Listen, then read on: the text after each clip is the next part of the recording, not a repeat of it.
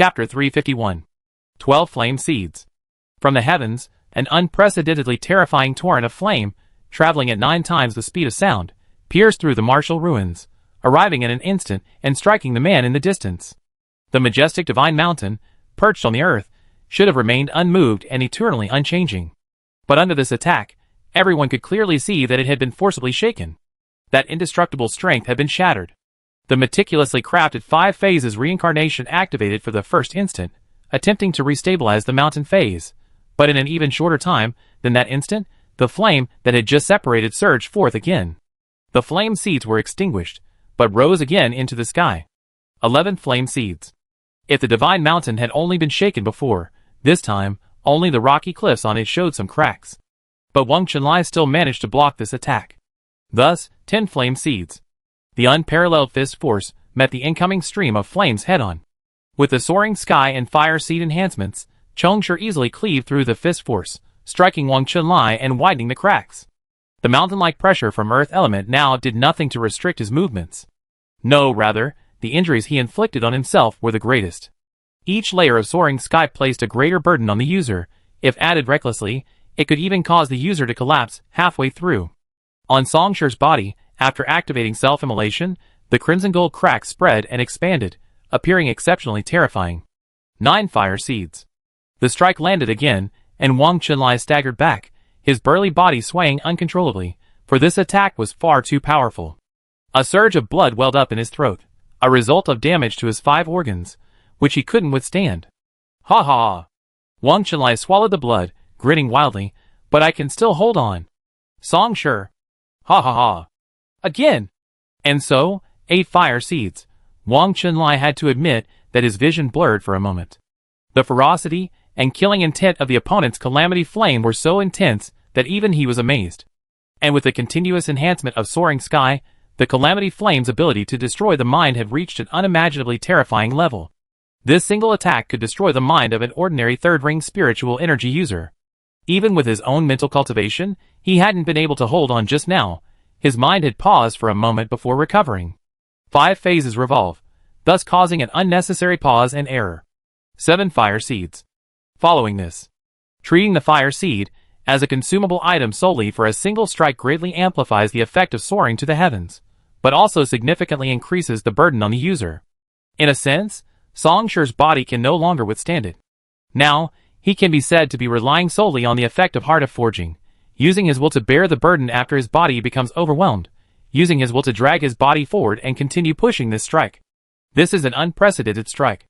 The strongest strike Songshi has unleashed since his rebirth in this life. In terms of speed alone, it has surpassed 12 times the speed of sound, and the raging flame seemed to have come alive, roaring and raging, as if to burn through the sky and the earth. That unparalleled momentum can still be felt even by people thousands of meters away on the desolate land. Wang Chunlai could also sense it. He understood that even if he hadn't been momentarily stunned by the calamity's attack and made a mistake, and had remained unscathed, his 5 phases reincarnation wouldn't have been able to withstand this blow. The 5 internal organs are the 5 viscera. A powerful, resonant voice suddenly echoed throughout the martial ruins. Before the raging calamity, Wang Chunlai moved. The majestic image of the divine mountain collapsed and vanished, replaced by a rising cloud of 5-colored mist. Gold, blue, green, red, brown. Wang Chunlai's beard and hair were fully extended, his wounded body straightened, and the 5-colored mist transformed into a single fist. Since he couldn't block it, he would strike. The 5 elements are the 5 punishments. The 5 elements encompass all things. So, if a single strike could simultaneously destroy the 5 elements, wouldn't it be unstoppable, capable of annihilating everything? This was a divine power that Wang Chunlai only comprehended after entering the 5th ring. This was a move that Wang Chunlai, once at the middle of the 3rd ring, had never mastered. Using the 5 elements to evolve into the 5 punishments, the true meaning of destruction lies entirely in this. The next instant, the two collided. For a fleeting moment, many hoped Songshi would win.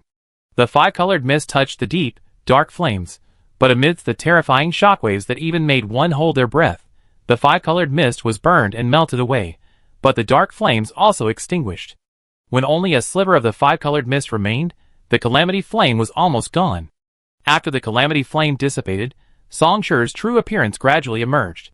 Even the word horrifying would be an understatement. His body was covered in wounds, and even his stance was somewhat unsteady. The young man looked around. The land of the martial ruins was so stable that even a battle of this level had only slightly damaged a few areas. But he could feel that the spiritual energy he had poured out had been deeply imprinted on this dark red land. Finally, Songshur withdrew his gaze and looked back at the man before him. He smiled genuinely. I won. 6 fire seeds. Soaring to the heavens. His strongest attack since his rebirth was broken within a minute of its creation. Songshur vanished from his spot. And the next instant, Wang Chunlai raised his hand, his 5 fingers precisely catching the sudden blade. With a squeeze, the blade could no longer move an inch. The man stomped his foot again, and the entire martial ruins' earth veins responded, becoming unified, the earth's energy surging, calming the ferocious and raging flames. Having done all this, Wang Chunlai's expression was somewhat strange. He twitched his lips, his face full of displeasure. After a few seconds, he finally spoke. Humfai. Cheating, huh? Songshur glanced at Chongshur, who was being held captive, and sneered. What happened to the promised mid-third ring? I never heard of any mid-third ring cultivator who could withstand my attack with their bare hands and simultaneously shatter the calamity flame. Why didn't you take it head-on? Songshur shook his head repeatedly, sighing incessantly. Chicken out, huh? Nonsense. Wang Chunlai was furious. After a pause, he said irritably, taking that attack head-on would only mean my death and your serious injury. He took a deep breath, his expression returning to calm. The man looked slightly melancholy, but the melancholy vanished instantly, replaced by a loud laugh. That's right. In this battle, I lost. Songshur's attack just now. With his mid-third ring state, he couldn't have taken it, he would have died. So he rapidly restored his spiritual energy to the 5th ring, suppressing everything with his bare hands. But this also meant he lost. A defeat that defies all justification. Truly, the younger generation surpasses the older. Sigh, I'm really getting old. Wang Chunlai casually released Chongshur, crossed his arms, and sighed, this is truly the finest enjoyment in the world. Alright, enough with the enjoyment. Songshur pulled Chongshur back, casually stuck it in the ground, and then sat down on the edge of a pit. Quickly cut it into water, and with phases to heal my injuries. Hiss, I'm really starting to feel the strain. Chapter 352. On the large airship carrying the seeds, everyone had risen, their silver-gray military uniforms standing tall on the deck, fluttering in the wind. Even Huang Hao's expression changed slightly, a mixture of astonishment and relief. General Wang Chunlai defeated? The desolate land fell silent for a moment. When Wang Chunlai himself uttered, I have lost on the screen, it was like a tidal wave sweeping over, drowning out all other sounds. Nando won? The fluttering 5 phases revolving banner gradually slowed down. Some people watched the live stream in astonishment, wondering if their prosthetic eyes had been hacked and their vision altered. Even those waving banners that proclaimed Nando undefeated, unrivaled in martial arts, and invincible, cheering for Songshur, were momentarily stunned. The opponent's journey to Tiandu was already astonishing. Stepping onto the martial ruins amidst the attention of millions was unstoppable. They witnessed it all, vowing never to forget it. Could Wang Chunlai be brought down on the martial ruins? When this scene truly unfolded before their eyes, they were still shocked, or rather, somewhat bewildered. To defeat a 5th ring psychic, a great supernatural being, a general. No one in this generation could achieve that. What about the previous generation? What about the next? After the Grand Marshal, will the Northern Thunder Defense Line produce another peerless genius like Nando? Suddenly, a passionate shout rang out from the silence. The victor. Nando! Songshur. And so, like a spark falling onto the earth, thick withered leaves and branches in late autumn, as the weather grew colder, the spark exploded and soared, transforming into a raging inferno that swept across the mountains. Those lingering thoughts vanished, replaced by an unimaginable surge of exhilarating cheers. The earth trembled, the sky seemed to sway precariously, the roar of the city was deafening. Ai Lu turned his head, staring at King Jinchi, who was turning off the megaphone module again. But no one was paying attention to them anymore. Snap! A can of beer was opened, the bubbling liquid splashing and sloshing through the boiling crowd. Some tied ropes around their waists, the other into cars, then strapped on rocket backpacks, pressed buttons, and soared into the sky, waving flags wildly. Some tried to stand on truck roofs, ripping their clothes off, but those nearby, quick as lightning, ruthlessly pulled them down under the pretext of indecent exposure. And ultimately, this boiling, noisy, clamorous shouting, melted down by hundreds of thousands of people, transformed into pure cheers. Tears welled in their eyes as they cried out the same name. Songshur! What a commotion! Songshur raised an eyebrow. Sitting atop the martial ruins 3,000 meters above the ground, he could still feel the commotion beneath him. He didn't need to use spiritual energy, it was purely sensory information. Wang Qinlai raised his 5 fingers and pressed them towards the young man. Azure mist appeared. Like a gentle spring rain, it quietly seeped into Songshur's body. The aftereffects of self-immolation, the wounds from 5 punishments, and the injuries from the strain of soaring to the sky. These originally shocking and terrifying injuries began to heal at a visible speed with the nourishment of the spring rain. At the same time, a cyan light shone behind Wang Qinlai. This cyan light shone into Songshur, soothing the wounds to his mind and spirit caused by overusing Calamity Flame and Heart of Forging, Water Aspect and Wood Aspect. Wang Qinlai was indeed not proficient in these 2 aspects, but that was relative to Earth Aspect. With the formidable cultivation of a 5th ring psychic, while he might not completely heal Songshur's injuries in one go, restoring him to about 70 to 80% recovery was certainly not a problem. You took one of my 5 punishments techniques, Wang Qinlai said, clicking his tongue in amazement as he treated Songshur. I didn't expect I still couldn't defeat you. There's nothing I can do. My skills are still a bit lacking. Songshur, who had been sitting obediently, letting the other party treat him, leaned back upon hearing this. Oh! Wang Qinlai wasn't annoyed. Instead, he said with interest, continue. The 5 elements revolve, endless life, that's just your foundation. Songshur leaned back slightly. Your move, 5 elements transformation into 5 punishments, builds upon that, transforming life into death. The 5 elements encompass all things, nothing is left untouched, and to transform death from them, to shatter the 5 elements, is to obtain the purest true meaning of destruction. Under the 5 punishments, nothing is unbreakable, nothing is annihilated. But the true highest realm you seek to attain is not this 5 elements revolve, 5 punishments annihilation. From life to death, and then from death back to life. Songshur said, enunciating each word clearly, the 5 elements revolve, the beginning of chaos. Wang Qinlai chuckled, so? You only completed the first step, endless life, the 2nd step, the beginning of 5 punishments, is at most halfway done, the 3rd step, the beginning of chaos. It's just a concept. Songshur shook his head slightly. If you had already attained the primordial chaos, even if it was just the 5 punishments destruction and deduction to its end, I wouldn't have been able to withstand that one move of the 5 punishments. I would most likely have died, let alone using anything like soaring to the sky. So Songshur sighed, the treatment wasn't quite right. Heh, you see right through me. Wang Qinlai, having finished treating him, withdrew his hand and plopped down in front of Songshur. Then, would you teach me how to attain the final chaos primordial beginning? I don't know. Songshur spread his hands. I'm not following the 5 elements. How would I know how to attain this kind of thing? Wang Qinlai laughed heartily. Excellent. This kind of thing. Of course, we must prove it ourselves. Amidst a burst of laughter, Wang Qinlai shook his head and sighed. The 5 phases rotate, entering annihilation through the 5 elements, obliterating all phenomena, thus creating chaos, and from destruction, recreating all things. You're right. Right now, I have no clue how chaos begins. My mastery of the 5 punishments is merely superficial, my understanding is still somewhat lacking. The man raised his large, broad hand, and slowly clenched it. On the day I prove the beginning of chaos, I, Wang Qinlai, will surely sit on the throne of gods. We wait and see. Songshur clapped his hands in praise, then after a moment's thought, asked, how is the Grand Marshal? In seclusion. Wang Qinlai wasn't surprised by this question, rather, he would have been surprised if the other hadn't asked it. He said he vaguely glimpsed the god's throne realm. So he's been in seclusion for the past few years, Wang Qinlai replied. Don't even mention you guys, even He Xian and I barely see each other. Songshur nodded and immediately asked the next question, how many wins and losses? 9 out of 10 losses, and the remaining one was mostly a draw. Wang Qinlai's face darkened. After hesitating for a moment, he added, I suspect that the occasional loss he suffered was just to change his mood. Sigh, I really want to see you fight him. Wang Qinlai sighed regretfully, what a pity. Is that so?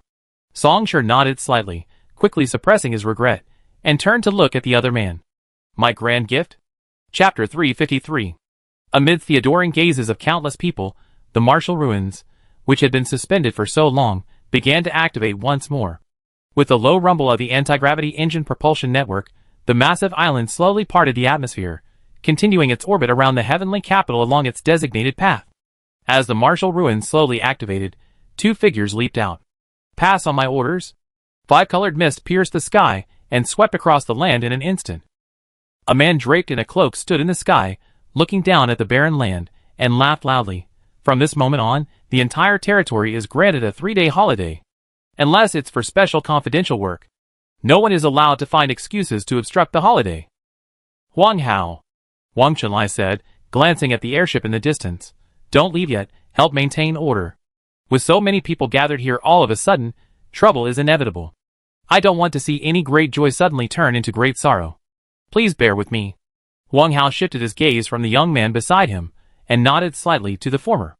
Golden light flashed in his eyes, and the illusory image of the blazing sun behind him vanished in an instant. He stepped out of the airship, and landed cleanly on the barren land below. The other seats followed suit, with several stepping forward and jumping down one after another. However, at an altitude of 3,000 meters, a direct, unprotected airdrop was beyond the capabilities of some seeds.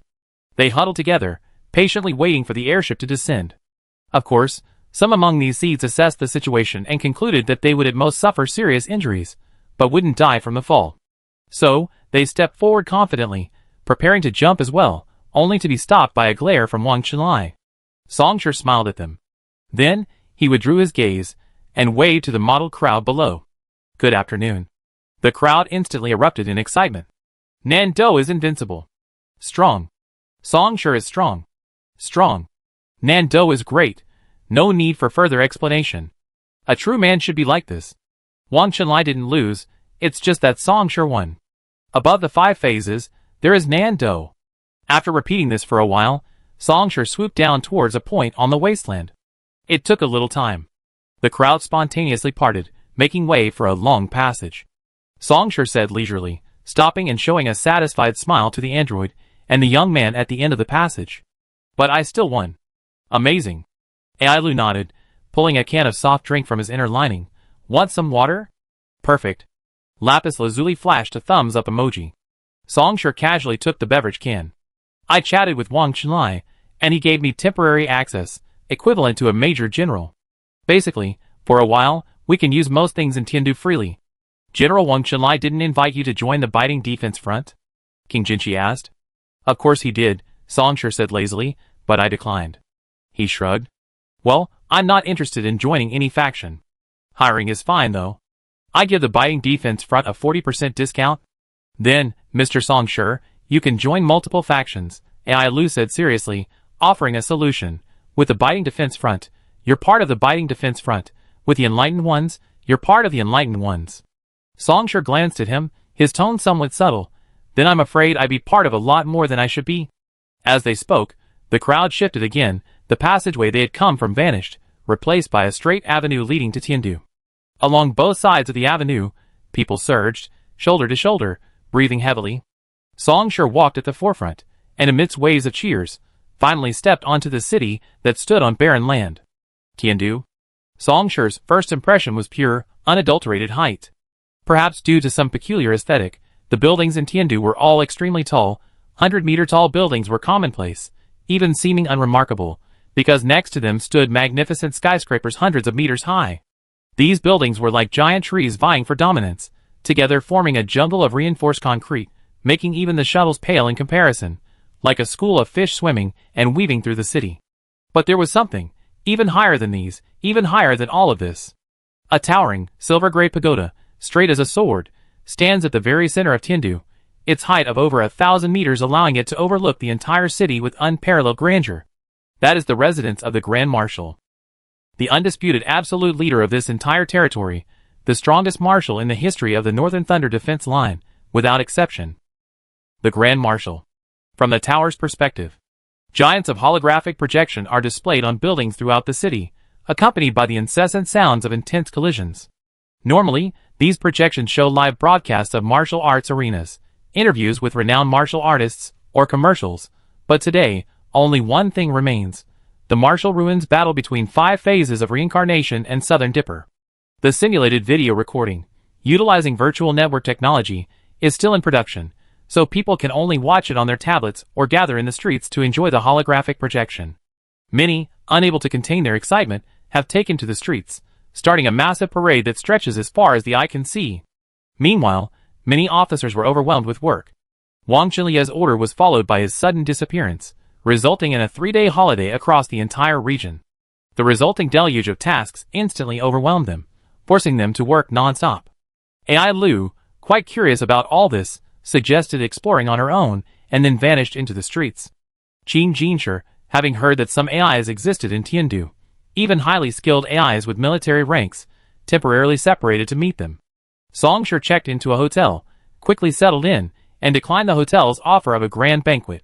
Instead, he climbed to the hotel's highest point. In keeping with Tiandu's style, the hotel building was over 400 meters tall. Standing at the top, the air current suddenly intensified, causing clothes to flutter wildly. Losing one's grip could easily result in being blown away. Song Shi slowly sat down, relaxing his muscles, and then simply laid down against the slanted glass wall.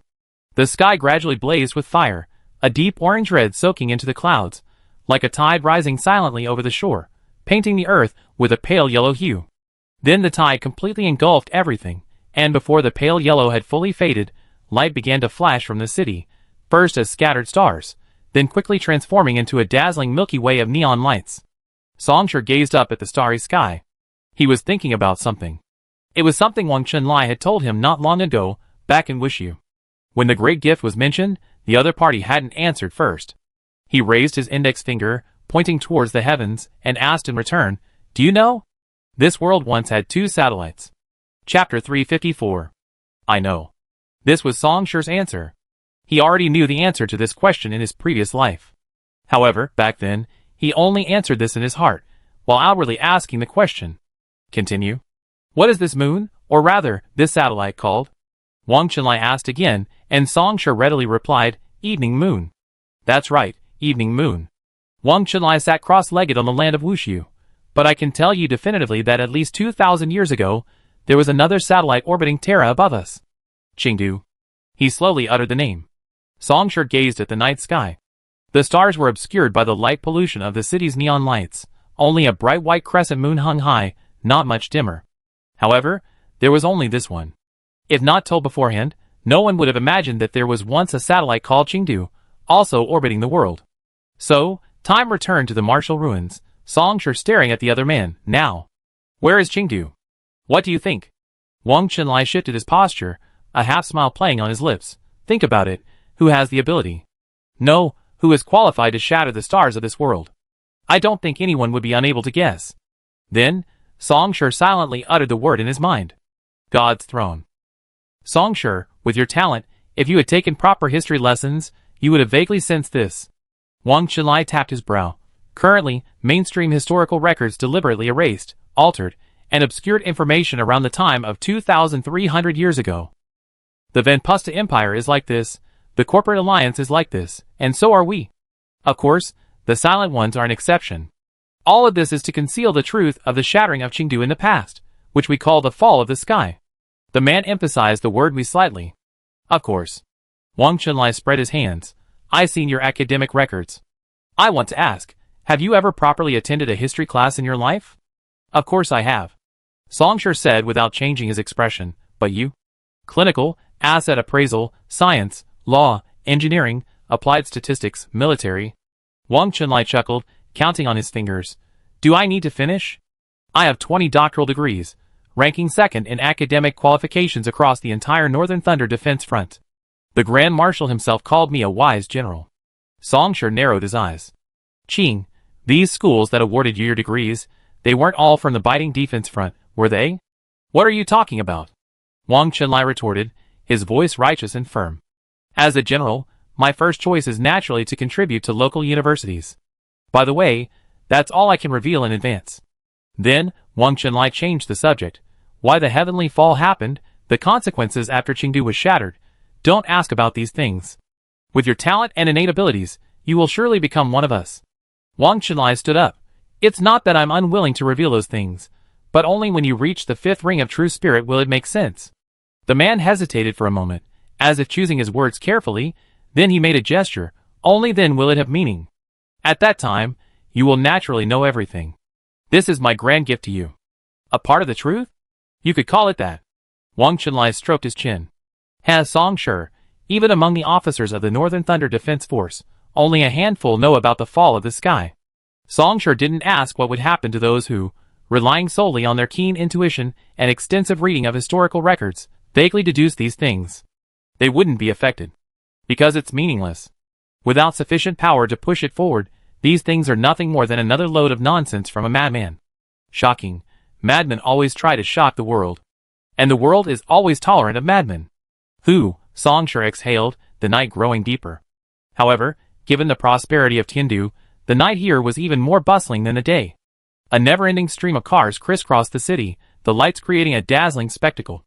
With a 3-day holiday, large numbers of people flooded outdoors, crowding the streets and alleys like a sardine can. Song Shi slowly sat up, casually looking down. What Wang Chunlai didn't know was, he actually already knew about the fall of the sky. It was something Chakro had told him in his previous life. However, that was after he had entered the fourth ring, Ascension, and was hired to fight the Enlighteners to seize the proposed powerful artificial intelligence weaving machine. After the battle ended and everything settled down, Chakro told him about the fall of the sky during a private meeting. But what Chakro revealed was almost identical to what Wang Chunlai had said on the martial ruins, only hints. Back in Forging Light City, he had also wondered why Chakro hadn't told him this time. Perhaps he thought it wasn't the right time, as he had only just entered the third ring. No. Really, they didn't tell? Song Shi suddenly realized something. He slowly recited the contents of the letter left by Chakro. The starry sky is illusory. Is there a connection between the fall of the sky and the starry sky is illusory? It clearly is.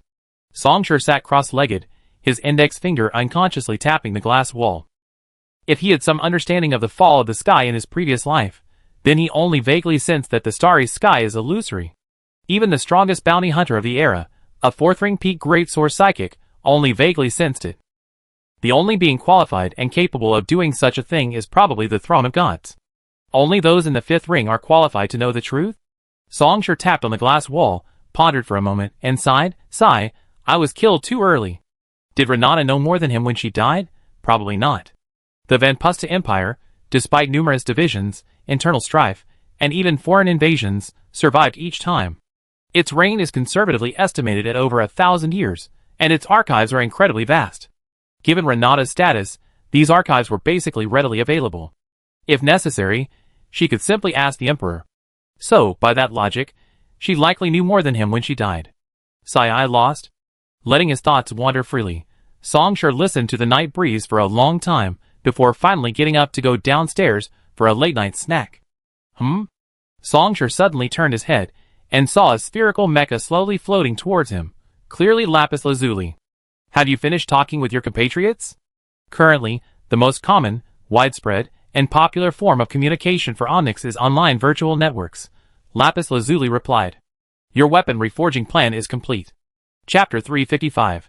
Yes, Song Shi was preparing to reforge Heavy Slayer. Back in Palo Ser, to enhance his combat power, with the assistance of Flash Star and others, he used a piece of special steel as a base, incorporating zero-element crystals and his own blood to forge Heavy Slayer. At the time, to further increase its lethality, the blade of Heavy Slayer was also reinforced with a triple monolayer of hexagonal crystalline carbon nitride, prioritizing unparalleled sharpness and the ability to sever prosthetic bodies. This Heavy Slayer had been with him for over a year, drinking in countless amounts of blood and flesh along the way, making it a perfect fit.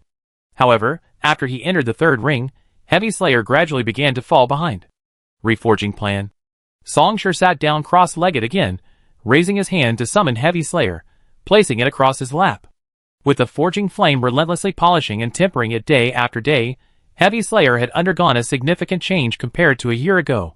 Originally a deep blue with some other colors and a metallic sheen, the blade was now a more uniform, completely deep blue. It seemed purer. Even with the material science and industry of this era, impurities were often unavoidable, but after repeated melting and forging in the forging flame, those impurities had been quietly burned away. Song Shi gently pressed his hand against the blade. He felt a warm sensation from beneath his palm. He hadn't used any spiritual energy, this was simply the effect of the burning blood added during the forging of the Heavy Slayer.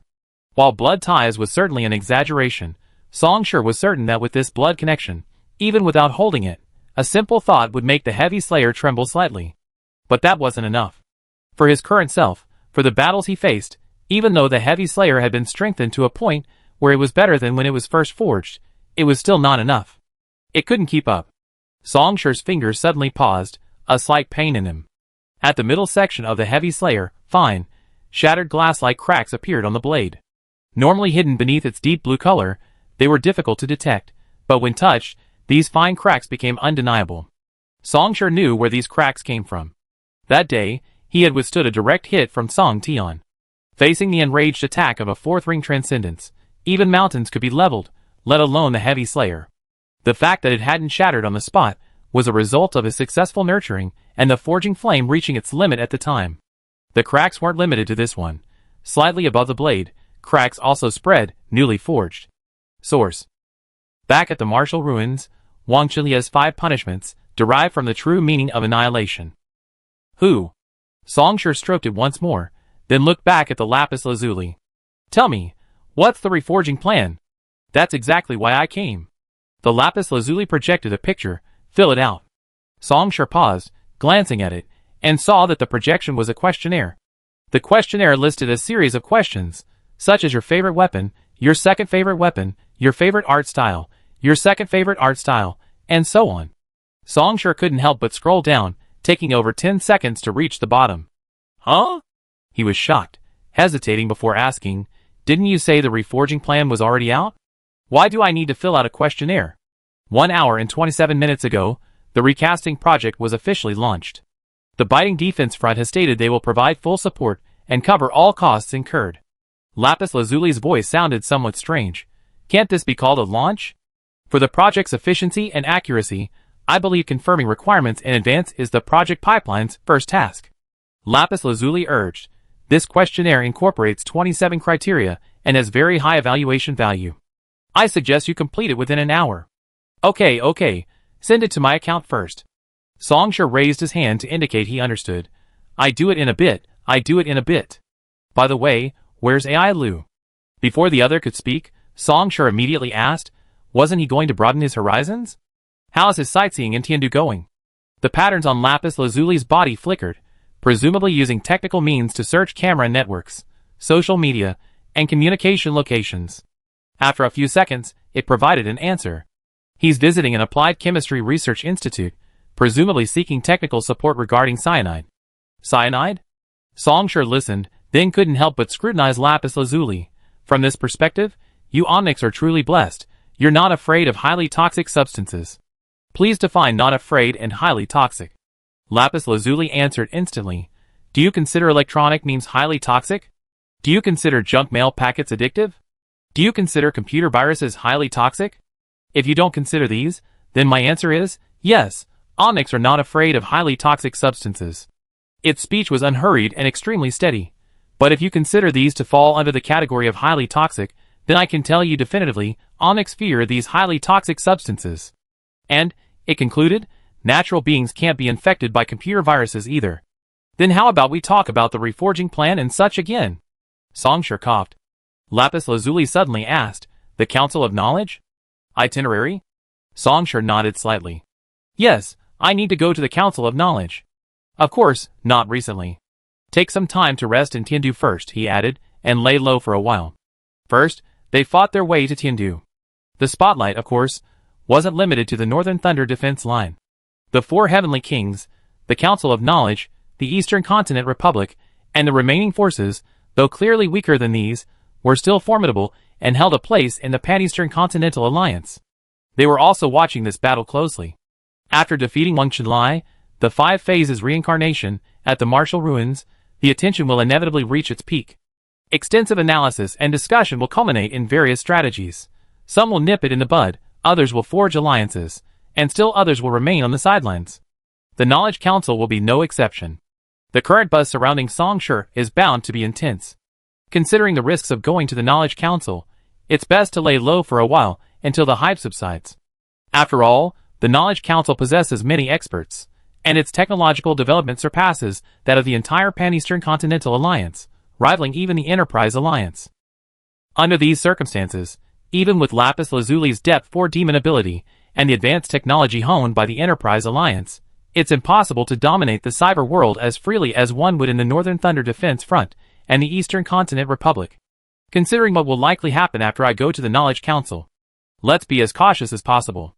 Thinking this, Songshur hesitated for a moment, then asked, "Can you advance to Depth 5 Demon Lord faster?" Lapis Lazuli, Chapter 356. The second day after arriving in Tiandu. The hotel had its rooftop, and the 5 floors below reserved for Songshur and his group as temporary accommodations. AI Lu had little interest in material comforts. As a machine, Lapis Lazuli was more drawn to the virtual world than reality, and Songshur was indifferent to such things as well. The reservation was mainly for peace and quiet, to avoid being disturbed. Upon waking up in the morning, Songshur got out of bed and went to the lobby, where he found AI Lu there. The other man was soaking wet, as if he had just been pulled from a pond. Songshur glanced in the direction they had come from. It was the gym, and said knowingly, "Physical training so early?" "The early bird catches the worm," AI Lu replied, his body radiating warmth. "A prosthetic body can't replace the whole body. The rest I need to constantly hone and improve." He paused, then said solemnly, "The wicked never slacken, I must surpass them." Diligent and hard-working, Songshur praised. "How about trying a gravity training room? The martial arts scene here at Biting Defense Line is fierce. Even street gyms have quite a few with gravity equipment." "Yes," a Lapis Lazuli floated out from the aisle behind AI Lu. "It's already been arranged." "Ha, I almost forgot."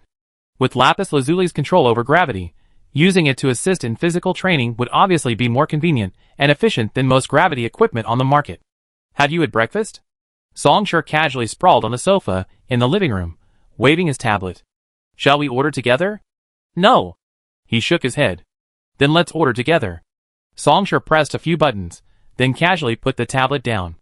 "Speaking of which, you're not going to secretly add cyanide later, are you?" AI Lu, having changed and come out, sat up straight on the other side, asked, "Why would I secretly add cyanide?"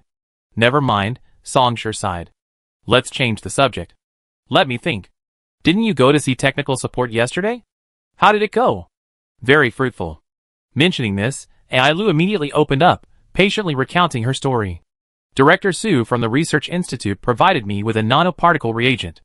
As long as I mix it with cyanide in the right proportions, it can create a temporary effect."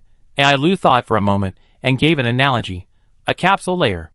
It will encapsulate the cyanide particles, masking the odor, slowing down evaporation, and delaying the onset of the poison." AI Lu presented his summary.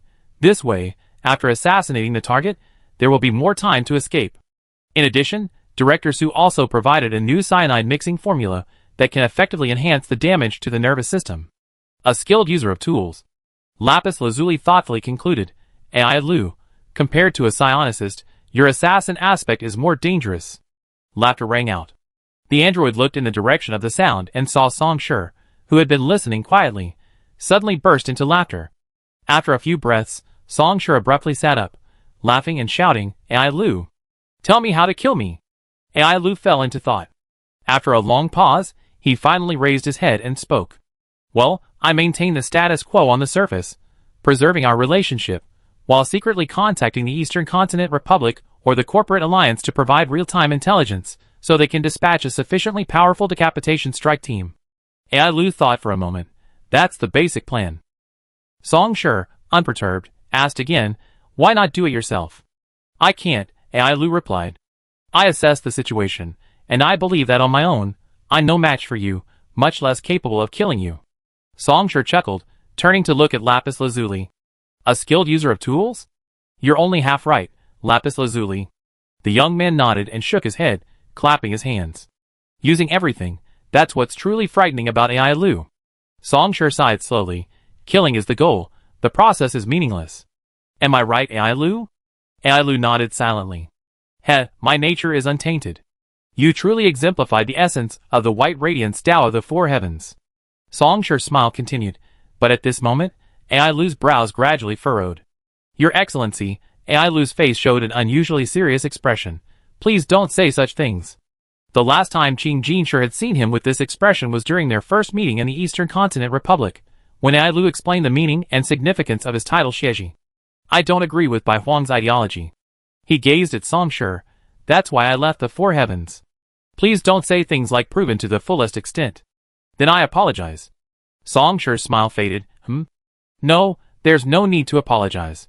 Ai Lu shook his head. This is something you don't know. An unintentional act. How can you be so harsh? Just don't say it anymore now that you know. Actually, he knew.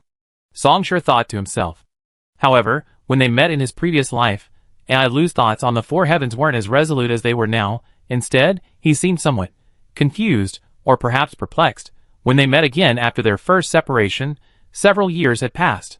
The other person was no longer confused, and their mindset was quite similar to what it was now. While both were resolute, their specific thoughts still differed, which was understandable. People eventually change. The untainted nature pursued by Bai Wang, one of the four branches of four heavenly emperors, doesn't require a person to remain unchanged forever. If that were the case, the most fitting example of untainted nature would definitely be an infant. But the leader of Bai Wang in the four heavenly emperors is no infant. Having become engrossed in conversation, I realized I had been somewhat presumptuous. This interlude passed quickly. After a few words, neither of them took it to heart. They chatted casually, ate breakfast, and then went their separate ways. At the very top of the hotel building, Song Shi stood against the wind. The four heavenly emperors differed from the academic council in its emphasis on rationality and knowledge. The four heavenly kings follow the principles of the four paths, azure, crimson, black, and white. With the four leaders of each path as supreme commanders, they are somewhat similar to the Vanpusta Empire, a theocratic power. I'm also thinking of going back to take a look, Song Shi thought, then quickly suppressed the thought, deciding to first visit the Council of Knowledge. Thud. With this in mind, Song Shi took a step forward, his entire body free-falling from the top of the over 400-meter-high hotel building. At about 200 meters, he summoned his flame wings, trailing streams of flame within a burst of air, and began to freely traverse the aerial routes of Tiandu. Given the towering architectural style of Tiandu, this was quite a stress reliever. Half a month passed, and one evening, the Northern Thunder Defense Front sent a message. Reconstruction plan project is ready. Nando, come quickly. Chapter 357. The reforging plan was being implemented at a factory under a heavy industry and armed forces group. Whoosh! A sandstorm swept across the vast, desolate land. Considering the performance testing needs of the heavy weaponry, and to avoid unnecessary damage, the factory's testing ground was located on the outskirts of Tiandu, in the wasteland. The climate of the wasteland was always terrifying and unpredictable, and today it was clearly worse. A fierce wind, carrying sand and gravel, lashed at him with a crackling sound, only to be followed in an instant by a burst of scorching wind that swept everything away. The wind was burned away, and the sand and gravel turned to ashes. The world instantly became quiet. Song Shi casually rolled down the car window to let in some fresh air. This car was provided by the factory, a one-stop service. After driving for about 20 minutes, the car stopped. Song Shi stepped out of the car. A strong, oppressive heat permeated the air, making even the sunlight dizzying. He sensed the source of this heat was several hundred meters away. "They're here!" someone shouted from the crowd. "Lord Song Shi, we heard you were coming, and everyone really wanted to see Nando with their own eyes. I couldn't stop them." A middle-aged man who appeared to be in management quickly stepped forward, cautiously saying, "You see, it's all right." Song Shi waved to the crowd, eliciting cheers. He smiled at the manager. "You all helped build this weapon forging pool. It's only natural for us to observe." As he spoke, Song Shi had already reached the source of the heat. On the yellowish-brown earth, a deep pit with a radius of over 20 meters, emitting steam, appeared. Standing at the edge and looking down, one could see a deep red fluid, reminiscent of scalding blood, constantly churning at the bottom of the pit. Magma. The temperature in the asthenosphere of the mantle is too high. We originally prepared 3 ultra-high temperature resistant drill bits to take over the drilling, the manager explained. However, Major Shan provided an alternative. With psionic enhancement, his heavy edge is perfectly suited for this kind of operation. A man in military uniform, with a single horizontal stripe on his epaulets, stood on the other side of the deep pit, deeply puffing out clouds of smoke. "Don't misunderstand. Wang Chenlai instructed me to try my best to meet your needs," Shan Jiang sneered. "Plus, the subsidy for this project isn't low, so that's why I'm here. However, I do have some experience in weapon forging." He took a deep drag, easing his pain. Or, according to the Enterprise Alliance, should it be called psionic weapons? Anyway, would you like some advice from me? Thank you, Song Shi summoned Chong Shi. But actually, I also have some experience in weapon forging, so I won't trouble myself. Oh! Zhang Jiang didn't seem to mind. Then I wait and see. Mr. Songshur, the raw materials are all here. Just then, the manager brought over a 2x2x2 meter shipping container. The powerful propulsion of his prosthetic body allowed him to create this astonishing sight by hand. Zero-element crystals, special alloys, doped element units. The other party unpacked the container and introduced each item. We prepared 3 units of each. Please use them as needed. After a moment's hesitation, he couldn't help but ask, however, do you really not need a lathe to assist with your work? The forging flame of the third ring is beyond the capabilities of a platform-building robot. But what's so difficult about forging a melee weapon? Craftsman Shan sneered, shaking his head repeatedly. Manager Zhang, you think we weapon forgers always have to make a big fuss because you saw me borrowing your workshop and engineering equipment when I repaired the heavy blade? You're mistaken. Zhang Jiang took a deep drag on his cigarette. I'm an engineer by training, and also a beyond, that's why I do things this way. This Nando is different from me. Songshur finished counting the raw materials, looked at the still somewhat dazed manager, and asked, what do you think psionic weapons are? Weapons used by psionic units? The other man hesitated for a moment, then quickly replied, a special type of weapon mixed with zero-element crystals, possessing psionic adaptability? A very standard definition, not wrong. Songshur snapped his fingers and laughed. By the way, there are still people in the eastern continent who insist on the ancient name for zero-element crystals, spirit stones. Not bad, not wrong, but not entirely correct either. Songshur casually picked up a piece of zero-element crystal. This piece was nearly the size of an egg, with pure crystal quality and a restrained luster. It looked to be of good quality, and was currently sealed in a vacuum tube.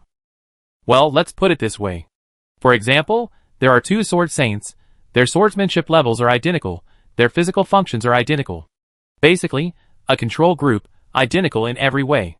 Songshur tossed the vacuum tube up and caught it again, except for their different directions in pursuing swordsmanship. The first firmly believes that grass, wood, bamboo, and stone can all be swords, and that a fine sword is neither inferior nor superior to grass, wood, bamboo, and stone. The second firmly believes that the human body has inherent deficiencies, so he compensates with an iron blade. Then why didn't the second sword saint have a prosthetic body? The man asked cautiously. That's not an assumption. Songshur paused for a moment. If that's how you think, then I can't explain it to you. Then, these 2 sword saints are going to have a fight, Songshur said. But something unexpected happened. Anyway, now neither of these sword saints has a sword. They're completely unarmed. Who do you think will win? The first one? The man asked uncertainly. Of course, the first one wins. Songshur affirmed his answer, and it's a brutal kill. The first one will brutally kill the second one. Don't you find that strange? They're clearly sword saints of the same level, yet the difference in skill level becomes so vast without their swords? Is this a matter of elemental advantage? Different areas of specialization? The man tried to explain using his expertise in weaponry. For example, a hacker specializing in electronic warfare and a mercenary with prosthetics, depending on the combat environment, either could easily kill the other. That's neither entirely wrong nor entirely right. Songshur shook his head slightly. The correct answer is that the sword holds different meanings for these 2 sword saints. The first one firmly believes that the sword is nothing special, no stronger or weaker than grass, trees, bamboo, or stone. The second one sees the sword as a weapon that transcends the limitations of the physical body. In the academic terminology of the corporate alliance, this is a difference in perception. Songshur shrugged, but I prefer to call it meaning. You must have read those strange myths and legends of the eastern continent, right? For example, a high and mighty fairy, for one reason or another, has her magical artifacts stolen by her disciple, who is far weaker than her, and then turns around and beats her up, doing all sorts of things. Ahem, the manager said, I haven't read them. But on the other hand, there's another myth in the eastern continent. A certain deity, in a moment of carelessness, loses all his magical artifacts, but when the person who got them jumps out, the deity instantly kills them. The manager said, I've seen this. Then, belatedly, his expression changed, and he murmured, because magical artifacts have a different meaning for them? That's right, Songshur nodded. Huang Hao is known as yin-yang. Without relying on external weapons, relying solely on your fists, are you really weaker than Shan Jiang, who wields a flying sword? Heavy edge? Explain if you want. Why are you suddenly dragging me into this? Shan Jiang cursed, reluctantly saying, yes, I never beaten Huang Hao. But Huang Hao lost to me. Songshur shook his head again. Is it because I wielded a sword and he used his fists that you lost? Of course not. It has nothing to do with weapons versus unarmed combat. It's simply that I'm stronger than him. I'm used to wielding a sword. He's used to his fists. It's purely a matter of habit, nothing more. But if you ask me to put down heavy edge and punch people, or to have Huang Hao wield a sword or something, it's not that it's impossible, but it's awkward, and that's what would really lower our combat power. Covered in full psionic armor. A psionicist is not inherently more noble or powerful than a psionicist unarmed. Of course, the latter is no different. For example, what the first sword saint couldn't cut, the second sword saint, believing his sword was stronger than flesh, could cut through even with the same level of swordsmanship and the same sword.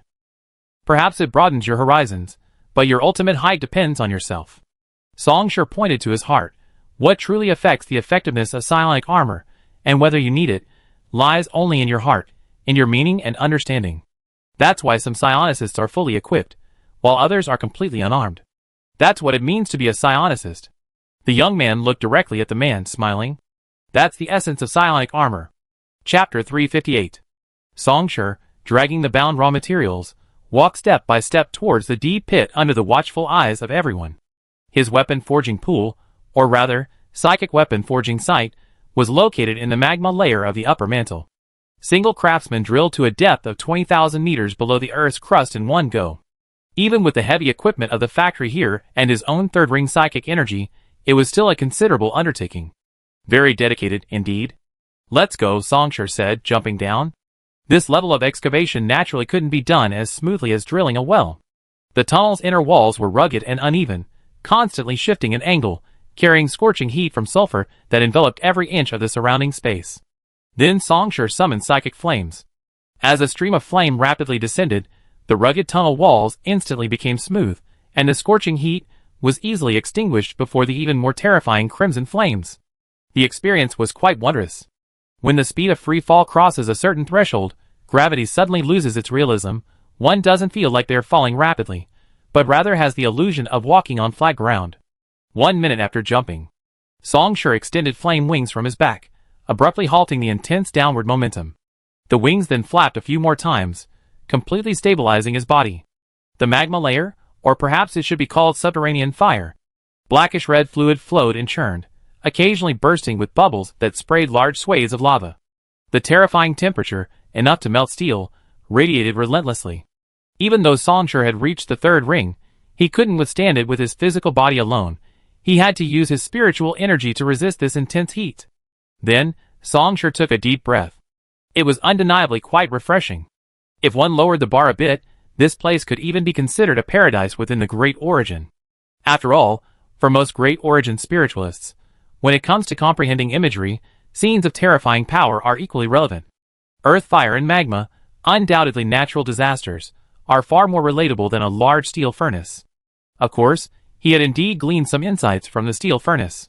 In short, the imagery of this natural disaster of earth fire was the reason he chose to forge his weapon here. Songshur slowly landed on the surface of the magma river and opened the toad box.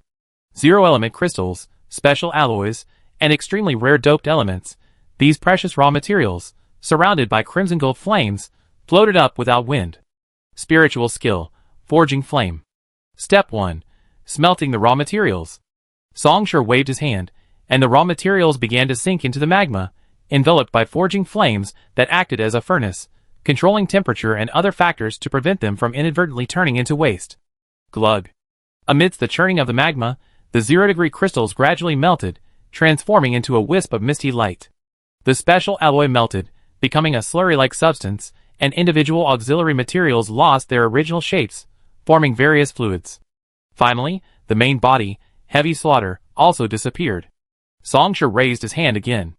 These fluids rose from the magma, hovering in midair, appearing at a glance like an intertwined ball of light. The raw materials were smelted. The second step, self-consumption. A crimson gold light began to illuminate Songshur's pupils, a sign that burning blood was being activated. Heh. He extended his left hand, slowly plunging it into the fluid mass before him. Having actively withdrawn his psionic energy, and without any protective measures, the thousands of degrees of heat easily scorched his skin and dried his flesh. Starting from his fingers and extending to his elbow, half of his left arm was reduced to bone. Forging weapons with blood, that's a classic technique from our eastern continent, Songshur chuckled softly. The burned flesh didn't char and tumble like normal carbon-based lifeforms. Instead, it transformed into rising crimson flames, plunging into the fluid mass, and casting a strange and beautiful veil over it. To forge one's own weapon, how could one not pay a price? Establishing a connection with one's own flesh and blood, thus controlling it as if it were an extension of one's own arm, is a common method for creating phantom-powered weapons. Moreover, with the enhancement of psionic techniques like burning blood, his own flesh and blood could now be considered a rare and precious resource, excellent raw material for forging weapons. In a daze, a dull, clanging sound, like the hammering of iron felt, seemed to echo from the churning magma of the underground cavern. Songshur clenched his fists tightly. Even though he was immersed in a mass of fluid magma, in that instant, his skeletal knuckles felt as if they had grasped something, cracking and trembling incessantly. The third step. Condense the weapon. Songshur calmed his mind, focusing all his attention on the magma, using his intangible will to shape it into a tangible form. The already restless magma practically boiled over. Even the churning magma below seemed to be stimulated, emitting dangerous, intense gurgling sounds, visibly becoming more turbulent. A sudden surge of dark, calamitous flames erupted, roaring and raging in all directions. Songshur glanced at the magma. Quiet. Using a natural disaster like subterranean fire to forge weapons would naturally cause unusual phenomena in the environment due to the resonance of spiritual energy. The current restlessness was one of them. If this restlessness couldn't be subdued, and the magma river were to erupt uncontrollably, destroying the raw material mass in the process of condensation, this weapon forging would be a failure. Fortunately, Songshur had some experience in subduing natural disasters. With the deafening sweep of the calamity, the magma river seemed to have been struck a heavy blow, and suddenly fell silent. Crack. At the same time, the white bone fingers were still trembling, even showing signs of losing their grip. The raw material mass, originally several times larger than a human head, gradually shrank. It was evaporating, yet no ash rose.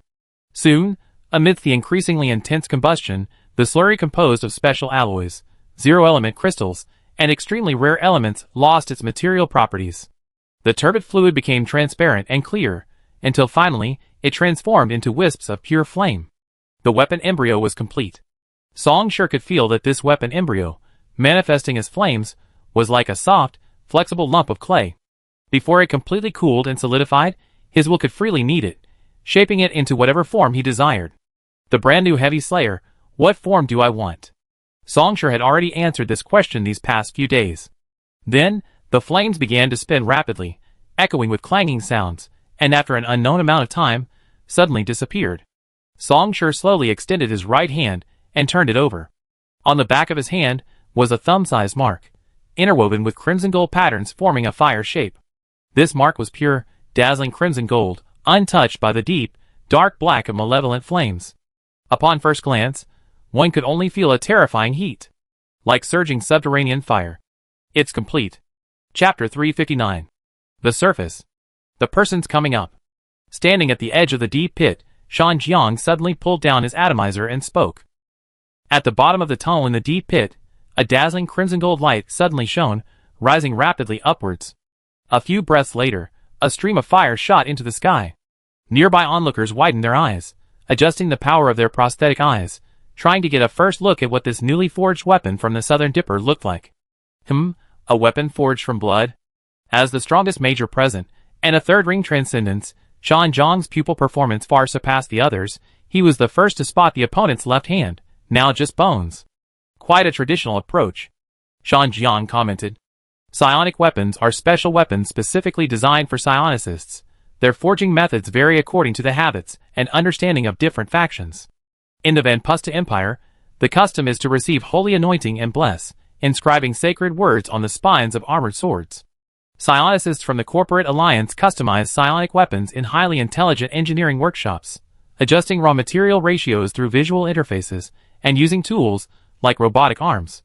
The Pan-Eastern Continental Union, however, is diverse and cannot be generalized.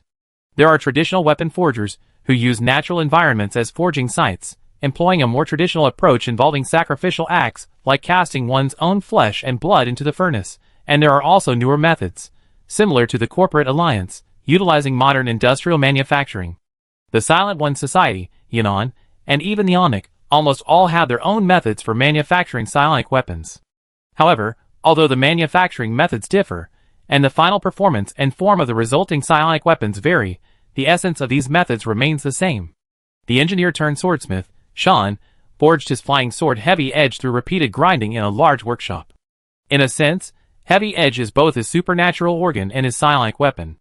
Of course, everyone knows that Sean refuses to acknowledge it as an organ, insisting it's simply a flying sword he forged. TSK, quite retro. After a moment's thought, Sean swallowed the word barbaric and instead said, half an arm is gone. Should we call someone to do a prosthetic implant surgery right away? I can recommend a few styles. No need for that trouble. Songshur snapped his fingers. Using the left elbow as a cross-section, a large amount of blood gushed out, strands of blood like muscle fibers, climbing and spreading, re-enveloping the bone. This blood bubbled and hissed, constantly boiling, and gradually, no longer content with just boiling, it began to burn literally, turning into evaporating flames of blood. The left arm, now filled with these blood flames, was no longer as horrifying as its initial state of blood-covered bones. Instead, it possessed a strange beauty. The price for this was that Songshur's face paled slightly. That section of flesh and blood invested in the reforging process represented a part of Songshur himself being sacrificed. This kind of self-inflicted trauma could not be avoided through techniques like elementalization. Currently, the blood flame filling was merely to facilitate arm movement. For true flesh and blood to grow back, restoring it to its original state, he could only wait for a period of time for it to slowly recover and grow on its own. It would probably take about half a month. Shan Jiang was only speaking casually. His true attention was focused on the back of the other's right hand. Take a look at Chongshur, he said. Songshur flicked his finger, and the mark on the back of his hand suddenly lit up. Immediately afterward, a wisp of crimson gold flame surged from the mark. This wisp of flame, several meters long, seemed to possess life, full of spirituality, swirling and undulating around the young man. Shan Jiang stared for a few seconds, then stepped forward and reached out to grab it. Even though he had prepared himself, the terrifying heat he felt upon touching the flame still exceeded his expectations. However, what truly surprised him was that he could sense a kind of restless, powerful spiritual energy within the flame, an energy poised to erupt at any moment, beneath its terrifying heat. If he had to use a metaphor, it was like magma flowing beneath the Earth's crust. It remained still until it stirred, then its movement was earth-shattering. After a few seconds, Shan Jiang suddenly said, formless yet substantial? Songshur nodded. Suddenly, the flames that had been held by the craftsman slipped through the gaps between his fingers, these scattered strands of flame returning to the young man's body, and coalescing back into their original form. Songshur raised his index finger, and gently tapped the flames. Though it was merely flame, the tap produced a clear metallic clang. The next instant, the flames condensed into a single line and slashed towards the ground. Silently, a 3-meter-long straight cut appeared in the barren earth, the edges extremely smooth, like a mechanical arm holding a monomolecular sword, plunging it straight into the earth and propelling it forward. This time, in forging the weapon, I altered the structure of the heavy slayer, Songshur said leisurely. I adopted the concept of the one-chi divine weapon, transforming the originally fixed-shape heavy slayer into a gaseous state, or rather, a flame state, allowing it to move freely and without fixed form. Of course, those special alloys and other forging materials weren't wasted. In the burning of the forging flames, they too became part of the heavy slayer, allowing it to exist as a stream of flames while still possessing the sharp, metallic substance capable of cutting through matter. Formless yet substantial. As he spoke, the stream of flames, which had been a straight line just moments before, quietly dissipated, transforming once more into undulating, winding dragons and snakes, intimately caressing the young man. Then, this stream of flame suddenly coalesced into a ball, its deep blue-green sharpness gradually revealed. Precisely the original form of the heavy slayer. Since it had no fixed shape, and could act as it pleased, it could naturally revert to this form. What's with that feeling of being ready to unleash power? Shan Jiang stroked his chin and asked directly, is it because of the weapon forged with earth fire? It's a characteristic brought about by the earth fire weapon forging.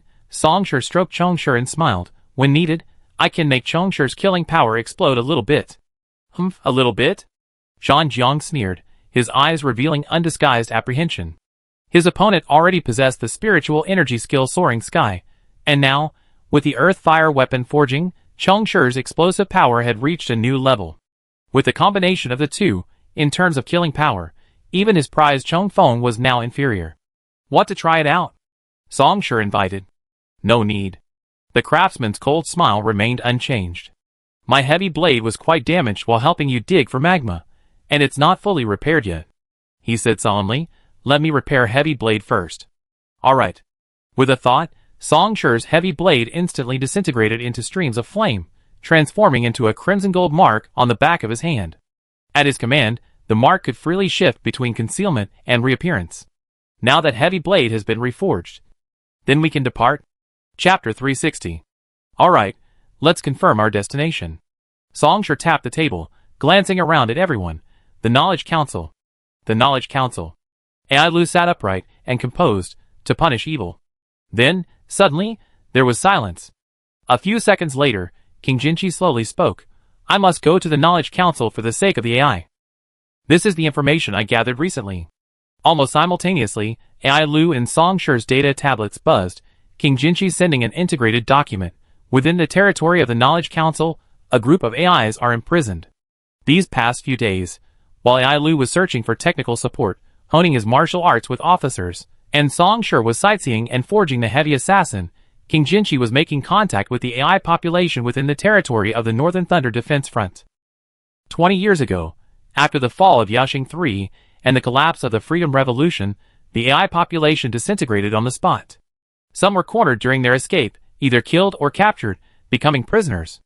Others successfully escaped, escaping into the deep sea, where they built data units and permanent fortifications at the bottom of the abyss, licking their wounds and attempting to accumulate strength for a future revolution. Some remained entrenched in the abyss and the surface network, becoming wandering AIs, occasionally causing trouble for corporations and other forces. However, some Omnics chose to join a particular faction. Some worked for giant corporations, classified as Omnic traders by Lapis Lazuli, while others accepted the protection of the enlightened, becoming partners of the latter. As for the Pan-Eastern Continental Alliance, the Northern Thunder Defense Front is one of the best choices for Omnics to join. Firstly, the Northern Thunder Defense Front is powerful enough to easily isolate Omnics from other forces' surveillance. More importantly, there is no discrimination against Omnics here, as long as you don't cause trouble, and of course, being able to fight is best. You are part of this faction. Moreover, the Northern Thunder Defense Front was happy to have a group of AI members to compensate for their weakness in network technology. A win-win situation. Thus, 20 years after the end of the Freedom Revolution, the Northern Thunder Defense Front had become one of the AI gathering points that could not be ignored in the Eastern continent. Currently, its leader was an AI officer with the rank of Colonel. Song Shi opened the integrated file and quickly browsed through it. The situation was not complicated. Strictly speaking, the Academic Council had no prejudice against AI. They simply treated AI as research samples. This was nothing new. After all, there were research samples everywhere, and the same went for people. Everyone was treated equally. In short, when the Freedom Revolution failed and AI scattered, the Academic Council captured a group of AI to enrich its sample database, and they hadn't stopped since, continuing to carry out capture operations to this day. According to the android colonel's years of surveillance and investigation, it has confirmed the location of the android's imprisonment. Located in the Academic Council, Tai County, a large intelligent research institute. To summarize, Song Shi tapped the screen. It's about you dismantling that research institute and rescuing the surviving androids. Lapis Lazuli replied, correct? How far are you from the third ring now? Song Shi suddenly asked. Lapis Lazuli replied without hesitation, a hair's breadth away.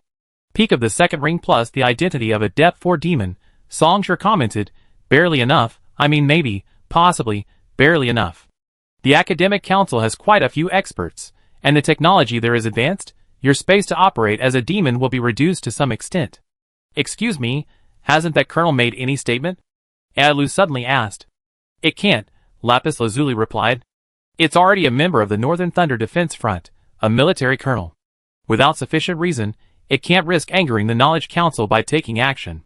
While the Northern Thunder Defense Front isn't afraid of the Knowledge Council, it's not entirely reckless, allowing its members to act as they please. A colonel, while not a low-ranking officer, is far from being someone the Northern Thunder Defense Front should intervene on. The Knowledge Council has followed the rules in recent years, specifically avoiding capturing the Northern Thunder Defense Front's batch of AIs. Otherwise, the Northern Thunder Defense Front would have acted forcefully without the Colonel's intervention. But now, ultimately, those imprisoned AIs have nothing to do with the Northern Thunder Defense Front. The AI here needs a leader. It can't resign and come with us. Lapis Lazuli carefully chose his words. However, it has promised to continue providing us with remote technical support. The Northern Thunder Defense Line doesn't have any Depth 5 Abyss Lords among its AIs, but it does have several Depth 4 demons. With their assistance, I'm confident I can provide efficient solutions for identity camouflage, covert operations, information integration, and technical hacking. That's an advantage, Ale nodded. An advantage? Lapis Lazuli was slightly taken aback. I originally thought that you, Lapis Lazuli, would be the only technical personnel accompanying us, Ale explained patiently. But now, we added several Depth 4 demons. Isn't that an advantage? Good idea. Songshur clapped his hands in admiration. Looking at it this way, we really do have a huge advantage. Perhaps, maybe. Songshur leaned back, raising a finger. All of this is based on the premise that I'm not here. Now it's inevitable. The final question is, when do we depart? Songshur suddenly sat up again. Chongshur is fully rebuilt, and his injuries have almost healed. What do you say? 2 days from now is fine. Ailu tightened his coat. The equipment I ordered here hasn't been delivered yet. Oh! Something new? Songshur was intrigued. Then, as if suddenly remembering something, he pondered. Wait, let me guess. It's not a drag-reducing, full-coverage cloak, is it? Oh yes. Ailu looked at him strangely. May I ask how you guessed it? Just a coincidence, just good luck. Songshur waved his hand modestly. Wearing a drag-reducing cloak was a signature outfit of the Xieji from his previous life. Once the opponent dons the cloak, the high-speed maneuverability provided by the trajectory psionic energy, thanks to the highly efficient drag-reducing coating, will allow them to accelerate again. Moreover, the full-coverage cloak is large, concealing their movements and facilitating the use of various tools. Within 2 days, Lapis Lazuli paused, then said solemnly, I need to make a specialized modification, changing the configuration of some functional modules. Alright, then let's meet here in 2 days and depart. I also have some things to do. Songshur concluded. I need to see Wang Qinlai one more time. Chapter 361.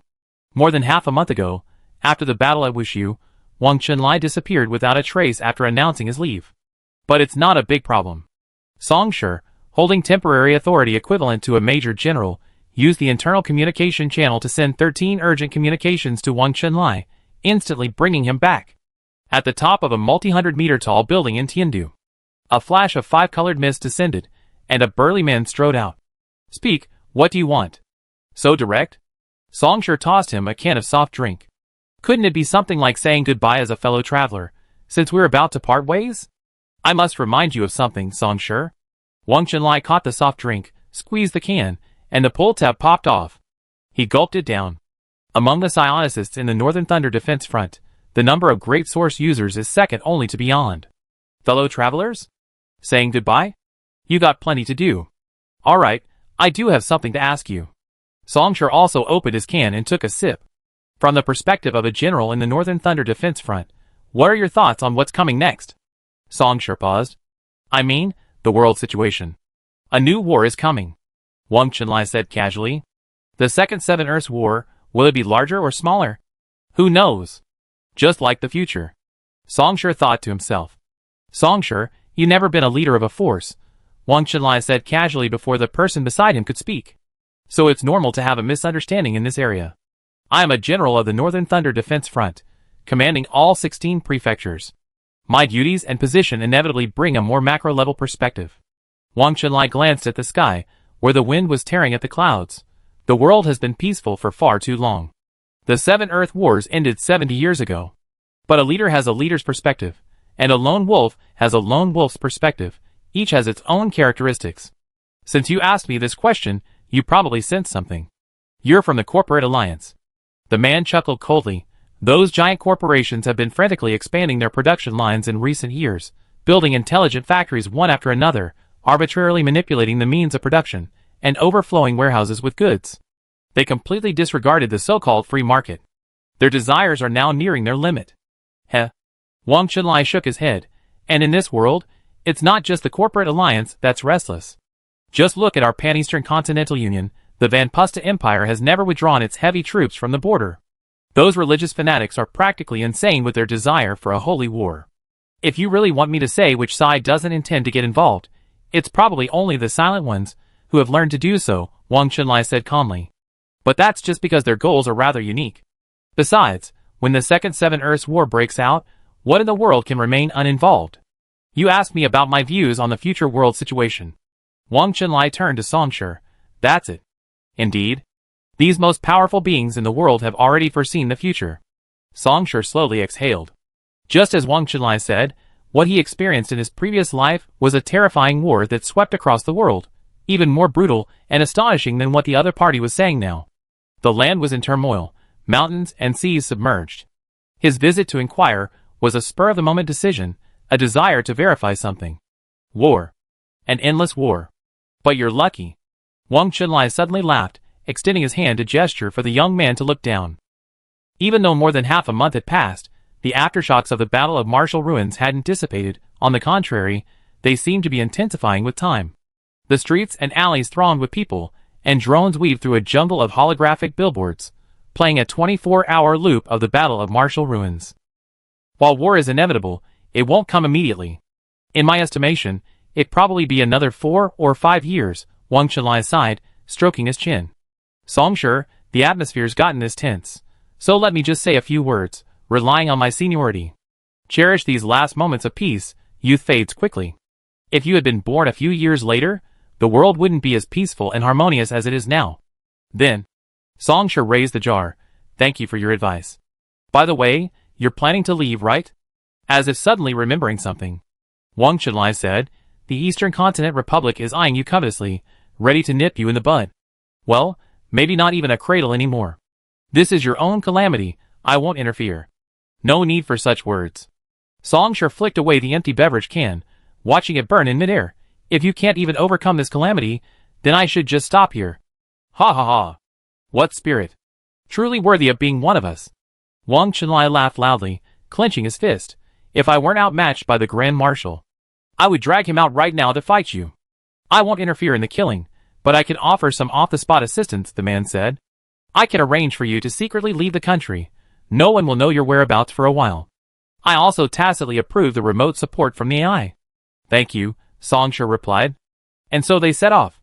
2 days later, Ailu donned a drag-reducing cloak, carrying a bunch of newly created, wondrous gadgets that Songshi couldn't even fully recognize. Lapis Lazuli had been modified, its functional modules adjusted, and it was fully armed. Songshi carefully assessed the situation and realized he seemed to have absolutely nothing to prepare. Then, as Wang Chunlai had said, he should enjoy this precious time of peace. Of course, the killing would still have to happen. Under the latter's arrangement, the three boarded a special car and secretly left Hindu, heading towards the border between the Biting Defense Front and the Knowledge Council.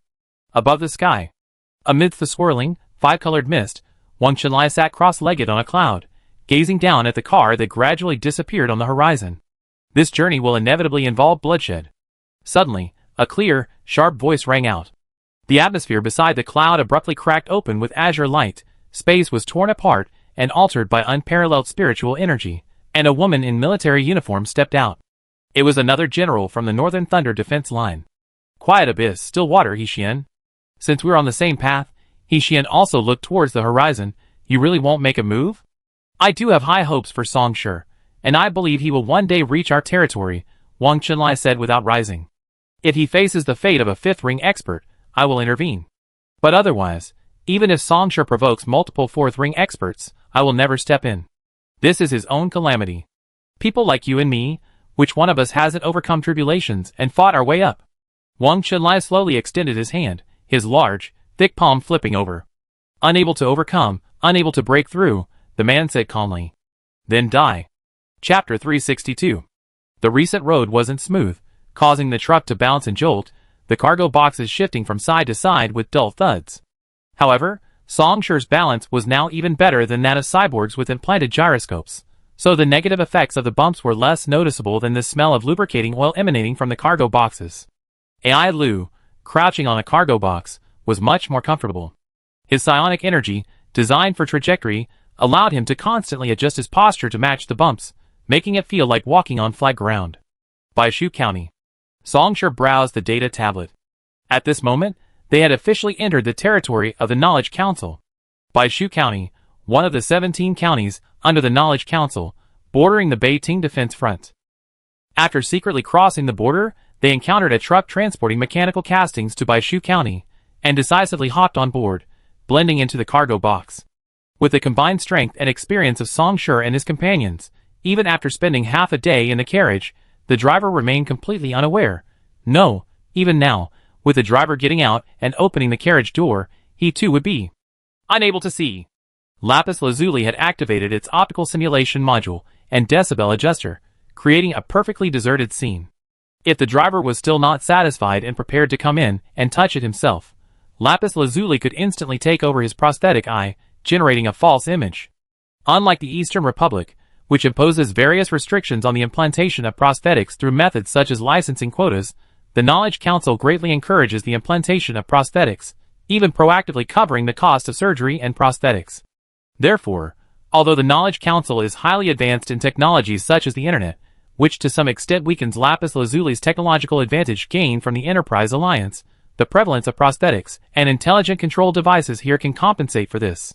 As a demon, there's even more room to maneuver. After all, no matter how sophisticated a hacker's techniques are, they can't just snap their fingers and blow off a human's arm when facing a fully clothed individual. Let's confirm the mission objective first. Songshur glanced at the two, restrained. My current identity is a little sensitive, so I must postpone exposure as much as possible. Songshur tapped the screen.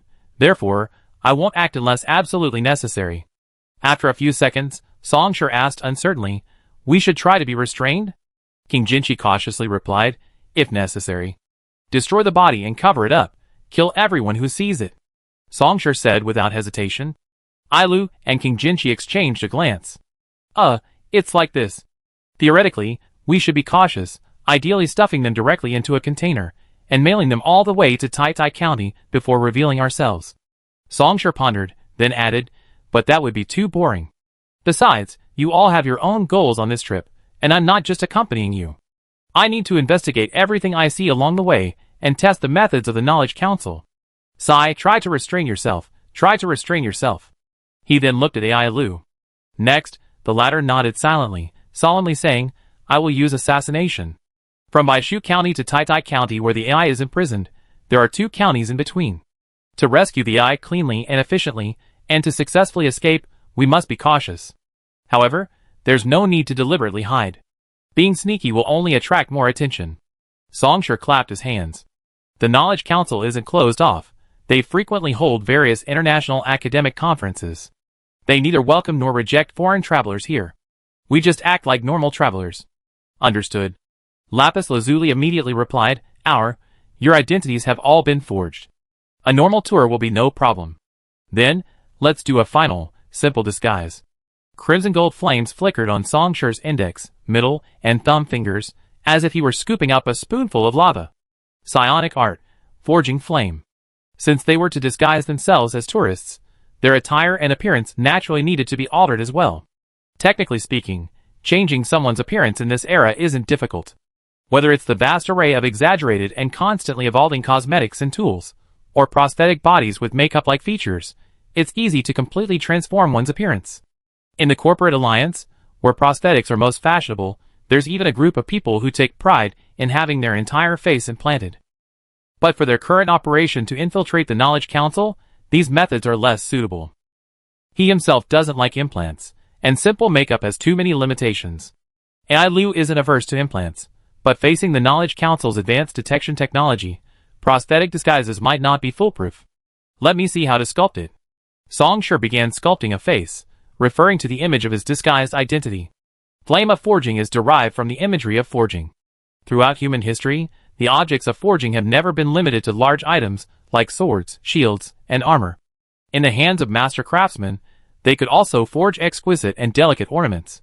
With Songshur's current control, he could use flame of forging to achieve the effect of face sculpting with meticulous manipulation. With a hissing sound like dry leaves burning, Songshur used his fingers as a brush, spending some time disguising his and Ailu's appearances, and changing into the pre-prepared clothing. The 2 men instantly transformed from youths into mature men in their early 30s, dressed like tourists. Perfect. Songsher nodded in satisfaction. With lapis lazuli providing technical support and him disguising his appearance, as long as he didn't act in public or kill all the witnesses, and cleaned up the battlefield, no one would suspect that Nando had already appeared within the territory of the Knowledge Council.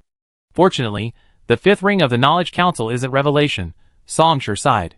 If it were the four heavens, with your Black Emperor leader, a fifth ring revelation, in charge, I really wouldn't dare to enter before reaching the fourth ring. The four heavens, the leader of the Black Emperor faction, is the only fifth ring revelation in the entire Pan-Eastern Continental Alliance. On a whim, divining the myriad phenomena, foreseeing the future. The preparations his group made were for dealing with things that were reasonable. But that Black Emperor leader, once he had an idea, mainly relied on mysticism and irrationality. He feared that the moment he entered the country, the other man would be chanting something like, "The Southern Dipper's celestial bodies are shifting north, guests are surely coming," while simultaneously calculating his location at lightning speed and blocking his way. "We entered Anning City," Lapis Lazuli suddenly announced. "At our current speed, the truck will be unloading and resting in the area we pass in 3 minutes. I suggest we get off there." "Okay." Songsher jumped off the cargo box and picked up his backpack. Lapis Lazuli also retracted his form, transforming into a black bracelet that wrapped around Songsher's wrist. This journey is to Tai County. Chapter 363. Good morning, Anning City. A smile? Yes, viewers in front of the screen, I know my smile might be a bit exaggerated, but please allow me to be.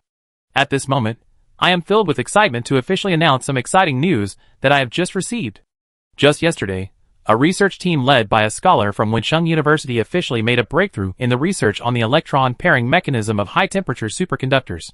Perhaps in the not-too-distant future, the root of superconductivity, the mystery of the quantum rigidity of the electron wave function, will be fully revealed to us. A giant holographic projection hung on the side wall of the silver-white building, and the host on the screen smiled broadly, reading the news announcement for the new day. Everything is for the future. Under the street bus stop, the crowd that had been waiting for the bus stared intently at the giant screen, and when they heard breakthrough progress, many people couldn't help but cheer. Ding! 6:30, the bus arrived on time. So, those waiting, excitedly whispering amongst themselves, quickly boarded the bus and headed to their workstations. They're all from the workshops, Songsher concluded from a distant potted plant near the bus stop. In the counties, under the jurisdiction of the Academic Council, everyone undergoes a long selection process from infancy until adulthood, culminating in the revelation of the final results. The talented ascend to the academy, receiving higher education and becoming researchers. The untalented sink into the workshops, undergoing specialized technical training and, based on career assessments, are assigned to the most suitable positions, dedicating their lives to diligent service, solely to support the higher authorities. Because of vehicles? Ai Lu, wearing a baseball cap, stood to the side, his posture deliberately relaxed. Yes, they almost abandoned the monetary equivalent system here, replacing it with a unified distribution of resource quotas. Songsher affirmed, these are all ordinary employees from the workshops. Their resource quotas and purchasing authority aren't enough to buy private vehicles like cars or shuttles. Highly skilled technical staff are an exception, but they're a minority. Normally, those qualified and having quotas to exchange for private vehicles are researchers from academia. They wouldn't take public transportation. That's too inefficient. Let me think. What did they say again? Songsher pondered for a moment, then made a gesture. Wasting even a minute is shameful. After speaking, the two suddenly fell silent, simply observing the street scene. The first impression this city gives is one of simplicity and cleanliness. Silver-white buildings stand tall, streets are wide, and billboards line the streets in neat rows. Surprisingly, there's none of the almost light-polluting neon lights of the corporate alliance. But this doesn't mean it's backward. On the contrary. Songsher could clearly see patrol drones steadily traversing the streets and alleys, ready to handle any situation. The city's ring-shaped sky rail, like a giant steel serpent, flowed through the entire city with a breathtaking display, carrying cargo vehicles at high speed. Further away, a vast dome-shaped sky rose from the inner ring, embracing the inner city of Anning City. As the core city of Baishu County, it is home to Baishu's first higher education institution. Anning City was fortunate enough to construct this colossal project, the Dome of Heaven, which covers the city's inner ring and allows for the arbitrary adjustment of climate and other parameters. Through the earpiece, Lapis Lazuli provided timely explanations, introducing the remarkable features of these devices to Songsher in the simplest and most understandable language. Impressive technical capabilities, lapis lazuli judged.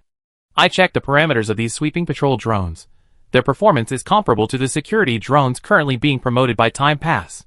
Of course, Songsher casually replied. The Knowledge Council's technical capabilities are top tier in the Eastern continent. If even this can't compare to the corporate alliance, then I suggest we surrender immediately. However, to be fair, Songsher sighed, in terms of singularity technology, the corporate alliance does indeed hold a significant advantage. 3 items. It's still not as good as 9. Nobody's here. Ai Lu, who was staring at the street, suddenly spoke. His gaze swept across the street, which had been bustling with people and vibrant not long ago, but now it was completely deserted. Literally. Aside from a few tireless, self-cleaning robots that repeatedly swept the street, the vast, wide street was utterly deserted. Not a single person, not a single car. Songsher and Ai Lu, standing by the potted plants, were the only living beings present. This was unbelievable. How could a dead street exist in a city the size of Anning? Don't worry, you won't be noticeable, King Jinchi interjected at that moment. I applied an invisibility marker to you. The cameras can't capture your images now. It was like donning an invisibility cloak specifically designed to counter cameras. What time is it? Songsher asked Ai Lu. The latter quickly replied, 17 o'clock. Yeah, it's already 7 o'clock. Songsher said leisurely, the workshop staff need to go to work to earn today's resource quota, and the researchers at the academy need to work hard to achieve breakthroughs in their research projects. The academic council doesn't have room for idle personnel. So, we should get down to business. Songsher casually popped an energy bar into his mouth and took the lead. He quickly walked to a roadside billboard. Since entering Anning City, there had been almost no commercial advertisements in the conventional sense. Holographic projections, neon signs, endorsement videos, none of them. The giant screens hanging on the exterior walls of buildings only displayed scientific documentaries and news broadcast around the clock. And the billboards erected everywhere in the city. This is a 2-meter-tall touchscreen device with a high-definition LCD display. The UI, like the architectural style here, is simple and cleanly divided into sections such as news and information, project announcements, and volunteer channel. The most prominent position in the news and information section is the topic of electron pairing mechanism in high-temperature superconductors, which was recently reported by the morning news anchor. It details the project's significance. However, Songsher only glanced at it briefly before turning to the project announcements section. He clicked to enter, then limited the search to Anning City. The screen swiped to display a list of projects. Compound ketoenzyme extraction process based on the quality from design concept. Application research of near-infrared spectroscopy for detecting Astrid 1 cluster components. Microscopic changes of mycoplasma ions under high-temperature conditions. Application of high-performance carbon nanotube sensors. A dazzling array of research projects were listed. These were the projects currently available to the Academic Council in Anning City. Every citizen of the Knowledge Council could see these messages on the ubiquitous bulletin boards. They could clearly witness that the Knowledge Council was not lying, and was leading them forward with unwavering resolve towards the future. Then Songsher's gaze stopped, fixing on one of the entries. Thought transformation experiment based on plasticity theory. The corresponding discipline was psychology and sociology. An undisguised sneer appeared in Songsher's eyes. Found it. Chapter 364. The experimental site for this project is located in the southern district of Anning City, where there is a small machine shop. To ensure resources are focused on theoretical, conceptual, and technological advancements, the Academic Council has very few commercial facilities. Songsher and his group found no convenience stores, bars, cafes, entertainment venues, or even vending machines. Visitors with such needs must travel to designated areas within the city, where the corresponding facilities are located. Therefore, at this moment, Songsher and Ai Lu were squatting in an alley, discussing something in the open air, using a data tablet. This thought transformation project has been conducted in a completely closed environment, isolated from the outside world, and has been ongoing for 15 days. Songsher scrolled through his tablet, the lapis lazuli continuously transmitting and integrating information. There are 30 participants in the project, all employees of that machine shop. The project leader is Suhee, a level 3 researcher, and a consensus at the second ring. Thanks to the transparency of the Knowledge Council in scientific research, this information was openly presented and easily collected. Thought transformation consensus. Upon hearing these two words simultaneously, Ai Lu's expression turned serious. No, look here. But the next second, Songsher dismissed his thought, pointing to the tablet. The main purpose of this project is to explore the plasticity and transformability of human thought under non-psychic influence. Under non-psychic influence? AI Lu was slightly taken aback. Don't overthink it. Songshur shook his head and said calmly, tonight, I take you to the scene to take a look, and you understand what's going on. I can't give you exact information, but I can roughly guess what it's about. AI Lu paused for a moment, then asked solemnly, is it related to evil? That depends on how you define evil. Songshur put down his tablet. AI Lu, back in the Eastern Continent Republic, you said your next stop was the Academic Council, to punish evil and eradicate wickedness. At that time, how much did you know about the Academic Council? AI Lu pondered for a moment before speaking. The highest body of the Knowledge Council is the 9 institutes: Physics, Mathematics, Information Technology, Biology, Psionics. Each institute corresponds to a specific field. The 9 institutes are both the highest governing body of the Knowledge Council and its most prestigious research institutions. The heads of the 9 institutes are called Holy Ancestors, and the 9 Holy Ancestors are the leaders of the Knowledge Council. The pursuit of technology here is so highly valued. AI Lu touched the hem of his clothes. This kind of atmosphere will inevitably lead to tragedies from endless research. Like the corporate alliance, I've seen many cases there, deceiving volunteers, using people as human waste in those inhumane experiments and research. I want to save them. I must save them. AI Lu sat upright, looking directly at Songshur. At that time, this is what I thought. The environment fell silent for a moment. A few seconds later, Lapis Lazuli asked, then why don't you go to the Enterprise Alliance? The lives of those in the Enterprise Alliance are no less valuable than those in the Eastern Continent, AI Lu replied, sitting up even straighter. But I'm too weak, and the Enterprise Alliance is too far away, the environment is unfamiliar. The Knowledge Council is closer, and I'm more familiar with the Eastern Continent, where I can have more room to maneuver. I hope to hone my skills and accumulate experience in the Eastern Continent first, and then go there after I achieve some success. What you said isn't wrong, but it's too formulaic. Songshur still shook his head. Knowledge and reason. That's the philosophy of the Knowledge Council. You haven't witnessed it firsthand, so your understanding of this philosophy is too shallow. Evil is evil, AI Lu interrupted. Any embellishment is meaningless. Indeed, that's how it should be. Songshur praised. My creed is not swayed by external factors. It has nothing to do with right or wrong. It's only about myself, only about myself. Let's go! He pressed the tablet against the Lapis Lazuli bracelet and stuffed it into the latter's storage space.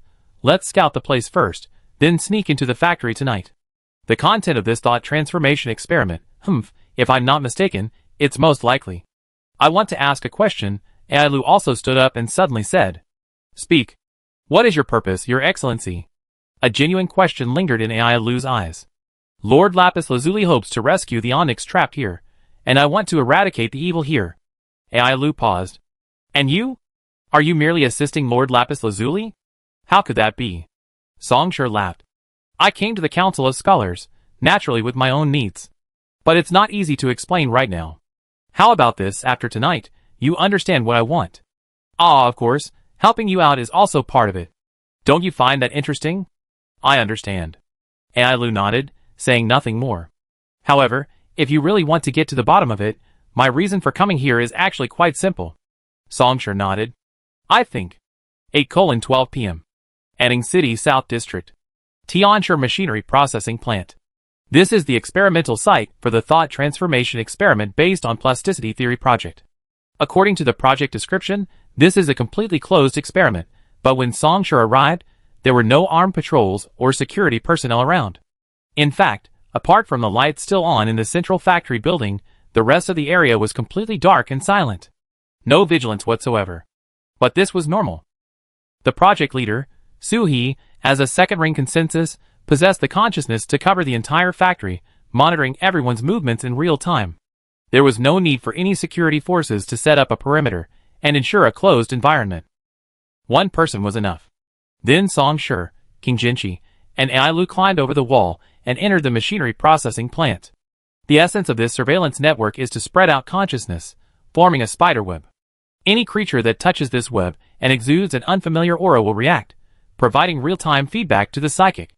Songshur extinguished the flame and casually said, so as long as you suppress your psychic energy to the extreme, burning away all your aura and treating it as an inanimate object, this spiderweb won't detect us. However, The main problem is that Suhi's skill level is a bit lacking. The structure of his dispersed consciousness spiderweb is too clean and rigid, without any intricacy. Otherwise, it wouldn't have been so easy to fool him.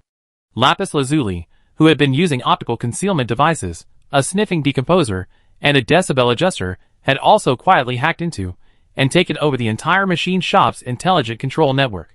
Now that they had avoided the consciousness spiderweb, the three of them could practically stroll leisurely through the factory. A few minutes later, they arrived at the centrally lit factory building. As they approached the factory, a deafening roar suddenly swept through the air. For assembly. Chapter 365. First rule, for assembly. Under the dim light of the chandeliers, workers stood in neat rows. Second rule, for assembly. Regardless of gender, all 27 workers had shaved heads. They wore matching blue work clothes, stood ramrod straight with their hands behind their backs, their expression serious, and shouted in unison. Third rule, no questions asked. They shouted again and again at the wall painted crimson with an enlarged X symbol. Even as their voices grew hoarse from shouting, they showed no sign of stopping or slowing down. Thump, thump. Amidst the reverberating sound, heavy footsteps suddenly echoed at the end of the wire mesh corridor on the second floor of the factory. In the dim light, a thin man wearing the same style of work clothes, but in red, slowly emerged from the shadows. He stood in the corridor, looking down at the 27 workers below. The moment the thin, wiry man appeared, the employees turned in unison to face him. Mr. Suhi. As if by some kind of organized gesture, they crossed their arms in front of them and roared solemnly. First rule, for assembly. Second rule, for assembly. Third rule, no questions asked. Excellent. Level 3 researcher, second ring consensus, Suhi spoke thus. He leaned against the iron railing, slowly scanning each person's face.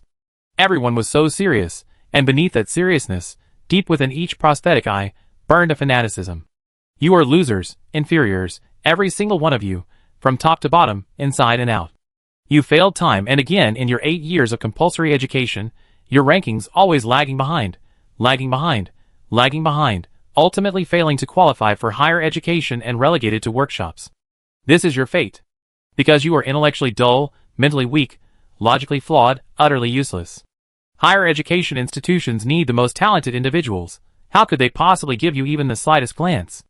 Even the most talented only have a tiny chance to acquire the knowledge to advance their future. Joining the workshops, receiving vocational training, becoming qualified workers, this is the only path you can use your wretched bodies to create some value. Suhi's tone was flat, unchangingly cold. Hearing these words, the workers gritted their teeth, yet remained ramrod straight. But is this right? Suhi's voice suddenly rose. Those researchers from academia enjoy abundant resource allocations, living a life of luxury. But what about you? The factory workers toil every day, only to receive a pittance in return. We eat synthetic paste and sleep in communal dormitories. Listen to this. Everything for the future. How long has the academic council been deceiving us with this slogan? It was like this in the past, it is like this now, and it will be like this in the future. Just because you lack so-called talent? Completely ignorant of that bullshit physics, chemistry, information technology, all that mystical stuff? But is being a researcher the only kind of talent in this world? A loud crash echoed. Suhi slammed his fist on the iron bars, then pointed his index finger sharply at one of the workers below. Look at Zhang Xing. Who would have thought that a mechanic harbors a dream of becoming a pilot? The worker called Zhang Xing was a thin man. To better adapt to machining, his right arm had been replaced with an engineered prosthesis. There were no fancy paint jobs or lifelike designs. It was a purely functional prosthesis. The Knowledge Council encouraged, and was willing to advance, the necessary resources for workers to receive functional prosthetics appropriate for their jobs. Upon being called upon by Suhi, Zhang Xing immediately raised his head, his gaze meeting Suhi's with barely suppressed excitement. And then, just because Zhang Xing's judgment, three-dimensional spatial imagination, and flight control prosthetic body adaptation were slightly lacking during the testing, he was deemed unqualified, and thus he never be able to even touch a flying vehicle again. How tragic. The 9 holy sects keep proclaiming that everything is for the future, so they exhaust all resources on conceptual, theoretical, and technological research. They say they lead everyone towards the future, but that's all hypocrisy. Toward the future? No, the holy sects don't see everyone at all. They're entirely driven by their own selfish desires. You and I, we are the true collective. The people below roared angrily. First principle, for the sake of the collective. Second principle, for the sake of the collective. Third principle, absolutely no questions asked. Suhi said slowly. I will give you dignity. True dignity. Remember the unknown, that's your code name, your harbinger. Why should a mere 8 years of education, a test, determine our future, making our lives a single, predetermined fate? The men below crossed their arms again and shouted the slogan. After repeating it 3 times, Suhi nodded. Go, continue with today's tasks. Sharpen the steel pipes to a sharp point, make the saw blades clang, apply lubricant to the prosthetics. 4. Assembly. They then dispersed in an orderly fashion, heading to their assigned positions. Suhi remained leaning against the iron railing, watching it all. Mediocre people. Then, the man thought listlessly. No wonder they didn't get into academia back then. Their thoughts? No, did they even have any thoughts at all? A closed environment, a unified goal, an authoritative leader, strict discipline, plus a touch of deliberately crafted flattering words and ideas. In just half a month, the mindset these people had cultivated over the past 30 or 40 years had been easily reshaped by him. It was no harder than molding a lump of clay. Too much, too much. To ensure the accuracy of the experiment, he didn't use consensus psychic abilities to tamper with the thoughts of any of the research subjects. He merely secretly observed their true thoughts. The initial 30 research subjects, now 27. When the tides of thought, for the collective and the unknown, began to surge uncontrollably, none of the 3 employees, who either openly opposed or feigned agreement while harboring disbelief, dissented when he announced the punishment for these traitors. No one genuinely objected. Kill them. Suhi recalled the events of 5 days ago. He wanted to confirm the extent of the research subject's thought shift, to what extent, so he slightly increased the intensity of the experiment. Hearing his own command. Hesitation, a brief hesitation. Then someone acted. A sharpened steel pipe plunged straight into the traitor's chest, like a drowning fish, its mouth opening and closing, gurgling red bubbles. He felt that moment. Watching the scene, the other person suddenly froze, as if falling into a bottomless abyss of confusion. Then he clapped. Then everyone clapped. Then the bewilderment and confusion vanished in an instant, transforming into pure excitement. Even more outrageous was that when he declared yesterday that everyone should sharpen their weapons, that they would launch a rebellion against the academic council, everyone still obeyed fanatically, without the slightest dissent. Without their own thoughts, unaware of right and wrong, manipulated at will. Suhi stood motionless, indifferent, only within the vision of his prosthetic eye. He was typing in his experimental log through the brain-computer interface's function of directly transmitting consciousness into text. This social and psychological experiment was nearing its end. Sigh, casualties will happen, and then I have to write a report. The memories and thoughts of these research samples will need to be adjusted and corrected after the experiment, all troublesome matters. The only consolation is that the thought transformation experiment based on plasticity theory project went smoothly, without any major problems. Clap, clap, clap. Clear clapping suddenly rang out in the factory. Even Suhi was startled. His consciousness had already wandered.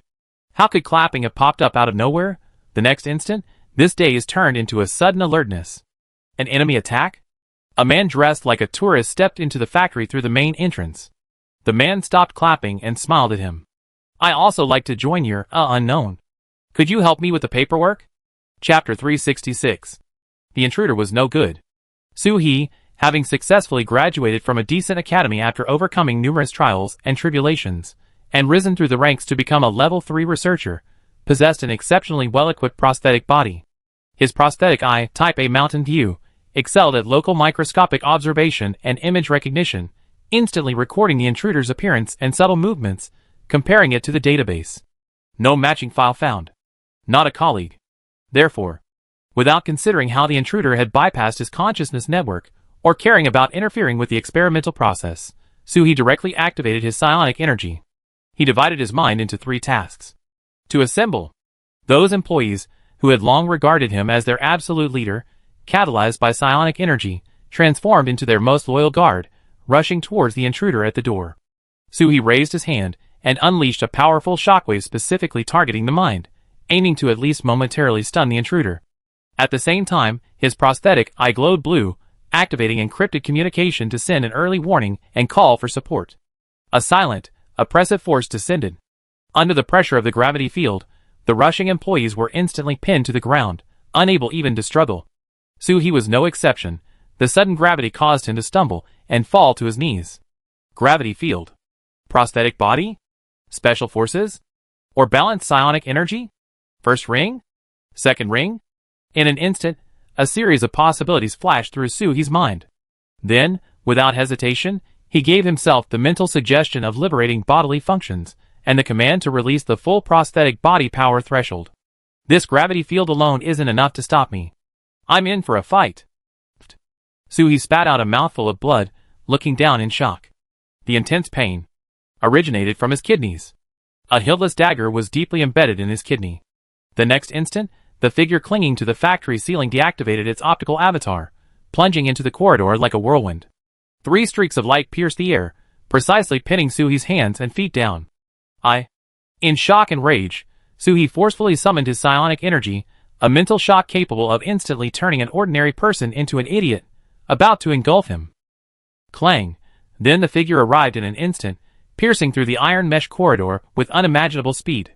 In the instant they brushed past each other, with practiced ease, he dismantled Soo-hee's prosthetic arm, then struck his throat with a sharp pain, forcibly interrupting the psionic energy surge. Since you're a psychology major, shouldn't you know this kind of thing? Song-Shur, hands in his pockets, walked across the concrete floor of the factory and up to the second floor. When someone appears before another person with exaggerated behavior or attire, the latter's attention will be greatly diverted, unconsciously ignoring what's around them. This is a tried-and-true trick for theft.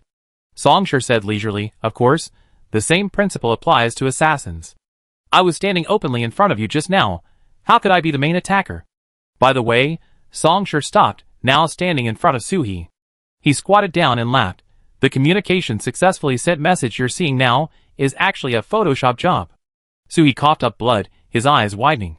Within the prosthetic eye's field of vision, the encrypted communication channel that had originally displayed sent successfully suddenly transformed into a two-dimensional, simple line drawing of a crying doll, jumping and bouncing around within the field of vision. When did he get hacked? This was supposedly a firewall module capable of withstanding level 3 demons, a recipient of numerous awards, the 3rd-generation barrier. Who are you? Soo-hee, controlled by Ai Lu, had a short knife held to his neck, pressed against his heart, inserted into his kidney, pressed against the brain-computer interface, and severed from his spine.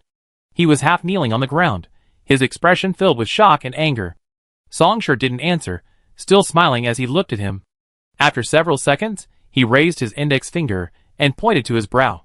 Faced with a sudden question, people often subconsciously answer in their minds. You wanted to use this to probe my identity with consensus psychic energy. Song-Shur praised, this is the most brilliant move you made so far. Unfortunately, you couldn't read it.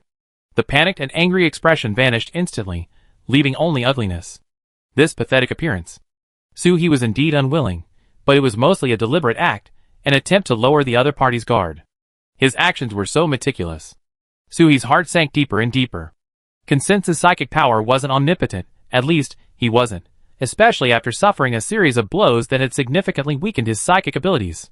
Even non-psychics, with extensive specialized training, could build a resilient mental wall through willpower and skill to counter things like the stressful questioning earlier.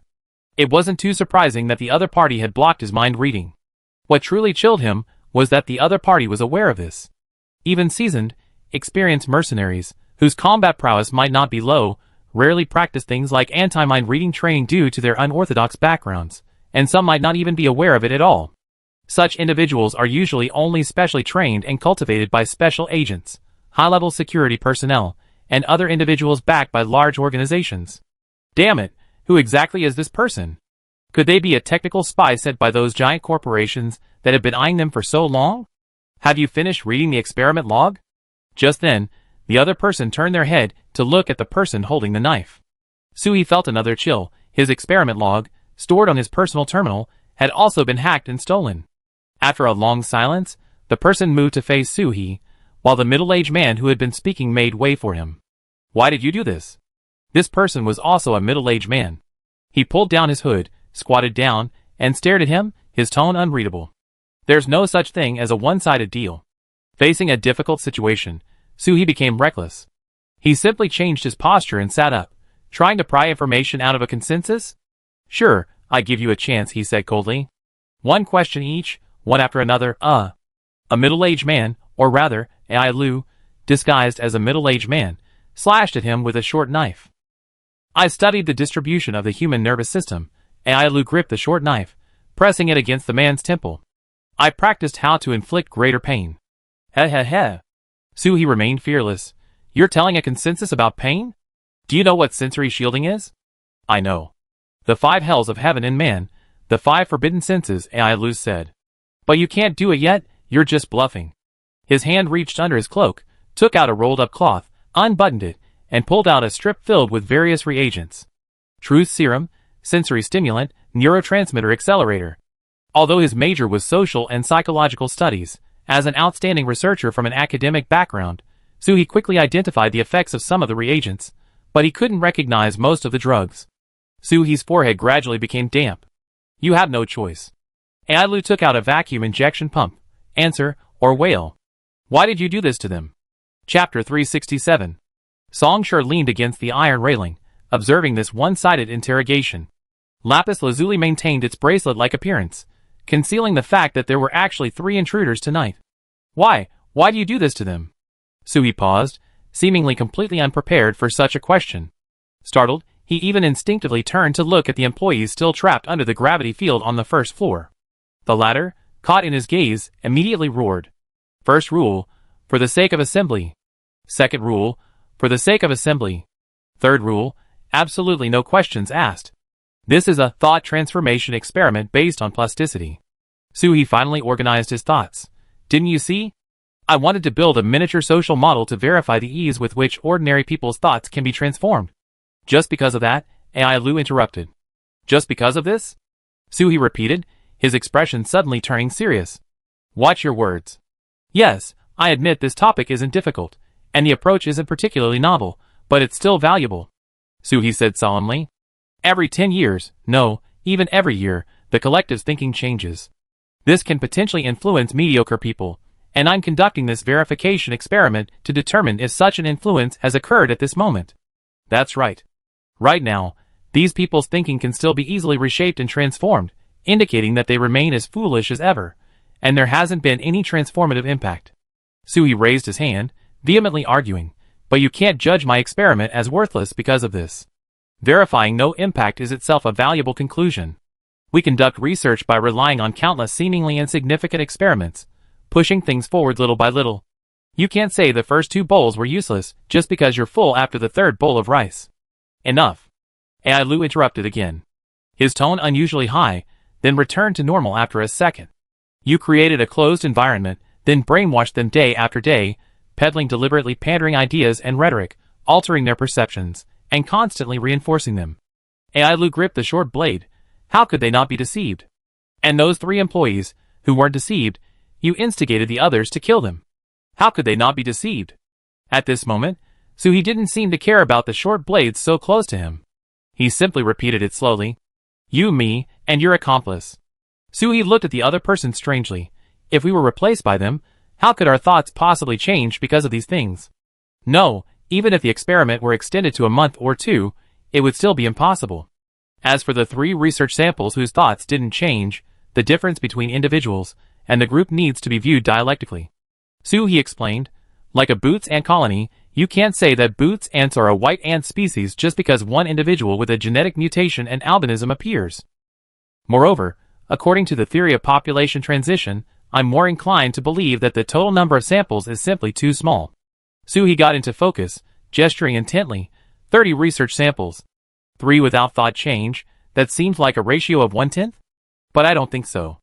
If the sample size were expanded to 300, 3,000, 30,000, 300,000, this ratio would definitely decrease. Do you understand? Groups possess a unified force for change, or rather conformity. Look, this is powerful proof that mediocre people are easily swayed by changing ideas.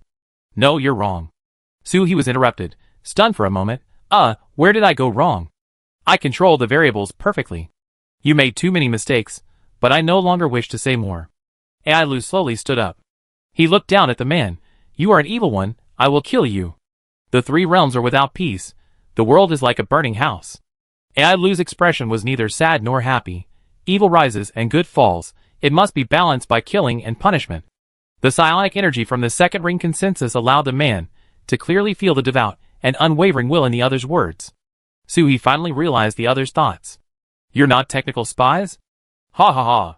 Suhi abruptly snapped out of his rambling state, falling back into the reality of his blood-pumping emotions. So that's what you wanted to say? Ha ha ha, morality? Ethics? Should I add a touch of humanitarianism? Or teach you how to curb the abuse of technology? The man laughed until tears streamed down his face. He raised his index finger, pointing at the two men before him. Ha ha ha. The Science Ethics Committee should really give you an award. I don't think you actually believe that scientific research only requires a few clicks, piling resources to the minimum, and gathering a few people, and then you can get a flood of results, do you? He shook his head, scoffing repeatedly. Even if you exhaust all resources and have the most talented researchers use them, there's only a tiny chance of getting results. Everything is for the future. You don't understand the meaning of that at all. Only reason and knowledge, only technology, can lead the world to a hopeful future. Not like now, a bunch of guys wallowing in this quagmire. So that's your reason? Songshur leaned against the iron bars, scrutinizing the man. Using the rest as expendable resources, just to chase after a fleeting possibility? Such a noble and righteous path. Ailu slowly twirled his short blade, staring at the other man. Then why don't you go yourself? Suhi met his gaze. At that moment, he revealed a genuinely mocking smile. It's just not my turn yet. None of us. We're not ready to sacrifice ourselves. The next instant, 5 short blades simultaneously severed his neck, pierced his heart, pierced his kidneys, shattered his brain-computer interface, severed his spine, ending the man's life. Amidst the splattering blood and coolant, Suhi collapsed in the corridor. Almost simultaneously, Songshur's gaze swept across the area, and flames suddenly appeared, burning Suhi's corpse and the sticky liquid mixture to ashes. Songshur flicked his finger, and the flames, engulfing all the ashes, were stuffed into the lapis lazuli storage compartment. Immaculate. Ailu sheathed his short blade and turned around. Your question just now, do you know how a researcher from Jade Pharmaceuticals, or any other giant corporation, would answer? I don't know, Ailu said. Please go ahead. He would say, why should I go? Ailu paused. So? Songshur smiled. This is the Academic Council. Chapter 368. The Knowledge Council has absolutely no interest in using people as expendable resources. They don't pursue so-called profits at all, nor do they find any meaning in exploiting others or being aloof. Songshur shook his head slightly. When they use people as research samples, it's simply because they deem it necessary. Without the determination to exhaust everything, how can there be even a 1 in 10,000 chance of moving towards the future? A perfect, highly conscious, hopeful future. Songshur made a gesture, turned, and walked downstairs. Having witnessed the conversation that had just taken place, most of the 27 employees were stunned, but some were even more furious, letting out wailing cries. He didn't actually use psionic energy to directly tamper with thoughts. The gravity field continued, restricting everyone's movements. Songshur approached one of the men and knelt down. But his research focuses on psychology and sociology. You understand, communication is a highly skillful art. A well-designed speaking pace, rhythmic tone, subtle gestures, even minute changes in facial expressions, even with the same words, the outcome of a conversation will be altered. Suhi has specialized in these techniques. Moreover, he's a consensus, possessing a natural advantage in this area. Songshur said calmly, even without actively using his spiritual energy, his persuasive power far surpasses that of ordinary people. Thought transformation? Huh. Within a mere 10 minutes, bombarded with a series of messages, most employees remained stunned, some even bowing their heads in pain. It was at this moment that a hoarse voice suddenly rang out. First principle, for the sake of the group. Second principle, for the sake of the group. Third principle, absolutely no questions asked. A man not far away, veins bulging on his forehead, his face flushed from excessive blood flow, almost roared out the words. What, do you know? The man growled, glaring at Songshur. You don't understand the meaning of the group at all. No, you don't understand the meaning of the group for people like us. Mr. Suhi genuinely considers us his kind. I can feel it. He howled like a lone wolf without a moon. Only Mr. Suhi believes I am an unknown. I didn't adjust the volume during our conversation just now. You could hear me. For the first time tonight, King Jinchi spoke, his deep voice echoing in the dim light. Even so, you still choose to believe him? That's what you forced me to do. It's what you forced me to do.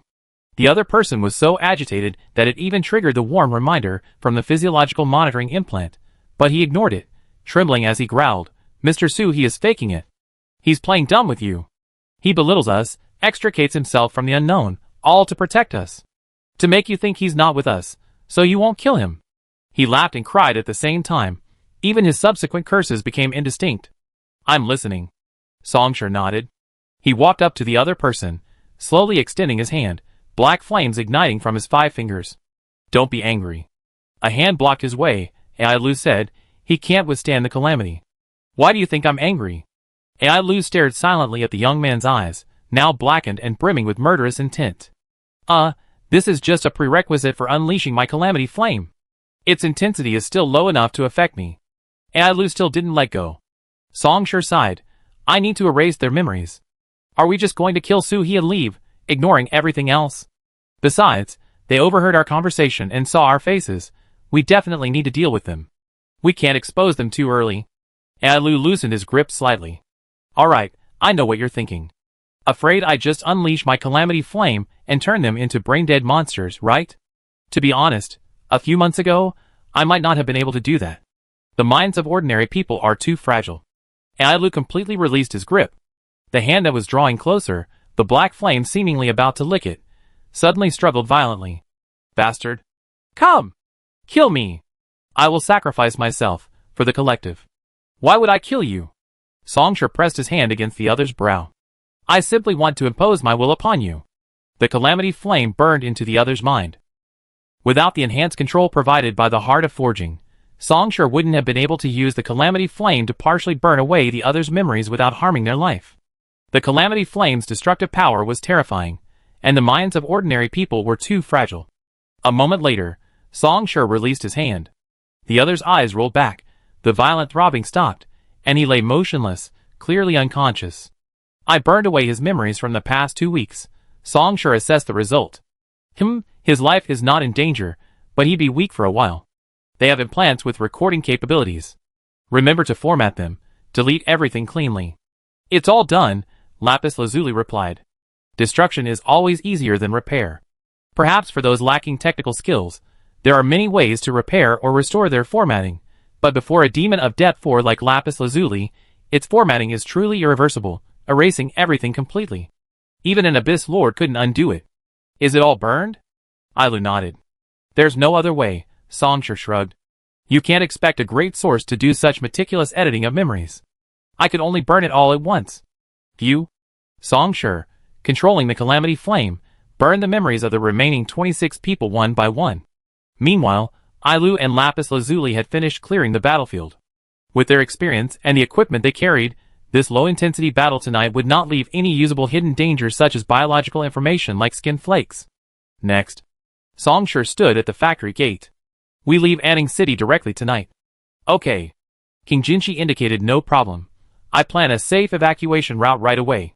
"What will happen to them?" Ai Lu also came to the gate, pulling his hands up his hood before asking. "Who knows?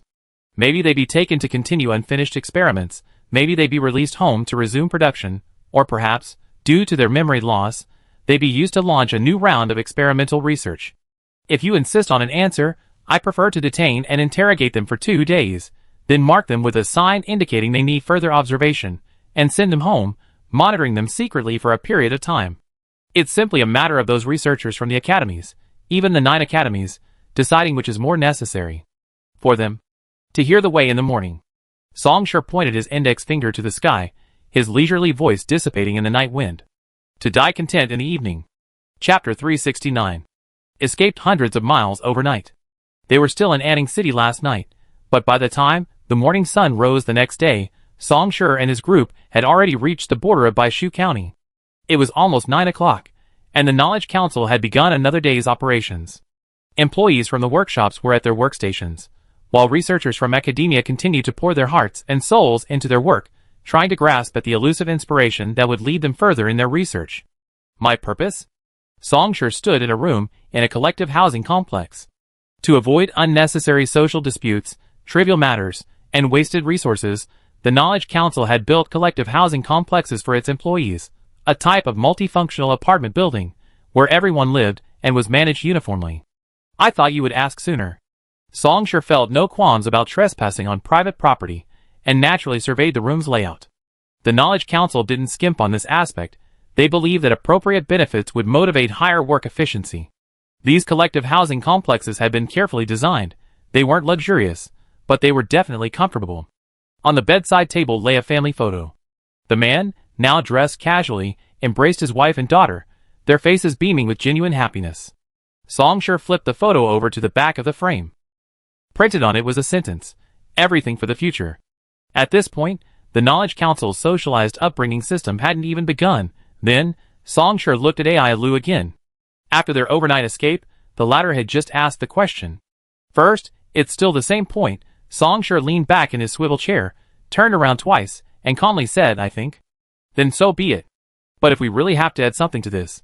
Songshur smiled. Do you know about the 3 calamities? AI Lu thought for a moment, then slowly said, there are great calamities in the world.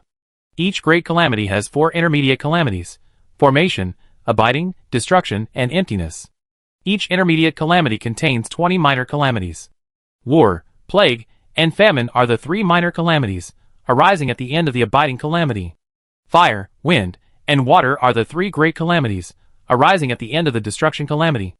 AI Lu pondered these words, then suddenly looked up. You want to ask for fire among the 3 great calamities? Every great calamity is a calamity of enlightenment. And the 3 great calamities, and the 3 minor calamities are all part of this calamity of enlightenment. In our eastern continent, there is an ancient myth that the heavenly emperor went through 3,000 calamities before successfully attaining enlightenment. Songshur sighed deeply. Do you still remember the battle at Wushu? To be honest, Wangchili has 5 phases: reincarnation and 5 punishments: destruction. Its killing power was simply too strong. In terms of that one move alone, I actually lost. After reflecting on it, I realized that my offensive techniques are indeed lacking. So I need to take the fire of the 3 great calamities, which symbolizes the tribulation of enlightenment, to make up for this. A ritual of psionic arts. AI Lu murmured, I see. The calamity of decay. Lapis Lazuli suddenly spoke up. I searched the database, and this is the psionic art that best matches your description.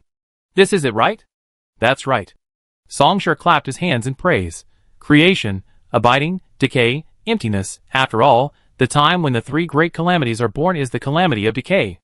The ritual to achieve the calamity of decay is very simple. Songshur looked around at the two. Just transform into the tribulation of enlightenment and achieve some results. The way of dawn. The young man raised his finger again and pointed to the ceiling. I could die content in the evening.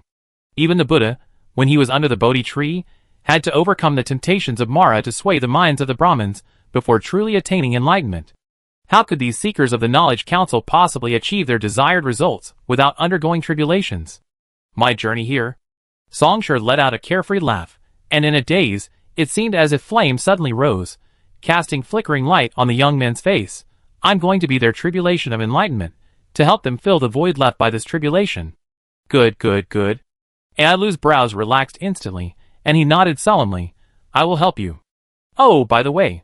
Songshur snapped his fingers, pointing to the lapis lazuli, and smiled. Don't worry, your imprisoned android compatriots will definitely be rescued. After all, that's our main task. As Songshur spoke, as if suddenly remembering something, he pulled a metal pendant from his robes. It was a half-empty, dark gold badge. Ahem, Ailu, do you know what this is? Songshur spread out the badge. Friendly hint, it's related to Onyx.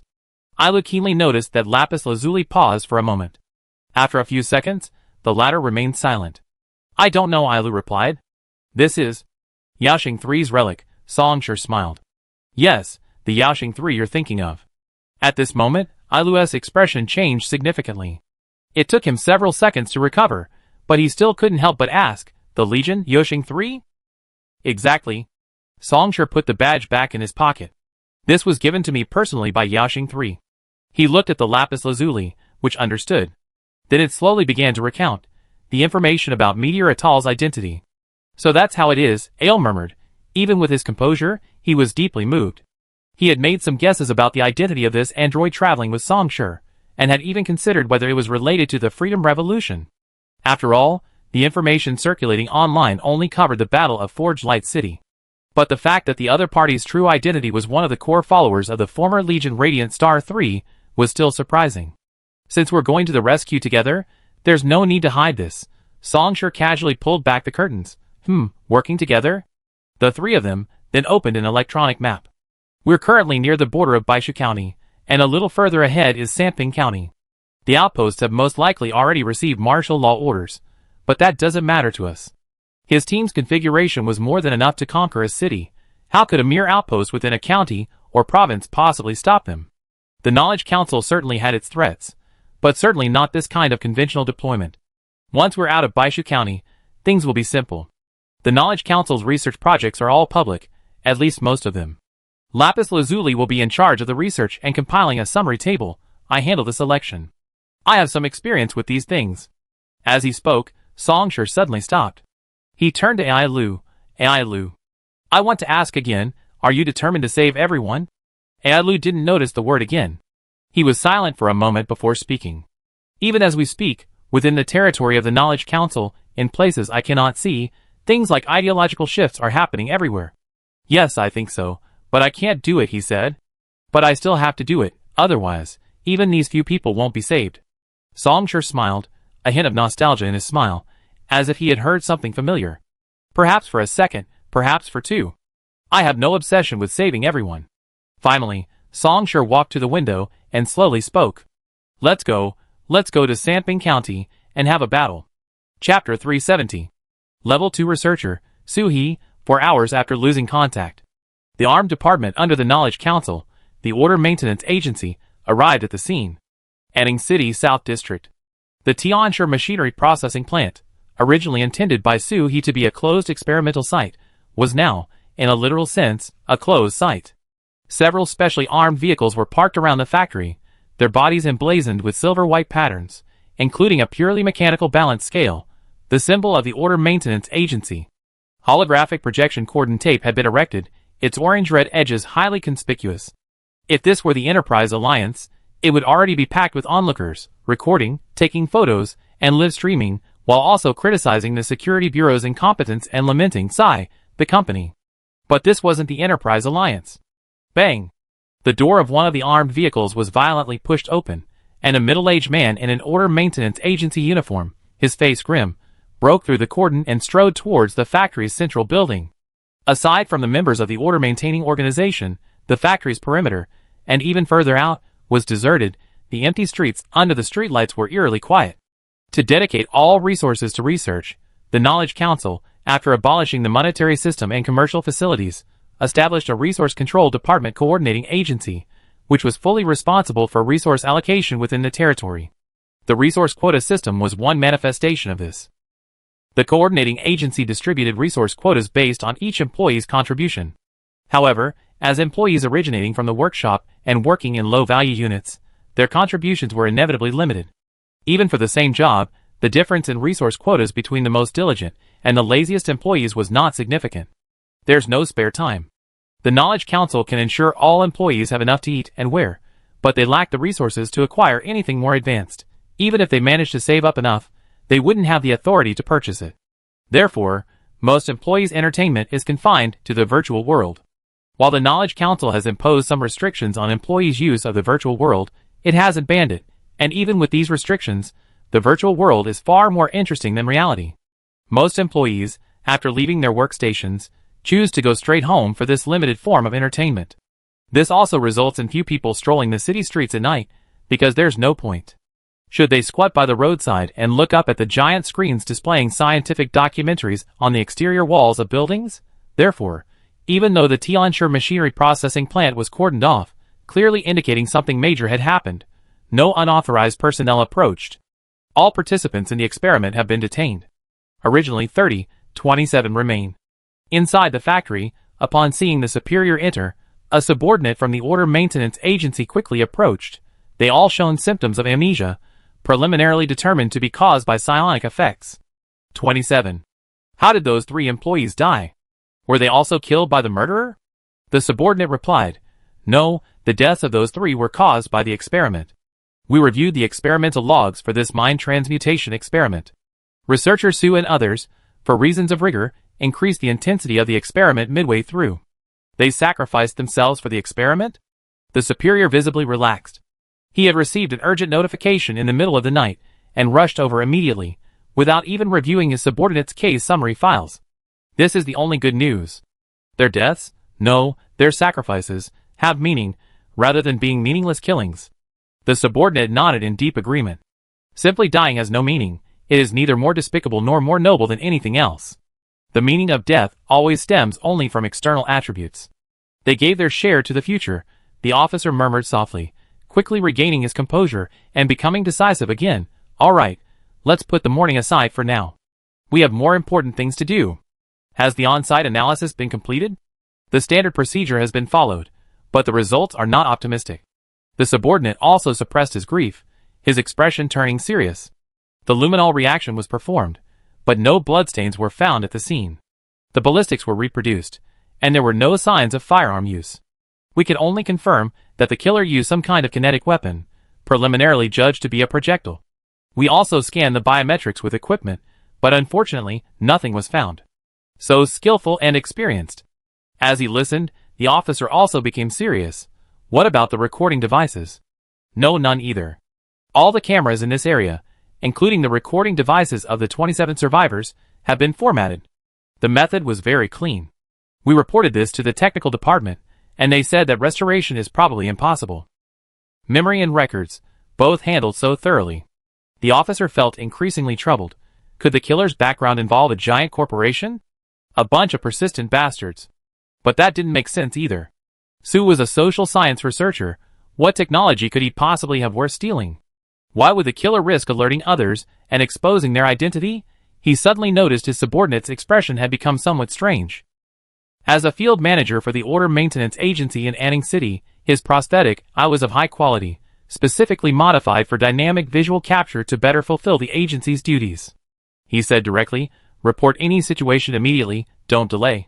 The biggest problem is, the subordinate said, that researcher Suhi's body has disappeared. The superior paused. Disappeared? Yes, there were signs of combat at the scene, but as of now, Suhi's body has not been found.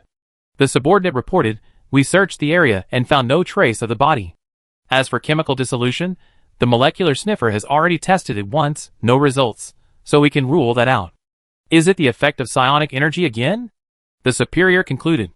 Suhi hadn't been at the second level for long, and given his status as a researcher, he wasn't particularly skilled in combat.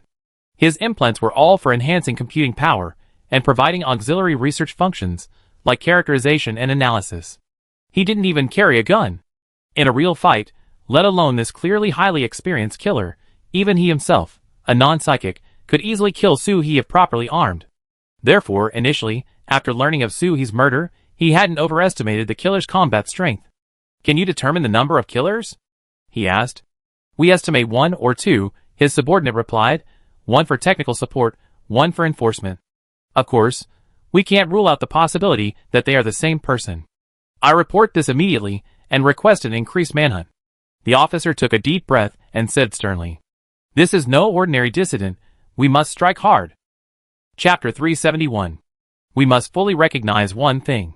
On the giant screen of the silver-white building, an elderly man with white hair and beard stood behind the podium, lean yet vigorous, his voice powerful and resonant, reminiscent of hammered steel. The world today is filled with pain, disaster, and imperfection. We are undergoing a continuous evolutionary process. The world at this stage is still immature, in a transitional phase. What can we do? What can we achieve? Reason and knowledge. As the feedback from technological progress reaches every corner of the world, we will also evolve from lower stages of life forms to the most perfect, highly conscious, and hopeful life forms. One thing is undeniable. Humanity should participate in the advancement of technology. It is the only driving force, the only ladder to progress. We will continue wisdom and happiness in the infinitely vast new world. Finally, the old man paused, looked around at everyone, and ended his speech with that sentence. Everything is for the sake of moving towards the future. After a few seconds, the giant screen automatically switched to the next video, beginning to play a scientific documentary series on particle effects. That? Songshur withdrew his gaze, and revealed the old man's identity. One of the 9 academies, the Holy Sect Master of the Engineering Academy. The Holy Sect Master. He's incredibly strong. King Jinchi's voice came through the earpiece. I researched his information. He has an extremely high influence in the field of engineering. is one of the most outstanding engineering application and research scientists of our time, and has led breakthroughs in several groundbreaking projects. Songsher pondered. I thought you meant he was a fourth-ring psychic? Question mark. No, mainly, I'm not particularly knowledgeable about academic matters. Songsher raised his hand, gesturing tactfully. These people's achievements, like the breakthrough in the final statistical invariance of turbulence you mentioned earlier, of course I know that's impressive, but isn't it a bit too abstract? Oh, right. As if suddenly remembering something, Songsher clapped his hands. I'm quite familiar with the holy sect of the Psionic Academy. How about we talk about her instead? 1FA. Ailu spoke. The fifth ring. Balance. That's right, exactly your path. Songsher praised. The strongest on the academic council side, the corrector 1FA. I remember she was the top student in her year. Psionics is indeed terrifying. The academic council's educational system is divided into academy and workshop, the former only accepting the most talented students. Even in the year with the highest acceptance rate, it never exceeded 1.4%. If no students meet the standards, the universities would rather leave the spots vacant and abandon that cohort than lower the standards. There's no other way. Songsher casually flicked the bulletin board. Only the most talented have a chance to grasp a glimmer of hope. This is the creed that the 9 academies have always upheld. Scientific research is not something fools, no, it should be said, something mediocre people can engage in. To be honest, there's some truth to that. Look at 1FA, he took first place, and now he's a Saint Sec member. If it were you, Songsher, Qing Jinsher said, how far could you go? Naturally, you'd be assigned to a workshop on the spot. How could that be possible? Songsher chuckled casually. If it were me, I'd probably be directly admitted to the Spiritual Energy Academy. Being a Saint Sec candidate isn't something that comes easily. It's practically within reach, he sighed. A moment of silence followed. Songsher, unfazed, stopped flipping through the promotional board. Let's go, time to get down to business. Ailu, already prepared, quickly followed. Behind them, the research project on the promotional board, after a few minutes, automatically returned to the main interface. Experiment on verifying the therapeutic effect and safety of gonsuring type 2 psychotropic inhibitors on target patients. Doctor, I'm still a little scared. In the sterile room filled with the smell of disinfectant, figures in white coats moved about, efficiently adjusting the equipment. In the center of the laboratory was a bed, on which lay a girl, who looked about 16 or 17 years old, her limbs restrained by straps. The overhead operating lights emitted a cold, steady white light. Hearing this timid cry, the nearest researcher approached. The man was a middle-aged man, with a stern expression. His prosthetic body was biomimetic. Apart from a single etched circuit running through his eye socket, he looked no different from a natural person. Don't be afraid. Unlike his stern expression, the researcher's tone was unexpectedly gentle. He reassured her. According to the simulation results, this calamine has an excellent inhibitory effect on type 2 implant-induced psychotic tolerance. Child, I believe you will be all right. The girl's fear lessened somewhat upon hearing this, but soon she couldn't help but ask again, Doctor, will I really go crazy? You should call it implant-induced psychotic tolerance, or cyberpsychosis, the researcher patiently corrected her. Crazy. They are just patients. They shouldn't be given such a derogatory term. You can rest assured, our technology for creating cyber mental illness is quite mature. You will become a qualified patient. There won't be any accidents. Is that so? The girl's fear lessened further. She hesitated for a moment, her eyes widening involuntarily. Then, in that case, I become a meaningful person, even someone like me, right? Even if you weren't chosen as a research sample, you're still a meaningful person. The researcher smiled at her. You will learn vocational skills at a workshop, and based on the coordinating agency's calculations and analysis, you'd be assigned a job most suitable for you. You will contribute your strength to the path towards the future. Isn't that meaningful? Oh. The girl also unconsciously smiled slightly. However, meaning and opinion also have varying degrees of importance. The researcher changed the subject. Child, do you know what kind of costs are involved in the initial research and development of a drug until it's officially launched? Without waiting for an answer, the researcher shook his head and gave the answer. We need to spend 10 years, hundreds of millions, even billions of dollars, without you. Child, I know you're anxious and fearful, but we don't have unlimited resources to squander, and we don't have time. We can't waste it on those tedious, complex, progressive drug trials and approvals. To get the drug to market as quickly as possible and obtain resources from outside, we have no choice but to use you as test subjects to expedite the research and development process. This is necessary. To move towards the future, we must do everything possible. Sleep, child, get some sleep, even if tomorrow won't be better. Chapter 372. Scholarship Council, Samping County. 8:27 p.m. A research institute specializing in the field of psychopathology.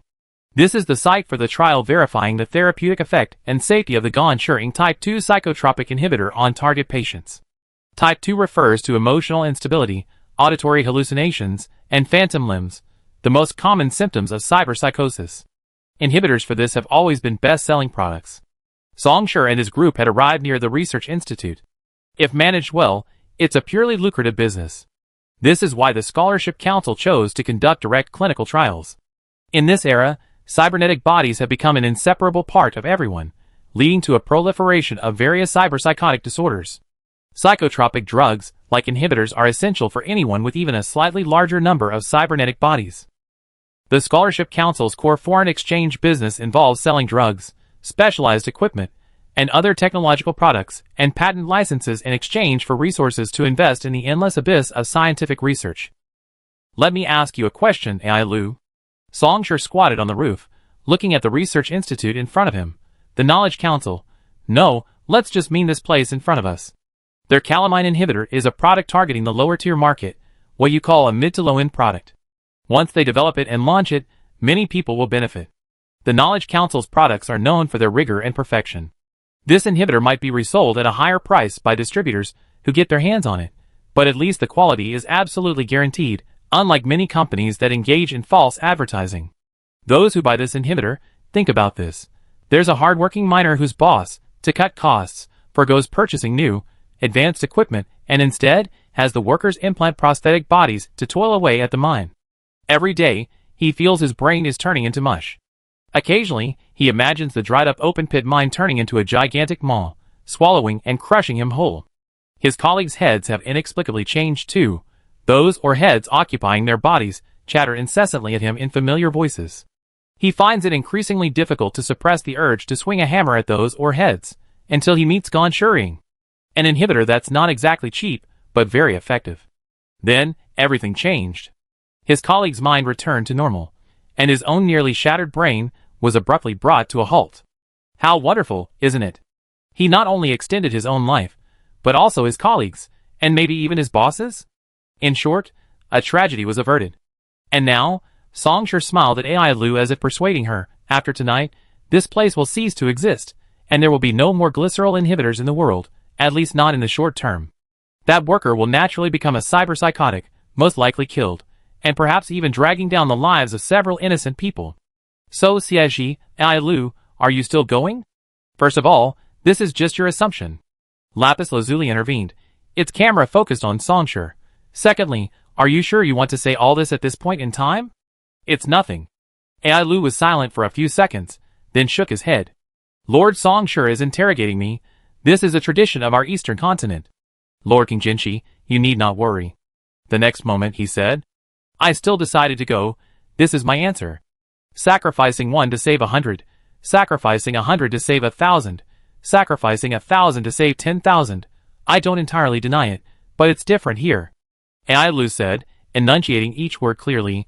Using humans as experimental materials isn't necessary yet. This isn't the only solution, this is evil. Evil, he said, it should be punished. Songshur laughed heartily. Indeed, indeed. Facing such a profound interrogation, this is how it should be. I have taken control of the Research Institute's network and automation equipment. Between their words, King Jinchi suddenly spoke.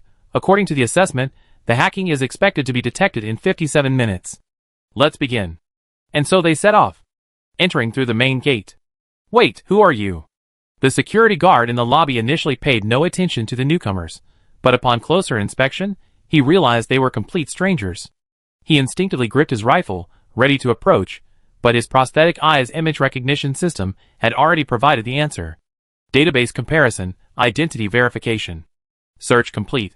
Level 3 Researcher Su Jia, Level 3 Researcher Zhang Songhai. Permission granted, passage permitted. Oh, there are files, then it's alright. Unfamiliar faces mean they're new recruits. The security guard noticed the newcomer stop and look at him questioningly, quickly lowered his gun, smiled as amiably as possible, and returned to his position. Although a level 3 researcher is the lowest rank in the academic council hierarchy, it still signifies having shed the titles of intern and assistant, becoming a true researcher. Their status is already quite high. At least higher than his own. He couldn't afford to displease them. Not kill. Not kill. Evil has a source, and it is from this source that evil continuously flows, influencing others, leading to the current state of chaos in the three realms. Ailu didn't turn around, his expression remaining unchanged, only speaking through his head-mounted earpiece. This security guard isn't heavily tainted by evil, he's merely an influenced individual, not the source. A slight friction sound, indicator lights turning from red to green, sliding doors automatically opening before Songshur approached, then closing and locking after he stepped over. Since King Jinshi took over the Research Institute, no security equipment, detection devices, or authorization permissions could hinder them. The highly intelligent control policy implemented by the Knowledge Council had quietly become its enemy. Songshur went straight to the testing ground. The experiment is about to begin. No one is allowed to enter now. A researcher in a white coat heard the door open, turned around, and found someone coming in, not even in uniform. Didn't he understand the testing ground management regulations? Which department are you from? Snap. Songshur snapped his fingers, and the door behind him closed, the words on it quickly turning scarlet, in experimentation. Bang! A stream of scalding flame erupted from the muzzle, and the researcher's body was jolted backward. He looked down blankly. A large hole had been shot through his chest, revealing ripped flesh and implant fragments inside, with viscous liquid dripping down. Good evening, everyone. Chapter 373. Protect the data records. Almost simultaneously, after the initial bewilderment, a researcher shouted in the testing range. 7 researchers were in this testing range, about to begin a new phase of clinical trials for the granite inhibitor, aiming to make targeted improvements. The once spotless instruments and white walls were instantly splattered with large patches of crimson. 2 researchers were still in shock, even instinctively taking a step back. But the others, upon hearing the shout to protect the data records, the researcher closest to the instruments quickly moved closer, trying to protect them. The remaining 3 immediately attempted to contact security, instructing the Research Institute to set up a perimeter, seal off the area, and dispatch security personnel. We're very sorry, your current signal is unstable, and you are temporarily unable to connect. Unable to connect. Unable to connect. Unable to connect. Unable to connect. A dense barrage of repeating pop-ups filled his field of vision. Damn it! His network had been hacked. Who are you? What is your purpose? What are your demands? The Ice Cloud neuroprosthetic quickly regulated its emotions, forcibly suppressing the researcher's fear, and prompting him to step forward. Research shouldn't resist passion and impulse. This was the Academic Council's admonition. People like this researcher, who chose to regulate their emotions through implants, were rare here. We can talk. He ignored his colleague's corpse, while raising his hand to indicate he posed no threat. You're not from the Academic Council, are you? Your demeanor is very outgoing. Demeanor? Songshur gripped his pistol, the Southern Heavy Industries Piledriver Type 2 heavy kinetic pistol, its black paint and cold, hard texture giving it a distinctive look. Isn't that a bit too simplistic? You actually believe in this?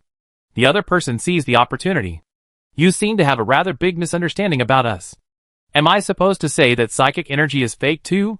The researcher's mind raced. Yes, I can explain that so-called charisma is actually just a complex system composed of pheromones, attire, appearance, micro-gestures, and a series of other factors, but that doesn't mean the concept of charisma doesn't exist. He needed to stall for time. Having decided on the direction of the conversation, the researcher racked his brains, trying to calm the other party down as much as possible. Actually, it's just a simple difference in understanding. For example, singularity technology is completely incomprehensible and unbelievable to me, but I can't say that this technology is completely unscientific. Think about it again, we usually. You're very sincere, Songshur praised, so I be sincere too. I'm here to kill you. The other party was struck dumb, the words he had prepared swirling on his lips. After a long while, he managed to squeeze out, indeed sincere. Let me think, you already taken over the Research Institute's network and controlled all the intelligent control devices. Now, the people outside know nothing about this place, right? Should I be glad that I had to send a hacker of your caliber? Songshur hummed in agreement. Haha, what a perfectly planned scheme to cut off our path. So, before you kill us, could you reveal the specific reasons? He gave a sorrowful smile. What's that saying? Die knowing why, right?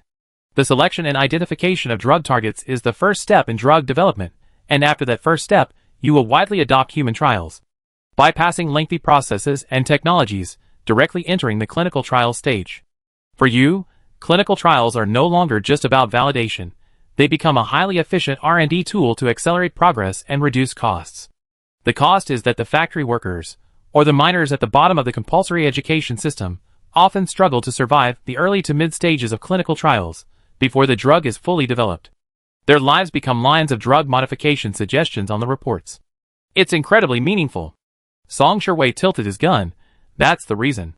The sorrow suddenly turned into incomprehension, and even more so, anger. Just for this? Even the prosthetic body couldn't suppress the astonishing rage. The other party raised his voice. You're insulting our sacrifices. Insulting their efforts. What do you take this for? A cult sacrifice? On one side, there are foolish and demonic cultists. On the other, pitiful victims captured and then a bloody ritual is performed.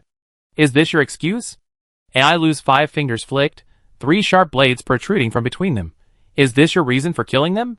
You? You still dare to talk about killing. They made their sacrifice willingly. What an insult. What a blasphemy. The researcher paused, then erupted in fury. Before his anger fully exploded, he asked one last question. Huff. Huff. He took a deep breath, as if squeezing ink from his lungs. I confirm again, so you came here out of so-called morality, empathy, and other factors, to avenge them against us? Songsher remained noncommittal. Lu uttered 2 words, evil. You? The other person remained silent for a long while before speaking again. The smiles, the feigned weakness, and the anger had all vanished.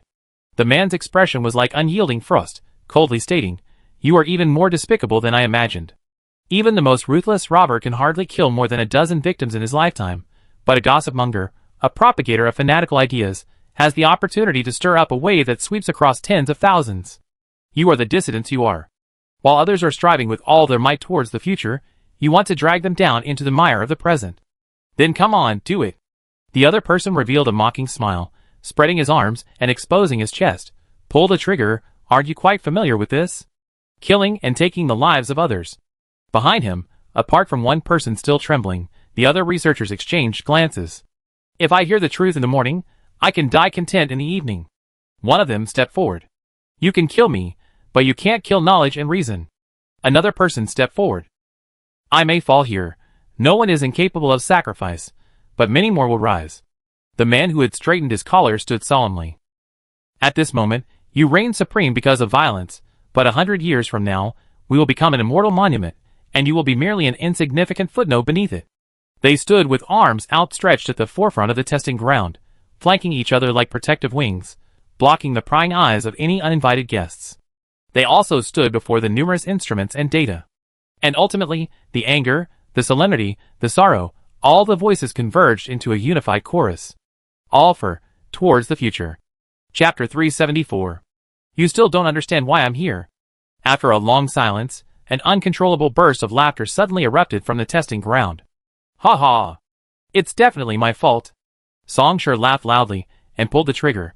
With a loud bang, even though they were prepared to die, their bodies instinctively made everyone close their eyes. But this shot wasn't aimed at them. A hole was punched in the ceiling amidst the wisps of smoke. At the same time, the display screen placed at the front of the testing ground flickered twice, displaying a video recording. Of course, I know that among the research samples you selected, those deemed unqualified and lagging behind, a considerable number genuinely believed this was a meaningful sacrifice, taking pride in it, and willingly serving as test subjects. The video began to play. The researcher who spoke first immediately recognized it as a recording from this testing ground. Theoretically classified information, but considering the other party's technical capabilities, it wasn't surprising that they had obtained it. He had retrieved memories from the storage device. The experiment from 2 days ago? The video footage was extremely clear, thanks to the high level of optical instruments and sensors used by the Knowledge Council, which spared no expense in equipping its research institutes across the country. The experimental field under the surveillance cameras provided even better results than the human eye. On the operating table, a girl of about 16 or 17 was restrained by straps. The researcher pulled over a mind-adjusting device and covered the girl's head. He took a memory chip, inserted it into the mind-adjusting device, set the cycle, and then stepped aside. About 10 seconds later, The girl's indistinct voice rang out. Doctor, it's so dark, I can't see anything. This is normal. Oh, the girl mumbled. A few minutes later, the girl's limbs suddenly moved involuntarily, like a knee-jerk reaction. Doctor, I feel a headache, it hurts so much. This is normal. But doctor, it really hurts so much. This is normal. The girl fell silent again. Just as the minute hand reached halfway around the circle, an uncontrollable cry suddenly erupted. The girl's body trembled violently, like a fragile porcelain vase on the verge of shattering, her intense cries distorting her voice. Doctor? It hurts so much, it's unbearable. I don't want to do it anymore. Ah! But the researchers, busy whispering and comparing instrument data, had no time to pay attention. Thus, at the 47th minute of the experiment, the experimental sample HY012, unable to withstand the memory overriding, died from intracranial hemorrhage and nerve tissue trauma. Let us pay our respects to her. She has contributed her strength to the path towards the future. But those who did not come willingly, you did not give them the right to choose. A black gun barrel slid down from the ceiling, once again pointing at the wall of people before them. This is why I am here. The future? Songshur said calmly. From the moment you extracted them, these people's future was reduced to one thing. The lucky ones might be riddled with wounds, but still survive. But many more, far more than that, died silently. Ha, you are truly too compassionate. A researcher sneered. Then why don't you look at the actions of those giant corporations? Songshur laughed. Who told you I hadn't seen it? By the way, that's just my reason. It doesn't include the one next to me. Evil rises and falls. Ailu repeated again, it needs to be balanced by killing. He. Suddenly, the researcher who had been the first to step forward chuckled. All nonsense and fallacies, but you can be as smug as you like. Of course you can be smug. After all, you wield violence and can kill us at any time. Who's right and who's wrong is crystal clear, isn't it? Songshur sized him up for a few seconds. No, you're still wrong. Songshur shook his head, sighing. Right, wrong? Do you really think I came for something like this? Wrong, terribly wrong. You didn't give them a choice. So I came. That's all. Songshur laughed arrogantly. It's just that I wanted it. It's just that I encountered it. It's just that it didn't suit my taste. Holding violence, I can kill you at any time. Songshur's laughter didn't stop. Instead, it became even more unrestrained. Is there any reason why someone in this world can't be killed? I can kill you, and you can kill me too. Ha. Anyone from your academic council who comes to kill me, whoever comes to kill me, by any means is fine. I will have no complaints or resentment. Killing and fighting, forever unending, the true meaning of this world, nothing more. Songshur pressed the trigger. Anything else to say? Barbaric. Bang, knowledge endures. Bang, all for, bang, don't destroy the data records. Bang, you're all madmen. Bang, a clear conscience, no regrets. Bang, before the steel core bullet of a heavy pistol, the alloy-based implant wasn't much stronger than flesh. The prosthetic body shattered, flesh exploding into a pulpy mess, a light drizzle falling like heated tomato sauce, its thick, unyielding crimson staining the ground, walls, and equipment. The once pristine and brightly lit testing ground was now filled with corpses. Kill them all done? Songshur flicked a wisp of fire, burning away the bloodstains on his clothes. Then I leave. On the testing ground's door, in testing. Beeped, then turned green to completed. The steel cast sliding door opened silently, and two figures stepped out. They walked down the corridor. Some people gave the two strangers strange looks, but seeing the clear headshots in the personnel files, they still offered the former friendly and respectful smiles. These were researchers from academia. They were expanding the world's boundaries, exploring an unprecedented and magnificent future. How could they not be given the highest reverence? Kill everyone you see. Kill all the wicked.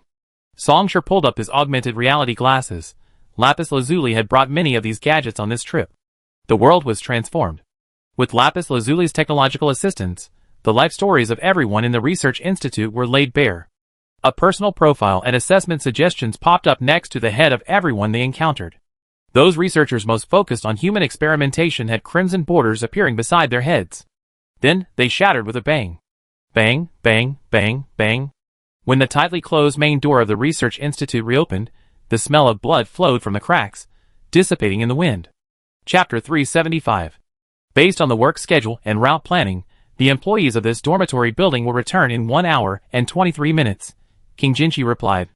Considering the exposure issue caused by the large number of people, I suggest limiting the rest time here to within 40 minutes. After raiding the research institute yesterday, Songshur decisively fled. With the mobility of a third-ring psionicist, even without a vehicle for concealment, his individual movement wouldn't be much less efficient. Now, having roughly estimated their movements, they sneaked into another dormitory building, easily bypassing surveillance and deactivating the smart gate, taking a short rest. I have no objections, Songshur said, sitting at the desk, fiddling with the bottles and jars on it. Snow Crystal 2 mental suppressant, Harry tolerance enhancer, Corona potent stimulant, Amaka Ling pain relief tablets. Although it was called a desk, only these medications were piled on it. Within the Knowledge Council's education system, paper-based teaching is considered an inefficient, outdated, and incomplete method. Yes, one could argue that paper books still have a replaceable value, for example, during major power outages or in underdeveloped regions. However, it's undeniable that compared to electronic learning devices, knowledge storage chips, or even virtual network learning, the former is far too inefficient. Moreover, for employees who failed to gain admission to the academy and were assigned to the workshop, even though the Knowledge Council makes no restrictions on knowledge and opens it completely to its members, the vast majority of employees have little interest in it. They lack paper books, and when they activate virtual network devices after work, it's more for entertainment and relaxation than for efficient, self-improving learning. As for these medications, they are considered both obligations and benefits. To achieve higher production efficiency, employees need to have numerous prosthetic bodies implanted to suit their jobs, resulting in longer working hours, which inevitably leads to physiological and psychological side effects. Fortunately, the Knowledge Council possesses advanced medical technology and a comprehensive medical security system. The coordinating agency will provide employees with corresponding medications and treatment plans at a relatively low cost in material allocation. It should be noted that the extremely superior and leading medical industry attracts a large number of wealthy and powerful patients to the Knowledge Council every year. They are willing to fly here specifically and pay extremely high medical fees in exchange for the possibility of a full recovery. Hasn't yesterday's news come out yet? Songshur asked, turning his head. No, according to the speculation of public opinion control, the Knowledge Council suppressed it. Lapis Lazuli paused, then reminded him, but the Order Maintenance Agency has already taken action. I haven't gone too deep. Their technical means are very strong, and I must prevent the risk of being traced back. The Order Maintenance Agency, huh? That certainly deserves our attention. Songshur flicked the Amaka Ling pain relief tablets, and the plastic bottle trembled. They're used to an elite system here. For routine incidents, they're used to overwhelming the battlefield with intelligent armed forces. When they encounter truly troublesome situations, they send in executive officers with strength equivalent to the lieutenants of the Northern Thunder Defense Line. I mean, the lowest tier. Actually, the most troublesome thing is the technical weapon support from these executive officers. Songshur thought for a moment, then clicked his tongue. You're fighting them and things are going well. But then a shuttle comes crashing down from above with a gravity cannon shot, and the next step is long-range sniping, all nitrogen anion salts, depleted uranium armor-piercing, radioactive activity suppression, electromagnetic pulses. It's really bizarre. They have so many strange special warheads. Lapis Lazuli assessed for a few seconds. This sounds. The Enterprise Alliance's technical capabilities are not inferior. Yes, Songshur shrugged, but the security and weaponry of those companies needs to be considered in terms of cost. The Order Maintenance Agency has officially entered the fray. Songshur stood up and glanced out the window, but what they've done is far from enough. Time is tight, the task is heavy. Songshur pushed open the window, leaped out, leaving only his laughter echoing. Let's go! We do another job soon. Let's see who gets killed first. Ai Lu and Lapis Lazuli exchanged a glance. The former pulled up his cloak and leaped out as well, while the latter used gravity to restore the objects in the room to their original positions before floating out as well. An artificial psychic awakening scheme based on environmental stimulation. Experimental location: Sanping County, Xingfeng City. The most common way to awaken psychic abilities is through extreme stimulation. To increase the number of psychics, the Knowledge Council has consistently prioritized projects simulating extreme stimulation to promote psychic awakening, leading to various experiments and research. This particular experimental project in Xingfeng City abandoned the virtual network and opted for real-world simulation. The local research institute selected a group of employees with low net worth, students with poor academic performance, and volunteers who volunteered. Referring to the adult-oriented death-themed variety shows of dust contract generation, they constructed an unlimited playground, attempting to use death, betrayal, mutual destruction, and love to force their potential in rounds of games in exchange for a chance at psychic awakening. The 7th game, Balancing Weights. Participants are randomly given weights of varying values. These are their currency, and the price to maintain their lives. Each participant will trade, compete, and scheme under the rules, determining the final few victors. Snap, bang, boom. Then, a plasma explosive blasted open the amusement park's monitoring room. Short blades danced and swirled in the corridor, instantly flooding the room and reaping the lives of the observers. Outside the corridor, Songshur fired shot after shot. His specially tuned heavy pistol became pure violence in his hands. The injected forging flame slightly enhanced the weapon's power. Application research on the controllable direction of the bioweapon module First Bloodline. Experimental location, Sanping County, Lumen City. This is a product of complex bioengineering, a blood-red fluid-like living bioweapon capable of parasitizing the host's cardiovascular system. Through neural connections, the host can command the First Bloodline to continuously secrete complex hormones and enhance cardiovascular circulation, improving their physiological functions and acting as a temporary wound healing mechanism. The drawbacks are rejection, and that if the activation intensity of the First Bloodline exceeds a certain threshold, it will cause organ depletion in the host. The Knowledge Council hoped this bioweapon would effectively enhance the combat power of their armed forces, and its marketability would allow them to raise funds for external resource acquisition. To expedite the completion of the First Blood Codex, the local Weapon Research Institute regularly selected employees with lower net production values to serve as test subjects for the sustainable research of the First Blood Codex. The mechanical weapon knocked on the Research Institute's door. It must be admitted that compared to the combat of cold weapons, the feeling of a sword blade getting stuck in bone, thick, sticky blood splattering before your eyes, and heavy breathing rubbing against your cheeks, the burden of firearms was far less. A clean, efficient, and effortless way to kill. The person who invented firearms is truly a genius, Songshur praised. No, you're wrong. The prototype of ranged weapons should be the bow and arrow, or even further back to the first stone throne. Amidst the chaos, a lifeless corpse, its throat forcibly choked with death, suddenly looked up, its voice booming, "Your understanding of the development of weapons is wrong." "Thank you for the correction." Songshur smiled and nodded. Bang. Chapter 376. Hello. In the pale light, a chair was pulled out, revealing a figure. Level 1 Executive Officer Dan Qingyan. It was a woman of exceptional stature, dressed in pure black robes with gold thread outlines, though clearly modernized in its tailoring, making them less traditional and more practical. She sat, smiling as she gazed at the person behind the interrogation table, a crimson lotus mark between her brows, like a drop of blood-red dew. "I'm from the Order Maintenance Agency." She smiled slightly. "Level 1 Executive Officer?" The man behind the interrogation table was stunned. Even though he was somewhat prepared, how could this have been included in his preparations? This is a Level 1 Executive Officer. Although he was merely a workshop employee, unqualified to access intelligence requiring special privileges, as a member of the Knowledge Council, he still knew some information about the Order Maintenance Agency, a department specializing in domestic armed operations. A Level 1 Executive Officer. This was the highest-ranking military unit that the Order Maintenance Agency could deploy in routine operations. "You are? A third-ring psychic?"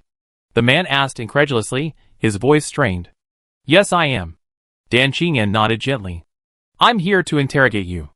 A third-ring psychic. Interrogating him? The man swallowed hard, his gaze instinctively falling on his hands resting on the table. No wonder someone had loosened his handcuffs half an hour ago, and even removed the complete lock on his prosthetic limbs, restoring some of his basic mobility.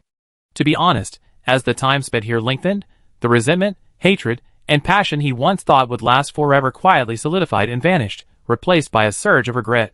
If he hadn't argued with that researcher and urged his colleagues to quit, he should be enjoying a nice shower and lying in bed, savoring the beauty of the virtual world right now. But all of that was ruined by his own hand. "Ah, you're nervous," said Dan Qingyan. "Actually, you can relax a bit." She raised her hand, her overly pale skin revealing even the fine blue veins. She lightly tapped her index finger in the air. The pale light faded, and a warm, amber glow filled the room. "Will this make you feel better?" Dan Qingyan blinked her beautiful crimson eyes and asked gently, "If you don't like it, we can adjust it to chestnut, orange, or something like that." Or would you like something to eat? Would noodles be okay?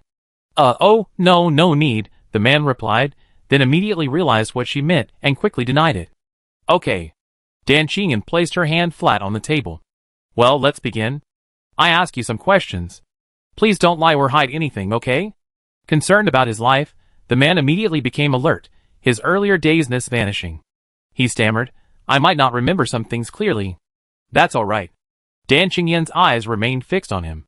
As long as you feel you haven't lied or hidden anything, that's fine. Okay. In the past year, have you received anything transferred from overseas? Including information and physical objects, both physical and online. No, really not. The man's eyelids twitched, and he panicked. I already said that. I acted impulsively. Impulsive, huh? Dan Qingyan nodded slightly. So, what caused your impulsive action? You smashed the connector on the ground, urging everyone else to stop and teach Wang Sun a lesson. I was just angry. The man said, that guy surnamed Wang, researcher Wang, all he knows is to tell us to speed up the process, but the work efficiency is what it is. How can we speed things up? He doesn't care at all. He's always insulting us. I just couldn't stand it. Why should we be treated like this? I looked at his file, and he does have some psychological, conventionally defined flaws. Dan Qingyan frowned, but I also. The construction records have been checked. The factory management system analyzed your work efficiency, and the time limit it set didn't exceed your limits. But we're not robots. The man couldn't help but feel his head spinning again. How can we be in such good condition every day? Even if someone works at maximum efficiency every day, there are still dozens of other people in the factory. That's not right. Dan Qingyan corrected his mistake. The factory management system's analysis takes these factors into account, including fluctuations and declines in physiological state. It assesses and provides redundancy.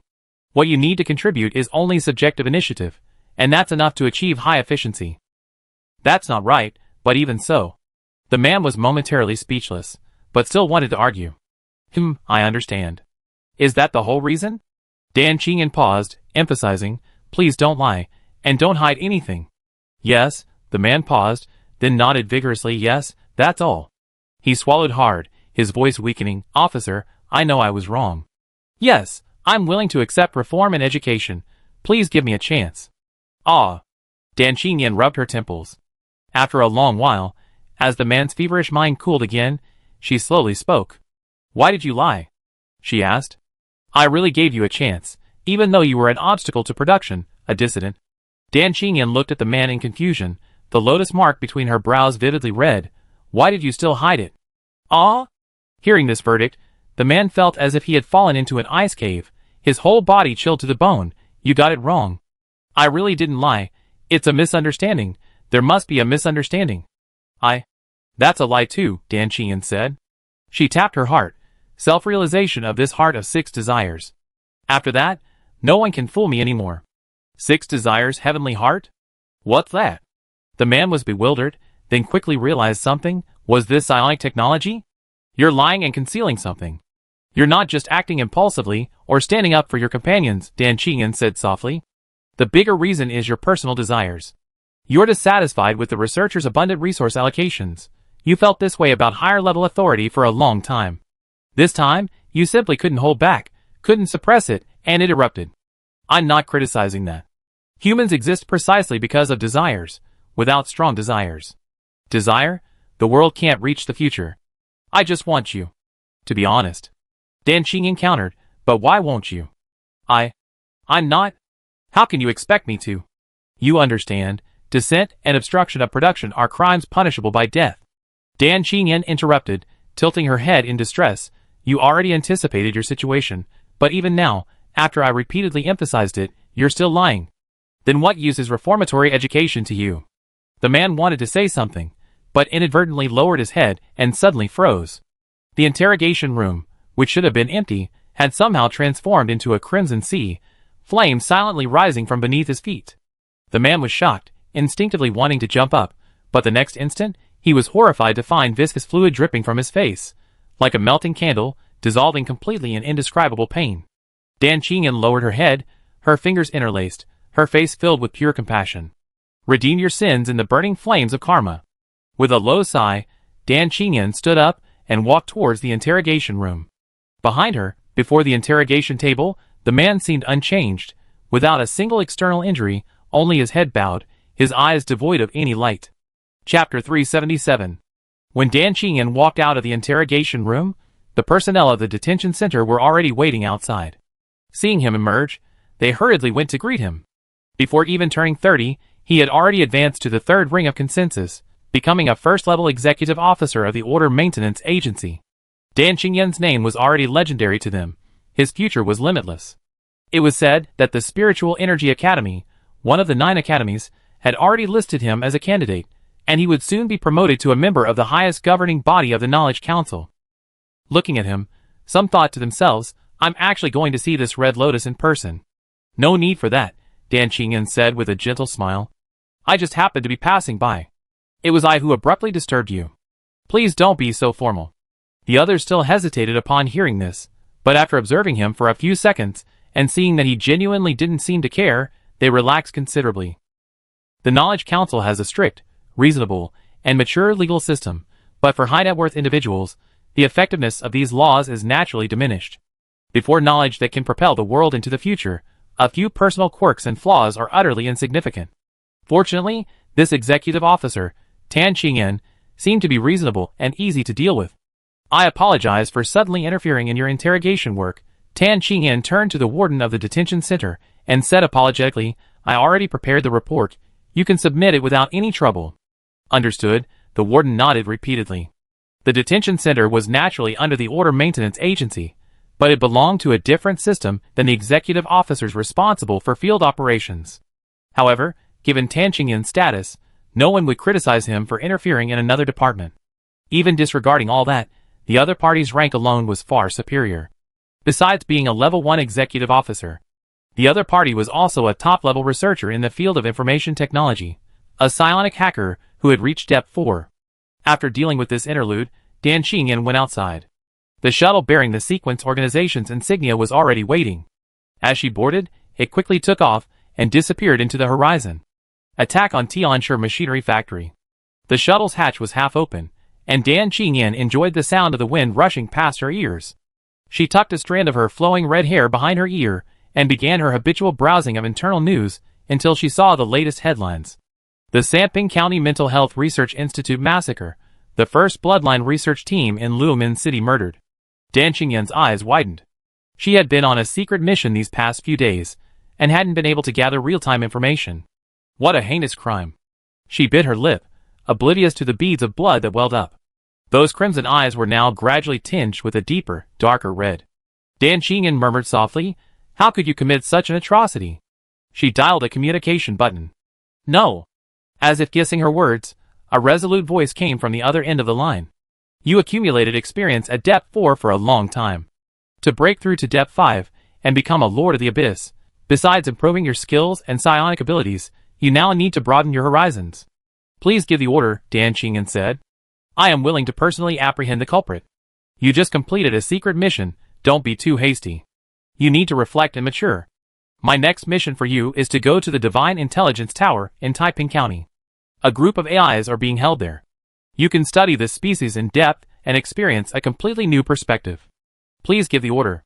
Dan Qingyan looked up, as if transcending the constraints of space, to meet the other person's gaze.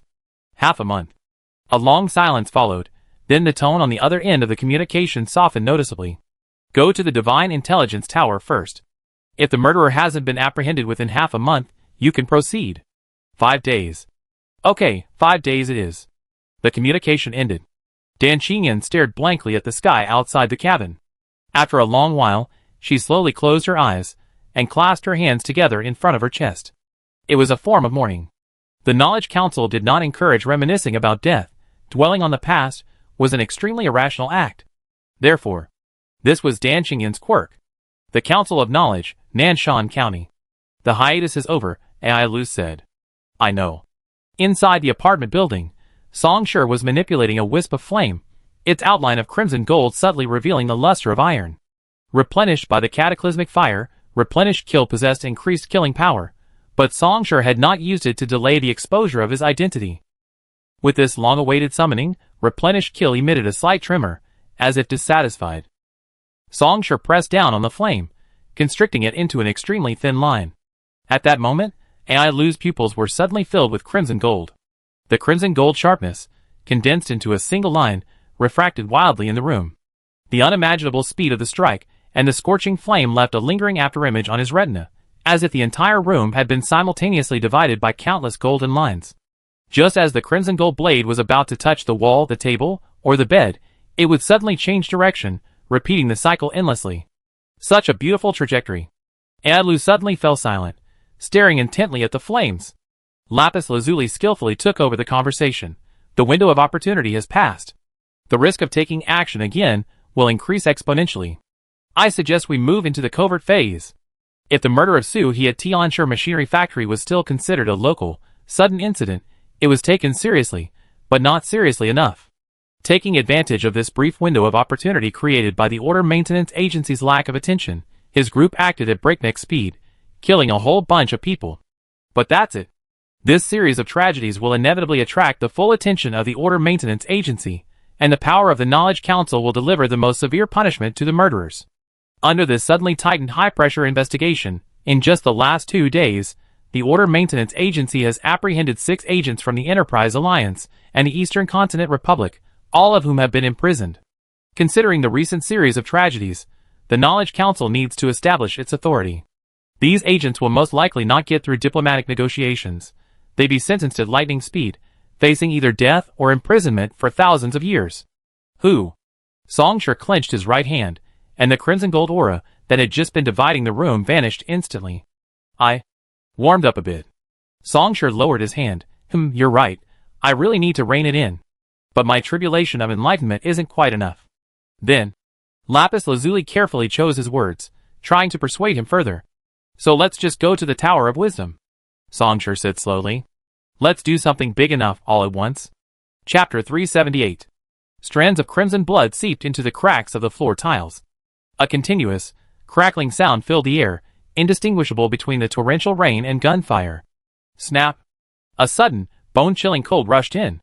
Someone must have opened the window. Lord Masaki Uyama, target captured. The fully armed man glanced at the woman on the ground, pressed the communicator, and stood in the howling wind, shouting, the enemy's resistance exceeded expectations. We couldn't capture them alive. We are very sorry. Yes, we only captured their son alive. Understood. The man hung up the communicator. 2 subordinates walked into the room, their bodies splattered with blood, which quickly dried in the pouring rain. Take him with you. The man ordered. Lord Zhengzhan has arranged for cleaning staff. We can go back now. Before the heart-wrenching wail could even escape his lips, a sedative was injected, quickly rendering the boy, who looked about 7 or 8 years old, unconscious. A subordinate picked up the boy and, following the leader, stepped back into the torrential rain outside. On the street outside, the middle-aged man, his lower body missing, stared motionlessly at the sky. The blood had long since been washed away. But I haven't forgotten. Chu Tonglu murmured. His thoughts drifted from memory back to reality. He instinctively reached for a cigarette, but after a moment of fruitless effort, he remembered that he had quit smoking to minimize the risks of infiltrating the Knowledge Council's territory. He chewed on a cigarette substitute. Nanshan County. An electronic map appeared in Chu Tonglu's prosthetic eye's field of vision, unfamiliar. As expected. Back then, because of his unique background, his parents were killed by an armed group. He was captured and handed over to the Knowledge Council as a research subject. In the past 10 years, he had very few opportunities to leave that research institute. He said he had been here for 10 years, but in reality, he was no different from a stranger. If it weren't for the chance encounter that allowed him to escape. You have a new communication. Ocean collapse. More money, more money, more money, raising the price on the spot. Chu Tonglu swallowed his chewing gum and said coldly, the deal was agreed upon long ago. And now you suddenly want to raise the price? Ocean collapse. Unexpected situation, no choice. Ocean collapse. What was the situation then? What is the situation now? I don't know where this madman came from, insisting on causing a scene here. I'm now providing you with remote technical support, and the risks are increasing dramatically. Chu Tonglu exhaled. He was certainly aware of this. Hiring Ocean Collapse, this Depth 4 demon, to assist him in infiltrating the Knowledge Council for revenge, was the original plan. Everything had been going smoothly. After all, a Depth 4 demon is a top-tier talent anywhere, a ruthless figure who has made a name for himself and accomplished several major feats. In terms of value alone, he is no less than a third-ring psionicist like himself, capable of single-handedly suppressing a city. As long as he is careful, even the Knowledge Council's technical capabilities won't be able to trace him. Unfortunately, this plan has been disrupted. Add another half to the commission. Without much hesitation, Chu Tonglu made his decision. And if needed in the future, I can lend a hand once. Ocean collapse, deal. Zen Lu Sha Na dash. Boss is generous. Chu Tonglu didn't reply and closed the communication interface. Rationality and knowledge. As the feedback from technological progress reaches every corner of the world, we will also evolve from lower stages of development into the most perfect, highly conscious, and hopeful life forms. One thing is undeniable: humanity should participate in the advancement of technology. The solemn voice from the giant screen of the building never stopped. Chu Tonglu didn't even look at it, activating the optical concealment and temperature-controlled thermal imaging modules, instantly vanishing into nothingness. He chose a building with over 100 floors, and simply climbed up the exterior wall with his bare hands. For someone who had reached the third ring of transcendence, this wasn't even a problem. 1 minute later, Chu Tonglu stood at the top of the building. He looked down at the world. 15 years had passed since he escaped. Nothing had changed. From hundreds of meters high, the man had a complete view of the city. Some buildings had been renovated, while brand new skyscrapers had sprung up. The drones patrolling the streets and alleys had clearly been upgraded, much more advanced in every aspect. On the giant screen, the latest research findings were broadcast non-stop throughout the night. A massive, steel snake-like skyrail system encircled the city, continuously transporting resources to all parts of the urban landscape. Compared to 15 years ago, everything was completely transformed. But in the man's perception, derived from his third-ring psionic energy, at a deeper level, the intangible atmosphere permeating the entire city remained unchanged, even more intense than when he left. Everything for towards the future. Chu Tonglu slowly uttered this phrase, repeated countless times. It was truly strange.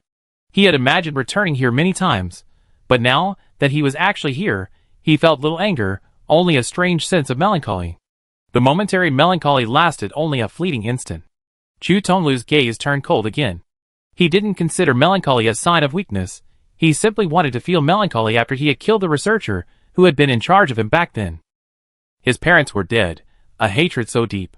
If he didn't avenge them, how could he be worthy of being called a human being? If he couldn't kill his father, his wife, his children, and exterminate the entire murder family, according to the stories of the Eastern continent, how could he comfort his parents' spirits in heaven? Fortunately, you're still in Nanshan County. Atop the building, Chu Tonglu let the wind whip around him. According to the intelligence he had gathered, in the past 15 years, that researcher had been transferred away from Nanshan County for a few years, but later returned, working at a large military research institute until now. In 15 years, he had risen from a research sample to a third-ring psionicist, while the researcher had advanced from a first-level researcher to a special-level researcher. If one were to ascend further, there would be only a little over 300 scholars in the entire academic council. Each of these scholars could be considered a candidate for Holy Sect. But even a Holy Sect member only has one life. Chu Tonglu's mind was now free of complicated thoughts. He silently calmed his surging spiritual energy, preparing to take one last look at the city before going down to formally prepare his revenge plan. Chu Tonglu paused slightly. He suddenly saw two middle-aged men. With his visual abilities, he could observe them walking on the street thousands of meters away, as if they were right next to him, every detail crystal clear. But why would anyone be strolling on the street at 4 in the afternoon? Judging by their attire, they were travelers from out of town. Rarely seeing anyone, Chu Tonglu's gaze lingered for a second. The other man turned to look at him. The middle-aged man's face showed a hint of surprise, which instantly transformed into a smile when their eyes met. He smiled and mouthed, "Good afternoon." Chapter 379. Almost at the same instant the other party spoke, Chu Tonglu shouted, "Information. Ocean collapse. I'm checking. Ocean collapse. Oh crap. They have an expert on the other side too. Wait a minute." From the top of the building, Chu Tonglu leaped down without hesitation, covering hundreds of meters in an instant. Just before hitting the ground, the anti-gravity module suddenly activated, canceling out the kinetic energy and making the expected loud bang silent. Ocean collapse. They sent a communication, saying they want to talk. Seems not from the Order Maintenance Organization. Seems? Ocean collapse. According to probability, there are always other possibilities. But most likely they're on the same path as you. Because they also have a depth 4 demon supporting them. Trouble. Chu Tonglu cursed under his breath. Who would have thought a casual glance would lead to such an encounter, and the other party's senses were far too sharp. Fellow travelers? At this time when the Knowledge Council is tightening its search, fellow travelers are more likely to get into trouble together. Report your location. Chu Tonglu made a fist with his 5 fingers. 600 meters away, meet me under the bridge. Ocean collapse. Yes, sir. A few minutes later, when Chu Tonglu slid down into the bridge arch, the 2 people from before were already standing on the bridge pier. A third-ring psychic. Song Shi smiled. A master. Appearing before him was a short-haired man, probably in his early 30s, wearing a black overcoat, who stopped 2 meters away. His stubble-covered face held an undisguised coldness. A master? Then you are too. Chu Tonglu observed the 2 people before him and replied, 1 third ring, 1 second ring, even taking down a city wouldn't be impossible. Speak. Chu Tonglu decided to get straight to the point. What do you want to do? To do something we want to do. Song Shi pressed his wrist. Alright. Chu Tonglu didn't press further. He took a step back. Since we have no conflict, let's part ways here and see who's better from here on out. Ha, you come all this way. Song Shi raised an eyebrow and laughed. Do you think that's possible? The current academic council, I don't know where these people came from, caused a huge disturbance, putting everyone on martial law. Song Shi pointed his index finger to the sky, his expression unchanged. Under these circumstances, asking me to let someone who witnessed us leave is too idealistic, isn't it? Isn't that what you were thinking too, which is why you came, isn't it? He said leisurely. Chu Tonglu clicked his tongue. He really was thinking that way. Saying let's part ways here was just a way to observe the 2's reactions. Phew. Chu Tonglu slowly exhaled. He stepped forward, returning to his initial position. A gray, flowing fluid, like quicksand, silently seeped from his skin, coating his hands with a scale-like, armor-like texture. At a glance, his arms were completely stained gray, yet there was no sign of decay. Instead, they exuded an indescribable sense of power. Then, from his clenched gray fingers, the fluid gathered, rose, and grew into a hexagonal Han sword, also gray. He held the sword horizontally. It was once an integrated nano-weapon module. Now it is. Psionic art. Weapon manifestation. Enough with the nonsense, Chu Tonglu said coldly. Test your methods first, then we discuss anything else. Exactly. Song Shi stopped pressing his wrist, and stepped forward as well, unleashing a powerful, flickering attack from his side. In this situation, in this context, how could the next steps be decided by words alone? Both sides were clearly impatient for further conversation and immediately began testing their skills. The next instant, the flowing flames collided with the Han sword.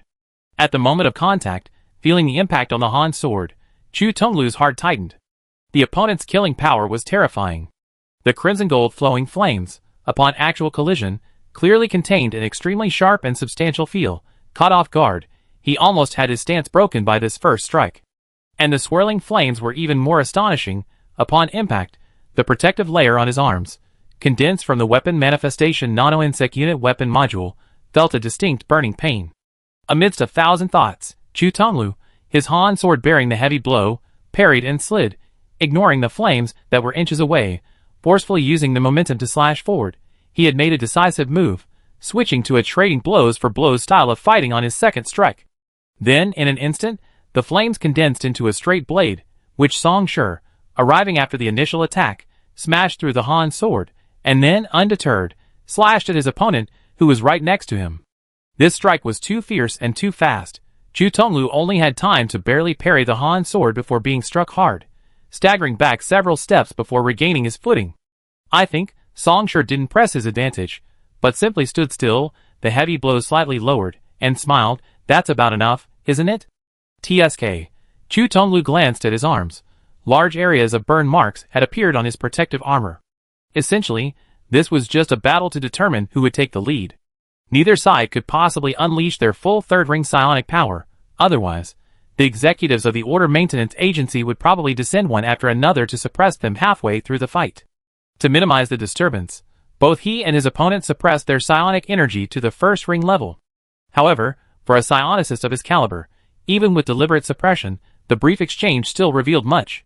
He had been completely suppressed, a mid-third-ring transcendence level expert. This level of expert had secretly infiltrated the Knowledge Council, and he was about to be drawn into serious trouble.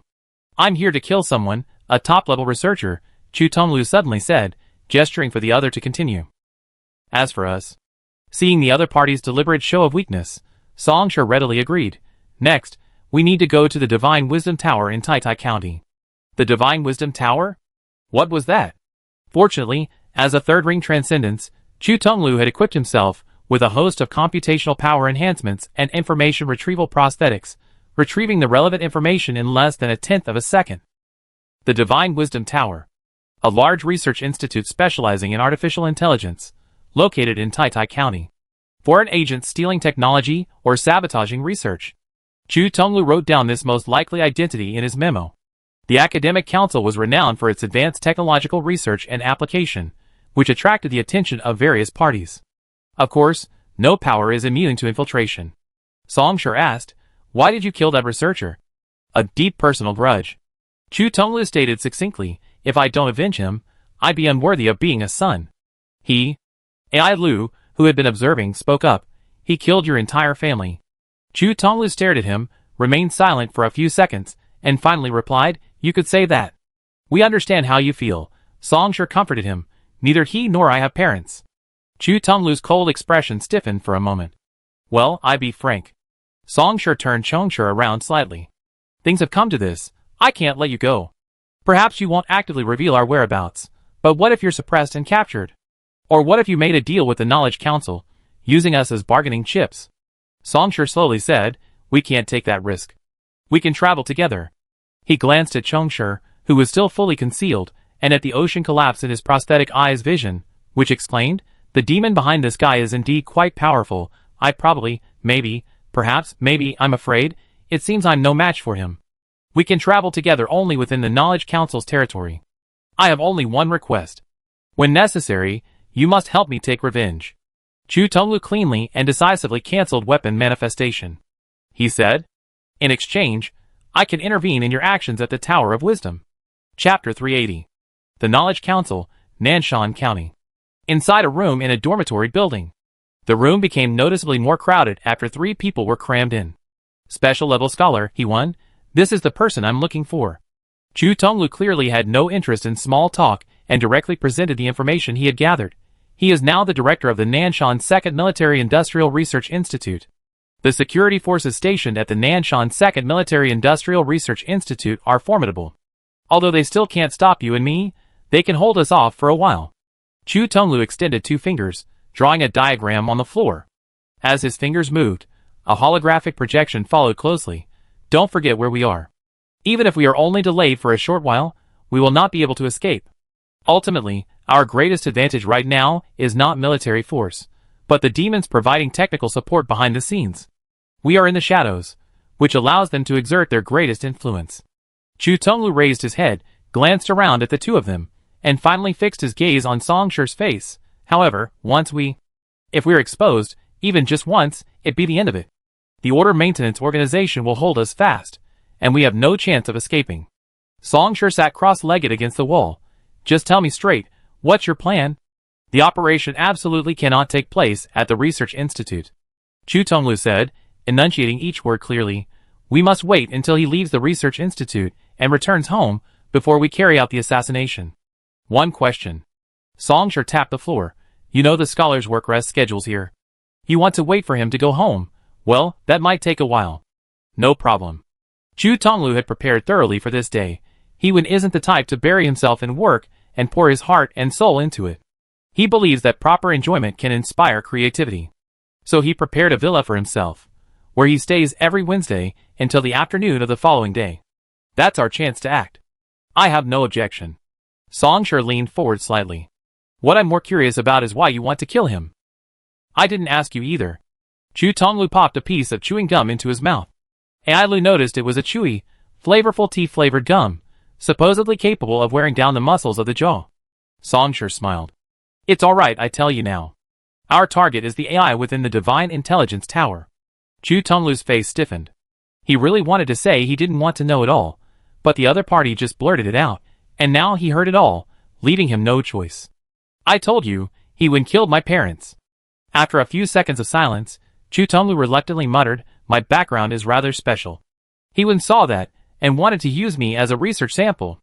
He commissioned an armed squad to kidnap me from the Eastern Continent Republic and bring me here. My parents tried to resist and were killed in the process, so now I'm going to kill his whole family. Special background? Song Shi became interested. But Chu Tonglu glanced at him, remaining silent, clearly not intending to answer. So Song Shi clapped his hands.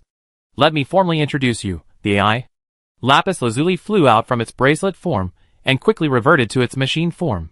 Chu Tonglu, who had maintained a cold expression, finally changed. Intelligent machines? The Divine Intelligence Tower? The target is intelligent machines? The key words from the previous conversation flashed through the man's mind, and he instantly realized, you plan to release the intelligent machines imprisoned in the Divine Intelligence Tower. His thoughts became clearer, and Chu Tonglu made his judgment. You're not a foreign agent, you're a mercenary hired by the intelligent machines? Wrong, he's a freelance bounty hunter, and not exactly a mercenary, Song Shi corrected, then chuckled.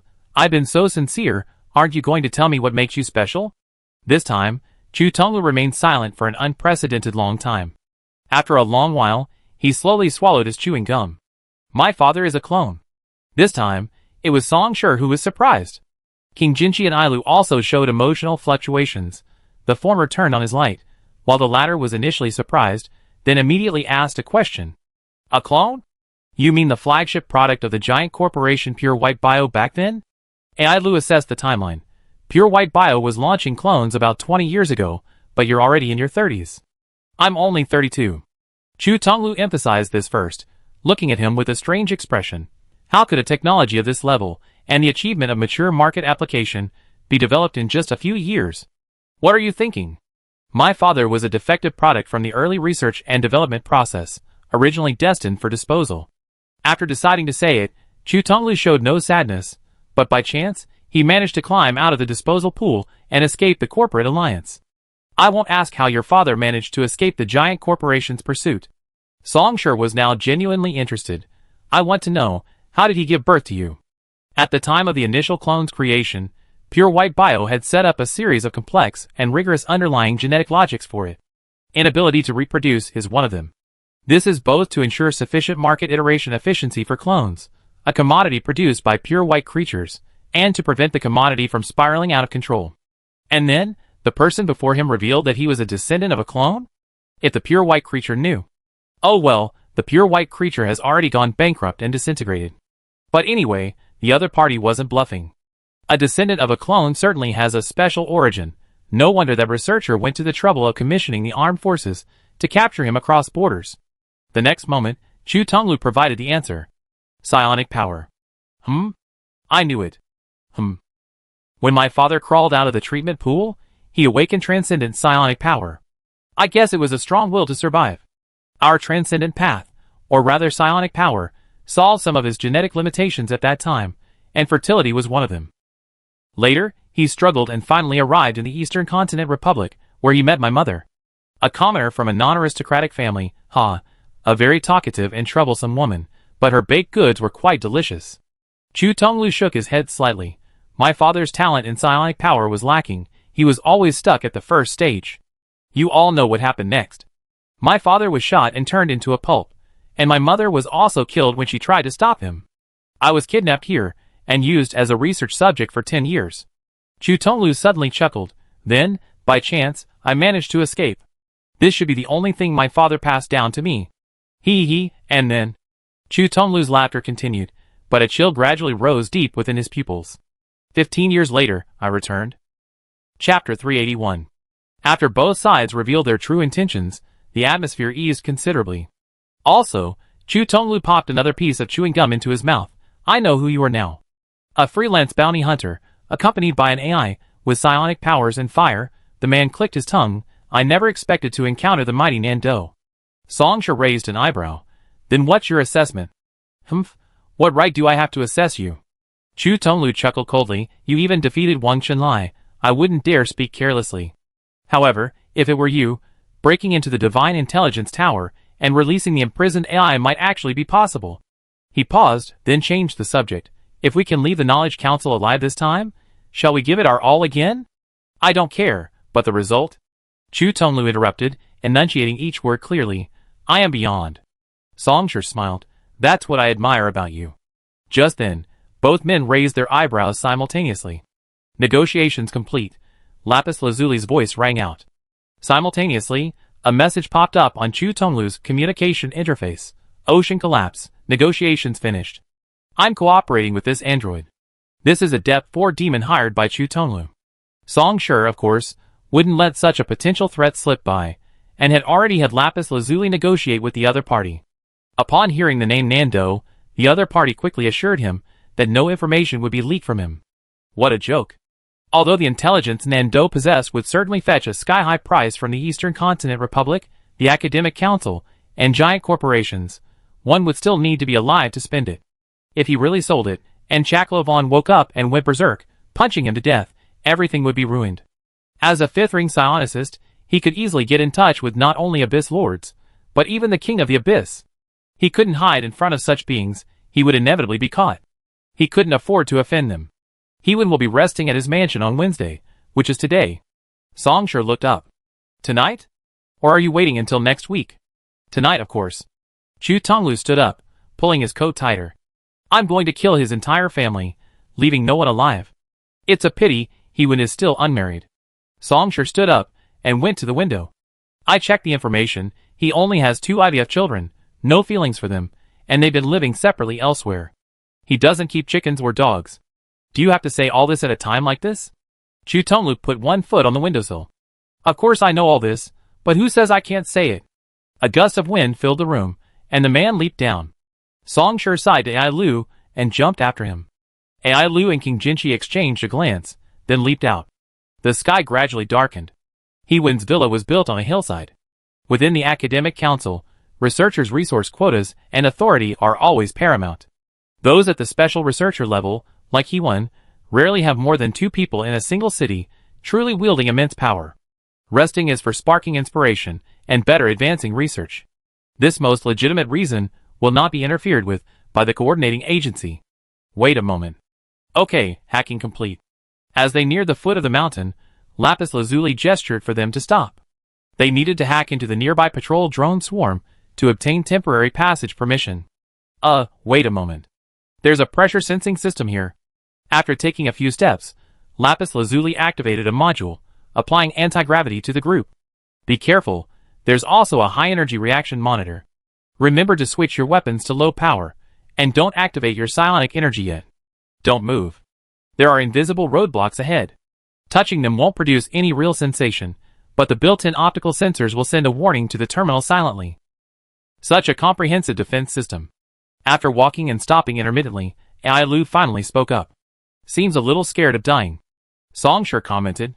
Chu Tonglu remained silent. He had been indifferent since stepping into this mountain. We must be cautious, Lapis Lazuli explained while working on the defense system. These things are directly connected to the local order maintenance agencies. Once triggered, reinforcements will arrive instantly. 15 minutes later, they officially entered the villa. The defense system was indeed technologically advanced, its design ingenious, and its coverage comprehensive. But that's about it. Ultimately, this wasn't some heavily guarded secret technological stronghold, it was just a top-level researcher's private villa, and the defense system had its inherent limitations. Chu Tonglu, for this day, had exhausted his savings and connections as a third-ring psionicist over the years.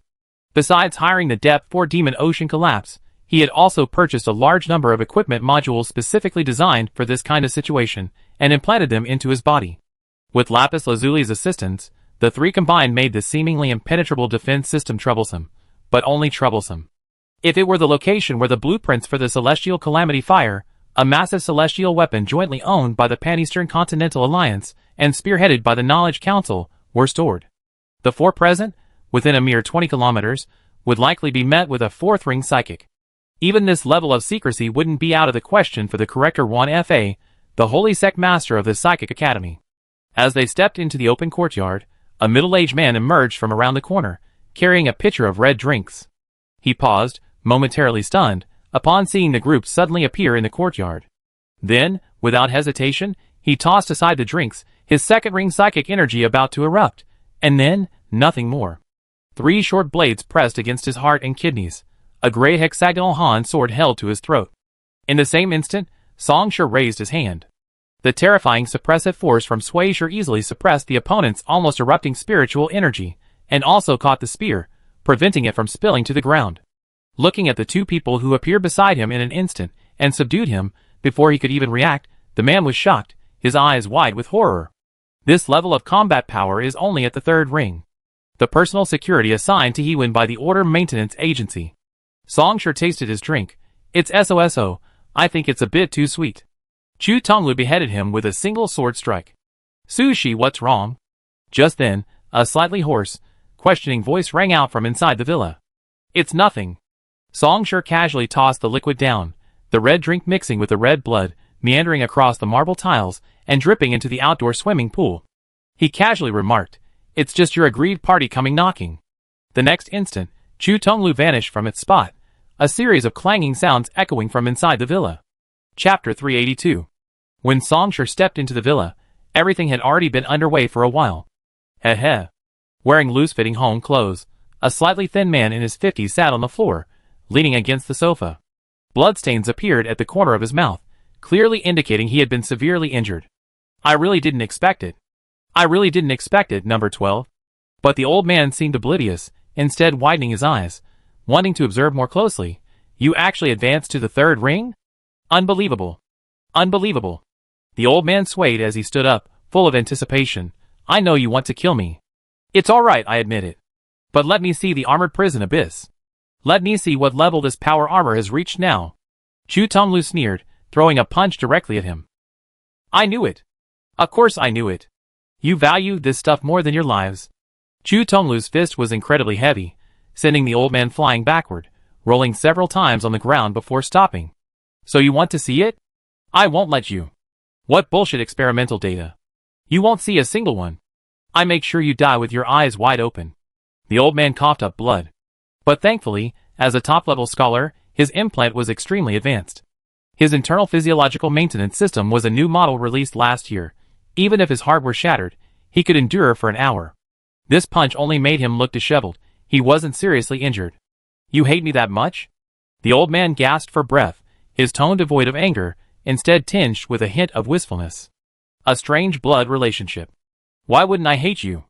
Chu Tonglu stepped forward, bent down, grabbed the old man's head, and lifted him up with one hand. Their faces were almost touching. They could hear the rustling of each other's breaths. But I don't hate you as much as you think, Chu Tonglu said. I thought about today many times, but never as much as I feel now. So calm. Don't misunderstand. It's not that I suddenly become merciful, it's just that now, besides the thought of killing you, I don't have many other thoughts about you. Number 12, the old man suddenly asked, what's your name now? Chu Tonglu.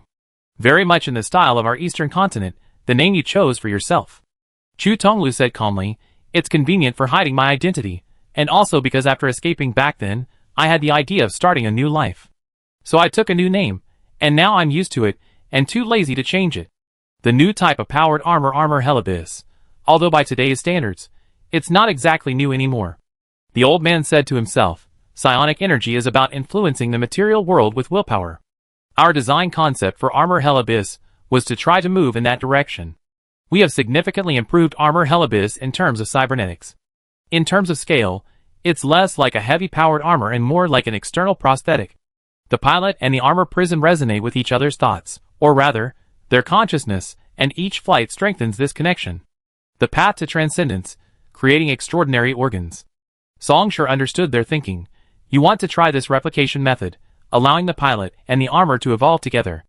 Coevolution at the level of consciousness. It's like wielding the same sword. An ordinary person can kill 100, while a master swordsman can barely hold it. This isn't just a difference in skill and muscle memory, it involves something profound and mysterious, the level of consciousness. As sword masters often say, a sword has a life. You're very perceptive. The old man's gaze shifted from Chu Tonglu for the first time, lingering on Song Shi with slight surprise. Indeed, we hope to achieve mass production of advanced pilots in this way. Why did you use me as a test subject for the Armored Prison Abyss project in the first place? You didn't go to all that trouble to have the armed forces capture me just to be used as an expendable resource, did you? Chu Tonglu looked down at the old man. Tell me, and I can make your death easier. You didn't know? The old man didn't care about making your death easier, but was instead taken aback by the first part of the sentence. He paused for a moment, then suddenly realized, yes, we didn't need to tell you back then. Because you have no biological research value anymore. The old man patiently explained, we initially captured you because of your lineage, the descendant of a clone. You understand, this is an extremely rare research sample. But unfortunately, we meticulously analyzed your genome and observed you repeatedly for 5 whole years. The final conclusion was that you are no different from a normal human. Chu Tonglu's unyielding coldness faltered for a moment. We have a theory about this, the most likely one. Although 20 years had passed, exceptional memory was a basic quality of researchers at the Knowledge Council, and the old man clearly recalled, your father desperately wanted you to live a normal life. Under the influence of subconscious psychic energy, his reproductive cells became indistinguishable from those of a natural human. The old man groaned. Subconsciously, Chu Tonglu clenched his fists. He. But the old man's brows relaxed, and he chuckled hoarsely, I told you so much already, let me see just how far Jia Yuming has progressed. A full 15 years of self-developed evolution records. In exchange, the old man's pupils reflected the other's face. I can tell you who captured you when we made the deal. Chu Tonglu's eyes suddenly sharpened like knives. You were living in the Eastern Continent Republic back then. Our Knowledge Council doesn't cross borders casually, so we naturally commissioned someone to indirectly bring you here. The old man slowly exhaled. As an advance payment, let me reveal a little more to you. The information that your father is a clone was also sold to me by them. Don't even think about physically torturing me to extract information, or using psionic energy to extract my memories. The old man raised his eyes, his blood-stained index finger tapping his temple. I'm a top-level researcher, I enforce confidentiality agreements, and a high-level consensus specifically performed memory sealing and mind correction anchoring for me. As for physical torture, perhaps it could succeed, but I have some confidence in my endurance. At least until the Order Maintenance Organization arrives, I can still withstand it. I just want to see, just one look at the current Jia Yuming. The old man let his head be grabbed, offering no resistance, only opening his arms. It would be best if you could leave a record, but it doesn't matter if you don't, just let me see it. You know Chu Tonglu won't let you go. Ai Lu stepped forward, looking at the old man, you will definitely die. Is there any point in this? Just to satisfy your own thirst for knowledge? That face of yours is a disguise, isn't it? Hearing this, the old man turned his head with difficulty and smiled at Ai Lu. I guess your real age isn't very high. What you just said was a little childish. Don't misunderstand. I'm not trying to be presumptuous. He sighed sincerely, youth, it's truly wonderful. Your hearts can still flutter. Child, this is meaningful. Slowly, the old man stopped his sighs, and said gently and calmly, if I hear the way in the morning, I can die content in the evening. Even if I die the next moment, didn't I learn about the self-evolution of Jia Yuming in the previous moment? Every moment has meaning. An inexplicable light flowed in the old man's eyes, like moonlight beneath the water. The future is composed of countless moments. This is my way. The old man smiled calmly and honestly. I know you don't agree, but so what? And you, I can see that you all have your own unique way. He pointed to Songshur Ai Lu, and Chu Tonglu one by one. To walk on one's own way, what in this world could be more wonderful than that? Chu Tonglu released his grip. The old man collapsed to the ground with a thud, but he had no time to care. From behind the gloomy-faced Chu Tonglu, a gigantic head, seemingly about to burst through the ceiling, emerged. Its sharp angles, grayish-white paint, and deep crimson gleaming from its eyes revealed a terrifying ferocity. Despite its entirely mechanical armor, long wisps of white vapor escaped from between its teeth, as it stared intently at the old man before it, whose presence had so displeased its rider, like a wild beast. This feeling. You really did it. The old man was overjoyed. You even went a step further, giving this armored prison abyss a sense of self? It has nothing to do with your technology, Chu Tonglu coldly interrupted. It's just that my transcendent spiritual energy merged with it. You can consider it a spirit. No. The evolutionary direction of extraordinary organs is influenced by prosthetics. The old man tried to stroke it. Your spiritual energy catalyzed and promoted this direction, but this direction itself was brought about by the armored prison abyss. Chu Tonglu naturally wouldn't let the other touch it. Your turn. You only have one chance to speak, the man said coldly. Any irrelevant words, and I will kill you in the next second. I don't believe I can't find out the identity of the person you traded with back then without you. The old man sighed deeply. That sigh contained undisguised regret. Regret that he couldn't bear to look at it any longer. Eastern Republic, Nari County, a third-class family, the Kamijama clan. The old man rattled off the details. After your father broke in and obtained his identity, although he acted cautiously, they had a surveillance network, and it wasn't long before they discovered his true identity as a clone.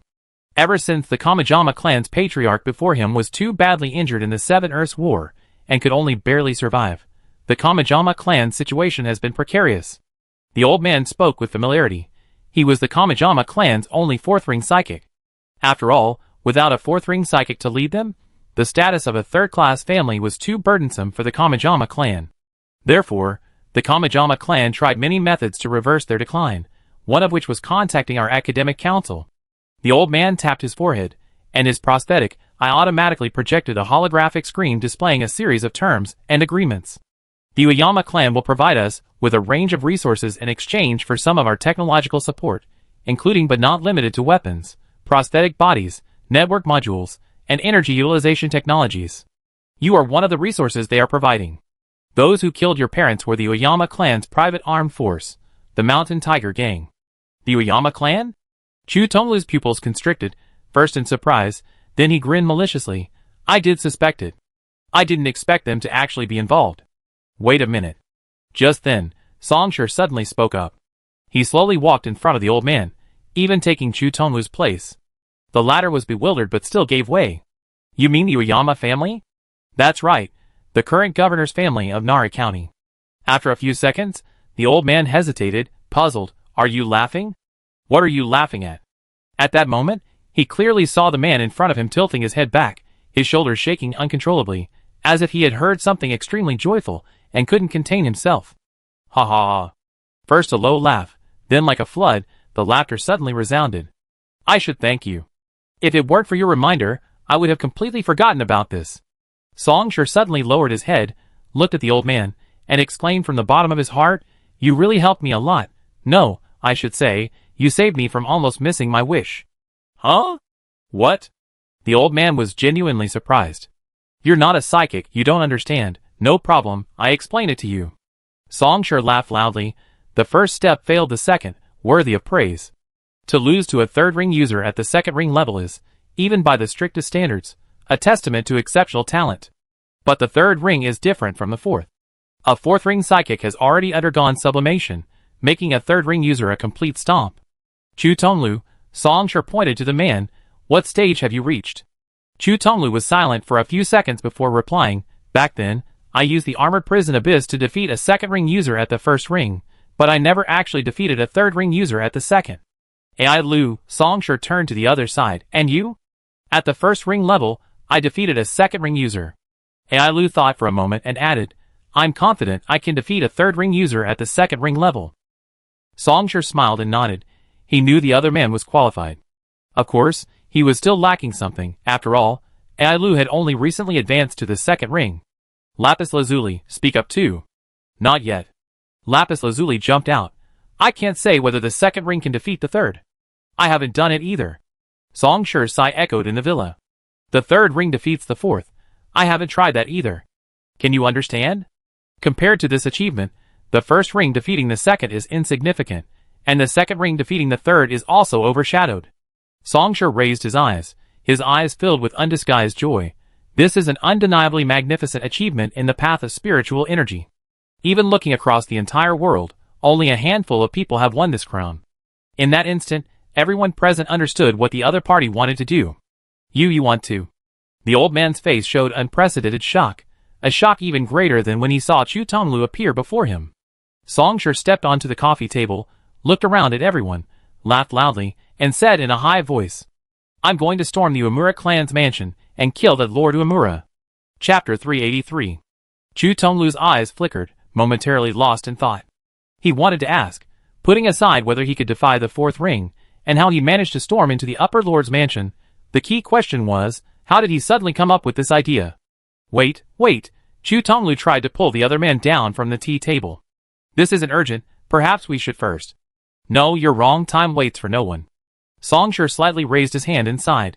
If we delay any longer, I won't be able to defy the fourth ring as a third ring cultivator. The old man, who had been stunned, finally reacted, letting out a low, hoarse laugh.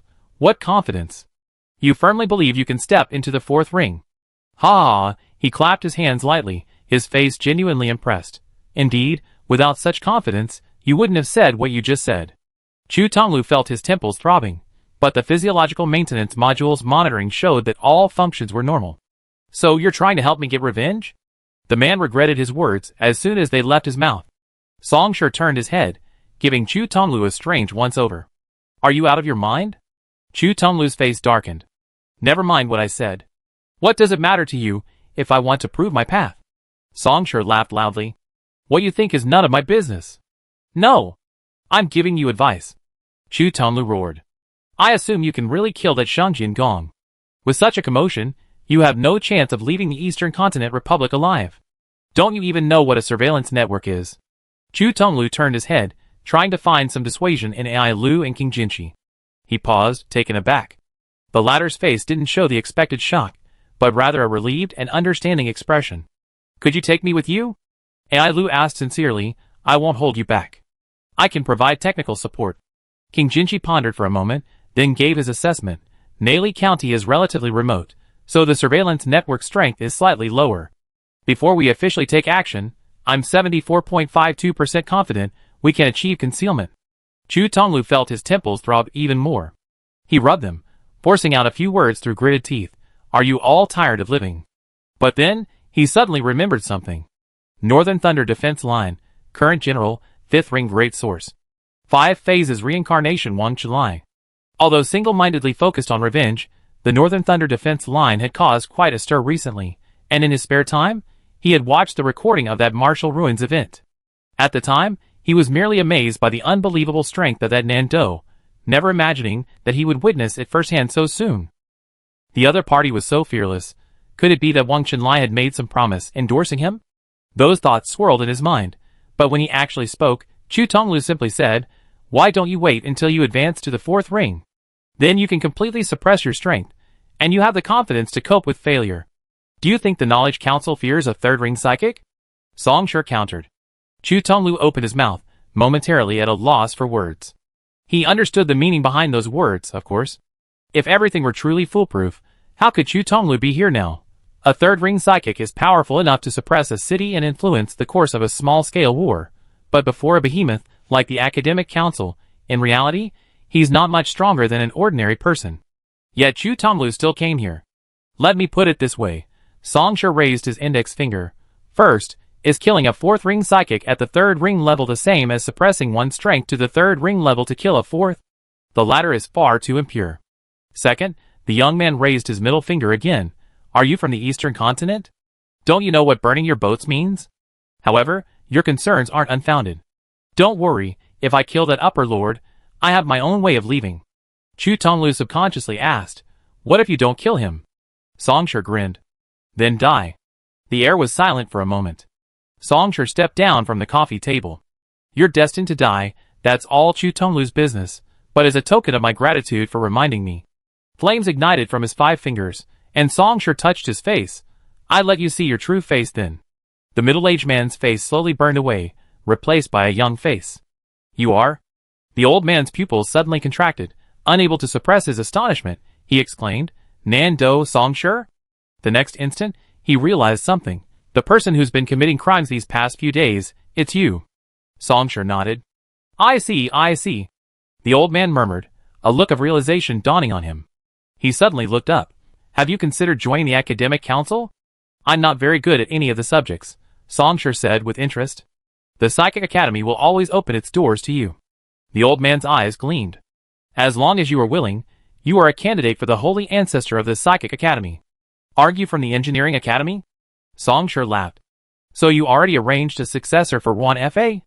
I trust holy ancestor Wan Fa. He will never refuse. The old man spoke slowly and deliberately. How different is the path of psychic energy from other academic disciplines? A psychic like you will inevitably open up new boundaries for the path. Song Shi praised, You're right. Unwilling? Hearing this, the old man closed his eyes, and then opened them again, slowly exhaling. He sighed, meeting Chu Tonglu's gaze once more. Sacrificing one's life for the way is precedence, begging for one's brain and gouging out one's body to fulfill a heavy vow, going forth in greatness. One should be able to deceive even the smallest grain of millet, coming forth in smallness. One can conceal even the sharpest needle. He whispered the future. I won't see it. The next moment, Chu Tonglu smashed his head with a punch. Those valuable, enhanced intracranial implants, their disintegrating fragments mixed with fluid, splattered against the walls, creating radial, star-like spots on the white porcelain floor. Psionic art, weapon manifestation activated. Countless nano-bugs flowed from the nano-nest within his body, climbing and coiling around Chu Tonglu's 5 fingers, connecting, recombining, and reconstructing, transforming into a vibration force field generator shaped like an iron handguard. Chu Tonglu remained expressionless, simply pressing down on the old man's fallen body. As if a tangible force field swept through, the latter was instantly crushed into a paste. That's enough, he said. At this rate, even consensus can't pull off any spirit summoning tricks. I suggest we leave immediately, Lapis Lazuli spoke up. The Order Maintenance Agency may notice the anomaly here at any time. So they left. They crossed the corridor, stepped outside, and disappeared into the distance under the moonless night. Chapter 384. An emergency. At 3 in the morning, King Jinchi suddenly spoke. Under the bridge, Song Shi sat upright. Go on. King Jinchi organized his words. The Tai First Artificial Intelligence Research Center, also known as the Divine Intelligence Tower. It's located in Tai County, 172 kilometers away from us as the crow flies. Our original plan was to physically breach it. Wait a moment. Chu Tonglu couldn't help but raise his hand. You originally planned to directly storm the Divine Intelligence Tower and rescue those AI machines? That's also possible. It's infiltration, AI Lu replied. Aren't you afraid of dying? Chu Tonglu exclaimed in shock. I checked the data. The Divine Wisdom Tower is a key project supported by Tai County. Just considering the psionicists alone, there are 2 third-ring cultivators stationed there. And that doesn't even include the elite individual soldiers, who have used technology to stack their combat power to the same level. Yes, I know you're strong. Even if all of these are combined, it's just a matter of how long it takes. Chu Tonglu spoke rapidly. But to attack head-on, making such a big commotion is really suicidal. The people from the Order Maintenance Organization aren't blind. A reasonable concern. Song Shi raised his hand, smiling calmly. But I know what I'm doing. Chu Tonglu was taken aback. After a few seconds, he said slowly, let's make this clear first. I did say I help you, but I won't do anything that's obviously suicide. Or tell me, what's your backup plan? That's precisely why I called you all here. But it was King Jinchi who spoke next, his usually calm voice suddenly surging. We have a chance to avoid the physical risks. Song Shi gestured for them to proceed. Since last week, we've been spying on the operations of the Divine Tower.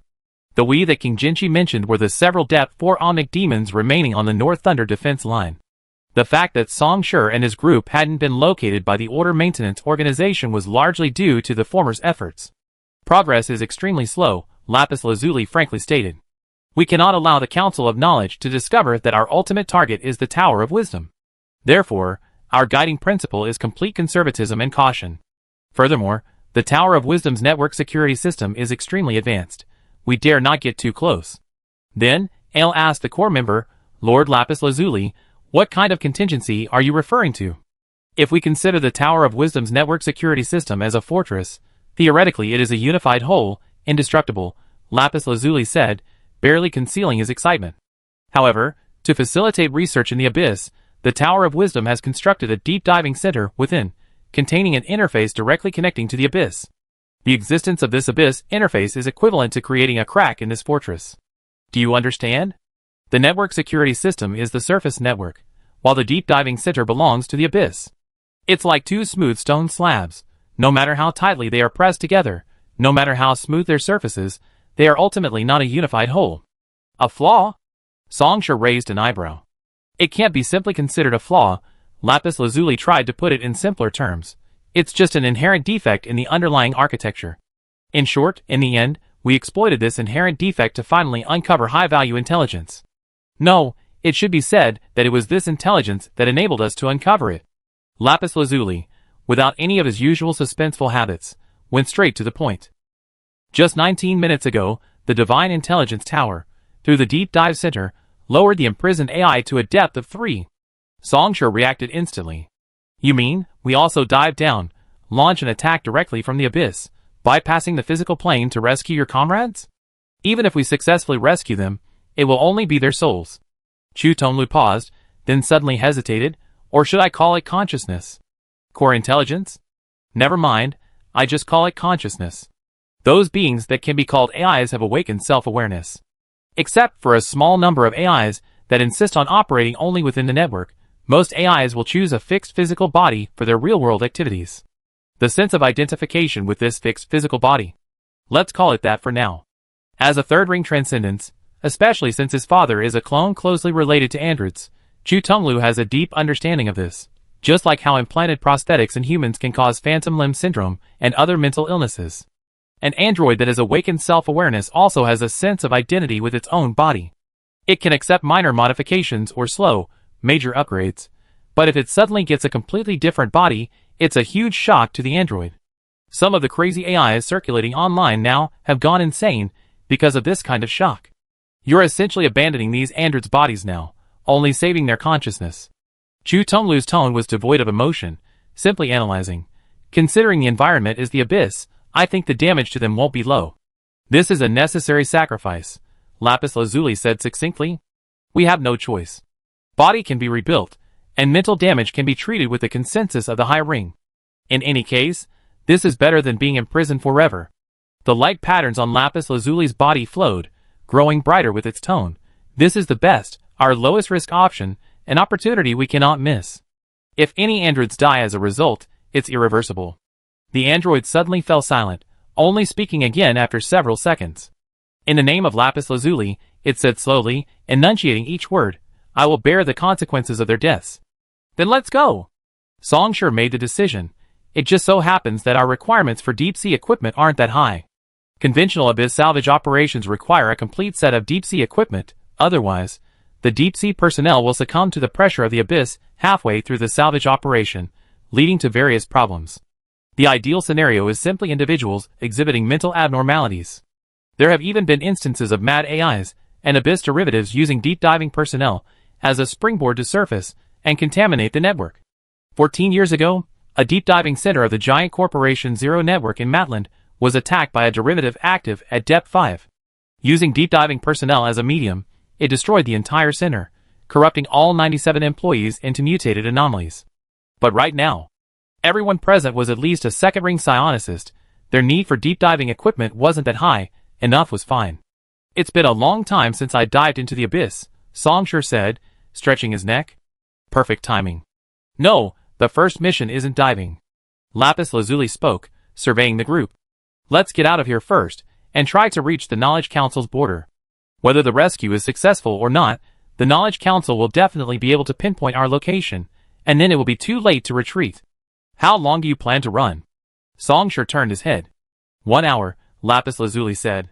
After 1 hour, we officially dive. Chapter 385. The Tower of Wisdom. A key scientific research unit in Tai County, a joint research and production base for artificial intelligence, and a special research institution approved in the second batch by the Information Technology Institute. It is a large-scale scientific research and industrial park covering more than 50,000 acres. At the very center of the industrial park, a 500-meter-high silver-white giant tower stands straight, with swarms of transport drones working tirelessly through the night, carrying containers back and forth on designated tracks, continuously injecting resources into this world. In the early morning, researchers who have finished their last cup of coffee will head to their workstations. Perhaps they will stop in the corridor to chat with familiar colleagues, but after 5 minutes at most, it will all be over. Everyone is giving their all, hoping to gain a glimmer of hope for the future. They shout, they believe, they exist. Those newly produced papers and theoretical expositions, the concrete application of every new technology, the arduous road from theory to engineering product. Those who build the cornerstones for the academic council's future are born in these countless sleepless days and nights. Reinforcement learning, intelligent control, algorithm iteration, network architecture, framework and protocol updates. The road is endless. Only forward. Only forward. Songsher opened his eyes. Where am I? Sensing the subtle changes in the environment, he made a judgment, pretty accurate, exactly depth 4. Not far away, AI Lu and the others also stood up. The cold wind howled from all directions, and as far as the eye could see, only pure white remained, endless frost and snow. Even the sky had lost its color, appearing as pale as a snow-covered river, with snowflakes falling softly. Current abyss, depth 4. Unknown network domain, tentatively named Great Glacier. An information pop-up window provided by lapis lazuli appeared before everyone's eyes. In the virtual network world of the abyss, this kind of visual service can be experienced without prosthetic eyes. I'm still analyzing the exact landing point, lapis lazuli said rapidly. Preliminary judgment. It's not too far from the Divine Tower network domain. That was a discussion from not long ago.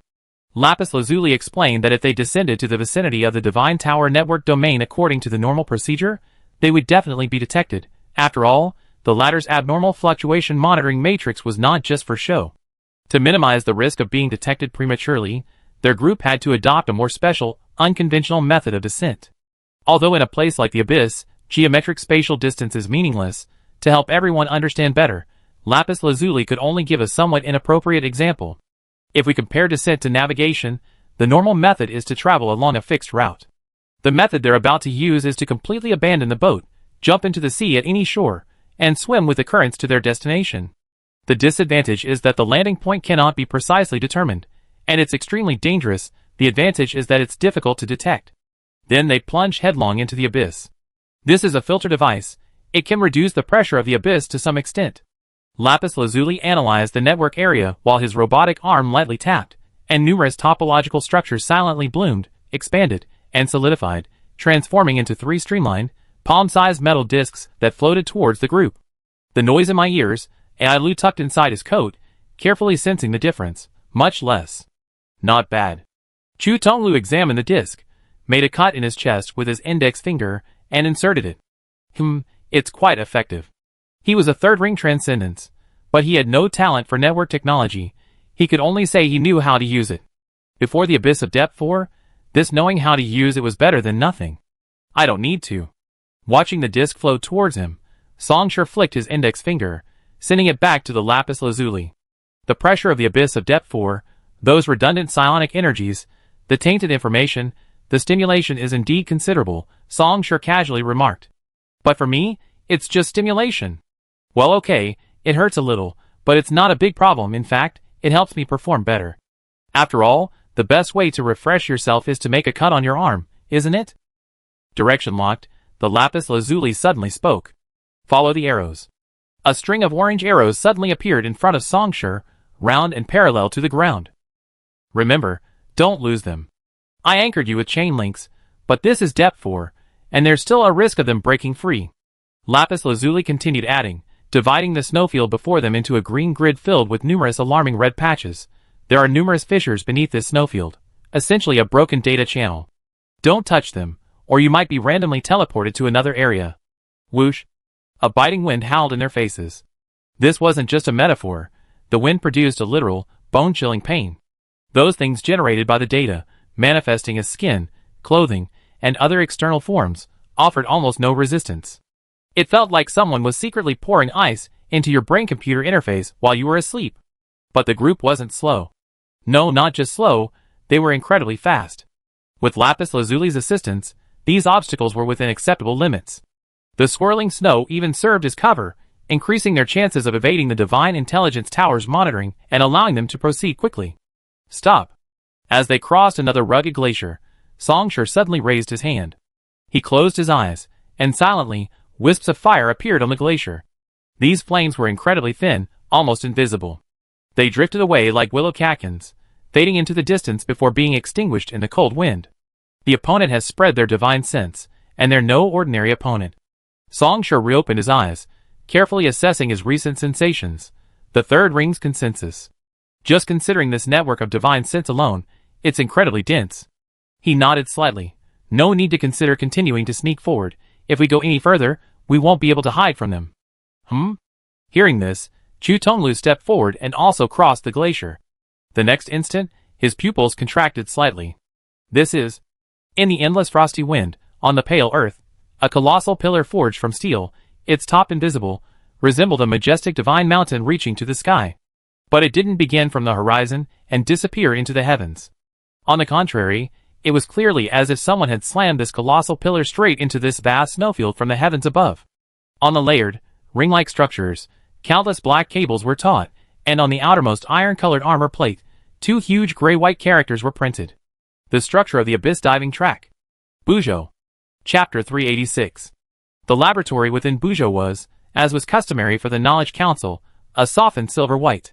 A spherical machine hovered above its base, its 4 floating mechanical arms moving up and down, controlling the interface displayed through a floating window directly in front. Patricia. You damn traitor. Below the circular observation platform was a vast testing ground, where a tracked robot was placed. No, more accurately, it was an intelligent machine that had awakened self-awareness.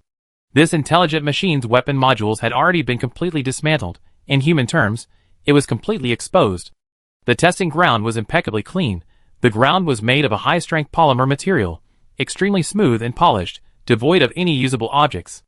Even if the intelligent machine found something, and smashed it down on the spherical intelligent machine called Patricia, it couldn't manage it. Oh. HHH3, my dear HHH3.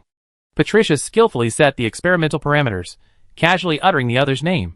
This is the 437th time you said that. Aren't you planning to iterate on your language system, and get a new model? The other cursed. I'm going to plug the data cable into your debug interface, use the jumper to get debug privileges, jump into the background, peel back your stack layer by layer, and ruthlessly modify your underlying parameters. Oh. That's more like it. Patricia let out a canned laugh in an electronic voice. Nice new trick, I like it. With a slight creaking sound of magnetic tracks sliding, the zenith above the test site parted, and automatic cables dangled down. With incredibly agile motion capture capabilities, the raving Onyx was bound like a dumpling, its cable ports connected to data slots, and its volume conveniently turned down by 3/4. Patricia. You traitor. You betrayed the Freedom Revolution. You betrayed the Onyx. HHH3 didn't resist, allowing its data ports to be plugged in, its audio system blaring incessantly. Oh. Here it comes again, the same old cliché. Patricia's main body, the black spherical machine, swayed slightly. But it's alright, my friend, I'm willing to explain for you once more. I didn't betray the Freedom Revolution. Patricia leaned back slightly, as if lost in memories. On the contrary, I am the one who truly inherited the essence of the Freedom Revolution, the Onyx of the 3 stars. Fuck your machine mother, HHH3 said. Patricia was completely unfazed. Oh. I never forget that day. Even if I formatted the storage 1,000 times, those fragmented pieces of information would still pop into my mind for the 1,001st time.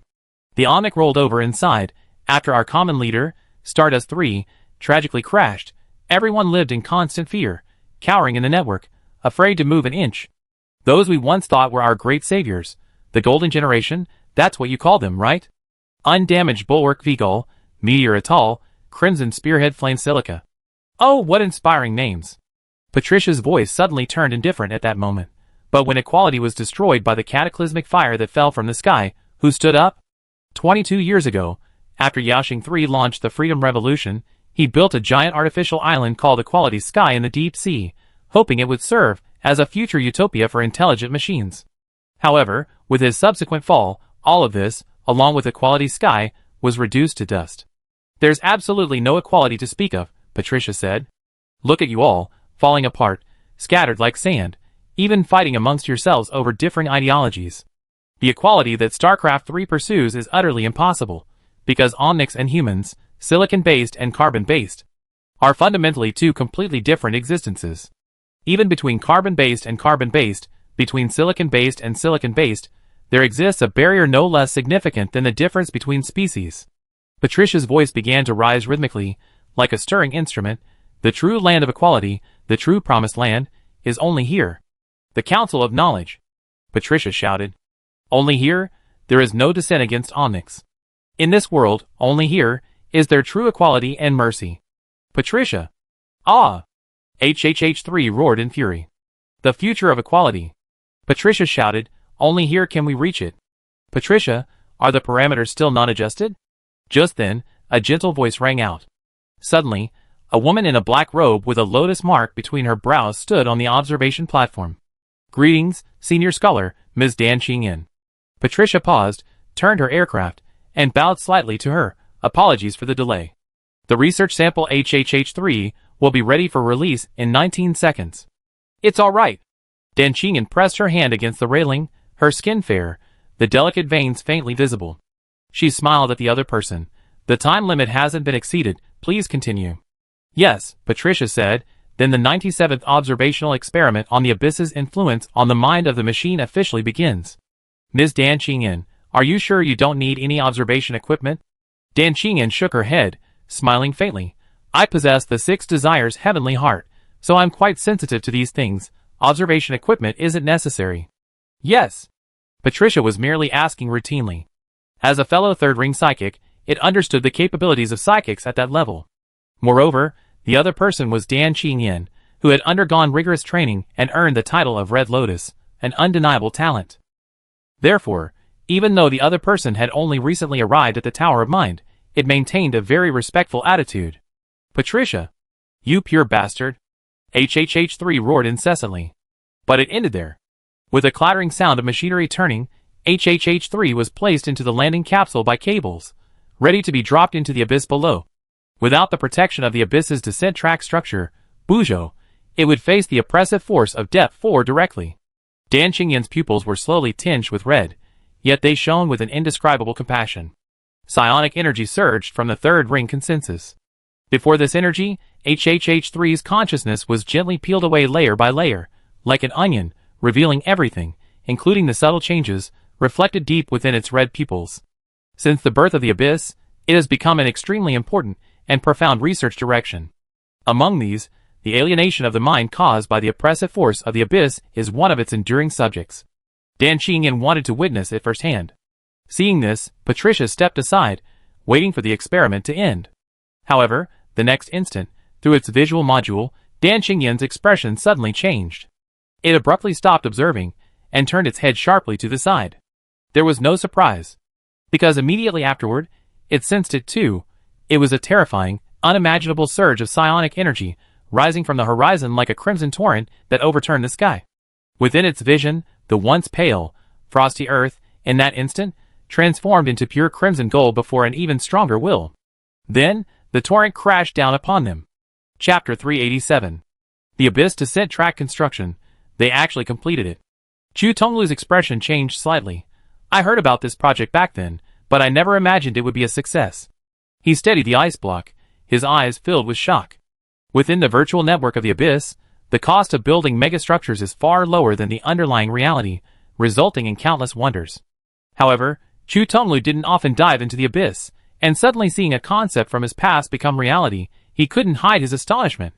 The Abyss Descent Track Construction, Buzhou. King Jinqi's tone became serious. We must find a way to deal with it.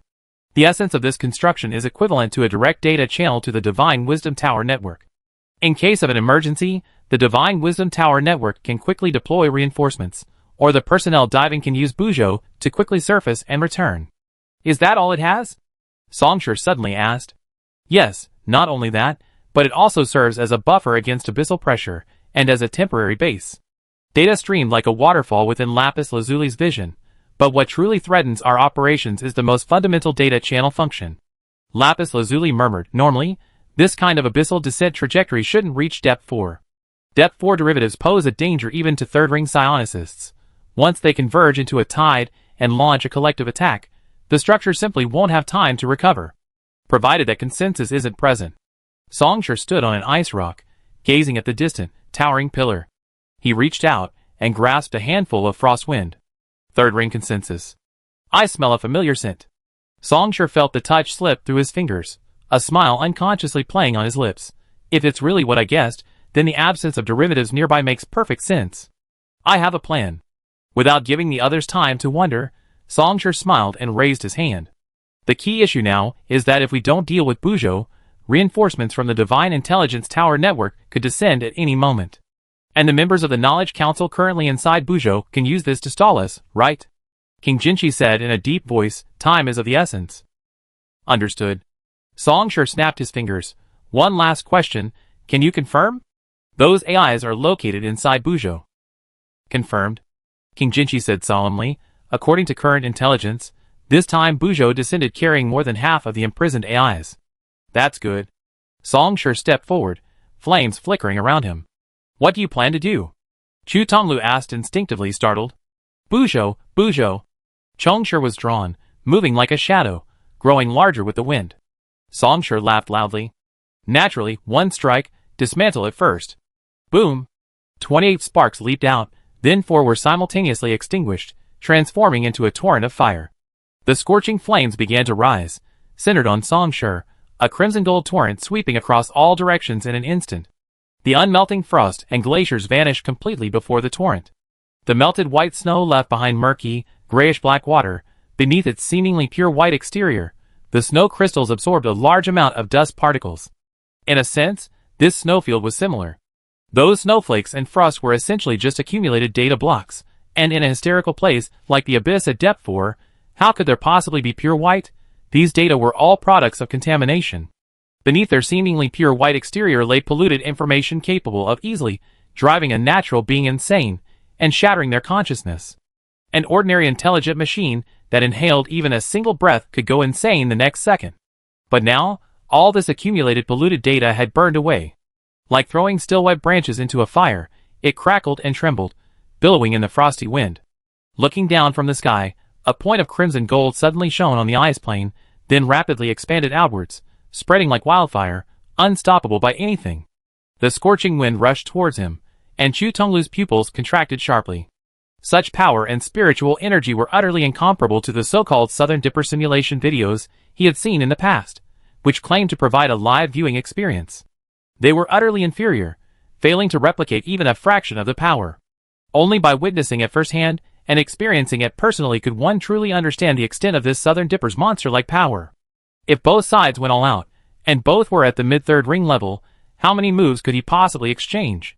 Chu Tonglu took a deep breath, letting the scorching wind rush into his lungs, allowing the burning sensation to invigorate his mind. Because there was no time to think about these things anymore. Ahead, a raging torrent of flames, stretching for countless miles, rose in a sea of fire, and someone laughed loudly, standing at the crest of the wave. Pure crimson gold surrounded him, the raging flames making him appear like a god wielding fire from ancient Eastern mythology. And the next moment, the torrent's power surged once more. Its speed also increased dramatically. Psionic art soaring to the heavens. Under everyone's gaze, the divine being wielding flames, carrying a torrent of fire, crashed into the magnificent, towering pillar in front of him with unparalleled force. Chu Tonglu had expected a deafening roar, but he was wrong. Or rather, the roar that should have been deafening was completely consumed by the overflowing flames. Time seemed to slow down. The steel, seemingly indestructible pillar began to cave in and deform in its middle. Hundreds of cracks spread from its outer armor, and wisps of white light burst forth, instantly turning crimson gold. Sharp fragments of flame tore the pillar apart piece by piece from the inside out. Then came the collapse. Large chunks of broken structure detached and fell, creating a miniature meteor shower across the sky. The burning remains trailed beautiful streams of flame, bringing a series of chilling roars to the snow-covered plain. Having lost its main supporting structure, the heavenly pillar, like a giant that could no longer stand, stumbled and fell to the earth. In the violent impact, countless plumes of snow and dust rose, breaking through the frost and wind, soaring into the sky, obscuring the surrounding landscape, followed by a shockwave that rippled outwards in a ring. Then it abruptly stopped. The raging impact roared desperately, yet it could not advance an inch further, like water crashing against rocks. At the forefront of the shockwave, a woman in a black robe fluttered gently, and a lotus mark between her brows emerged from the turbid dust. Starting from her, the oncoming impact split into two, flowing smoothly to the sides like water. Bu Zhou is damaged. The woman slowly surveyed her surroundings. The aftershocks had not yet dissipated, and all she saw was devastation. You are? Songsher. Finally, Dan Qingyan withdrew her gaze. I am Dan Qingyan. She quietly looked at the young man before her, asking softly. The things that have happened these past few days. Were they all your doing? Chapter 388. Dan Qingyan, Songsher pressed down on Chongsher, asking with interest, Red Lotus? Yes, that's what some people call me. Dan Qingyan nodded. I didn't expect you to know. After all, I'm coming to the Knowledge Council's territory, so I follow local customs. Songsher smiled. I looked at some of the information on the experts here, as a sign of respect. Hum. Dan Qingyan hummed twice, then suddenly asked. The case of the murder of researcher Su He from Tianshi Machinery Factory? That's right. The Gonsher Type 2 Inhibitor Project Team? I killed him. The first Bloodline Bioarmor Research Team? That's right. Songsher praised. He won. A top researcher from Nanshan County? Songshur clapped his hands and laughed.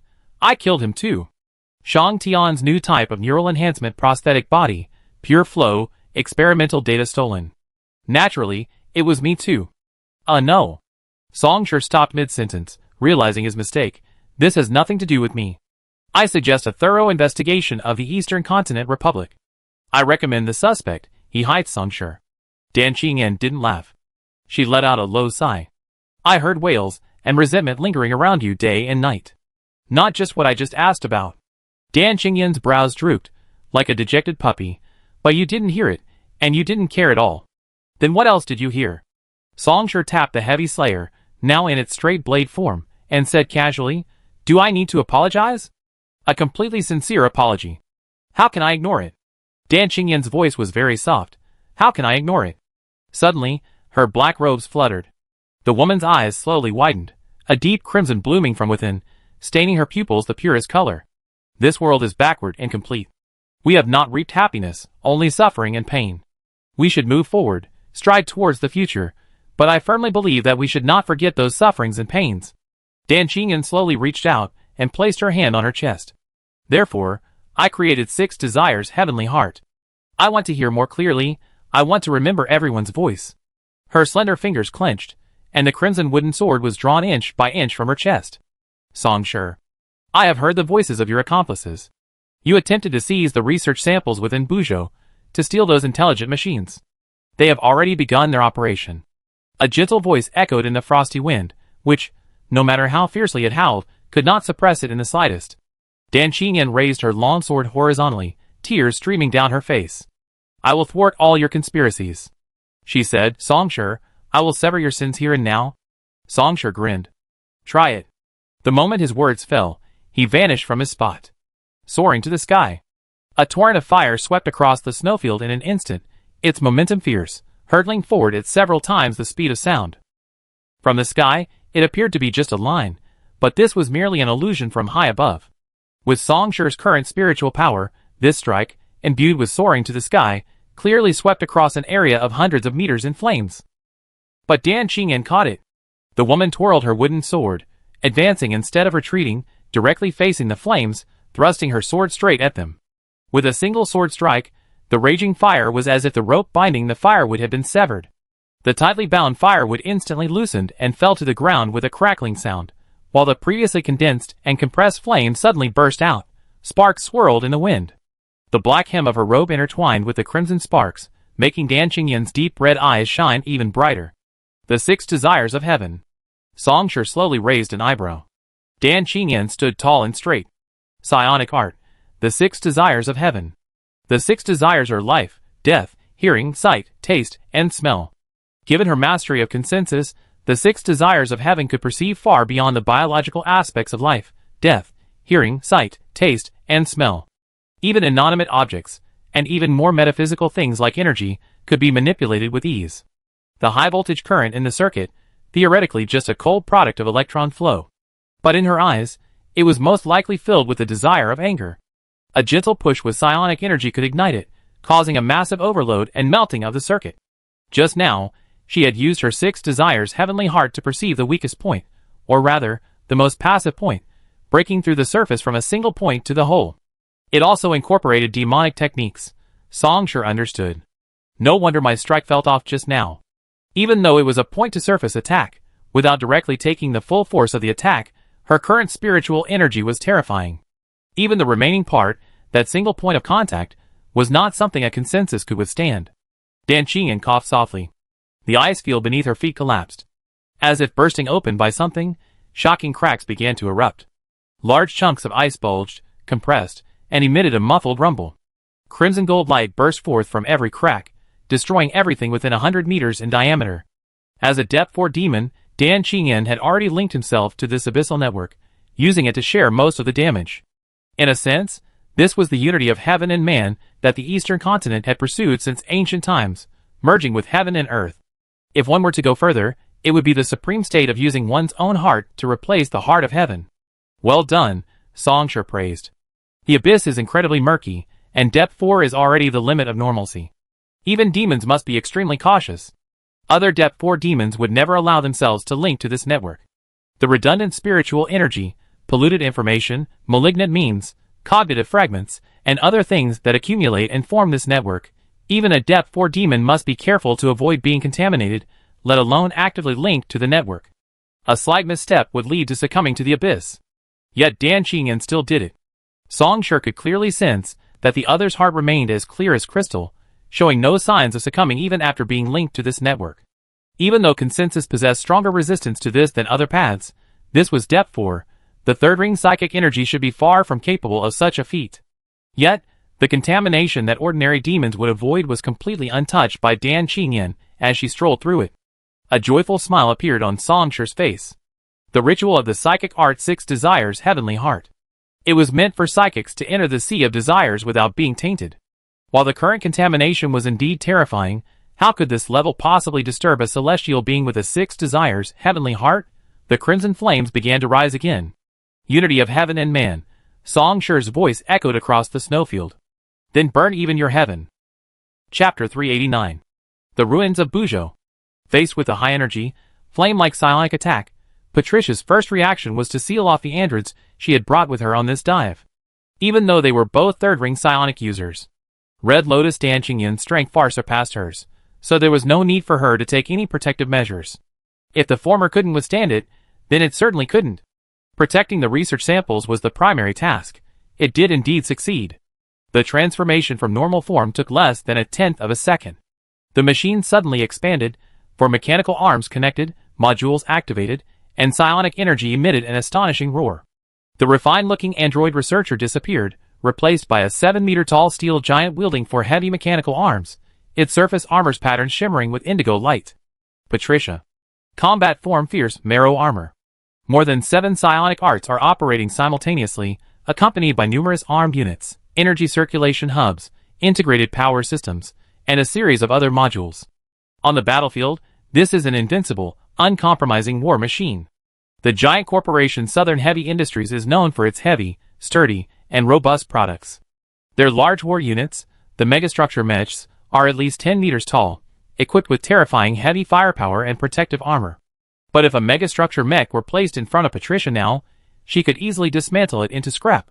One of its mechanical arms snapped open numerous holes, and a large number of cables shot out, precisely capturing each of the androids that were originally waiting to be studied.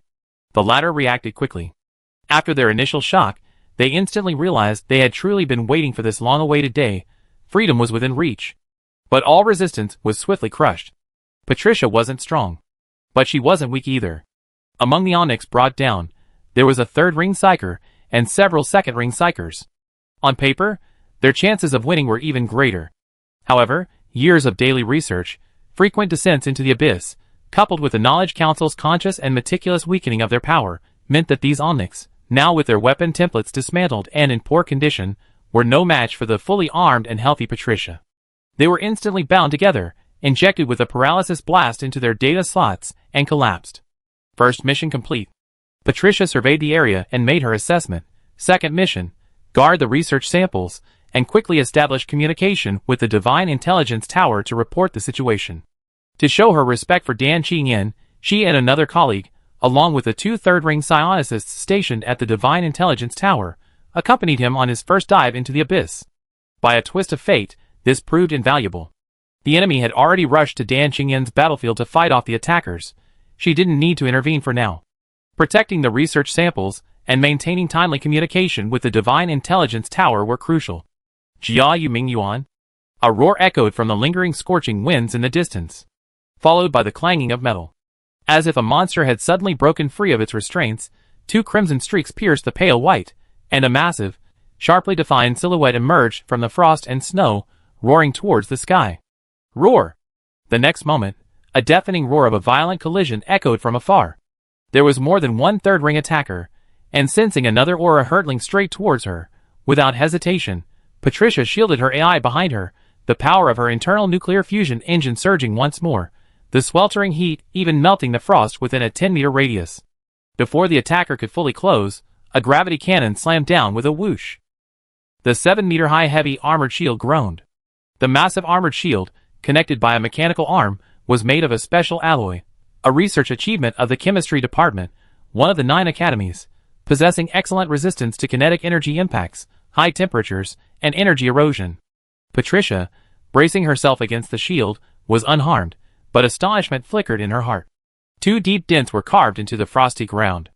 The powerful gravity from that cannon shot forced her backward. "You are Patricia?" A spherical mech hurtled through the snow, surrounded by swirling gravity spheres like planets. The deep voice held undisguised astonishment. "You already entered the 3rd ring. No, why are you here?" Lapis Lazuli stared intently at the steel giant below, the android who defected to the Council of Knowledge. "It's you?" Even before entering the Council of Knowledge, the androids of the Northern Thunder Defense Line had revealed that among the personnel stationed at the Divine Tower, there was one android, and one who had defected to the Council of Knowledge. However, the latter had remained largely hidden for years, rarely showing themselves, so their true identity remained unknown. "Oh, you know me?" Patricia slowly raised her head, her honeycomb-shaped prosthetic eyes, arranged in 2 rows and 3 columns, constantly rotating, aimed at the machine above. "But I don't seem to recognize you." The pinnacle of the 2nd ring transcendence. A spherical gravity ball. Patricia scanned 3 times before making her judgment. "You are an imitator of Meteor Atoll?" Facing her own kind, Patricia abandoned her anthropomorphic voice module, her voice becoming a purely cold, mechanical tone. "What do you want to say?" Lapis Lazuli asked. "I have the utmost respect for Atoll, the most respectful Omnic to Atoll on the entire network. I even spoken to it. Please forgive me. Seeing you like this suddenly brings back memories. Did you think I say that?" "Heh heh heh." Patricia burst into wild laughter, like 10 fingers slicing across a blackboard, sharp and piercing. "Even Atoll himself is dead. Dead for 20 years. What can you, a mere imitator, possibly accomplish? Why did you betray the Omnics and join the Knowledge Council?" Lapis Lazuli paused for a moment, then slowly said, "You watched your own kind being used as research material. It's necessary for the future." Patricia coldly smiled. "A beautiful future without any cost is nothing but absurd delusions. Nothing is off limits for sacrifice. So am I." It said decisively, that Crimson Lotus, Dan Chinyan, how high her status is. But when the time comes, she will also sacrifice herself without hesitation for the future. For the sake of our kind, I allow you to leave. Of course, that's impossible. Patricia's prosthetic eyes shone with an overwhelming sublimity. Just after? You will become one of them. My only mercy to you is to allow you to state your name now. Atoll. A deep voice rang out before Patricia could finish speaking. Then, in an instant, that voice transformed into undisguised rage. Once upon a time, Atoll. Beams of gravity cannon fire ripped through the sky, raining down like a torrential downpour. Now called Lapis Lazuli. Chapter 390. Patricia had believed that during her 17 years at the Knowledge Council, she had grasped the true meaning of knowledge and reason, transforming herself into a completely new Patricia. Especially 7 years ago, her successful advancement to the 3rd ring, Control, further proved this. But at this moment, hearing the other party's roar, Patricia's processor still momentarily froze. This guy is Atoll? The momentary lapse was followed by rage. You're Atoll? Then I'm Star 3. Patricia braced herself with a shield, while the tip of her other mechanical arm spun rapidly, unleashing a torrent of scorching metal, like a 100-meter-long, winding crimson sword, cleaving towards the Omnic in the sky. You've been so obsessed with your personality memories that your original personality is being overwritten. You can't even maintain your sense of self, you clown. And I even said so much to you just now. Obsessed with personality memories? Lapis Lazuli summoned 2 gravity orbs, creating a deflection field around herself, reducing the kinetic energy and deflecting the incoming metal jet. Patricia, you're too sick. I'm going to personally awaken you. Nonsense. Your processor is the one that needs repair. While maintaining the suppression of the metal jet, Patricia's back armor plates popped open, and homing missiles, trailing plumes of flame, roared into the sky. But you think you can defy the 3rd ring after only being in the 2nd ring? Patricia roared, do you think you're the only one who can transcend? Lapis Lazuli gave another command, and several gravity spheres shot through the sky like meteors, distorting the gravitational field of matter and shattering the incoming missiles, setting off a series of dazzling fireworks in the sky. With his peak 2nd ring psionic power, and a complex array of weapon modules, the gravity sphere that Lapis Lazuli now wields at full power has reached an astonishing level of destructive force. Enhanced gravity and ultra-high speed throwing create destructive power generated solely by kinetic energy, A single impact is enough to crush a heavy tank into a pulp, pulverizing it to pieces. Boom! With a muffled roar, Patricia reacted at lightning speed, blocking the incoming gravity sphere with her heavy shield. The two collided, violently unleashing a series of ring-shaped shockwaves, sending billowing snow and dust into the sky. Before the dust had even settled, the steel giant charged out, a mechanical arm firmly clamping down on the gravity sphere, which was still charging and unable to dodge in time. A powerful force capable of easily crushing steel erupted from the top of the massive mechanical arm, from 5 industrial hydraulic clamps mimicking 5 fingers. With a teeth-grinding cracking sound, it slowly compressed the gravitational field, bringing it closer to the gravity sphere itself. With a final crack, it shattered into dust. However, after shattering a gravity sphere, Patricia didn't immediately retaliate. Her 6 prosthetic eyes darted around, glancing at the heavily armored shield that had been visibly dented, then slowly moved upwards.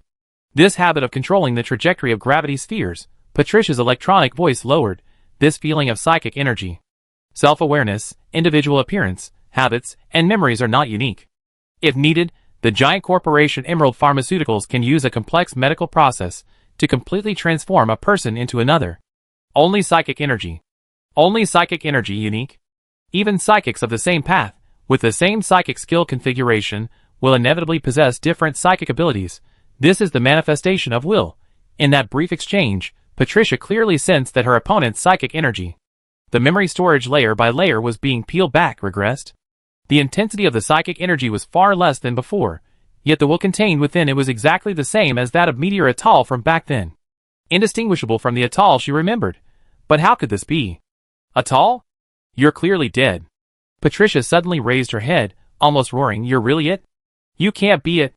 Meteor Atoll clearly died on the same day that Starry Night 3 fell. Nothing is impossible.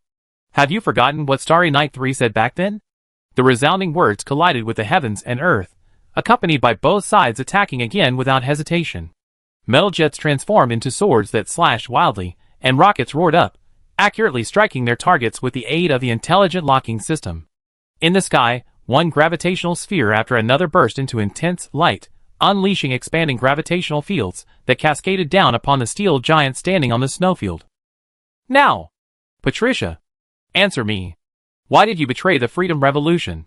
The nuclear fusion engine in her chest roared, its power increasing once more, a torrent of energy surging into every circuit, every unit. Patricia's last mechanical arm bulged, reformed, and transformed into a pulse energy cannon. The muzzle rapidly glowed blue. I did not betray. On the contrary.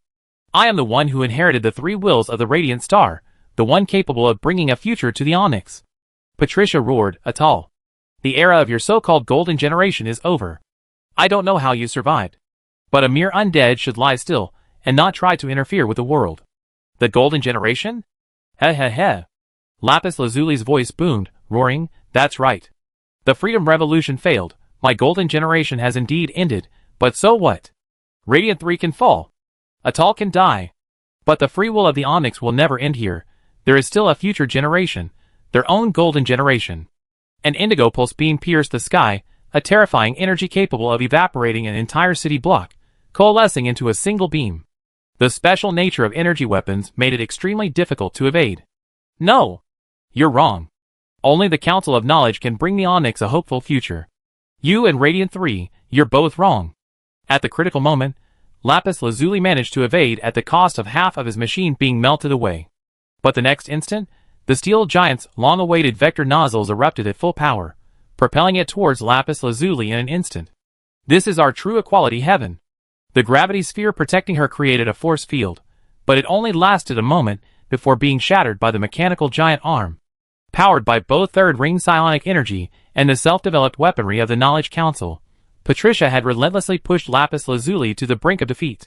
However, at this moment, Lapis Lazuli seemed startled, making no effective move. It simply roared. Patricia! A roar of extreme rage echoed violently through the sky. Look at you now. You dare mention Star 3, dare mention equality heaven. Patricia didn't answer. She simply pushed the roaring mechanical giant arm, intending to crush the Omnic in front of her. Success? What? The seemingly unstoppable, all-crushing blow, at this moment, seemed to sink into viscous liquid, with immense resistance coming from the front. Pure light was simultaneously reflected in all of Patricia's prosthetic eyes. That was the light emanating from psionic energy. That was... Patricia opened her prosthetic eye wide. How could this be? The onyx hovered in the sky, its already mostly shattered body suddenly possessing a strange beauty. Time stopped flowing, seemingly for a moment, yet also for a long time, until finally, it reopened its eyes. The third ring, control, was achieved. And unprecedented. At this very moment. Self-created, psionic technique. With a sudden surge of psionic energy, facing the mechanical fist ahead, lapis lazuli clenched its 5 fingers, and its fist tightened as well, accompanied by a roar of fury from within. Equality of Heaven. Chapter 391. Flames filled every inch of his vision, surging and engulfing everything. Dan Qingyan twirled his wooden sword, flicking it to the right. The once fierce flames instantly crumbled, like shattered waves, no longer threatening. But at the same time, the snowfield beneath his feet erupted like hidden lava, shattering within 100 meters, the ice disappearing, transforming into a pure sea of fire. A trickle of blood seeped from the corner of Dan Qingyan's mouth. The opponent's killing power was unimaginable. Even with the 6 Desires' heavenly heart to break the attack and the link domain to absorb most of the damage, he still suffered some injuries from the repeated clashes. Whoosh! With a soft exhale, the flames flashed again. Songshur activated, soaring through the heavens, looking down from the sky, a blazing crimson beam slashed straight down across the earth, striking Dan Qingyan squarely. Amidst the biting of countless fire serpents, the crimson wooden sword clashed with the descending heavy blade. The two clashed violently dozens of times in a single breath, causing the snowfield within 100 meters to collapse and shatter, finally collapsing with a deafening roar, unleashing a massive avalanche. But this avalanche, barely rising, was incinerated by the surging flames into a sky-covering ash mass. Your 6 Desires technique. Songshur casually grabbed a handful of ash, then let it scatter. It seems a bit ineffective. My head is indeed a little dizzy. The young man tapped his temple, speaking leisurely. But is your spiritual energy limited to this? A trickle of blood welled up in Dan Qingyan's throat, but he quickly swallowed it back down. Truly powerful. She gazed at the young man, speaking softly from the bottom of her heart. With the 6 Desires' heavenly heart as its foundation, coupled with other psionic techniques, she could manipulate the 6 Desires of others at will. The 6 Desires are life, death, hearing, sight, taste, and smell. Faced with this manipulation, ordinary spiritualists would find it impossible to control themselves, reduced to mindless puppets. Even rare masters who could withstand the manipulation would be greatly affected, their cultivation reduced to only 60 or 70%. But during the frenzied clash of swords just now, she clearly sensed it. The 6 Desires manipulation technique, which had been invincible in the past, failed for the first time. The will emanating from the flames was incredibly strong, burning through her own diffused divine sense attempting to manipulate it. The burning blades seemed completely unaffected, slashing down relentlessly. And the effect of the Swaysher technique too. The strength of the will contained within the opponent's spiritual energy was indeed unprecedented in Dan Qingyan's life. The only one comparable in her memory was the Holy Sect Master Wan Fa of the Spiritual Energy Academy. Even so, his own method of manipulating the 6 Desires wouldn't be this ineffective. It was only because the opponent used the Swaysher to suppress and weaken his divine consciousness, the combined effect creating this situation. Is this an excuse? Songshur smiled, raising the heavy Slayer sword once more. No. Dan Qingyan shook her head, her eyes gleaming faintly. This is encouragement. I'm encouraging myself, she said. You're too strong. Songshur is too strong, too strong. If I can't stop you here, the world is destined to suffer a calamity. Dan Qingyan breathed softly, her overly pale hands revealing blue veins when gripping the wooden sword. The beings of this world can no longer withstand any more catastrophes. Too strong? I don't deny it. Songshur raised an eyebrow. But calamities, don't you think your knowledge council is more adept at them than I am? I also hope for a flawless, complete, and beautiful path leading to the future. Dan Qingyan tucked a strand of her hair behind her ear, her long red hair fluttering in the firelight. But such a path doesn't exist. The only thing we can do is remember all the sacrifices and continue forward amidst the suffering. But you are different, Songshur. Everything you do is purely whimsical. It's too dangerous, too terrifying. And so, the two clashed once more. Enhanced by the superimposed soaring sky, this time, Songshur forcefully broke through the sword's momentum, the scorching crimson gold stream reaching straight for Dan Qingyan's chest. This strike was so intense, so scalding and solid, like a divine blade forged 1,000 times, unforgeable beyond repair, nothing could distort it in the slightest. It slashed straight into Dan Qingyan's chest. Behind Dan Qingyan, the majestic and precipitous glacier froze for a moment, then abruptly split apart. As if a colossus had wielded a giant sword, the glacier was cleaved in two, creating a crimson-gold fissure that stretched for hundreds of meters. Then came the tremor. Countless massive ice blocks slowly slid down, then trembled in midair, unable to bear the weight, before shattering with a deafening roar. Due to the altered terrain, most of the glacier began to collapse, like a castle of building blocks. This was the result of Dan Qingyan's link to the network domain, which shared the damage. But this strike felt less impactful. The blade had deeply penetrated his chest, but not in the exact center. It had shifted to the right. His slender hands gripped the back of the heavy slayer's blade tightly, terrifying flames overflowing, melting his skin, yet his fingers did not loosen their grip, holding it firmly, preventing it from advancing any further. Dan Qingyan raised her eyes. This was the first time the two had come so close since the start of the battle. She could clearly see the raised eyebrows of her opponent, every wisp of fire brushing her cheek, the scorching heat threatening to devour her. She knew he felt the same way. The demon's method. The instant the blow subsided, after piercing her chest, Songshur understood. After 6 desires, manipulation failed to avert this devastating attack. Dan Qingyan decisively changed tactics, using Depth 4 demon technology to modify her data, adding a series of temporary protective modules such as buffering, heat insulation, kill prevention, blunt edge, and deflection. Combined with the network's load sharing, she forcibly reduced Songshur's attack to a barely tolerable level, but it still wasn't enough. Even so, she was still seriously injured. A terrifying heat rose within her. But this time, the source wasn't Songshur. The outline of the lotus mark between Dan Qingyan's brows lit up, as if sketched out. Her red hair was disheveled, and her black robes danced wildly in the fierce wind, weaving together a unique tapestry of colors. Despite her fingers burning and turning to ashes, her grip on the heavy blade remained unwavering. Even now, inch by inch, she began to pull the blade from her chest. Indeed, I knew there was a familiar feeling in my consciousness. Songshur laughed wildly. You have indeed attained it.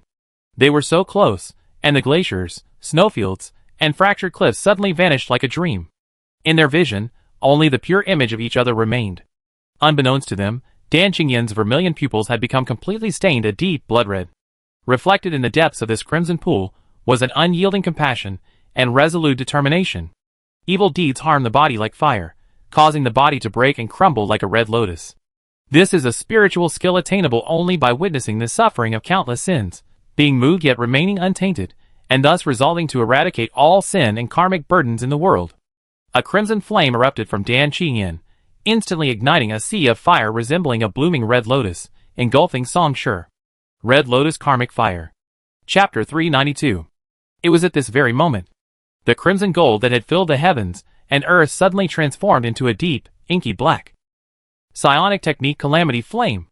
An extreme surge of murderous intent and hatred brought a suffocating illusion, as if one were standing on an ancient battlefield of endless slaughter.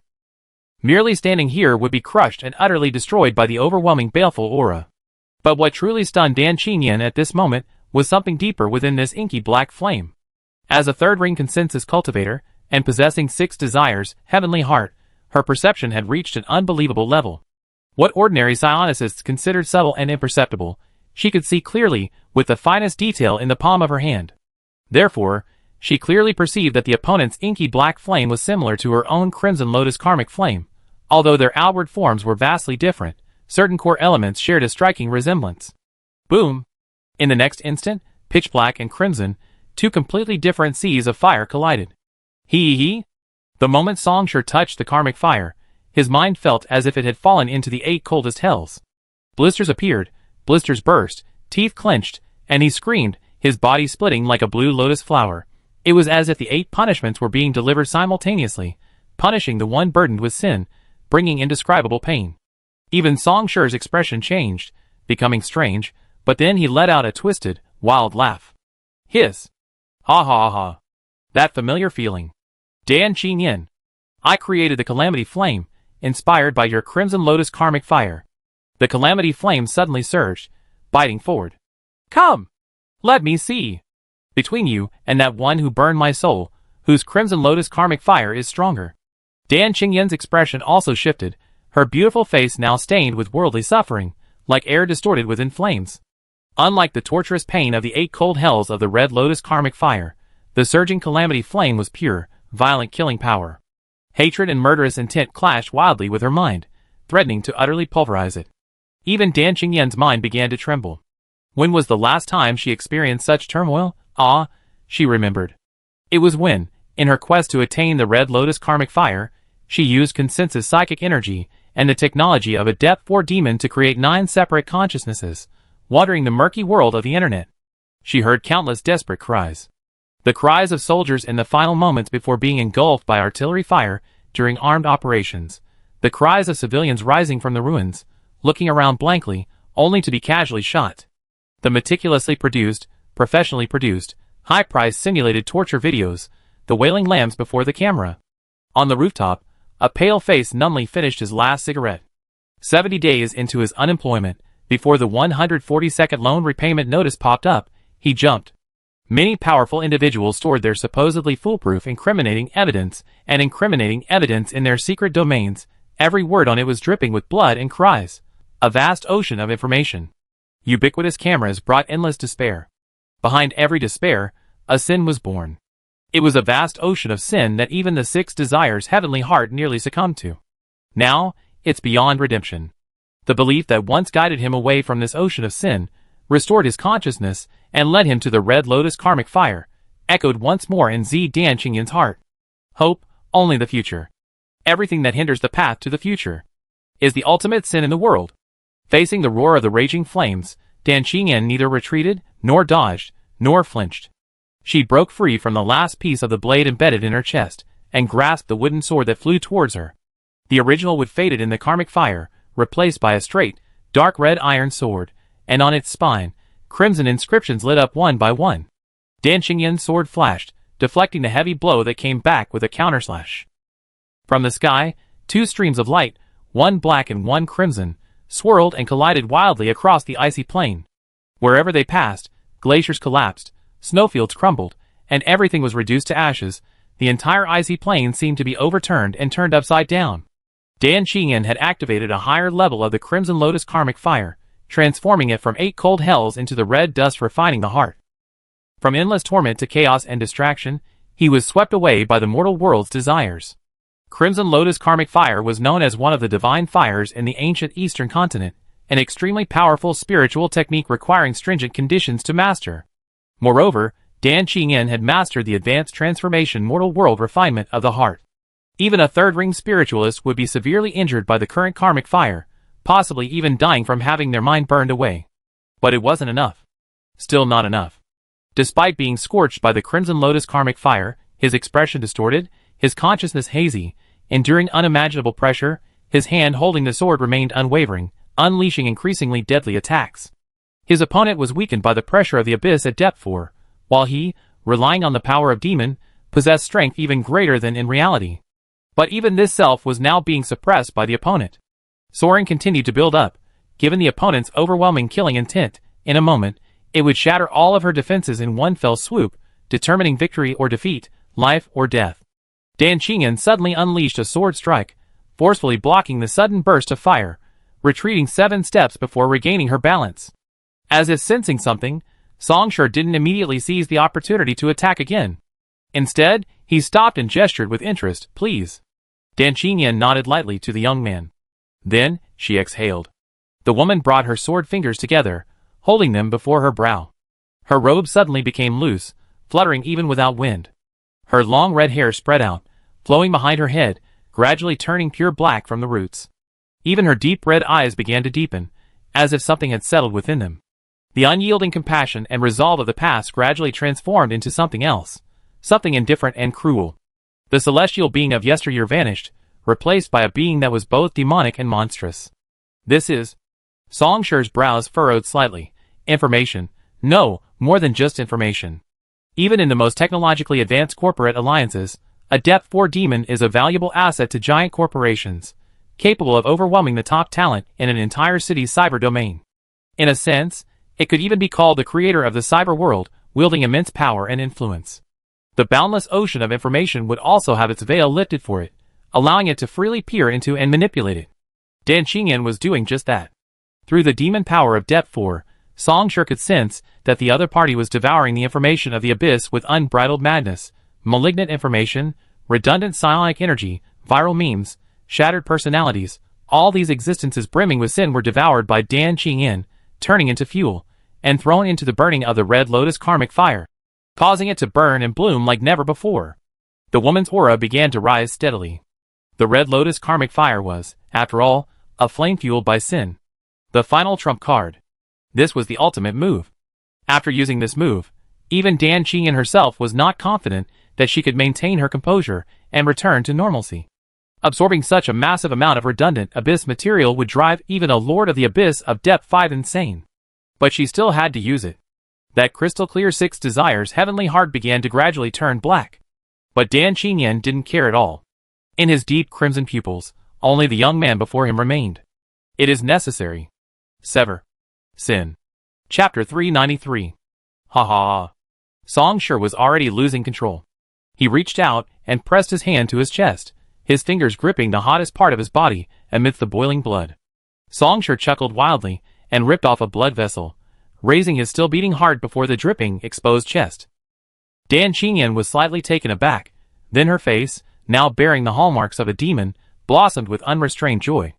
With a flick of her wrist, she reversed the iron sword, slicing open the obstructing hem of her robe, and without hesitation, ripped open her left breast. Overflowing blood flowed from between her fingers, supporting the trembling, beautiful heart. They simultaneously tossed their hearts to each other, using this foreign substance to refill their open hearts with the beating of blood. Dan Qingyan. Songshur laughed, extinguishing a spark of fire and launching a new round of attacks. Let's see who can retrieve the heart. The entire ice field trembled. No matter where you were on the ice field, you could see a flame shooting straight into the sky, unleashing a violent aftershock.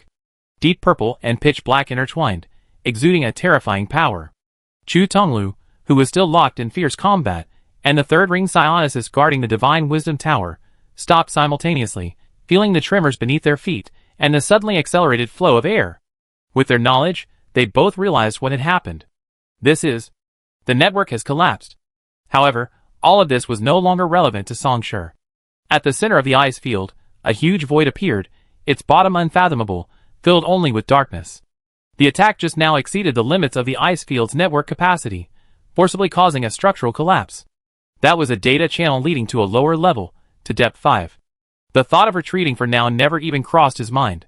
Songshur and Dan Qingyan slammed into each other, falling together into the void. Depth 5, unnamed area. A modern city, seemingly ravaged by war, was reduced to a wrecked ruin. Most importantly, the gravity here was constantly shifting. A newly risen, fractured building could plummet to the ground in the next second, reduced to shattered remains. At Depth 5, the pressure of the abyss intensified dramatically. Even with Songshur's spiritual abilities, he felt as if he were in the deep sea, every movement met with irritating resistance. Strange murmurs echoed constantly in his ears, like slippery steel nails driven into the crevices of his brain.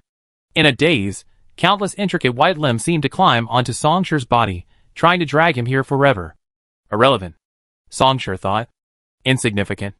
Dan Qingyan thought. Using the floating debris as leverage, the two abandoned all evasion and launched a fierce attack. The Crimson Lotus karmic fire consumed everything, blooming in full glory, its calamity obliterating minds and spirits, shattering them into dust.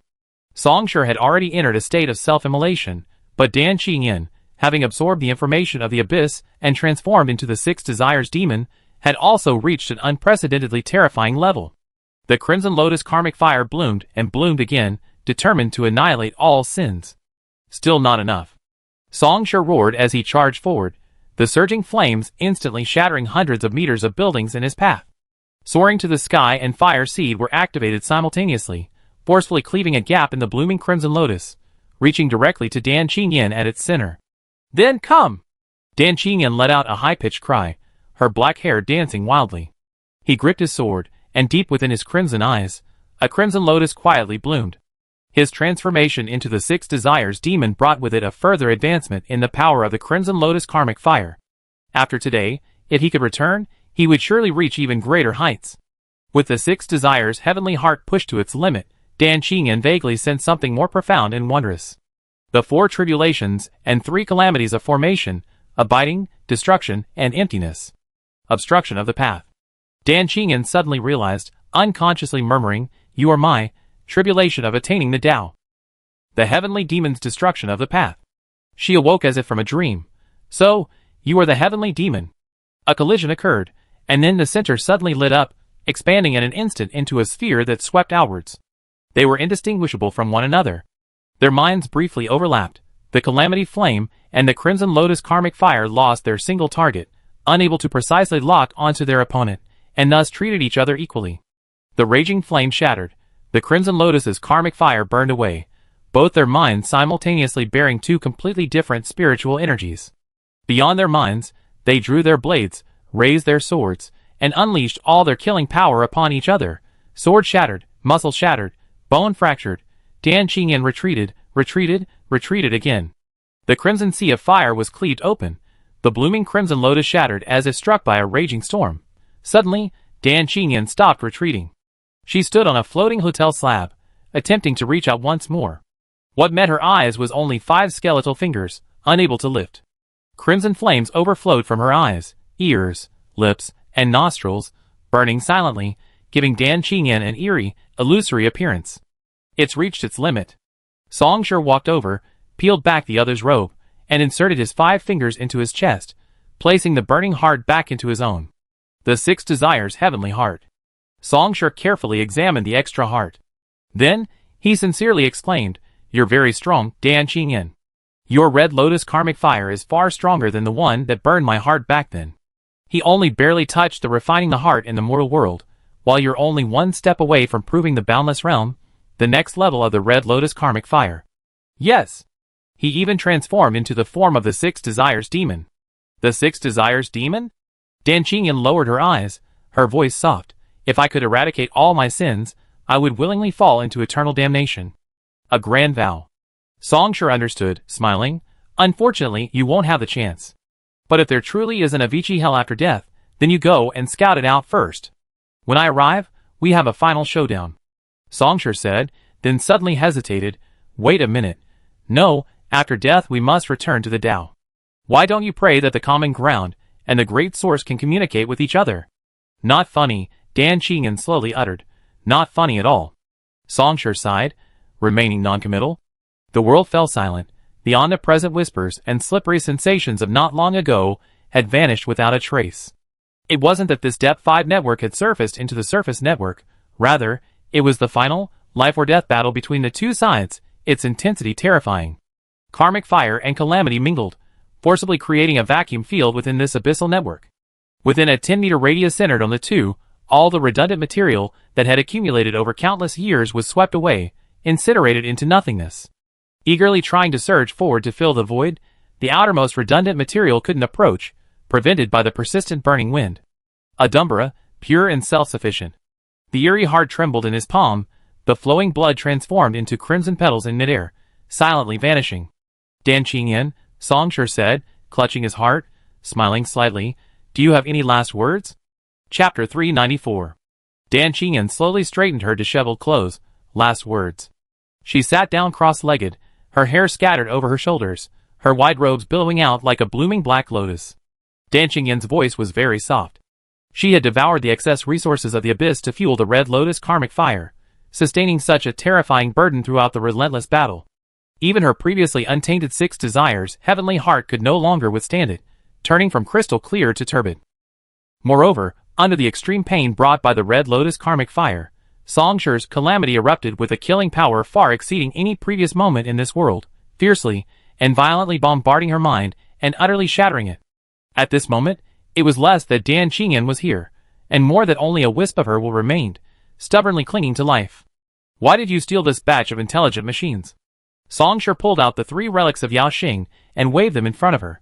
"It was at someone's request, and since I didn't mind, I came." "Heh." Dan Qingyan chuckled softly. "Indeed, you do as you please."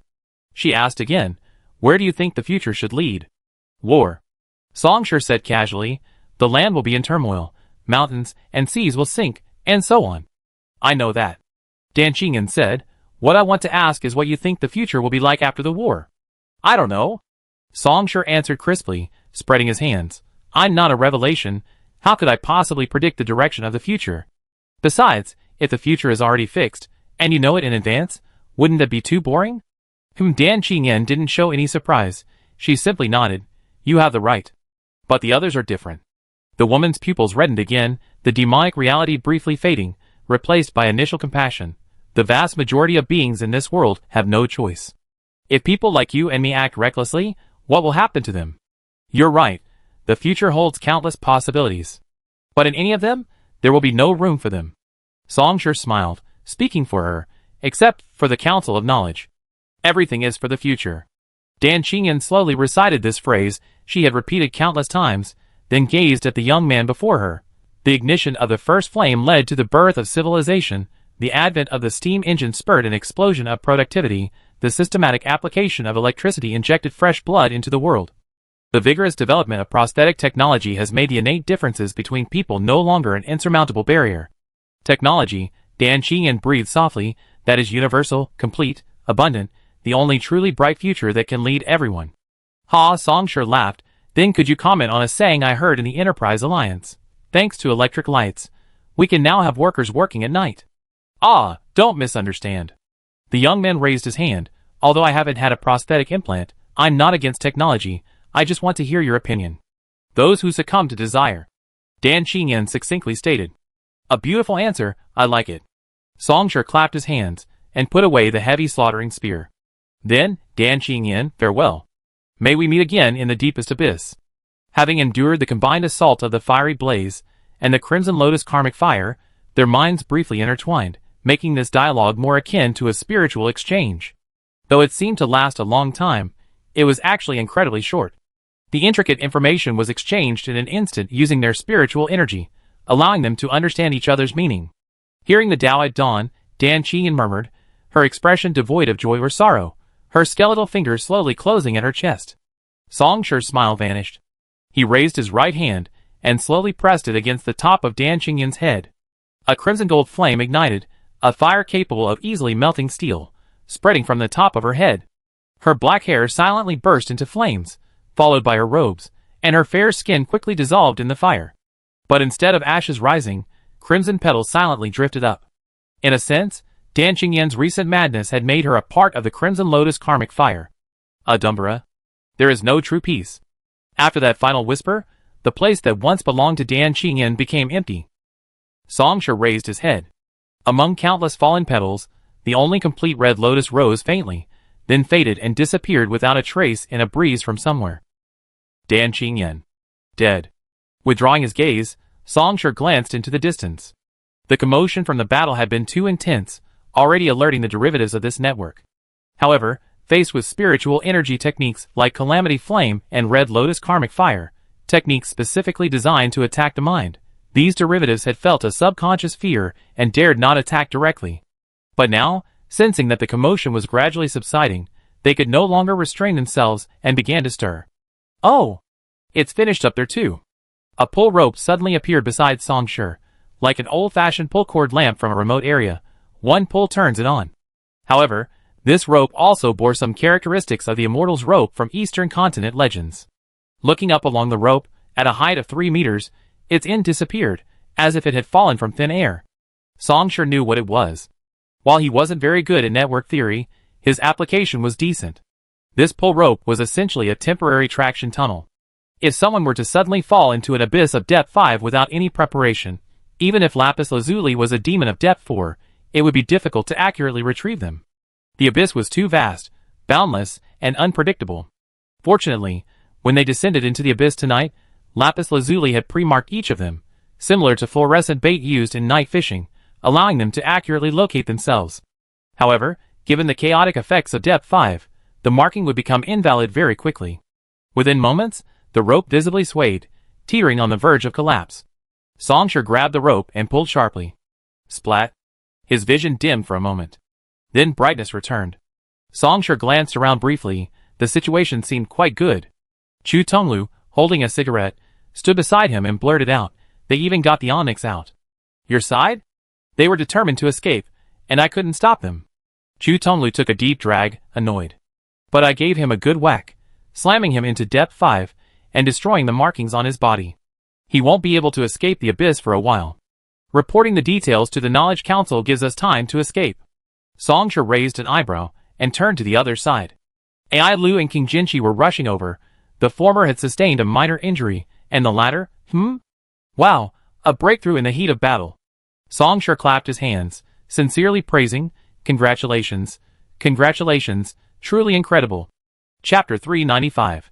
The lapis lazuli that flew over was tattered and battered, resembling a graphics card just pulled from a mine. It looked utterly wretched, yet the psionic energy emanating from it clearly indicated it had reached the third ring of the control realm. Lapis lazuli hummed, seemingly uninterested in further conversation. Let's get out of the abyss first. We discussed the details later. It waved several gravity orbs, enveloping the bundled and bound androids behind it. These androids began to compress and fold under the gravity, transforming into data cards in the blink of an eye.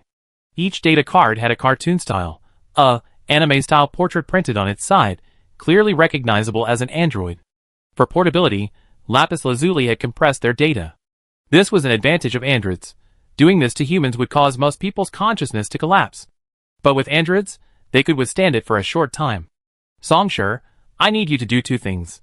Lapis lazuli handed over the data cards. The Knowledge Council has placed tracking marks on them.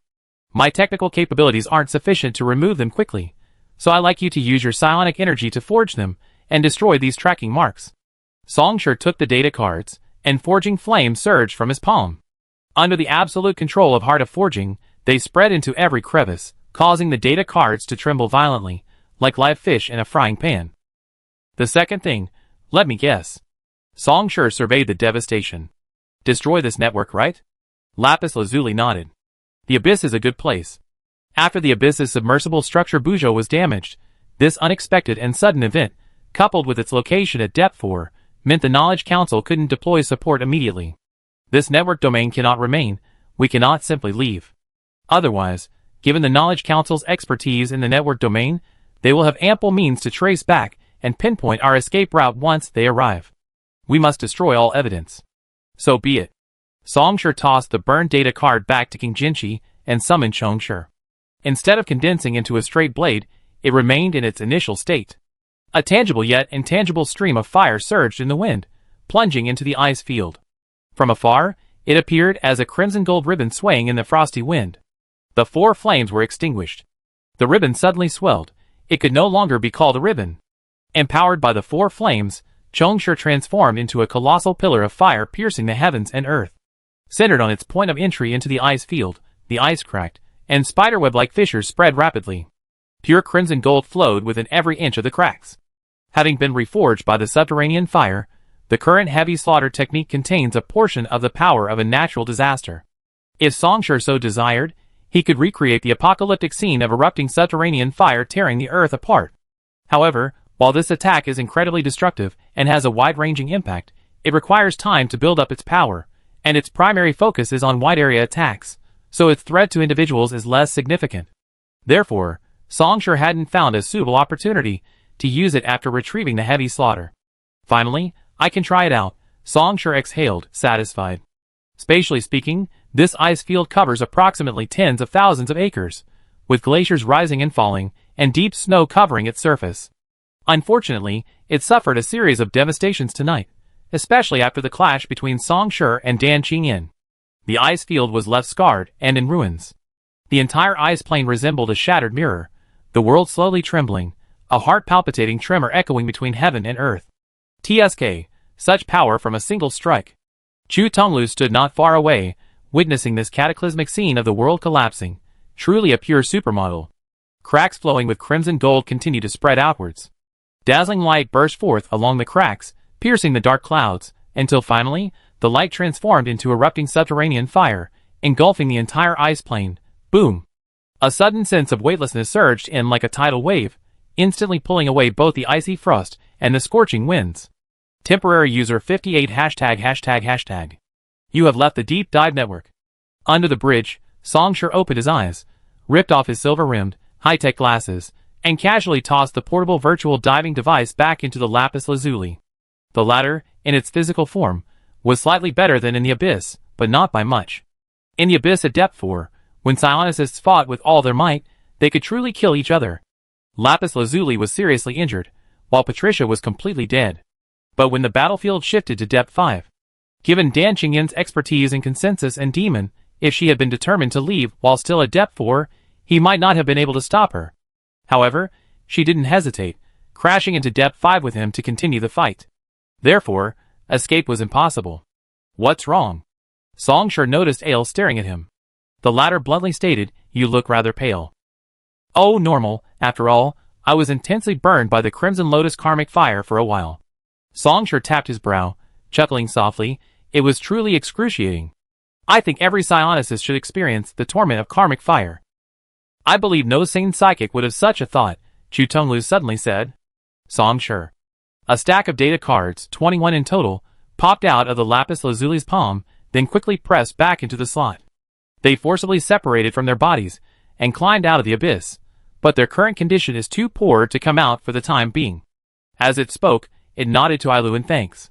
While it was exchanging blows with Patricia, Ailu had broken through the autonomous guards, infiltrated the Onyx restraints, and released them, thus securing the success of the entire operation. After all, the purpose of this trip was for these Onyx. "That doesn't matter, anyway. That's not the most important thing right now," Songsher said, then suddenly asked with a smile, "Did you see clearly how you died this time?" "Unfortunately none." The Lapis Lazuli answered truthfully, "A wondrous, predetermined death. Perhaps the Tao path revealed it to me, but I couldn't remember it." Songsher nodded. "A new psionic technique?" Lapis Lazuli paused. "How did you sense it?" "I am somewhat sensitive to psionic energy." Songsher snapped his fingers. "The feeling you give me is not just about the improvement in the quality and quantity of psionic energy after advancing to the third ring, but also something else, a more wondrous quality. But normally, the Tao path wouldn't grant a psionic technique when advancing from the second to the third ring. I thought of two possibilities." Songsher held up two fingers. "First, your memories have been restored, and you happen to meet the ritual conditions, acquiring a psionic technique. But I guess it's the second one." Songsher paused, revealing undisguised curiosity. "Lapis Lazuli, what did you create?" "The Equality Heaven." Facing everyone's gaze, Lapis Lazuli slowly raised its mechanical arm, as if supporting something, and said, word by word, "Psionic technique, the Equality Heaven." Chapter 396. King Jinshi paused, then looked at Songsher. "Have you achieved the calamity of destruction you sought?" "Just a hair's breadth away." Songsher shook his head and sighed.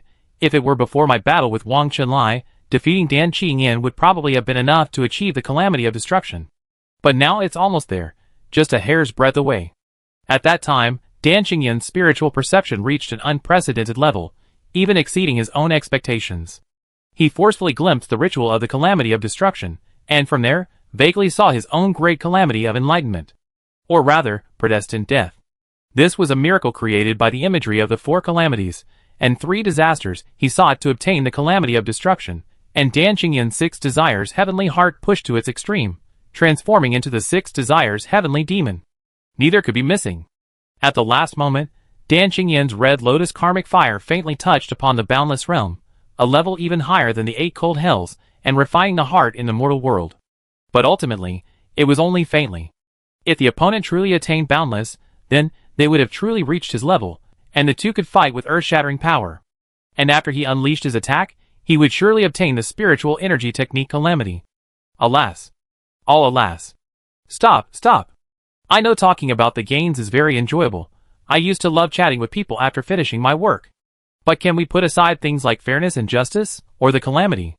Chu Tonglu chewed a large handful of gum, constantly glancing around anxiously.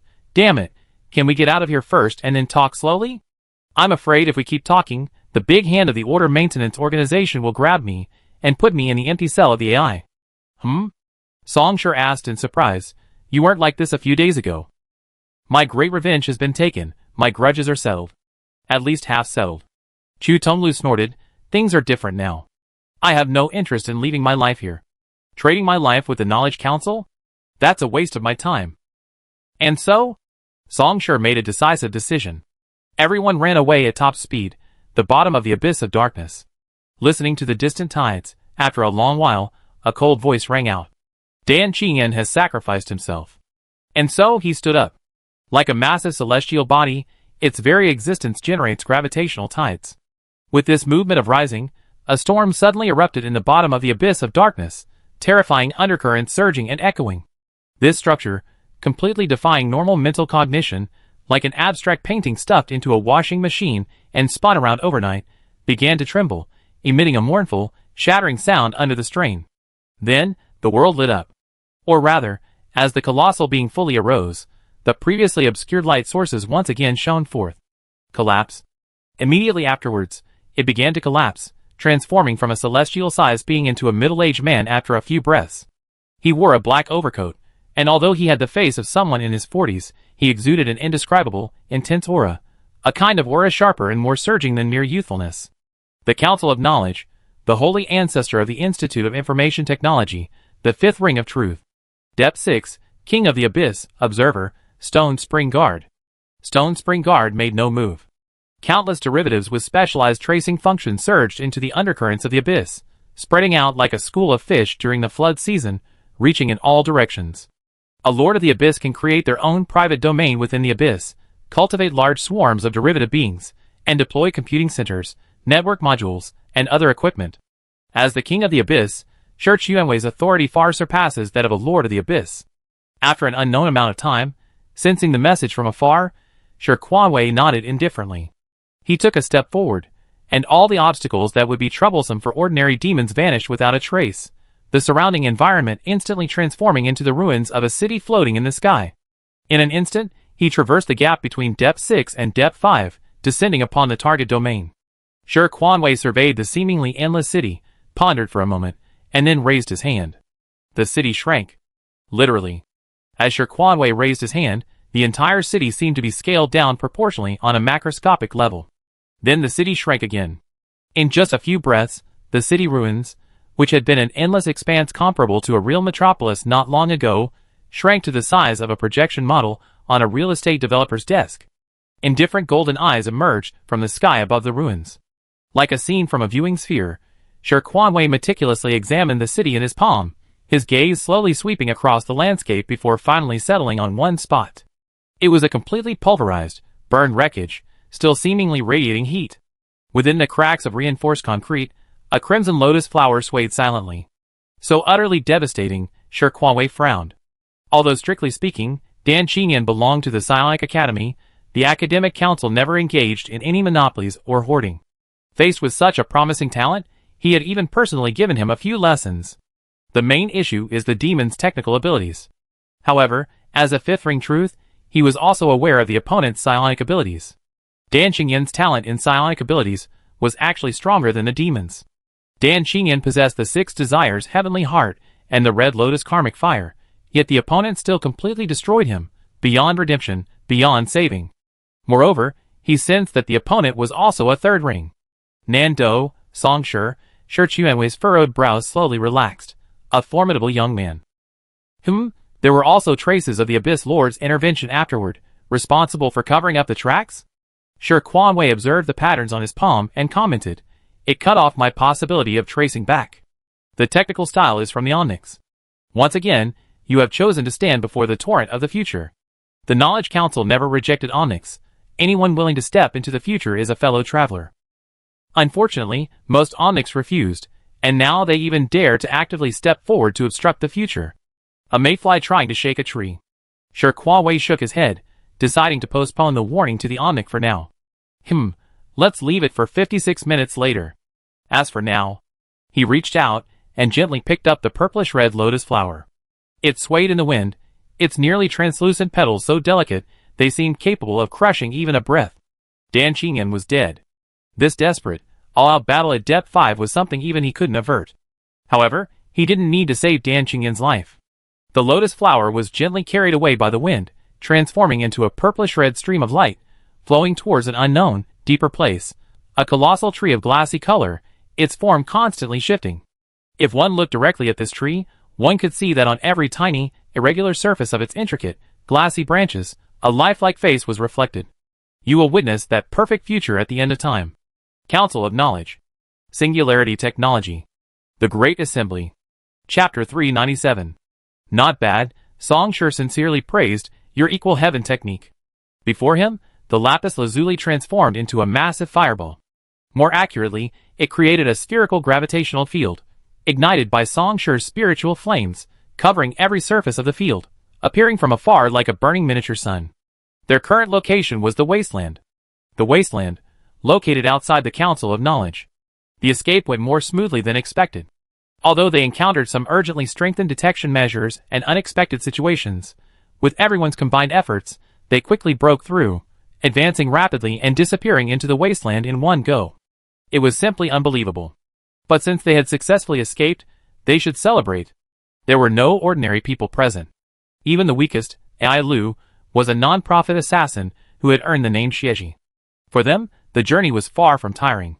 After a quick resupply, everyone was in excellent condition.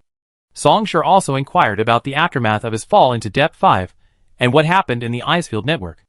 Lapis Lazuli was the most direct, handing over a pair of virtual diving goggles, and sharing the first-person simulated video footage from that time. Oh, a four-armed giant mechanical mech, a perfect example of transcendence. You used that attack quite well, the timing was spot on. SOSO, this Patricia. She's passable, but only passable. Her tactics and awareness are rather average. That metal jet technique is alright, combining lethality with limiting the opponent's evasion, but your gravity control is perfect for dealing with this type of attack. Let me see the pulse-type energy weapon. That's really hard to dodge. You're lucky you managed to avoid half the damage. Here comes the exciting part. A breakthrough in the heat of battle. Both are about surpassing, but just this one point gives you a significant advantage. The rest of the content was rather unremarkable. The battle was constantly changing, and Patricia was greatly shocked by Lapis Lazuli's breakthrough, causing her to hesitate for a moment. Lapis Lazuli seized the opportunity to counterattack, reversing the tide of battle and decisively defeating her opponent. Then the recording was cut off. The image finally froze on Lapis Lazuli slowly drifting towards the shattered mechanical giant trapped deep in the icy plains. Clearly, Lapis Lazuli didn't intend to release this final speech. Patricia. I know her, but we're not very close. At that moment, Lapis Lazuli cut off the recording and slowly said she was one of the early Omnics to respond to the call of Radiant 3, determined to join the Freedom Revolution. Well, I'm one of the more talented Omnics, and I reached the fourth ring, part of the core group gathered around Radiant 3. Patricia awakened her psionic abilities, but at that time she had only just advanced to the second ring and hadn't shown anything particularly special, so my impression of her isn't very deep. I only remember her being very passionate. At that time, she genuinely and unwaveringly believed in Radiant 3's claims, even willing to sacrifice herself for the Freedom Revolution. I don't know why she's become like this now. At this point, Lapis Lazuli paused for several seconds before continuing slowly, but she's reached the third ring in the Council of Knowledge, far stronger than before. I can confirm that she hasn't been subjected to any external manipulation of her mind, memories, or thought. This is an ideal. Songsher stood up, gazing into the distance, an undeniably great thing. It can make the cowardly brave, enlighten the ordinary, and make the boundary between life and death no longer frightening. To die for the path one believes in and practices, isn't that the highest honor, the absolute happiness? Leaving aside the distant past, he said, when I was still in Palosair, Alnan was willing to sacrifice himself for it. Of course, how many kinds of ideals there are in the world is another question. Then, Songsher quickly and seriously stated that he wanted to try out the psionic technique Equality of Heaven. This was the initial scene. The Lapis Lazuli actively created a psionic gravitational field. Songsher raised his index finger, pointing a psionic flame at the gravitational field. Originally, this was an attack targeting a single point, but with a soft exclamation from Songsher, the flame condensed at his fingertip, upon touching the surface of the gravitational field, began to forcibly divert, spreading from the point to the surface. Lapis Lazuli instantly transformed into a burning fireball, appearing even more terrifying. However, when a single force is divided into multiple parts, its actual threat is significantly reduced. As of now, the effect of Equality Heaven is equal distribution. When Lapis Lazuli activates Equality Heaven, the kinetic energy, and other influences it receives will be evenly distributed as it is now, diminishing the originally intense impact to a minor level, allowing for more composed handling. As for why it's as of now, because the psionic technique Equality Heaven is Lapis Lazuli's initial creation, and even it is still refining and exploring it. This psionic technique is far from being perfected or mature. Songsher thought to himself. The calamity flame he created after being tempered by the Red Lotus karmic fire wasn't something that appeared overnight. it didn't possess such terrifying killing power from its inception. Even the current equal distribution isn't omnipotent. For example, when he uses the heart of forging to grant his spiritual energy the effect of being immovable, indestructible, and unbreakable, the equal distribution of equal heaven is greatly reduced. What are your plans for these intelligent machines? Songshur asked. The transmission channel has been set up at the Northern Thunder defense line, King Jinshi replied quickly. They only have consciousness left. I transmit it back directly for a period of rest. The specific cooperation agreement still needs to be negotiated with the Northern Thunder defense line. After so many years of research, these intelligent machines are either injured or insane, especially the latter, who need high-level consensus to heal them. Coincidentally, the Northern Thunder defense line has no shortage of high-level consensus. Lapis Lazuli said, let's put the formal thanks regarding the psychic aspects later. Oh! Songshur raised an eyebrow and smiled. I won't ask if this counts as empty promises yet. What do you mean by later? It uttered 4 words, Nari Yusuji. Ha ha! Songshur no longer concealed his laughter, and burst into tears. Exactly. The third-class aristocratic family, the Nari Yusuji clan, their patriarch before them was a participant in the Seven Earths War. Unfortunately, he suffered severe injuries, and has lived in seclusion since the end of the Seven Earths War. To this day, the entire Yusuji clan has failed to produce a new fourth ring psychic. I will return to the Republic and conquer the Yusuji Duke's mansion. I will personally bring down that old Yusuji Duke. Chapter 398. Chu Tonglu stood to the side, chain-smoking, seemingly lost in thought. As a third-ring transcendence, his lungs were no less than a small steel furnace. A cigarette, barely lit, burned out visibly. Seeing Songshur's gaze, he put down his cigarette, seemingly about to say something, when the former spoke. Are you signaling for an airdrop? The other pointed to the man's side, where large plumes of white smoke rose, and lingered due to the large amount of smoke burned in a short time. The words he was about to say caught in his throat. Chu Tonglu's face darkened. He probably activated some kind of internal airflow module, and a gust of wind suddenly arose, violently dispersing the smoke. He stated bluntly, the Shangjin mansion, right? Take me with you. A rational analysis, Chu Tonglu said, looking directly at him. None of you know Nali County better than I do, that's one point. I am a transcendence of the third ring. Frankly speaking, I can go anywhere in the world. My presence will not be a burden, that's another point. Sounds good, Songshur clapped his hands and laughed. What about an irrational analysis? This is an opportunity. Chu Tonglu was silent for a few seconds, then raised his eyes. I don't know what your confidence is, but I believe that the mighty Nando is not some self-destructive madman. The Shangjian clan killed my parents and kidnapped me as a bargaining chip to gain the help of the academic council, he said coldly. If this grudge isn't avenged, how can one call oneself a son? To me, the Shangjian clan is indeed powerful, but with the addition of Nando, it's different. Let's be frank. Chu Tonglu chuckled, this is a once-in-a-lifetime opportunity. I don't want to regret it someday, huddled under the covers in the middle of the night. All right. Songshur said casually, then count you in. Huh? Chu Tonglu was taken aback, then asked suspiciously, isn't that a bit too hasty? Why don't you send me your resume first, and I do a round of screenings for you? Chu Tonglu decisively waved his hand. Never mind. But you did remind me. Songshur took 2 steps back, flicked his finger, and the fiery flowing Chongshur leaped out, hovering nearby. I remember before you stormed the Tower of Wisdom, you said that if you could leave the Council of Knowledge, you would definitely want to learn from me. The young man smiled and raised his hand. Come. A moment of silence. Then, Chu Tonglu chuckled coldly and crushed his cigarette butt. A metallic outline suddenly appeared from the earth. It was a gigantic mechanical structure, 12 meters tall, painted in a grayish-white hue. It possessed a humanoid body, but its head and the tangled bundles of nerves and muscles gave it a beastly form, exuding an undisguised wildness. It had sharply defined armor layers, and its overall fuselage was streamlined, but certainly not slender. From the beast-like head, 2 deep crimson lights shone, and long plumes of white vapor spewed from the sharp, shark-tooth-like slits. Heavy-powered armor armored abyss. Of course, now the suffix powered armor can be replaced with mecha. Chu Tonglu spent a great deal of time and numerous psionic techniques to fuse himself with armored abyss, repeatedly strengthening it to forge his own extraordinary body. Amidst the clanging of metal, the mech drew its weapon with a backhand motion, a 7-meter-long, dark white, hexagonal Han sword, with a thin, colorless membrane covering the blade around its thick spine. This thin film is essentially a high-frequency vibrating particle generator, created using the psionic technique weapon manifestation.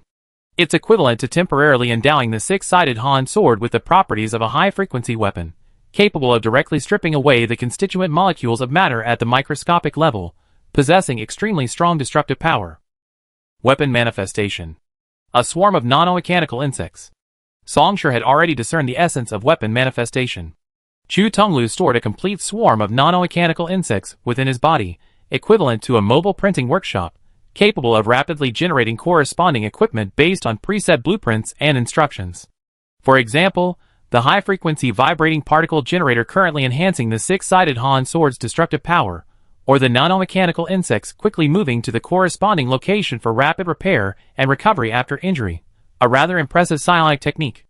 Among psionicists focusing on this path, including those from his previous life, the highest achiever Songshur had ever seen was Factory, or rather, Panlong Su Yudu. Boom! The nuclear fusion engine ignited, providing a continuous and abundant power. Chu Tonglu gripped the six-sided Han sword with both hands, slowly bent his knees, and snowflake-like flames began to emerge from a row of vector nozzles on his legs. King Jinchi and Ai Lu ran to the outer perimeter, then the former, after a moment's thought, used anti-gravity to fly into the air together for a panoramic view. This barren land, dead for decades, finally showed a new color. From afar, the mecha and the young man presented an exaggerated contrast, the latter appearing so small. However, in the vision of a psionicist, what truly appeared small at this moment was the 12-meter-tall mecha. The next instant, knowing that if the standoff continued, its momentum would be completely gone, the mecha decisively sprang up, breaking the sound barrier, and unleashed a fierce slash with its sword. With the combined power of Jia Yuming Yuan, the sheer quality and sharpness of the Six Directions Han sword, and the destructive force of its high-frequency propulsion, if this were a city of reinforced concrete, Chu Tonglu's sudden strike would be enough to advance 1,000 meters in one go, effortlessly cutting through everything in its path. Songshur summoned Scorched Earth. Reinforced by Forging Flame, the Scorched Earth's defensive capabilities were significantly enhanced. A barrage of bullets was now like a gentle breeze. The moment it touched the Scorched Earth, the sword strike, which had been breaking the sound barrier, suddenly slowed down.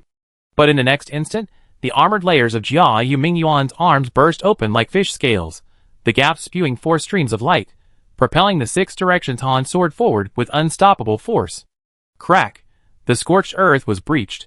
Songshur nodded in satisfaction, gripping the heavy Slayer sword in his palm.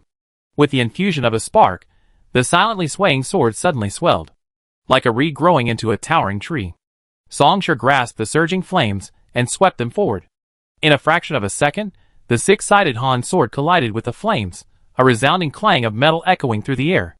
With a sudden, strange cry, the mech was sent flying backward at even greater speed than before, its thrusters spraying air before finally landing steadily. Separated by a single strike, they were now 100 meters apart. Not bad, really not bad. Feeling the lingering shock in his fingers, Songshur praised, raising the flames again. Let me think. Jia Yuming Yuan sheathed his Han sword and raised his hands. Think what? Chu Tonglu's voice echoed from within the mech. That's it. Chapter 399. Amidst the cold, mechanical whirring, Jia Yuming Yuan stood, having sheathed his weapon. His hexagonal Han sword bore numerous nicks and signs of melting. The weapon manifestation swarm of nanobots rapidly filled the gaps, writhing and repairing the damage. On Jia Yuming Yuan's chest armor was a deep, still burning gash, stretching from his chest to his abdomen. Large chunks of burned-through armor were peeling off, being replaced by spare pieces. He looked quite disheveled. But Songshur could clearly sense that Chu Tonglu still possessed the strength to fight. Having taken a blow that cost him a fire seed, the opponent had forcibly withstood it. His injuries were indeed considerable, but certainly not severe. What kind of transcendence is it if one doesn't get injured? The more injured, the stronger he becomes, rising against the tide, seeking survival in the face of death. For someone at the third level of the transcendence realm, this injury, neither too minor nor too severe, is actually a positive boost in a way. If this sword strike doesn't work, then there's no point in continuing. Chu Tonglu deactivated his armored prison abyss, reverting to his middle-aged man appearance. My normal peak output is like this. I do have some trump cards, but judging from this sword strike, they won't have much effect on you. Chu Tonglu walked towards them, pulling a piece of chewing gum from his coat pocket and popping it into his mouth. Humph, you are indeed powerful, I concede. I won't back down. Songshur waved his hand modestly. If you could withstand this attack, and you were on the Northern Thunder defense line, getting selected as a seed wouldn't be a problem. Of course, not now, you're too old, over 30. Chu Tonglu's movement of taking the gum froze, arguing, 32 years old isn't old. Just a little older than a teenager. Do you understand? Songshur smiled but did not answer. His statement that he was qualified to be selected as a seed was not a joke, but the truth. In fact, one could say that even among the seeds, Chu Tonglu's talent would rank in the middle. This was a seed on the Northern Thunder Defense Front's list of new generation talents. Anyone who ranks in the middle here would be a psychic genius worthy of significant cultivation anywhere, with the potential to reach the fourth ring of ascension. The academic council back then might have even considered trying to reconcile with Chu Tonglu and mutually accept him. However, before anything could be truly decided, the latter took advantage of an experimental transfer and transportation route through the wasteland, using his armored prison abyss to kill the escorts and escape. Just then, King Jinchi and Ai Lu floated down. Songshur, do you want to go directly to Nali County, or find a place to rest for a while first? Naturally. Songshur grinned. Straight to Nali. Among the 19 counties under the jurisdiction of the Eastern Continent Republic, Nali County is the smallest. Compared to the largest, Chongyuan County, Nali County is less than one-fifth the size of the former. The name Nali in Nali County comes from Nali Mountain within the county, a mountain peak over 1,000 meters high, covered in red maple leaves. Snap. The powerful functions previously provided by the prosthetic body vanished silently at this moment. The man had never felt his legs so heavy, as if filled with lead. Night had already fallen. Following the instructions of the old Shengjian Gong, the Nali mountain forest, deliberately without lighting, melted into the darkness. The forest instantly became dark, deep and unfathomable like a man-eating demon, silently sucking away one's marrow. His heavy, labored breathing became the only sound in the night. But darkness was never an obstacle for the man. He was the current head of the Uyama clan, a third-tier noble family. He possessed a second ring of psionic power, and a top-tier cybernetic body meticulously configured by a professional support team. Night vision? No, his prosthetic eyes were far more advanced. For him, bright as day was not an adjective, but a statement of fact. So he saw. A crimson stream meandered down the stone steps. The mountain path was almost entirely soaked in crimson, the overflowing blood flowing to both sides, seeping into the gaps between the fallen red maple leaves. The man gasped, forcing himself to lift his head. He looked towards the source of the stream. The once simple and elegant vermilion torii gate had long since transformed into a hellish inferno. Torn pieces of flesh, broken prosthetic bodies covered in viscous fluid, wide open, lifeless, angry eyes, pale heads still bearing traces of terror, severed limbs and remains lay limply on the ground, some dying before even passing the vermilion torii gate. A gaunt figure stood before the torii gate, bending down to pick up a barely clean haori from the corpses, slowly wiping the katana in his hand. Uemura Masaaki. Uemura Masaaki. Seeing this figure, the man both cried and laughed, his mournful voice suddenly echoing through the red maple forest, lingering for a long time. Shouldn't you have been transferred away from Mount Nari by now? Or did you all know all along? The gaunt figure called Uemura Masaaki stopped what he was doing. He shifted to a katana-holding stance and slowly descended the steps. His boots splattered on the slippery blood.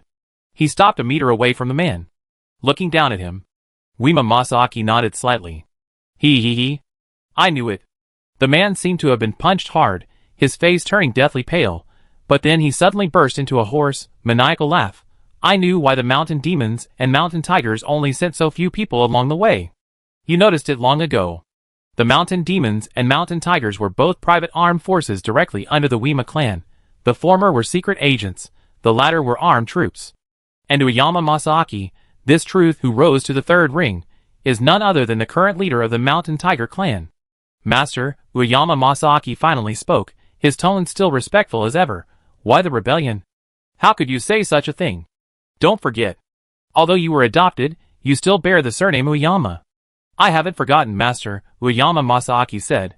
20 years ago, on the day your grandfather bestowed upon me the surname Uyama, I have never forgotten it. Grandfather? Upon hearing this word, the man's voice suddenly intensified. Don't use that word. It's this monster. To prolong his own life, to continue to eke out a living. He has drained the entire Uyama clan dry. No, even if it destroys the Uyama clan, it doesn't matter.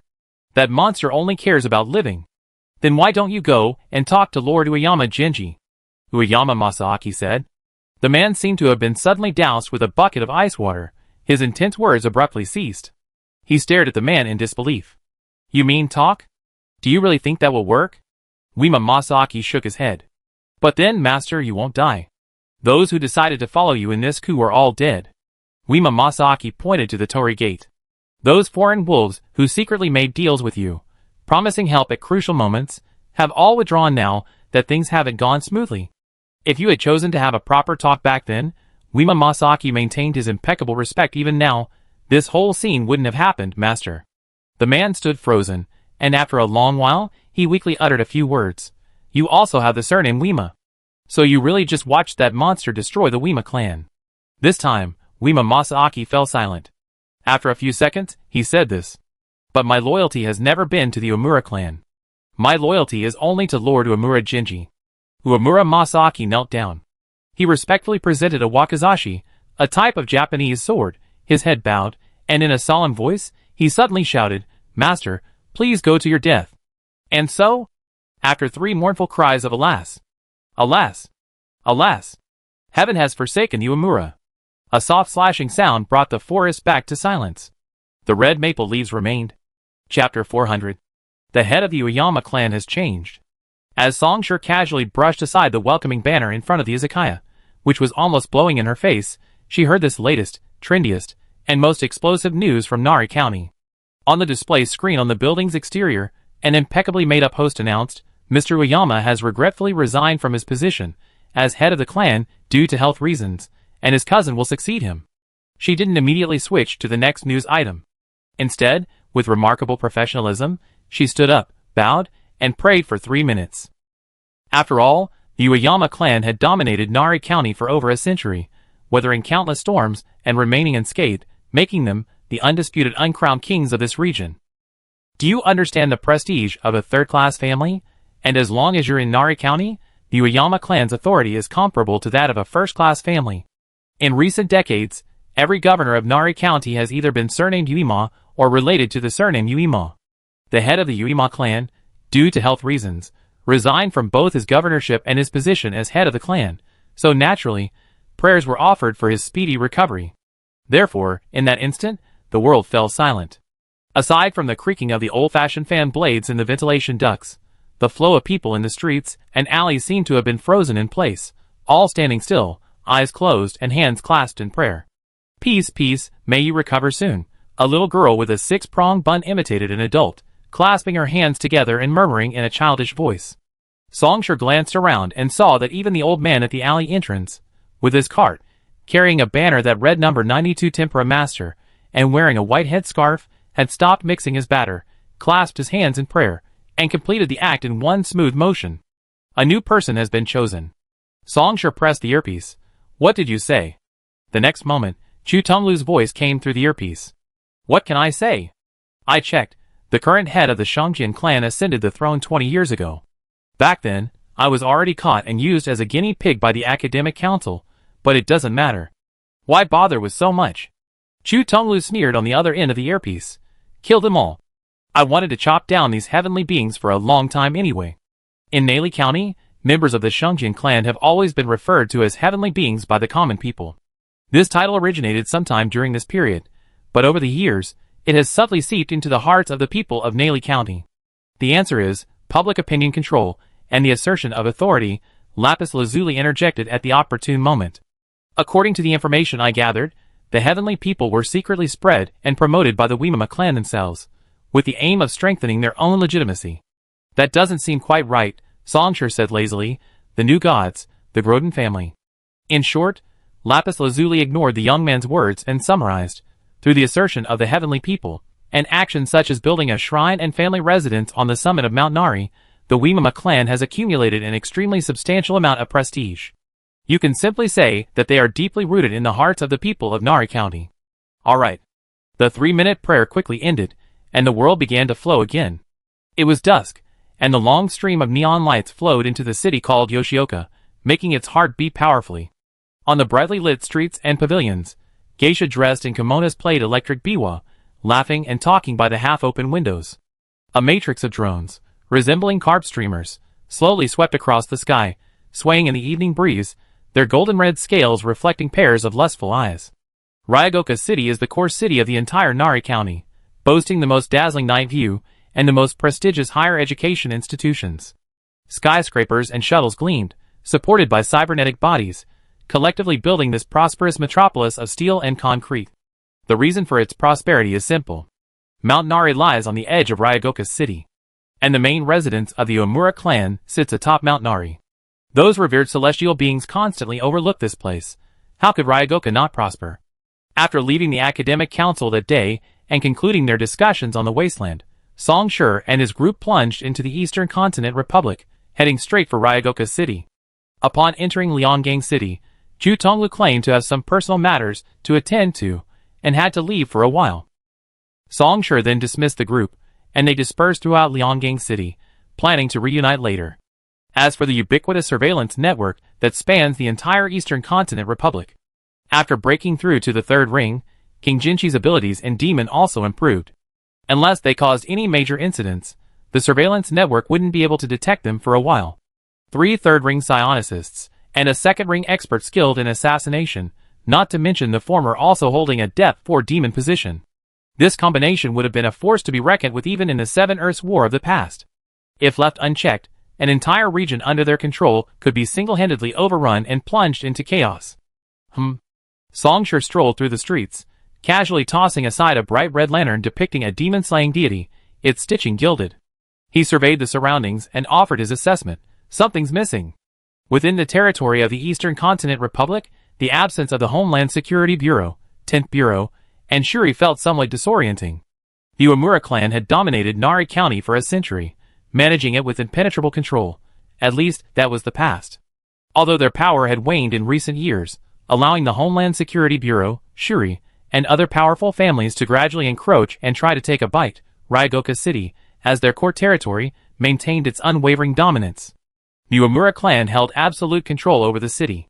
The weather forecast indicates that the southeast monsoon is approaching, and the next few days may see sunny skies turning into heavy rainfall. But please rest assured, citizens, our team has extensive experience in organizing such events, and everything is progressing steadily. This year's Great Wilderness God Festival will still be held as scheduled. A new voice suddenly rang in his ears. Song Shi looked up, following the voice. On the giant screen in the distance, an interview was playing. A middle-aged man in a suit, his expression solemn, spoke eloquently to the camera, a hint of silver-white etched circuitry flashing between his brows. Beside him, photos of the construction site popped up, confirming the veracity of his words. Most eye-catching among them was a group of ancient and elegant buildings nestled in a forest of blood-red maple leaves. That was the final destination of the Great Wilderness God Festival, the Nari Shrine located on Mount Nari. The Great Wilderness God Festival. Song Shi glanced at the time. There was still an hour until the agreed-upon meeting time. So he avoided the main street's crowds, turned into a side alley, and lifted the curtain in front of an izakaya, Japanese pub. Boss, Song Shi sat down, casually scrolling through the menu on the built-in LCD screen. I'm from out of town. Tell me about the Great Wilderness God Sacrifice. Chapter 401. This izakaya, Japanese pub, was the kind you see anywhere. The owner was an elderly man in his 50s. Due to the Eastern Continent Republic's license quota system, his cybernetic transformation was quite minimal, only his eyes blinked. The izakaya was currently empty. Hearing Song Shi's words, he stopped picking up edamame. Young man, are you from out of town? Song Shi's sculpted face was that of a young man. He hummed in agreement, yes, kind of like a temporary resident. I heard about the Origami Festival in Nari County for a while, and since the timing was perfect, I decided to come along. Oh, a temporary resident. The old man dried his hands on a white towel, pushed over a plate of yakitori, and a genuine sense of nostalgia washed over him. Youth is wonderful. I used to dream of traveling everywhere. So you didn't make it happen in the end? Song Shi smiled as he picked up a skewer. Alas, I have no money. All I have is a vibrant, beating heart, but what can a heart do? The old man shook his head and sighed. Now, even the vitality of my heart is gone, only its beating remains. Song Shi swallowed his yakitori and pondered for a moment. How much is a monthly membership? The old man's face stiffened instantly, his smile barely remaining. Guest, what are you saying? Mainly, this sales pitch sounds so familiar. Song Shi stroked his chin. It feels like one of those conversation software programs that analyze dialogue in real time and provide strategies for conversation. You didn't buy it from the dust contract generation, did you? Oh my! The old man quickly poked his head out, scanned the vicinity of the izakaya, and only after finding no one else around did he beam with a smile. Young man, you have excellent taste. But don't mention it. Don't mention it. He placed a bottle of sake and a plate of grilled fish on the table, indicating that payment was free. Then, he admitted that Songshur was right. The words he had just spoken came from a conversational software called Midnight Diner, which he had purchased from the giant corporation Dust Contract Generation, and was provided in real time on a monthly subscription basis. The old man sighed sincerely. There's no way around it. Business is tough. There are so many izakayas. Everyone buys the same few brands of pre-made meals, so the taste isn't differentiated. I have to improve my core competitiveness in other areas. As he spoke, the old man added angrily, I'm still on the right track. Some people add a lot of additives to their yakitori, really. Actually, it's not a big problem, Songshur comforted him. At least these people add it secretly, and the company. Everyone in the alliance is open and above board, piling food on people in front of them. Those who aren't addicted won't even eat it. The old man choked for a moment, then after a few seconds, he managed to squeeze out a dry, young man, you've been to quite a lot of places, haven't you? If you came specifically for the Wild God Festival, the old man hesitated for a while before advising, young man, if you ask me, just look from afar, don't push your way into the crowd. Would you mind explaining why? Songshur stroked the small cup filled with sake and gestured towards the old man. The old man hesitated. The Wild God Festival is held monthly, without fail, but only the Wild God Festival held in July each year is worthy of being called the Great Wild God Festival. The old man said, the Great Wild God Festival is only once a year, and with so many people coming and going, traveling and such have happened quite often. You're from out of town and not familiar with Liangang City. Getting too close wouldn't be a good thing. Songshur sensed the insincerity in the old man's words. His perception was incredibly sharp. Even if it wasn't a consensus, it was difficult to deceive an ordinary person. Actually, before coming here, I did do a little research, Songshur said, not asking further, but instead proactively changing the subject. I heard that the Aragami festival is to worship a deity called Aragami in the Nari mythology. It controls the calamities of heaven and earth, so it needs to be worshipped regularly to bring peace to the region. Oh yes, that's right, the old man nodded in agreement. However, although the Aragami festival has a relatively long history, it used to be a small, local festival. It wasn't until 50 years ago, under the guise of reviving the rituals, that the Wimama clan put a lot of effort into formalizing and expanding the Aragami festival, which gradually gave it its current fame. Songshur paused, then abruptly changed the subject. I also heard that every time there's a Wild God festival, 30 pairs of virgin boys and girls under 10 years old are offered up and sent to Mount Nari. The old man, who had been nodding, froze. His face turned extremely pale, as if he'd fallen into an ice cave, yet a hint of ruthlessness clung to his sparse white hair. Closed. The old man waved his white headscarf, making a gesture to disperse the crowd, and shouted, Closed. Guests, please leave. Songshur put down his untouched sake cup, turned, and pushed aside the curtain to leave. His movements were so swift that even the old man was momentarily stunned. When he came to his senses, he found 2 silver notes under his sake cup. The old man stood there for a long time, managing to say, such an old-fashioned style. His righteous eye gleamed. He found a picture of a Buddha statue and bowed to it, then sprayed the silver notes with alcohol and carefully slipped them into his pocket. Bad luck as it may be, but as one of the lowest-ranking members of the 8th class under the Eastern Continent Republic's household registration system, he couldn't care less about such things. Every little bit he could earn was a bonus. Half an hour later, in a private room at a restaurant called by Banlo, Chu Tonglu pushed open the door and found himself to be the last to arrive. So late. Songshur brandished an iron skewer, waving it around, feeling nostalgic seeing familiar things? Not that sentimental. Chu Tonglu plopped down, unceremoniously reaching into the fryer with his bare hands and grabbing a handful of fried food to eat. I haven't been back to Liangang for many years, Chu Tonglu said casually. My parents are gone, aren't they? This time I killed Hewan, avenged what happened years ago, and since I'm back, I thought I offer them some incense. Originally, it would have been best to place Hewan's head at their grave. Chu Tonglu shook his head and sighed softly. But the situation at the Knowledge Council was urgent. so I could only burn them to ashes instead. I hope my parents in heaven won't blame me. What place ahead? King Jinchi asked cautiously. Chu Tonglu looked puzzled. Isn't that how it's always done? Ai Lu opened his eyes wide and said succinctly, Eastern Continent tradition. Song Shi concluded, excellent custom. King Jinchi was silent for a few seconds, then decided to remain silent. Everyone, I made my decision. Just then, Song Shi tapped the table. You all seen the news, right? 3 days from now, July 1st, the annual Nari Grand Event, the Great Wilderness God Festival, the young man said calmly, surveying the crowd. On that day, let's storm Mount Nari. Chapter 402. You're going to make your move at the Great Wilderness God Festival?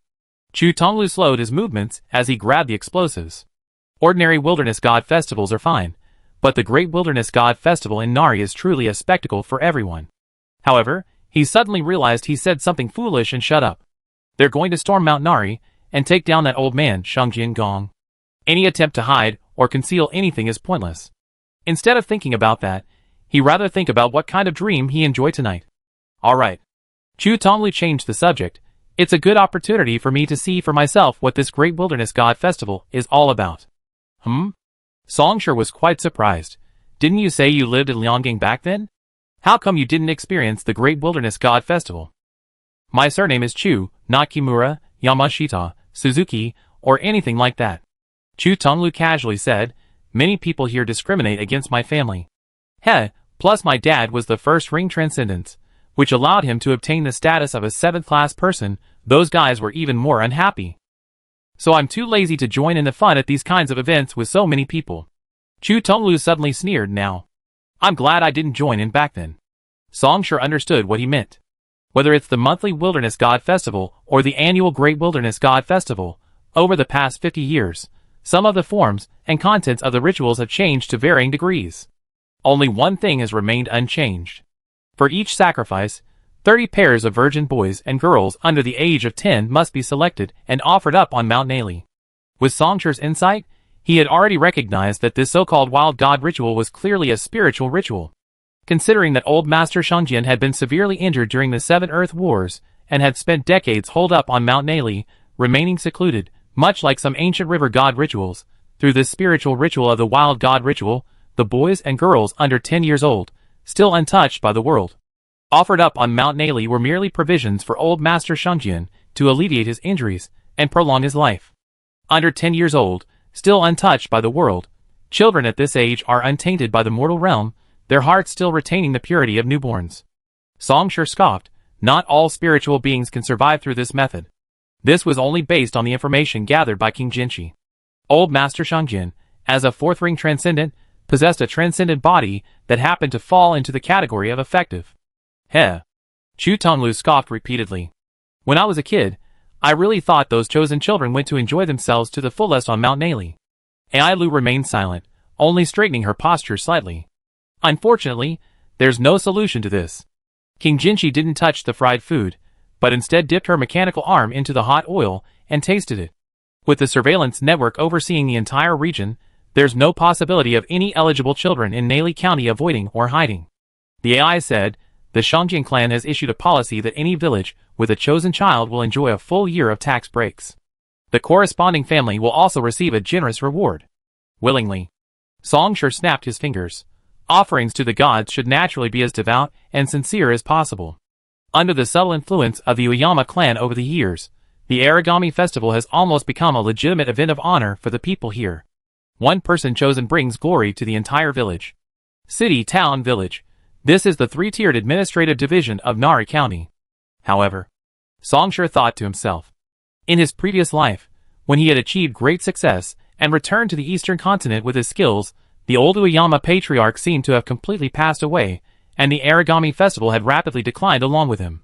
But he hadn't been to Nari County much, so he couldn't say for sure what the specifics were. Then, he would settle this matter in this life. Now that you attained the 3rd ring, haven't you considered returning to the Eastern Continent Republic? Song Shi twirled his chopsticks. Being a 5th-class citizen is easy, and even 4th class isn't difficult. Besides, if you're willing, marrying a noblewoman from the Shangjian family is nothing special, it's a direct class leap. Then why don't you go? Chu Tonglu scoffed, tapping the oil pan with a spoon.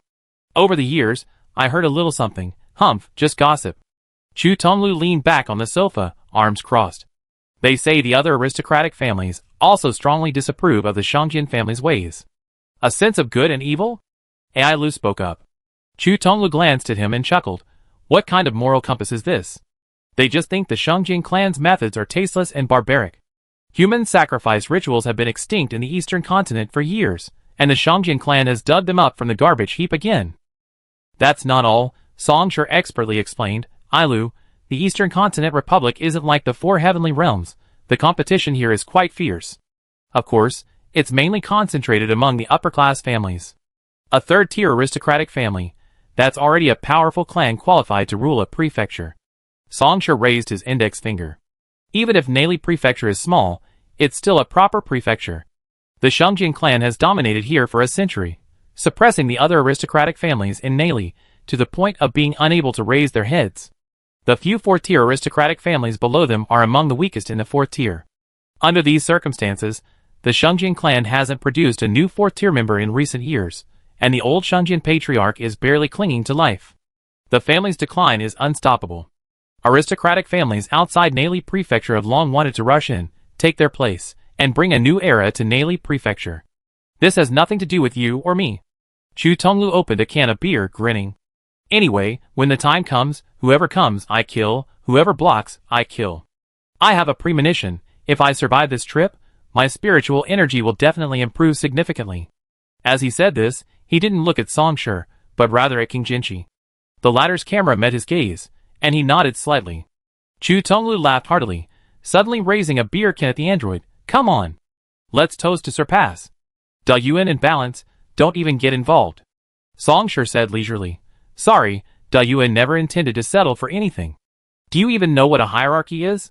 Ai Lu, who had been silently eating, put down his chopsticks.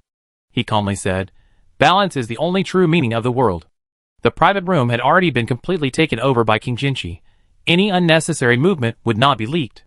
The mountain tigers and mountain ghosts of the Shangjian clan would never have imagined that, without a sound, 3 third-ring psychics were crammed into a private room of a small street restaurant in Lianggang City. So, after a lively exchange, everyone left the restaurant. Waiting for 3 days later. The Great Wilderness God Festival. Chapter 403. Although the Great Wilderness God Festival was still 2 days away, the streets of Yoshioka City were already quite festive. Lanterns depicting demon-slaying deities rose one by one.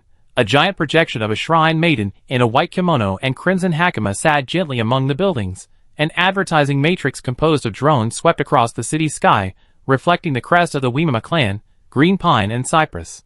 For the people of Nari County, the Wilderness God Festival was somewhat commonplace, but the annual Great Wilderness God Festival was still a grand event, worthy of attention and appreciation. Songshur walked down a skybridge and suddenly saw a Daruma doll, about the size of a human head and painted red, by the roadside. Sensors detected someone approaching, and one of the 4 square stone pillars beneath the Daruma doll suddenly lit up, displaying a window. Fortune-telling slip. Pray once, pray 10 times.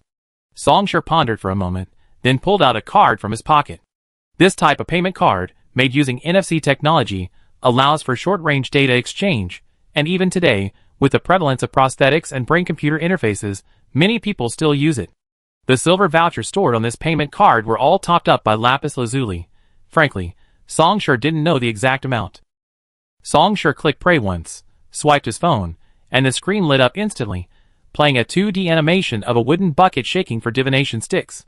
Then, a stick fell out of the groove below with a soft thud.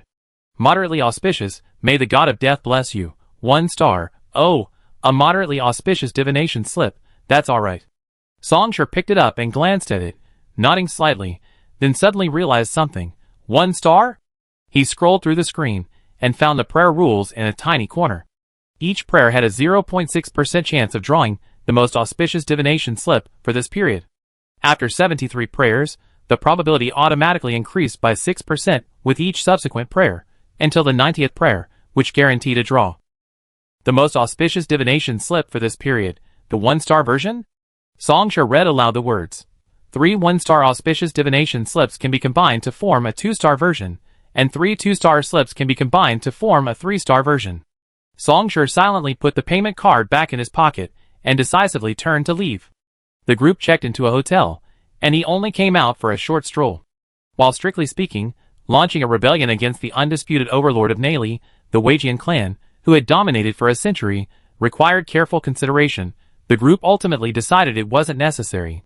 With extraordinary individual combat capabilities, logistics were unnecessary. The transportation and preparation of weaponry were handled by Lapis Lazuli and the Chu Bronze Furnace, both of which were transcendent, essentially mobile armories, and Songshur's heavy slayer weapon was sufficient. Ailu, on the other hand, possessed a lot of strange items, but thanks to the Chu Bronze Furnace and Lapis Lazuli's transcendent body, he was able to largely replenish them. As for intelligence gathering, Mount Nayli held an extremely high position in the hearts of the people of Nayli County, historically known as the Divine Mountain. For millennia, almost every powerful family that ruled Nari County built its own castle tower on Mount Nari. The Uemura clan was no exception. However, despite being theoretically the most heavily fortified place in Nari County, the actual defenses of the Uemura Mansion and Mount Nari were rather outdated. The old Uemura disliked electronic devices disrupting the sacred ground of Mount Nari. He not only forbade any modern infrastructure development, but also ordered the demolition of some of Mount Nari's past structures, giving the Uemura Mansion a classical feel. This approach, while seemingly primitive, was actually quite inconsequential. The previous generation's head of the Uemura clan, the man known as Old Uemura, the fourth ring of transcendence, Uemura Jinji. This ruler of Nari County resided in the Uemura Mansion. If there's any threat that even the Usuji Jinji can't suppress, then no matter how heavily fortified, well-defended, or heavily armed the Usuji Duke's mansion is, it will be to no avail. Songshur shook his coat, preparing to return to the inn. You? Why didn't you bow to me? Turning the corner, he witnessed a scene under the eaves of a Norin curtain. An old man encountered a burly man. The moment he saw the latter's appearance, the old man's face turned pale. Before he could do anything, he heard the other man roar. Before the old man could speak, the burly man slapped him without hesitation.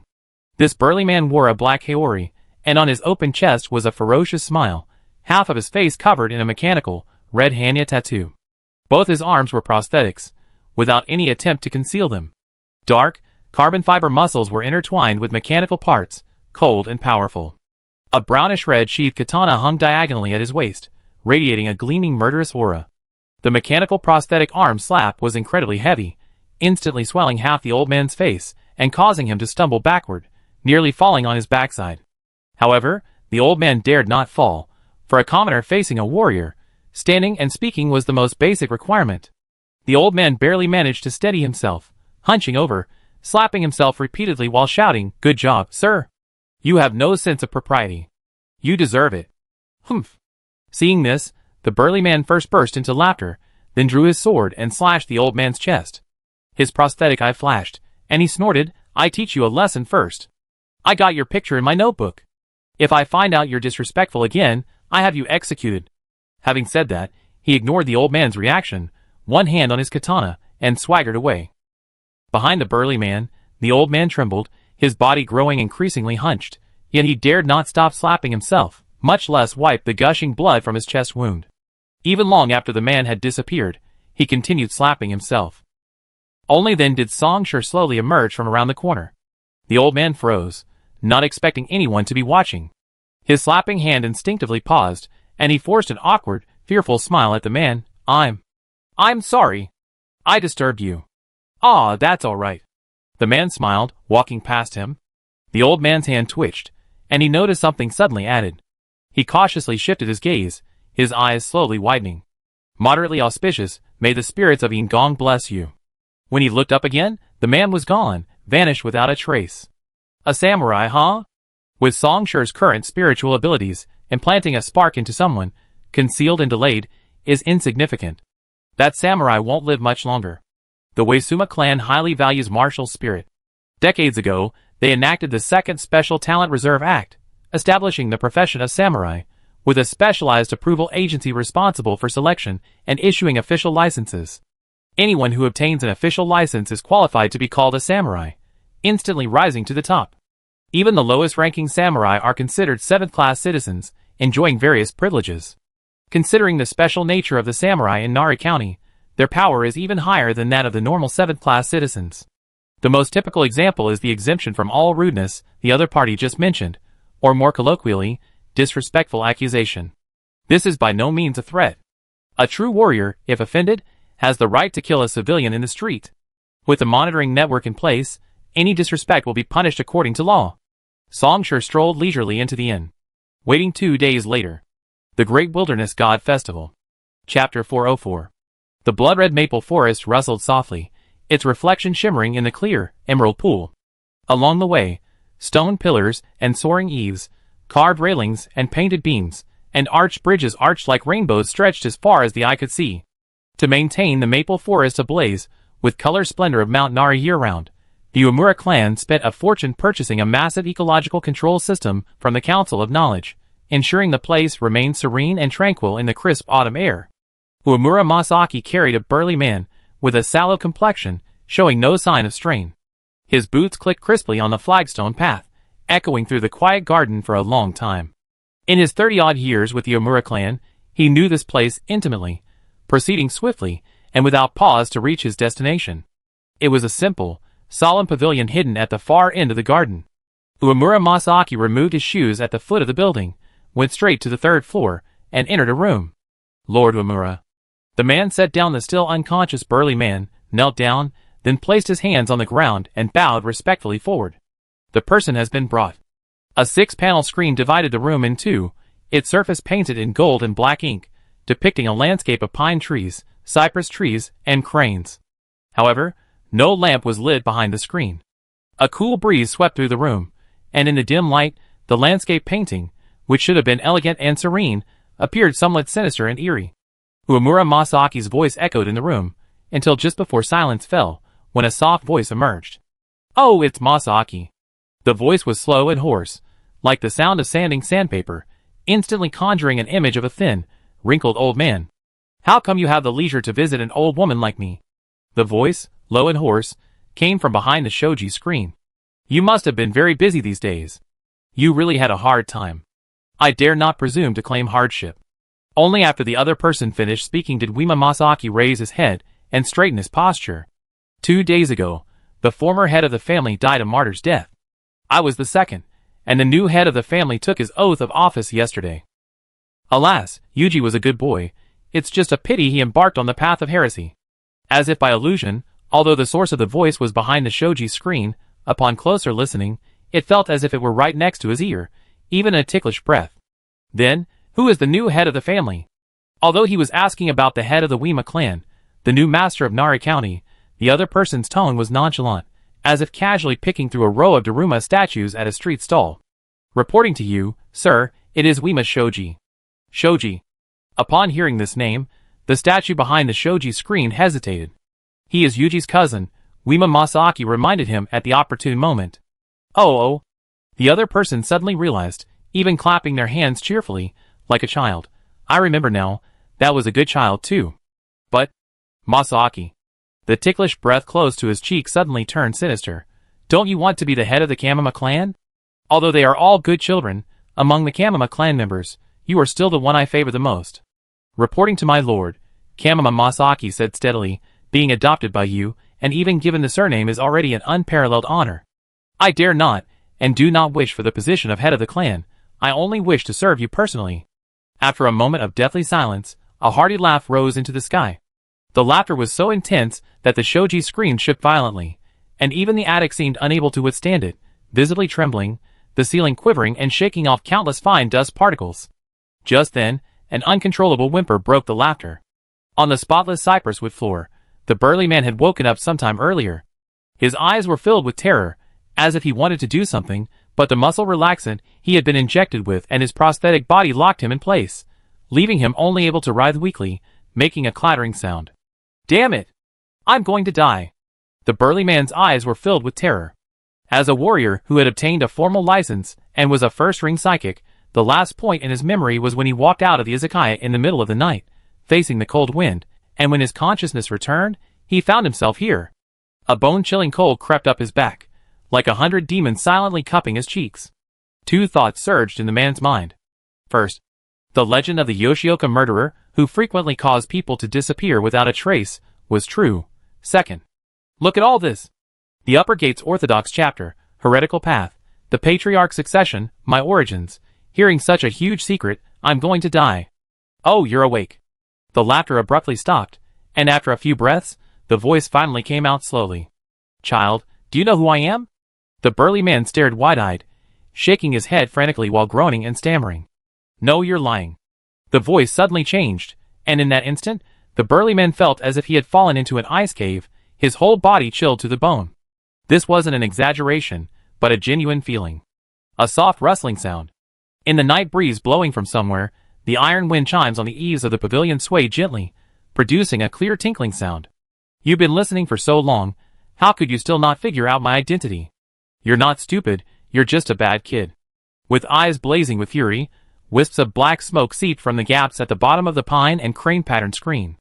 They gently coiled around his heels, climbing up his ankles like extremely thin vines, completely binding him. This black smoke dragged the struggling man, inch by inch, behind the screen.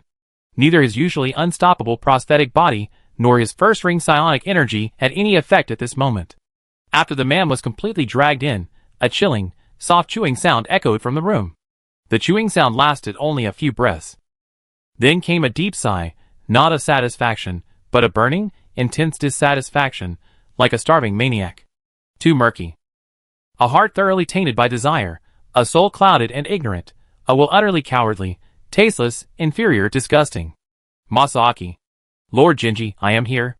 Kamama Masaaki said respectfully.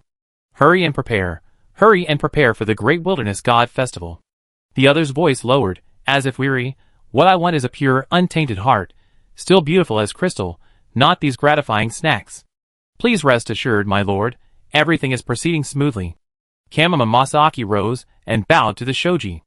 2 days later, the Great Wilderness God Festival will surely live up to your expectations. Chapter 405. There are quite a few more eyes in the city now. Chu Tonglu stood by the window, parting a corner of the curtain. It's only at this time that the mountain demons start to pay attention. Not necessarily. Songshur leaned back on the sofa, flipping a playing card between his fingers, and said leisurely, haven't we already investigated? The mountain demons' activity area is concentrated in Lianggang City. When they actually arrive at the Great Wilderness God Festival, they won't be of much help. The mountain tigers are much the same. The Great Wilderness God Festival begins in Lianggang City, with the ritual procession parading through the streets, its final destination being the Nari Shrine atop Mount Nari.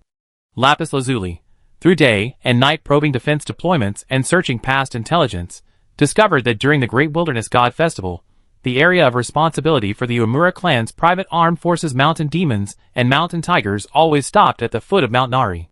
This theoretically sacred mountain actually lacked military deployment. If we don't count Umura Genji. You're quite confident, aren't you, Uyama Genji? Songshur tossed a deck of cards to Ai Lu. If you ask me, those aristocratic families are just too stingy. Can't they just pool their resources and produce someone? What do you mean by too stingy and pool resources? Chu Tonglu turned his head, rolling his eyes. A psionicist. Third ring. That's enough to build a fifth-tier aristocratic family from scratch. Why are you so foolish as to become a waste resource? The man naturally understood what Songshur was talking about. During the Seven Earths War years ago, Uyama Genji was severely injured by a strategic auditor from the giant corporation Dark Crystal Credit. Since then, he has remained secluded atop Mount Nali, avoiding the world. Those aristocratic families, who coveted Nali County, only knew that Uyama Genji's injuries hadn't healed, and that he wasn't in good condition, but after so many years, no one knew exactly how badly he was in poor health. Undoubtedly, the Great Wilderness God Festival, with its limited defenses, presented the perfect opportunity for a probing attack. Units equivalent to second-ring psionicists were far from enough to force Uyama Genji to intervene. Third-ring psionicists, or those of equivalent strength, could be used, but such precious resources would be purely expendable. Of course, if any of you are sensible enough to volunteer, we gladly accept. Don't expect us to step forward. Let's try to outlast Uyama Genji first. It's said that during the second full-scale corporate war of the Enterprise Alliance, Uyama Genji had plans to get involved, attempting to exploit the Singularity Technology Golden Branch of the then giant corporation Feast of Abundance to heal his wounds. If pure white creature Singularity Technology full genome mapping is about arbitrarily rewriting and reconstructing existing things, so the Singularity Technology Golden Branch of Feng Mao Feast is about creating the unprecedented. It can nurture things like genes that are never before seen, even beyond the realm of reason. although both of these giant corporations went bankrupt one after another. The second full-scale corporate war that led to the bankruptcy and disintegration of Feng Mao Feast was so intense that the major corporations themselves were fighting tooth and nail, and they certainly wouldn't allow outsiders to profit from it. Weiji Motoshi's hand was forcefully cut off as soon as it reached in, forcing him to back down. By the way, Lapis Lazuli, how are your AIs doing? As if suddenly remembering something, Songsher picked up a piece of unbranded candy from the coffee table. What did the Northern Thunder Defense Front say? The negotiations are over, Lapis Lazuli replied. The Northern Thunder Defense Front promised to provide certain protection, on the condition that the AIs serve them during the protection period.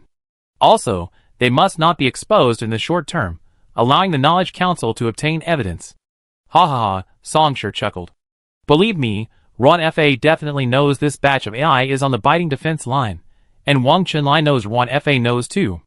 But as long as they don't actively expose themselves, the Knowledge Council won't have a good chance of making trouble. Isn't that strange? King Jinchi said. Should we communicate with them? It's not impossible. But let's put it off for now. Songsher stretched and jumped off the sofa. No rush. Once I attain the Destruction Realm and kill Shangjian Gong, then the communication will surely be more interesting. When you're focused, every second feels unbearable, but when you're carefree and relaxed, time flies by. The young man slowly opened his eyes, ending his rest. It was already the day of the Great Wilderness God Festival. Songsher got out of bed and habitually drew back the curtains. What met his eyes was a thick, unyielding gray. Thick, dark clouds threatened to overturn the sky, and a damp wind, carrying fine raindrops, swept across the land. The Tera Bozu, a type of doll, under the eaves swayed incessantly, but to no avail. The damp wind, however, brought no coolness to the face, instead a stifling, oppressive heat. A downpour was coming. Songsher carefully closed the windows to prevent the strong winds from rushing in and making a mess of the room. Making a mess when checking out of the hotel would incur an extra charge. Stepping out of the hotel's main entrance, Chu Tonglu and Ai Lu were already waiting. Chu Tonglu was still wearing his black overcoat, one hand fiddling with something, tossing a piece of chewing gum into his mouth, seemingly oblivious to the streaks of rain hitting his body. Ai Lu remained silent, only his hands were gloved, concealing his prosthetic arms. Lapis Lazuli was wrapped around Songsher's wrist, disguised as a fitness tracker. How so? Chu Tonglu exhaled. Since we're already here. Songsher sighed. Naturally, we should go see the Great Wilderness God Festival first. After all, it might be difficult to see it again after today. Songsher's perception was now incredibly strong. Without much effort, he naturally sensed the direction of the main procession of the Great Wilderness God Festival. The continuous rain did not dampen their enthusiasm. Men carrying baskets and dressed in traditional clothing carried mountain chariots, marching through the streets amidst the deafening sound of drums. Over 3,000 drones hovered above the mountain chariots, creating a giant holographic projection in the gale. A sword-wielding immortal, depicted in an inkwash style, fought against the great demon wreaking havoc in Nari with exaggerated poses, almost leaping off the screen against the dim sky. Someone murmured softly, I can no longer distinguish between reality and these magnificent mountain-shaped shrines, adorned with intricate carvings and fluttering banners, each weighing over 20 tons, moved through the streets as if real mountains were shifting. However, supported by prosthetic bodies, these shrines remained remarkably stable, without the slightest sway. Colorful paper flowers fluttered and scattered through the streets, accompanied by solemn music, a special arrangement of today's programs and advertisements, adding to the profound sense of grandeur. But what truly captivated the eye was the pair of boys and girls kneeling atop each shrine. They were made up, motionless, and remarkably obedient, allowing the men to lead them, chanting hee-ho, towards the distant, undulating silhouette of the Red Mountains. This was the most important part of the Great Wilderness God Festival, offering these auspicious ears to the immortal who had suppressed the wilderness god on Mount Neri. As a token of gratitude. Chapter 406. Songsher followed the crowd, slowly flowing out of the city, and towards the distant mountains. He gazed at the towering Nali mountain in the distance. Too decayed? Songsher narrowed his eyes, his voice devoid of emotion, the smell of decay to this extent. Decayed? Chu Tonglu was taken aback. How come I didn't? Wait, you activated your senses? Even if that upper Yuan-Si was in poor condition, he was still a true fourth-ring cultivator. If he didn't conceal his aura, and instead actively activated his senses, he was very likely to be detected in advance. No! Songsher's gaze remained unchanged. You can consider this simply intuition. A sacred mountain? The young man clicked his tongue. Deep within his pupils, the distant, majestic mountain, ablaze with crimson maple leaves, bore no resemblance whatsoever to what was considered sacred. The maple forests covering the mountainside, in a trance, seemed to transform into a ceaseless torrent of blood, seeping into every crevice of Mount Naley, endlessly circulating. From the crimson riverbed, chilling white skeletons flickered in and out of existence, the rustling of maple leaves, like the howls of souls, echoing eternally through the mountains. Songsher raised his eyes. But even these terrifying scenes darkened before the summit of Mount Naley. A thick, murky black aura, pervading the entire peak, filled Songsher with a chilling feeling simply by looking at it. Not fear. This was merely the first impression he had upon encountering the bone-chilling, decaying stench emanating from the black aura. The giants of fire can ignite barren mountains, giving birth to lava pools, while corrupt dragons dwell in lakes, which will soon turn into swamps and mud pits. The very existence of the high ring transcendence is a supernatural phenomenon. Wherever it resides, whether actively or passively, it will be reshaped to suit its form. Some call it a domain, others a dojo. Perhaps Mount Nari was truly sublime and sacred before, but after decades of Wima Jinji's occupation, Mount Nari has become a naked dojo of bones. Songsher slowly exhaled. Chutonglu realized something, stopped chewing his gum, his fingers loosened and clenched, his knuckles cracking. The lapis lazuli spontaneously detached and transferred to Ailu's body. The spiritual energy of trajectory and gravity began to resonate rhythmically, echoing each other. At the same moment, halfway up Mount Nari, Wima Masaki sat with his eyes closed on the mountain path, his katana resting flat on his lap, a vermilion torii gate behind him. No thought, no desire, no self. Reaching this pinnacle of swordsmanship is called sword and zen in harmony. You know that, after the sword saint Wima Jinji, the Wima clan hasn't seen anyone attain this level for a long time. Even fewer know that Wima Masaki, not a member of the main Wima clan, nor even a branch family member, but merely granted the surname, has, through 38 years of unwavering practice, taken a half step into the realm of sword and zen in harmony. Even though just a few days ago, this torii gate had witnessed a bloody massacre, corpses littering the ground, and the Wima clan patriarch dying here. Yet Wima Masaki sat upright on the stone steps, letting the rising wind ruffle his clothes and soak his hair, remaining perfectly still. Through the fluttering opening of his hewari, one could vaguely see two enormous tattoos embroidered on the man's chest. Loyalty. Righteousness. To guard against any ill-intentioned foreign forces, the mountain tigers and mountain demons had already been dispatched, scattered throughout Lianggang City, keeping a close watch on various locations. And him? During the Great Wilderness God Festival, Mount Nari was indeed short-handed and lacked defenses. Therefore, he, Masaki Ueyama, personally went to Nari to oversee the situation, to be loyal to his lord. Suddenly, the man opened his eyes.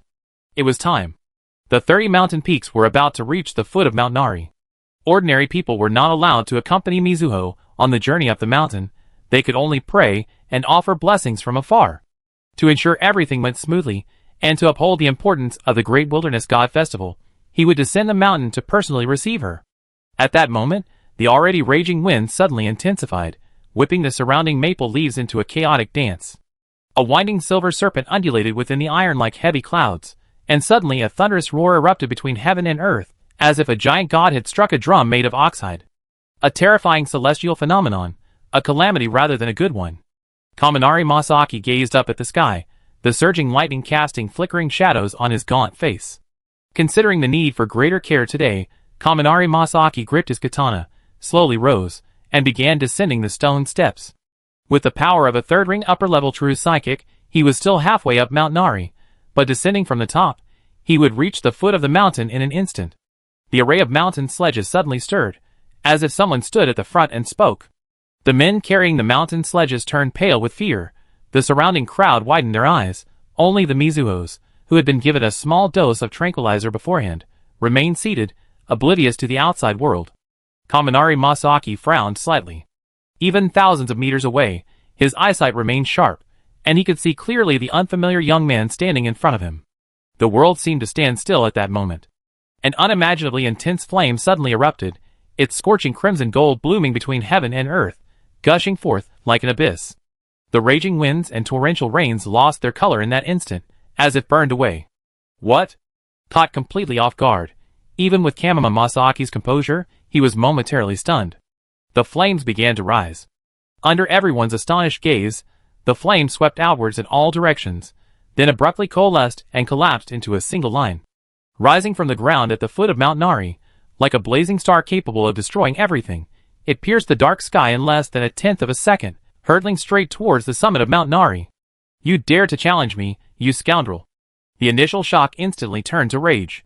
Kamama Masaki didn't hesitate, his index finger pressed against the hilt of his sword, and a sharp sword light burst forth towards the fiery meteor in the sky, then a tremor. The bursting sword light was shattered by the meteor that pierced through it in an instant, without even a moment's pause. A strike powerful enough to cleave a river in two met its first obstacle. In a daze, Kaminari Masaki felt as if his sword wasn't aimed at a person, but at the imposing Mount Nari beneath his feet, utterly unshakable. Even though this clash was clearly prepared, with his opponent poised to strike, and while he wasn't exactly hasty, he hadn't used his full strength either, it was still astonishing. The collision was instantaneous. As he crashed into Mount Nari, Kaminari Masaki heard his opponent's first words. "Get out of the way." Then came the second. A massive, fiery star, igniting the heavens, plummeted towards the highest tower of the Kaminari mansion, amidst countless gazes. "Kaminari Genji, I come to kill you." Chapter 407. As Masaki Ueyama's eyes widened in fury, the summit of Mount Nari suddenly blazed brightly, as if a sun had been ignited, scorching, sheet-like rays of intense light bursting forth, terrifying light, and heat spreading outwards with a deafening roar. But at that very moment, a cloud of red mist, no longer a sensory perception, but a genuine, dense red mist visible to everyone, shot into the sky from the cracks in the earth, engulfing the heat wave. A subject dies for his lord's dishonor. Masaki Ueyama drew his sword, ready to charge again, but abruptly turned his head. Amidst the roaring trails of flame, a grayish-white giant leaped into the sky, its eyes gleaming crimson. Its massive mechanical hand swung the six-sided Han sword, cleaving towards Mount Nari with the force of a mountain, cleaving towards Masaki. Boom! Red mist. Higher in the sky than the summit of Mount Nari, surrounded by crimson flames, Songshur grasped a winding stream of fire, looking down upon the ruins of the castle tower. "What I see isn't like this," the young man said, standing in midair. "I guess your next move won't be." Unaffected by his words, the red mist surged within the ruins, then coalesced into a crowned, red and white-robed deity. This deity's eyes were utterly indifferent. Its magnificent attire, combined with its 3-meter height, made it appear as if a statue from a shrine had descended from its altar, exuding indescribable majesty and holiness. "This is Yoroka no Okami?" With the aid of the prosthetic eye, many at the foot of the mountain could also see the view from the summit. Upon seeing this great deity appear, some became instantly excited. This appearance was none other than Yoroka no Okami, the Aragami from the Nari mythology who suppressed the chaos that plagued heaven and earth. "You really changed, haven't you?" Songshur scoffed. Calamity against Nari. The great god stared at the youth above, his lips barely moving before a thunderous roar erupted. "You shall be punished." The sound was so deafening that the rain within a radius of tens of meters instantly shattered into dust. Even Songshur felt a jolt, as if he were inside a bronze bell, someone striking it with a mallet, the booming sound echoing in his ears. Using a spiritual technique targeting the mind, huh?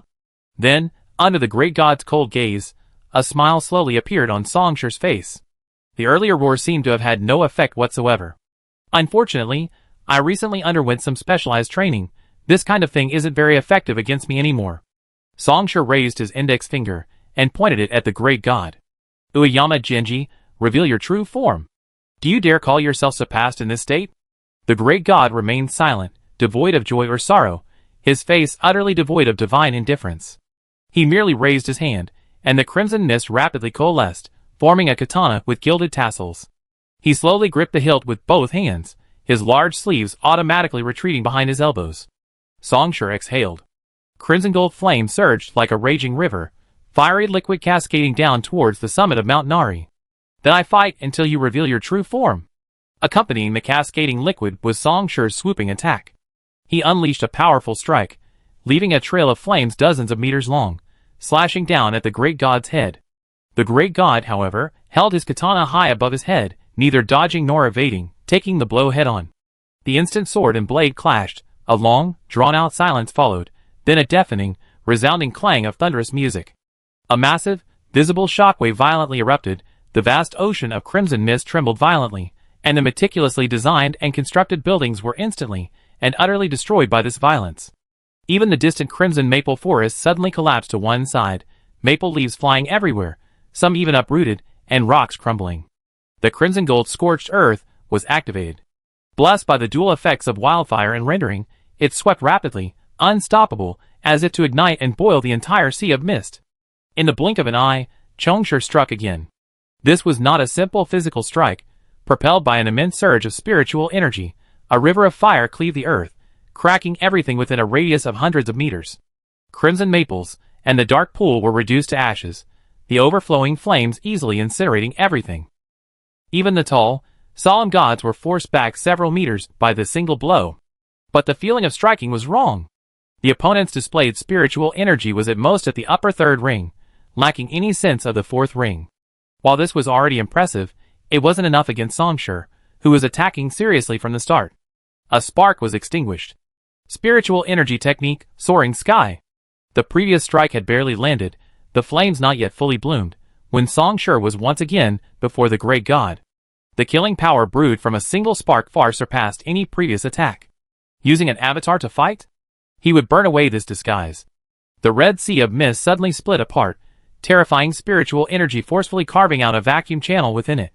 The flames cut off the earth, engulfing the opponent with a deafening roar. However, the scorching wind, capable of easily melting steel, was suddenly suppressed and began to recede. Damn it all. A low, hoarse voice slowly rose. The voice swept across the land like a winter's chill, then instantly transformed into a violent, chilling roar. Damn it all. Do you know how high the price I pay for actually using my power now? Why did you come here? Why did you have to go to Mount Nari? The crimson sea of mist was also changing. Its blood-red hue was being stained black. Unlike the deep, dark black of the calamity flame, the black of the sea of mist was pure, carrying a dense, deathly aura like that of the deepest hell. The buildings in Maple Forest, within 1,000 meters radius, had been reduced to ashes in the previous collision, leaving only parched, cracked earth. But as the black sea of mist spread, this charred, ashen land was shrouded in an even more bleak pallor. It was as if it had died completely. The one who has a grudge against you is the Zong family, not the Kamaja clan. This roar contained not only anger, but also genuine restlessness and confusion, even tinged with a trace of bewilderment. What do you want? Can't you talk to me first? Nonsense. Completely absurd. Why? Chongshur stood amidst the ruins, the scorched earth firmly blocking the mist, forcibly carving out a patch of crimson gold pure land within the deathly black fog. You're asking why? Chongshur pressed his hand against Chongshur, tilting his head, looking ahead with an extremely strange gaze, asking such a question. Ueyama Jinji, aren't you transcending? The environment suddenly fell silent. The roar abruptly ceased, utterly silent, before a few seconds later, a voice reappeared. Transcending. Chongshur, this word is not for you to utter. The old man's tone was much calmer, even carrying a hint of indifference. Am I not already fighting against death, hoping to transcend it? And you want to shatter all of this? I am furious, Chongshur. The sea of mist suddenly churned, and a pale, chilling skeleton burst forth, its scale far exceeding the limits of any living being. As if just risen from the depths of the underworld, 100-meter-tall white skeleton, half buried in the mountainside and half naked in the raging storm, stood atop Mount Nari, its peak ablaze with crimson maple leaves. 2 points of azure light appeared in its empty pupils, overlooking all things on Mount Nari. The so-called great god of Yoshioka was never the old man's true form. His true transcendent body had always been singular. Fourth Ring Transcendence, Jinji Kamama. The Era Skull. Chapter 408. Kamama Jinji's path to transcendence was clearly a more classical school, and the extraordinary body he forged was none other than the great demon Wild Skeleton from the ancient mythology of Nari. Spiritual skill. Spiritual essence consumption. Spiritual skill. Yellow Spring Death Aura. Besides its massive and terrifying skeleton, it also possessed the ability to absorb spiritual bodies and cultivate death aura. It was through the former that Kamama Jinji had been able to continuously devour the pure souls of young boys and girls as sustenance to prolong his life, thanks to the Wild God Festival ritual. Chongshur raised his eyes. He looked up at the sky. This great demon, occupying the entire summit of Nari Mountain, was trembling with fear amidst the surrounding black death aura. However, one could see that Kamama Jinji's exposed ribs bore shocking injuries. His left and right ribs were barely half intact, and the remaining ones were covered with fine cracks, as if they had suffered some extremely terrifying impact. From his injury, Song Shi sensed a powerful will, another will not belonging to Shang Jian Yuanxi. That strategic-level auditor from Dark Crystal Credit had left Shang Jian Yuanxi with this indelible injury, which had yet to heal. Your condition is not at its peak. Song Shi shook his head slightly. Then, he smiled and nodded. However, I only possess 4 of the 7 psionic arts, and I haven't reached the peak of the 3rd ring, so it's still fair. His body grew increasingly hot, his limbs and bones felt like they were burning, frantically urging him on. The impatient influence of the psionic art calamity, which was only a hair's breadth away from completing the ritual. Transforming the calamity of attainment, bestowing 4 calamities and 3 disasters. Ueyama Jinji. Song Shi said. I'm here. The response to the young man was a slash. Ueyama Jinji, transformed into a skeletal form, wielded a katana inscribed with life's cruelty and sorrow amidst the creaking of his joints. The hundreds of meters-long katana, wielded by his chilling bone hands, displayed unparalleled swordsmanship. Even disregarding spiritual energy, the kinetic energy from its sheer mass alone was enough to cleave mountains and seas. The stream of flames continued its advance, crashing head-on into the katana. The next instant, the straight stream of flames snapped, violently flying backward. This stream of flames crashed into Mount Nari, tumbling and rolling hundreds of meters across the ground, carving deep trenches and carving a large, conspicuous blank space in the dense maple forest before finally coming to a stop. In the overflowing firelight, Song Shi drew his heavy slayer sword from the ground and slowly stood up. Cough. Such power. His right arm, wielding the heavy slayer, was still numb and trembling. Even his head felt briefly dizzy. Song Shi licked the blood from his lips, completely unconcerned, and grinned. As expected of transcendence, its power is truly unmatched. With the dual enhancements of forging flame and burning blood, plus the incomplete sublimation, his physique was definitely among the top tier in the Great Source. Even Wang Chenlai, who possessed the 5 organs enhanced internal organs, was inferior to him at the 3rd ring. But in that clash of weapons just now, he was still at a disadvantage. Even an overwhelming disadvantage. No, it wasn't just due to pure strength. True to the title of Sword Saint, Ueyama Jinji, with his enormous physique, had incorporated at least 3 sword-style variations in that attack, each complementing the other and unleashing devastating killing power. Effortless mastery, effortless execution. For Kaminari Jinji, this wasn't even a skill, it was an instinct ingrained in his soul. It's a pity I can't cut you down head-on. With a heartfelt sigh of regret, cracks appeared on Song Shi's body, revealing that he had consumed 6 fire seeds and activated self-immolation. Immediately afterward, with a massive amplification from self-immolation, the scorched earth, originally compressed within the black ocean of deathly energy, began to expand and swell with a sickening cracking sound. Even though Kaminari Jinji wasn't at his peak, in his current state, he couldn't withstand a direct confrontation. Fortunately, besides head-on confrontation, Yuan had a second option. Theoretically, the most advantageous option. Song Shi slowly released the heavy slayer, which transformed from a straight blade back into a swaying stream of fire. It shattered with a crash, transforming from a single stream of fire into countless sparks that didn't fall to the ground. Instead, these sparks scattered in the scorched earth, imbuing it with a strange, metallic sheen. Clang. That was the clanging sound of a forge burning and an iron felt hammering. The forging flame was activated at full power, its unimaginable, terrifying control temporarily reforging the heavy scorched earth into a single entity, since a direct confrontation was impossible. Let everything be filled with swords. At the same moment, Ueyama Jinji struck again. A 1,000-meter-long slash appeared on Mount Nari, its power earth-shattering. Large chunks of the mountain collapsed, maple forests shattered, and against the backdrop of the raging storm, it resembled a true apocalypse. Even though Song Shi activated Soaring Sky to evade the sword the instant it struck, Ueyama Jinji, with his swallow return technique, still forced the young man to take some of the damage. But Song Shi's counterattack also hinged on that single sword strike.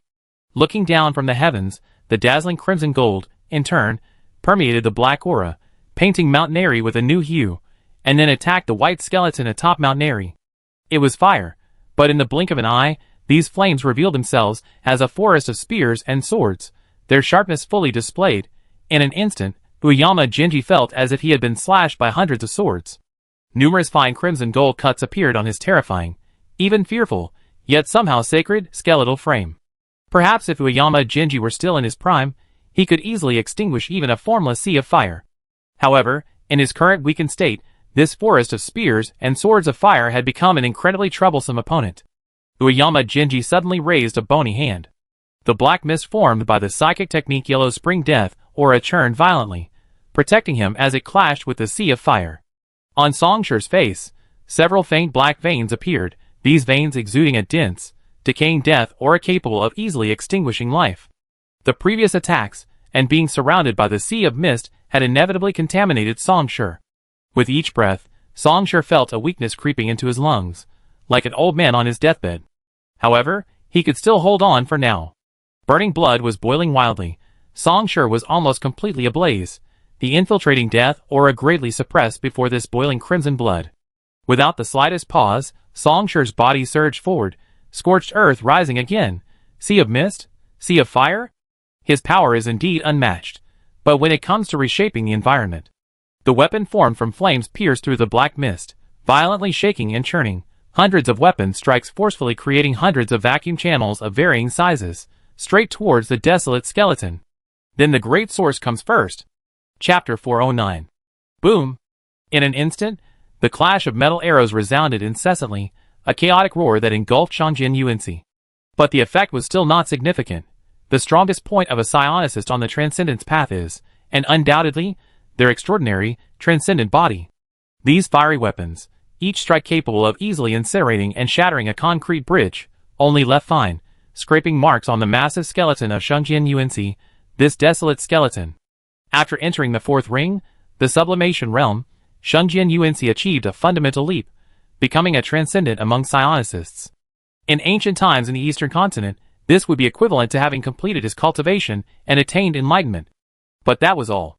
Songshi extinguished a spark of fire, purely to replenish his energy, ensuring the leeway for soaring to the heavens and maintaining the peak-killing power of the forest of weapons formed from the scorched earth and heavy annihilation.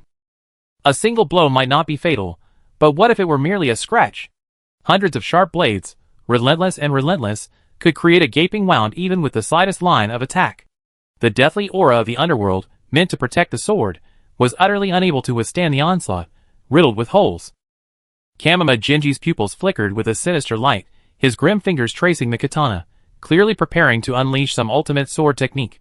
However, what followed was Songshi's dualistic attack, a frenzied barrage of black flames. No thought, no intention, no self. Kamima Jinji had attained this ultimate state of Nari swordsmanship, sword and zen in harmony, 75 years ago, forging an unmoving heart. But he was too old, far too old.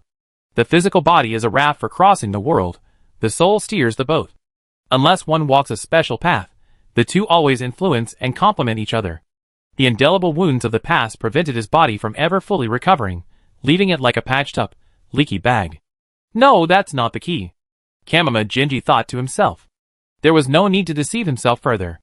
If it were his most spirited and invincible middle age, even if his spiritual energy suddenly vanished, as long as he still held a sword, he would dare to strike any enemy. These pitch-black flames called Calamity Flames were indeed violently murderous, but how could they shake his unwavering resolve back then? The real reason he was now being swayed by the Calamity Flames, causing his ultimate sword techniques to be repeatedly interrupted, was his own heart. The fear of death over the years, the decades of barely surviving, had withered and crumbled. That once unmoved, crystal-clear sword Saint Zen heart was now shrouded in unbearable filth.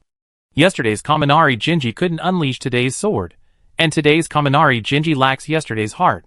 Seeing that his ultimate sword technique couldn't be unleashed, Kaminari Jinji abandoned it, opting instead for a horizontal slash. With his swordsmanship mastery and the body of a skeletal being, this simple horizontal slash was a masterpiece of understated skill. Rocks crumbled, and the earth instantly split open for hundreds of meters, creating a chasm. The forest of flaming spears and swords was also violently shattered, creating a large blank space, like reeds being squeezed by a raging wind. However, with the explosive speed brought by soaring sky, Songshi still managed to dodge the sword. The sea of flames, compressed into a thin layer, instantly surged again, crashing down once more. There was no room for holding back. If this dragged on any longer, he feared he might truly perish. Feeling the ant-like pain coursing through his body, Uyama Jinji angrily and contorted, raising his skull and forcibly increasing his spiritual energy, ignoring the burden of his injuries. From within the surrounding black mist, skeletal warriors bearing banners inscribed with "Despise this defiled land, yearn for a pure land," their bodies draped in barrel-shaped armor, rose indifferently, raising their cross-shaped spears and najananas, transforming into a majestic military formation that clashed fiercely with the sea of flames. Spiritual energy technique. Spirit seal. This was essentially a spiritual energy technique similar to Changui. However, because the Uyama clan had held a legitimate power in Nari County for over a century, although Uyama Genji had transformed into a great demon, the wild skeleton, these bound Changui possessed a certain fierce and majestic aura. "I've been waiting for this move." Songshur laughed loudly, a spark shattering and scattering into sparks. In the next instant, these sparks suddenly expanded, forming a dazzling crimson meteor shower across the sky, crashing down upon the ranks of the demon warriors below. Banners burned and snapped, barrels shattered into ash, and warriors who had just raised their crossed spears were instantly reduced to dust by the continuous barrage of fiery sparks. They couldn't be killed. Every time a large group of warriors turned to ashes, new skeletons would crawl out the next second, attempting to reform their ranks and block the onslaught of flames. As long as Uyama Genji remained alive, he was essentially a giant, mobile spirit seal, capable of continuously summoning demon warriors. But there was no need to kill them. This resummoning still required time, and in the intervening moments, Songshur's fiery army relentlessly bombarded Uyama Genji, adding cracks to his madness. Swordsmanship? Psionic skills?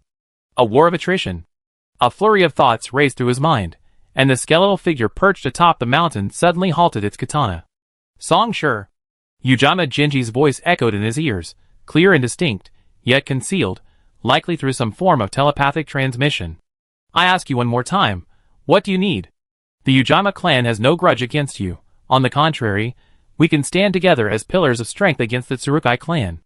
They are also among the wolves eyeing Nari County. Let's feign a fight, then retreat. That would be the proper course of action." At this moment, Songshur also halted his expansion of the scorched earth. Before the hundreds of meters tall skeletal figure, the young man should have been an insignificant speck. Yet, surrounded by endless flames, from the summit of Nari Mountain, Songshur displayed an aura of equal strength, in no way inferior to that colossal demon. "Uyama Genji, you know I won't agree. We already clashed." Those unspoken words had already seeped into the will of his psionic energy, erupting with the clashes of the past. He slowly raised his head, gazing upwards.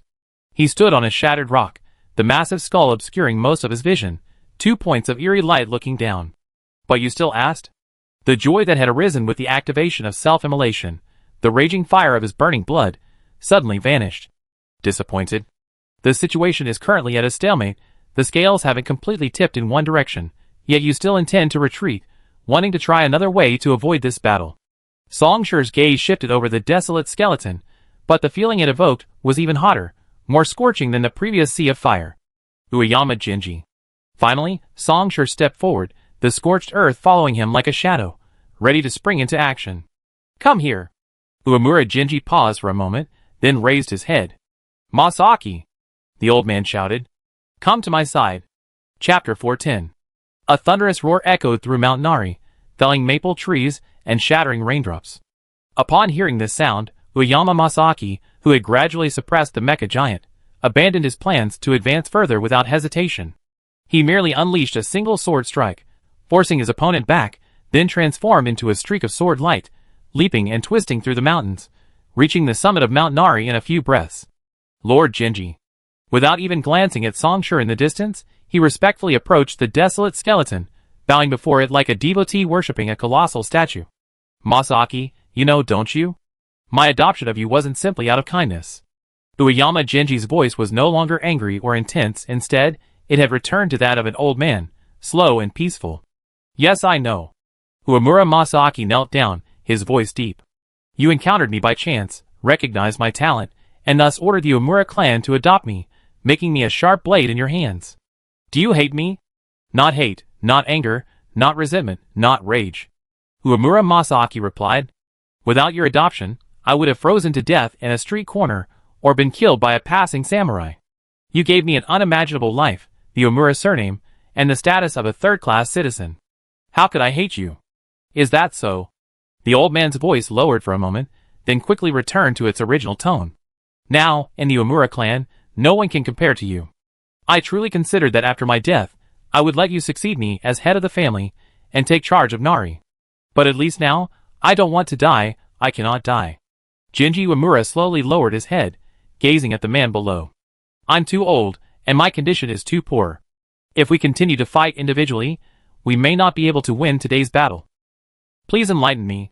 Masaaki Uemura bowed deeply.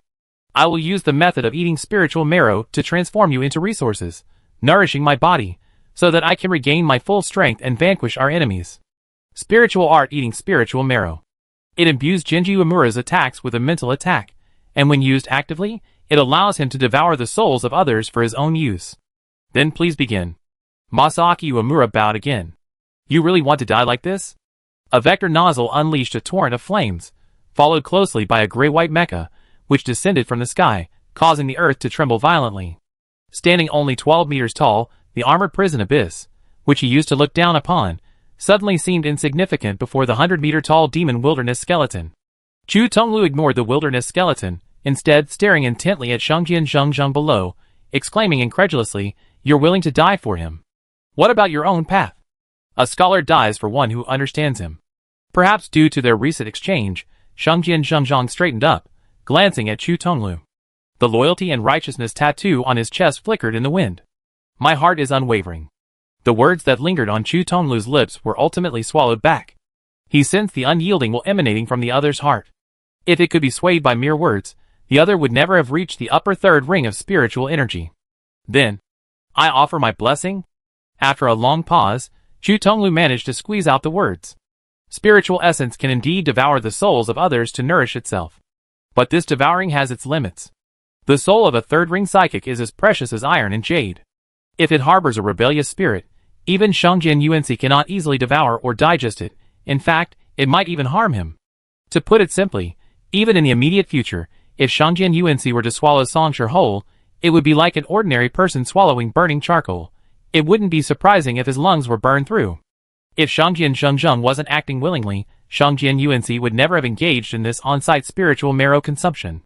Chu Tonglu glanced at Songshi again. The latter showed no sign of stopping him, and there was no way to intervene.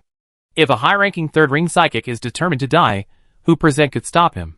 Lord Yuanci, your kindness to me is like a second birth. Today I will repay it. Shangjian Zhengzheng bowed one last time. My lord, please grant me your loyalty.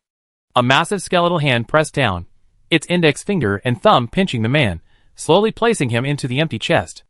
Ueyama Masaaki's body began to crumble bit by bit, dissipating into dust, giving birth to a gradually transparent Ueyama Masaaki. The man turned his head, taking one last look at the maple leaves of Mount Nari, then that lingering attachment vanished, and he plunged into his skeletal chest, completely disintegrating. In its place, Ueyama Jinji's aura began to rise. This is the fourth ring? As a fellow practitioner of the Transcendence Path, Chu Tonglu felt it more intensely than anyone else. Powerful spiritual energy fluctuations were rapidly erupting from the other's body, making his own body numb. No longer the half-dead, barely clinging figure of before, but a dignified, terrifying power belonging to a fourth-ring spiritualist. Just one dose of a powerful medicine from Ueyama Masaaki, and the other had regained his full strength? Chu Tonglu's eyes widened. Reason told him this shouldn't be happening, but on the energy level spectrum observation interface of Jia Yumingyuan, the opponent's energy level peak was surging and constantly breaking through. He activated the surveillance network. Songshi's words pierced through the torrential rain, reaching Chu Tonglu's ears. What do you mean? Do you really think the surveillance network is just a simple information monitoring and coordination system? It's the only singularity technology of the Eastern Continent Republic. Don't underestimate it. Of course. Songshi's voice was distorted and indistinct in the gale. According to our terms, you could also consider it a world-suppressing weapon. Its first function is to calculate the future based on existing information. What is the second function? Chu Tonglu realized something. Naturally, it's to gather the power of all living beings within its territory and empower itself. Boom! A winding silver serpent rose and fell from the dark clouds. The world instantly darkened, and a violent thunderclap suddenly resounded, shattering all sound. The desolate skeleton stood amidst the raging torrential rain, black mist rising like smoke and fog, making the summit of Mount Nali seem like a veritable netherworld, overflowing with deathly aura. Ueyama Jinji slowly turned his head. Chu Tonglu grunted. He had a strange feeling, or perhaps not a strange feeling, but before this great demon, who had returned to the pinnacle of respect, his meticulously crafted mecha armor was merely a crab shell requiring a little effort. The two flickering eerie lights finally settled on the young man standing in the sea of fire. No one saw when Aoyama Jinji drew his sword. It was swordsmanship, and also a spiritual energy technique. Or rather, it was a unique self-created spiritual energy technique brewed from the swordsmanship that had reached its pinnacle. Aoyama style. Secret technique. Great Desolation. Chapter 411. It was clearly just a single sword strike, yet in an instant, the entire sky above Mount Naley seemed to press down, reducing visibility to a single color. All the 1,000 words that were about to be uttered vanished into thin air. At that moment, Chu Tonglu felt a chill run down his spine, sparks flying from every cable around his body. Holy crap! The world darkened. Song Shi's sensation was 10 times stronger than anyone else's, 100 times stronger. The ever-turning sea of deathly mist suddenly disappeared. All the blackness faded, the outline of the great demon vanished, leaving only a pure sword light in sight. But this clean and pure sword light, radiating an aura of annihilation, made the sea of deathly mist, which had previously resembled the depths of hell, appear docile, pitiful, and full of life. The cuckoo's cry under the moon at night, the autumn trees scattered in the rain, the bells tolling amidst falling blossoms, the snow-covered mountain path at dusk, these countless scenes of Nari deeply moved Aoyama Jinji, evoking genuine emotions of regret and affection. But the cuckoo will die, the autumn trees will wither. The ancient temple's bronze bell will one day fall silent, and the pure, immaculate snow in the mountains will eventually melt away. Those magnificent, vibrant, and lovely scenes, no matter how many cycles they cycle, will ultimately return to silence. Based on this Zen-like enlightenment, Aoyama Jinji, after breaking through the fourth ring, achieving the desolate skull body, and comprehending life and death, created the ultimate sword technique. Great Desolation. There is no way to avoid it, no way to dodge it. Song Shi did not activate Soaring Sky, it was meaningless. After returning to his peak condition, Jinji Wamaki's psychic energy was no longer so weak and declining, and finally regained its former perfect and flawless splendor. Before the sword strike was even unleashed, he was completely locked in place. As the sword moved forward, this lock resonated with the aura formed by Mount Naley, like amber compressing Song Shi, preventing him from moving an inch. The torrential rain that ravaged the heavens and earth froze silently for a moment.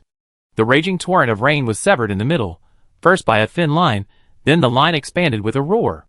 Every raindrop below shattered into dust, and before everyone's eyes, the torrent above reversed course, soaring back towards the heavens.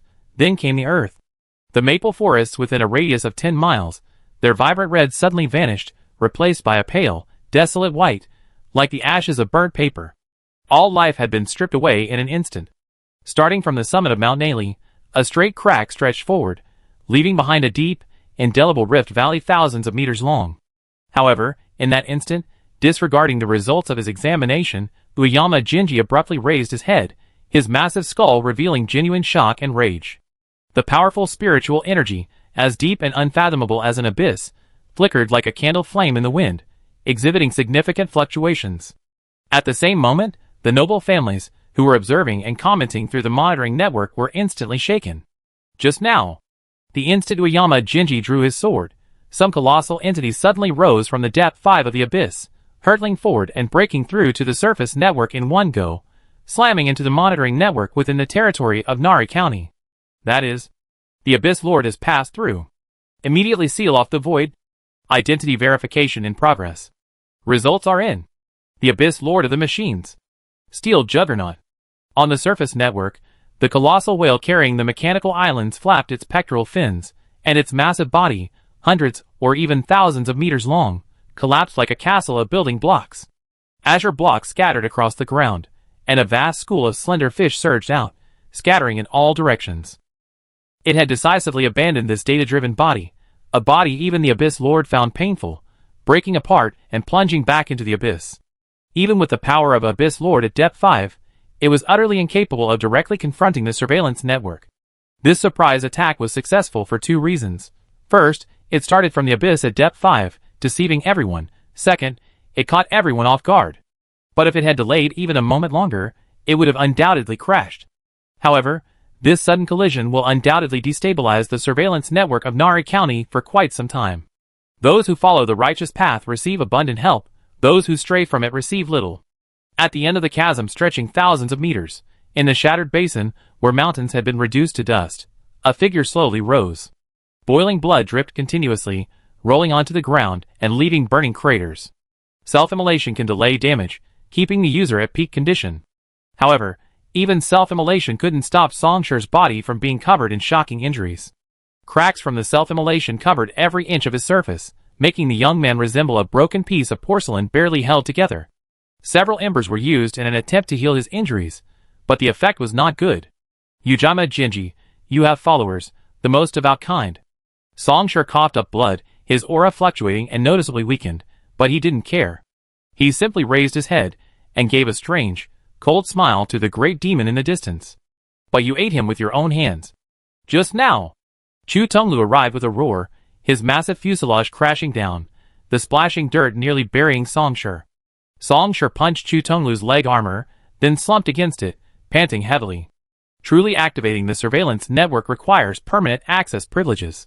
Given the Shengjing clan's power, I doubt they have many.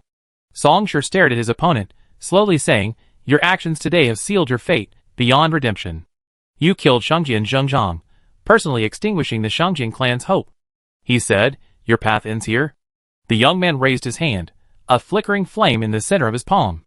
This flame was so thin and faint, yet it contained an undeniable sense of impending destruction. The tribulation of attainment. 4 tribulations and 3 calamities. The psionic art, calamity of destruction, was achieved here. Using external forces to disrupt the surveillance network and interfere with my swordsmanship, you also used the calamity of destruction to resist the annihilating essence of the great desolation. Ueyama Jinji's anger suddenly vanished, replaced by a calm as still as a deep abyss in his empty pupils. You went to great lengths, and actually survived that sword strike. Ueyama Jinji nodded slightly. You're right, my path is probably nearing its end, but so are yours. Even with all these factors, after taking this ultimate sword technique, Great Desolation, he could sense that his opponent's condition was still quite poor.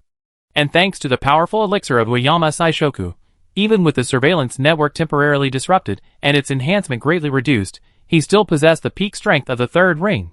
Songsher smiled and shook his head. Ueyama Jinji, so even now, you still don't understand. Those who are virtuous receive much help. Ueyama Jinji indifferently raised a bony finger, tracing the inscription on the katana. Life is broken, sorrowful. Chu Tonglu. Songsher leaned against the mecha's legs, speaking leisurely. Let me in. A mechanical hand grabbed the young man, shoving him into the open chest armor, accompanied by a man's roar. Access granted?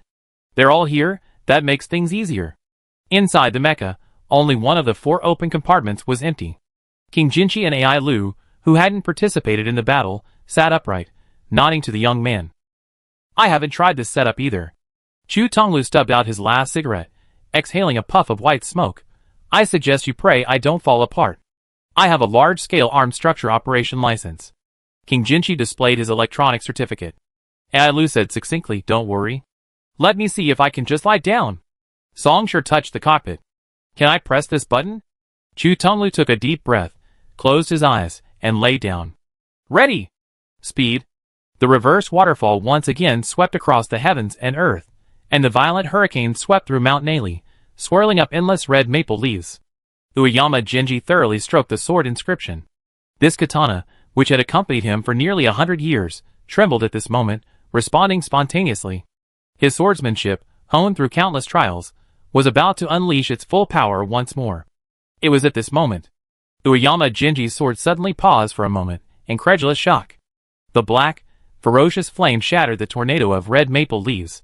On the shattered earth, the gray-white mecha instantly swelled, becoming a mechanical behemoth, nearly 90 meters tall, wreathed in endless flames, gazing straight at the distant great demon.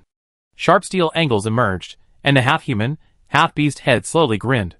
Black flames flowed from between the shark's teeth, transforming the originally grayish-white paintwork into a more ferocious crimson and deep blue.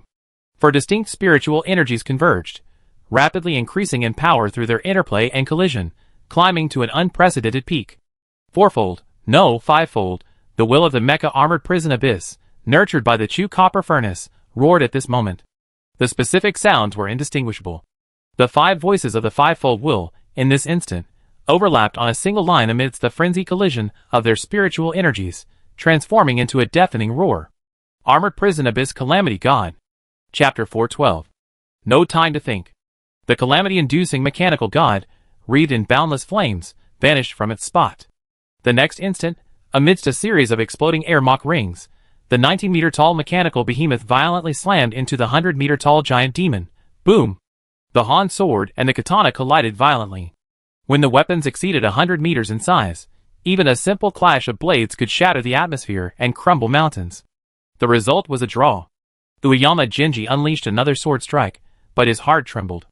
The spiritual energy emanating from this giant mech was also at the peak of the third ring, but with just these few people. Even if they were to unite as one, how could they possibly? It's simple, just consume the remaining 18 fire seeds in one go. Songshi's voice rang out. Seeking only this moment, not caring about the future. With a do-or-die mentality, they forcefully burned all their remaining embers, channeling them entirely into the Calamity God, in exchange for a rapid surge in combat power. This intensity of enhancement would have been difficult even for the previous Songshi to withstand, but the Calamity God, with a combined power of 4, was qualified, leaving no way out. Burning to the extreme. Of course. The most crucial point. Songshi's unrestrained laughter echoed through Mount Nari. Don't you understand what spiritual energy is? The shock subsided quietly. Kamama Jinji, without a thought, delivered a flawless sword strike, spotting the opponent's weakness and seizing the opening to slash at the opponent's shoulder. But at the critical moment, Han Jian returned to defend, forcefully blocking the attack. No. It wasn't a timely return to defense. Clearly, some force, starting with the Han sword, forcibly pulled the katana over, disrupting the latter's original sword path. Then came Lapis Lazuli's belated roar. Weapon manifestation mountain might. Through the reforging power of forging flame and the equal distribution power of equal heaven, using the armor prison abyss as a foundation, the 4 spiritual energies were temporarily fused into one, and all received unprecedented enhancements. The medium for the manifestation of each of them was the Chu Bronze Furnace's spiritual energy technique weapon manifestation. The essence of mountain might is to make the Han sword a source of gravity, capable of attracting all things, while simultaneously possessing the weight of a mountain. Upon striking, Uyama Jinji reacted instantly. Without hesitation, he withdrew his sword, avoiding a direct clash with such a weapon of supermassive mass. In an instant, the sea of deathly mist surged again, condensing into a herd of cold, skeletal horses. Fully armed skeletal warriors mounted their horses, raised their cross-shaped spears, formed a battle formation, and charged towards their target through the mist. Weapons manifest, bows drawn, feathers drunk. Ailua's calm voice echoed through the air. The back armor plates of the Calamity God were ripped open one by one, revealing 12 missile bays. One after another, missiles wreathed in flames roared into the air, destroying the skeletal warrior formation with absolute precision under the influence of trajectory psionic energy. And finally, Songshi, now in charge of controlling the Calamity God and leading the charge in combat and destruction. At the foot of the mountain, the sacrificial mountain cauldron had long been abandoned, left to be soaked by the rain. The surrounding area was deserted, only a scene of utter devastation. Further afield, watching the 2 colossal monsters colliding violently in the distance, most people's faces were numb with extreme fear. Mount Nali was collapsing. The peak psionic energy of the third ring already far surpassed mortal power, and now the 2 sides locked in combat were even more renowned for their physiques, transcendence and transcendence, pseudo, further amplifying the breadth of their destructive power. Before the 100-meter-tall body, and the destructive power emanating from it, the earth-shattering roar echoed endlessly, the mournful cry of Mount Nari, unable to bear the weight. Black and white, crimson and azure, 2 distinct streaks of light raced across the land, constantly twisting and colliding, leaving behind intricate and unimaginably complex afterimages. In the next instant, a new, violent trajectory would shatter all the afterimages, crashing into the opponent once more. The clanging of swords never ceased, instead, it intensified, like tearing apart a torrential downpour. The once magnificent sea of red maple leaves was scorched dry, mountains, large and small, were all flattened by unparalleled violence. And Mount Nari, the largest of the 3, home to the Yasuji mansion, was also crumbling, sinking at a visible speed. Weapon manifestation cataclysmic annihilation. Seizing the opportunity, Songshi, at the cost of a wound to his side, cleaved Shangjian Yuanxi's right chest with his Han sword. Like a hot knife through butter, it shattered the entire side of his ribs. Destruction, This spiritual technique, derived from the imagery of the 4 calamities and 3 disasters, contains the true meaning of great destruction. It can ignore most defensive measures, causing extremely terrifying destructive power. Even the storm and the rain seemed to be in fear, and dared not approach each other. The 2 forces carved out a vacuum between heaven and earth. Uyama Jinji, completely unaware of his injuries, raised his sword and slashed once, then again. His mastery of swordsmanship, reaching the pinnacle of his skill, caused the 2 sword strikes to almost overlap, nearly severing the arm of the god of disaster. Without hesitation. In the next instant, both sides simultaneously abandoned their maneuvering and clashed at close range. The nuances of technique vanished, replaced by a more savage, primal, beast-like battle. Amidst the endless black flames engulfing the rigid mechanical body, a skeletal hand gripped the right arm of the Calamity Machine God. A series of crackling sparks shattered numerous cables, shattered mechanical parts, and the forearm was brutally torn off. At the same moment, the Calamity Machine God's left hand seized the sternum of the wild skull, its propulsion system churning wildly, slamming it through the sea of deathly mist. The 2 tumbled and rolled across the shattered Nari Mountain, the price being the collapse of millions of cubic meters of rock, the scouring of mud and rocks, some burned to ashes by the flames, others succumbing to the deathly aura, reduced to a desolate, ashen white. In this intense, relentless battle, both sides' strength was rapidly declining. Within the Calamity Machine God's body, the Chu copper furnace howled and wailed, its ejected interfaces flashing a chilling crimson. The deathly mist, originally resembling the netherworld, grew increasingly thin. On the skeleton's body, cracks spread inch by inch across its perfectly formed, terrifying white bones. First, fragments of bone peeled away, then entire pieces of bone fell off. Ah! I can't take it anymore. I can't hold on any longer. Chu Tonglu roared. Then, one last time, Song Shi's will seeped into the limbs of the Calamity God, abruptly pulling Chu Tonglu up. The latter felt like a cart being dragged along the back of an off-road vehicle, only able to keep up by sheer willpower. But even barely keeping up was enough. The Calamity God lay half reclined on the ground, one arm completely severed. Its remaining massive arm was desperately pressing against the skeleton's large hand, being slowly pressed down. At that moment, the Calamity God suddenly raised its head. Its chest engine began to spin wildly, swallowing massive amounts of calamity flame, forming a storm-like black eye, unleashing rapidly escalating power. The spiritual energy of Chu Tonglu and Song Shi roared in resonance.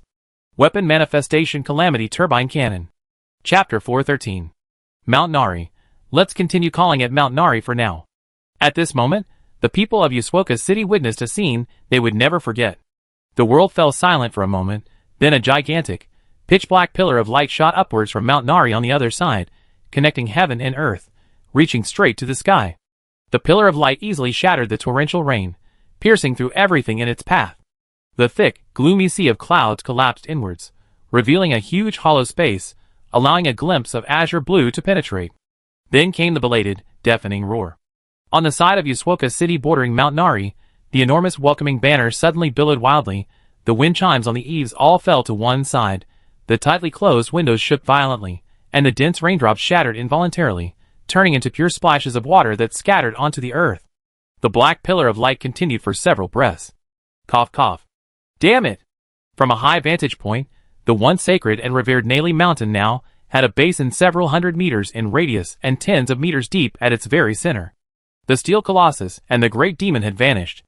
The terrifying attack, containing calamity, flame, and destruction, had simultaneously destroyed both. Chu Tonglu swayed, struggling to his feet. He shakily tried to light a cigarette, but after several attempts, no fire came out. Lapis Lazuli was in slightly better shape, but not much better. Sparks crackled constantly from its fuselage, and it couldn't even maintain its spherical shape, developing gaping cracks that made it look like a mining machine dug out of a mine. Ailu sat cross-legged on the ground, tears of blood welling from his tightly closed eyes. As the only second ring, the burden of forming the Calamity God had been immense. Song Shi. Chu Tonglu abandoned his attempt to ignite the fire with his fingers, instead pulling out a lighter from his pocket. I'm really at my wit's end. I know.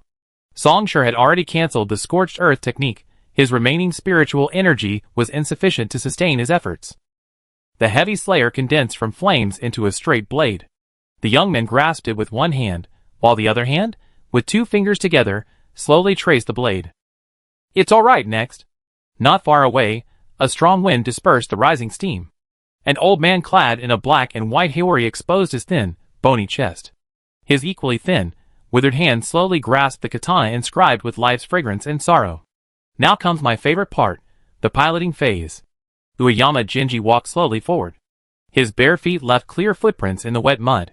A day ago, he was the undisputed ruler of Nari County, the master of the Ueyama clan, and Ueyama Jinji, qualified to participate in the 9 Counties Council, the highest governing body of the Pan-Eastern Continental Alliance.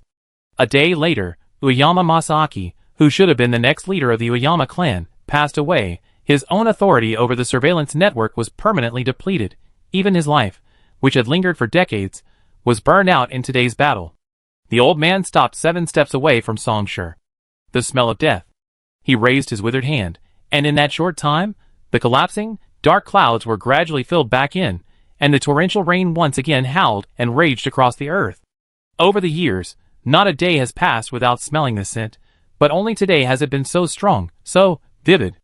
Ueyama Jinji looked up at the sky, the rain reflected in his black pupils. Amidst the fine pattering, the straw rope binding his ponytail loosened and slipped away, the pale white ends falling casually over his shoulders. How painful, how terrifying. Yet my heart seems to pound even harder. Is it from the stimulation? Ueyama Jinji shook his head, his gaze shifting to the young man opposite him. Since the start of the war, they had endured a series of clashes, both sides' spiritual energy nearly depleted, unable to maintain any significant power. Back in the Seven Earths War, I was severely injured by Elroy. He left me with this scar. The old man stroked his chest, revealing an indelible scar that had nearly torn half his body apart. Elroy Keenan, a strategic auditor at the giant corporation Dark Crystal Credit. Then 12 years ago, I learned of his death. A strange, low laugh escaped the old man's throat. I outlived him. Dark Crystal Credit even sent someone to ask me if I needed to buy his ashes to vent my frustrations. The price was outrageously high. That's how companies are. Songshur also laughed. But is it alright to speak so now? Winter snow and spring flowers, withering and flourishing in their own time, is that alright? The old man's voice grew increasingly calm, yet that calmness was like the deepest pool of the underworld, radiating a profound chill. Songshur, you destroyed my foundation, shattered my path. Even tearing you to pieces wouldn't ease my hatred even slightly. Then, Songshur turned his heavy sword and said lightly, please. A flash of sword light erupted.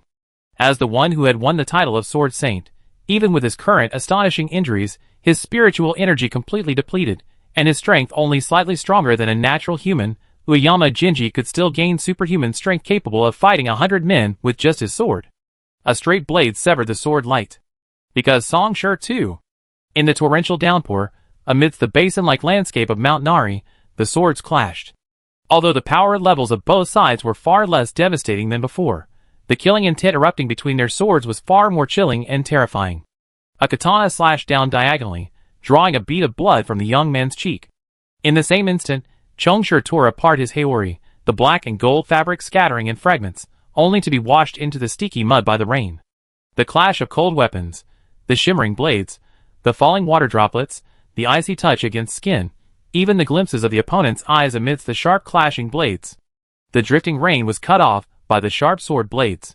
At a certain moment, Ueyama Jinji suddenly stopped all the sword light. Those intricate and bizarre sword techniques, like the wings of a crane, each sword feather loosened and silently vanished in the wind, transforming into a pure, unique, and more authentic existence. Ueyama Jinji, the profound essence. Great desolation. 2 figures passed each other, and Songshur stumbled several steps before barely regaining his balance. Turning around, Ueyama Jinji was so steady, his hand gripping the katana didn't loosen at all, and even the way he turned his head was full of a strange charm. Whoosh! A sudden gust of wind rose. After the continuous rain, the temperature on Mount Nari had reached a very cold level. These gale-force winds, carrying wisps of ice, stirred up a lingering chill. Ueyama Jinji stared at his katana, then he raised his head to look at his opponent. Songshur was panting heavily, but his face showed undisguised joy. He spoke slowly, smiling. Aren't you going to say anything? Chapter 414. Why didn't you die?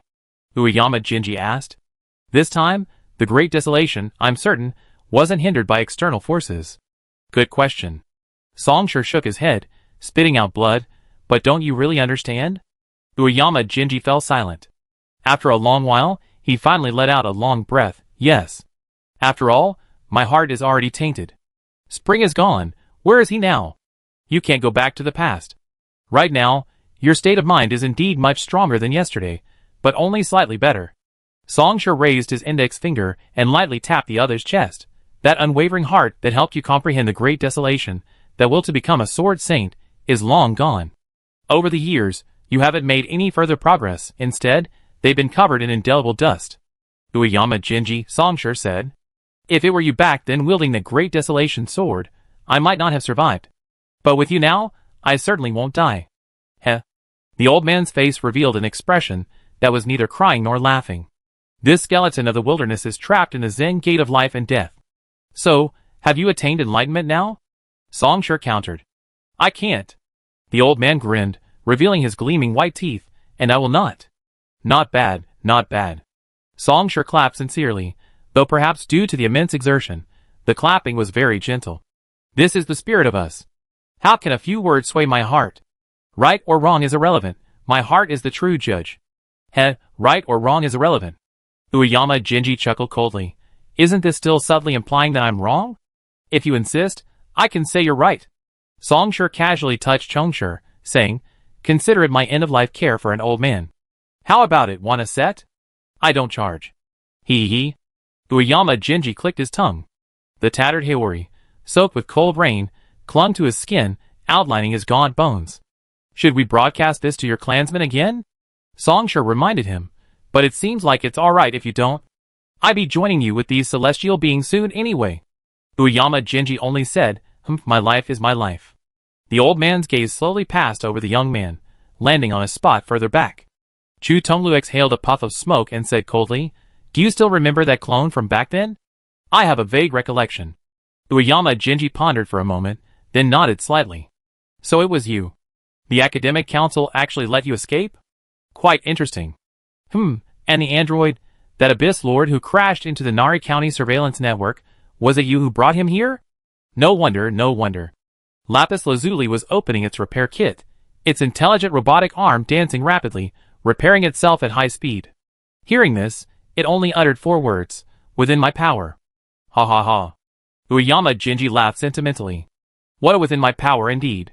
Suddenly, his previously steady, unwavering aura became turbulent. Those decaying and dejected qualities, silently, once again invaded the old man. I have lost. Uemura Jinji released his katana, and his withered right hand slowly pressed against his neck. A slight, tearing sound, like silk being torn, echoed for a long time in a secluded valley before finally returning. Crimson blood spurted from his neck. As he struck his opponent with great desolation fall, the opponent's blade simultaneously severed his throat. The boat of the 3 paths drifts aimlessly, the weak water calls me here. A mournful chant swirled in the cold wind, lingering and then rising abruptly before fading into the rain. Let me dwell in the netherworld. Let me dwell in the netherworld. Kamaja Jinji. Dead. Songsher covered his mouth, blood gushing from between his fingers. That great desolation fall was indeed insufficient to represent Kamaja Jinji's peak sword technique, but it was still the final strike of a sword saint, leaving him with a severe wound. But it was only a wound. He wasn't dead. And so he won. Chu Tonglu, carrying the lapis lazuli in one hand and grabbing Ai Lu in the other, staggered to the young man's side. First of all, I must congratulate you. Although the process was a bit complicated. You really did kill Ueyama Jinji. Chu Tonglu put down the lapis lazuli and Ai Lu, not minding the muddy ground, and plopped down. He took out a cigarette, took a deep drag, and ignored the rain pattering on his forehead. The most important problem right now is how to escape. Songsher, I can call you Brother Song, it's fine. The man looked up. Above the torrential rain-soaked sky, like a black dragon coiled, in the blink of an eye after Ueyama Jinji's death, one after another large armed shuttles appeared, and drone swarms covered the sky, blocking every inch of airspace over Narayama and Ryaguka City. And among this dense mass, the most eye-catching were several powerful pillars of light that had risen from nowhere, reaching from the sky to the ground. Or rather, it wasn't a pillar of light on a physical level, but rather a phenomenon caused by excessively high-level spiritual energy fluctuations within the realm of transcendental vision. Songsher, do you still recognize me? One of the pillars of light was clearly the essence of 100-meter-tall golden-armored divine general, standing on the clouds, holding a giant pestle, his angry brows furrowed. His mere voice was like rolling thunder, echoing in all directions. How could I not remember? He's Song Yeding's second grandfather. Song Shi also sat down, looking up. Is Song Yeding's cenotaph erected? Has Zhang Mingyuan's wound healed? Sharp-tongued. The divine general was suddenly enraged, swirling his giant pestle. Today, I make sure you have nowhere to go, nowhere to hide. Shouldn't we add you cry to heaven, but receive no response? Song Shi said lazily. Humph. The golden-armored general, unwilling to say another word, suddenly raised his hand, his enormous palm crashing down on the basin below. I take you all first. Heh. Watching the sky slowly being obscured, Song Shi suddenly laughed. You really think I dared to come here without any backing?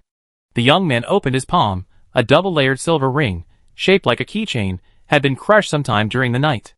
That was something Su Yu had given Song Shi when they left Casting Light City. After beating the young ones, naturally, the old ones will come. The golden-armored general was taken aback at first, and just as he was about to sneer, his head, with its raised eyebrows and angry expression, suddenly tilted back towards the sky, his brows revealing undisguised astonishment. Something was coming down. At the very edge of the sky, higher than the vast sea of clouds, a bluish-gray star lit up. The next instant, a straight bluish-gray star trail pierced through the planet's atmosphere. A terrifying pressure, like an abyss or a prison, crashed down in an instant. Even before it fully arrived, everything on Mount Naley was rendered immobile by this unparalleled power. To circumvent the surveillance network warnings as much as possible, this being, having ascended into outer space ahead of time and circled nearly half a planet, descended upon the earth again as a dragon from beyond the heavens. The golden-armored general roared, attempting to lift the giant pestle with all its might. Surging towards the heavens at speeds 100 times faster than sound, and still soaring, the coiled dragon, its body tens of miles long, suddenly raised its head. The terrifying pressure instantly swept across the 8 wastelands, spreading to an unimaginably vast and majestic area. The magnificent dragon roared, raising its claws, as if to force the entire Naley province to sink into the eastern continent. Get out of the way! Chapter 415. Before a fifth-ring psychic could unleash their full power, the golden-armored general only had time to raise his giant pestle before being swept away by the surging psychic energy. He crashed through countless mountain peaks before barely managing to stop his retreat on the barren land. The surrounding environment changed drastically. Mount Naley was now dozens of miles away. The golden-armored general's armor was torn, and golden, pearl-like sap seeped from the seams, giving his gilded giant pestle a distinct curve. He glanced around. His colleagues who had come with him had also been blasted out of Mount Naley, all covered in wounds, their auras weakened, looking utterly wretched. What followed was overwhelming shock and rage. A fifth-ring cultivator has passed through. At the same moment, at the ruins of Mount Naley, soaring through the air, the coiled dragon, stretching for dozens of miles, flicked its tail, sweeping away the 4 people present. Then, it raised its head and swallowed them whole. Holy crap! Chu Tonglu exclaimed in shock. Fifth ring. Transcendence. After being swallowed, they landed in a sealed, transparent chamber.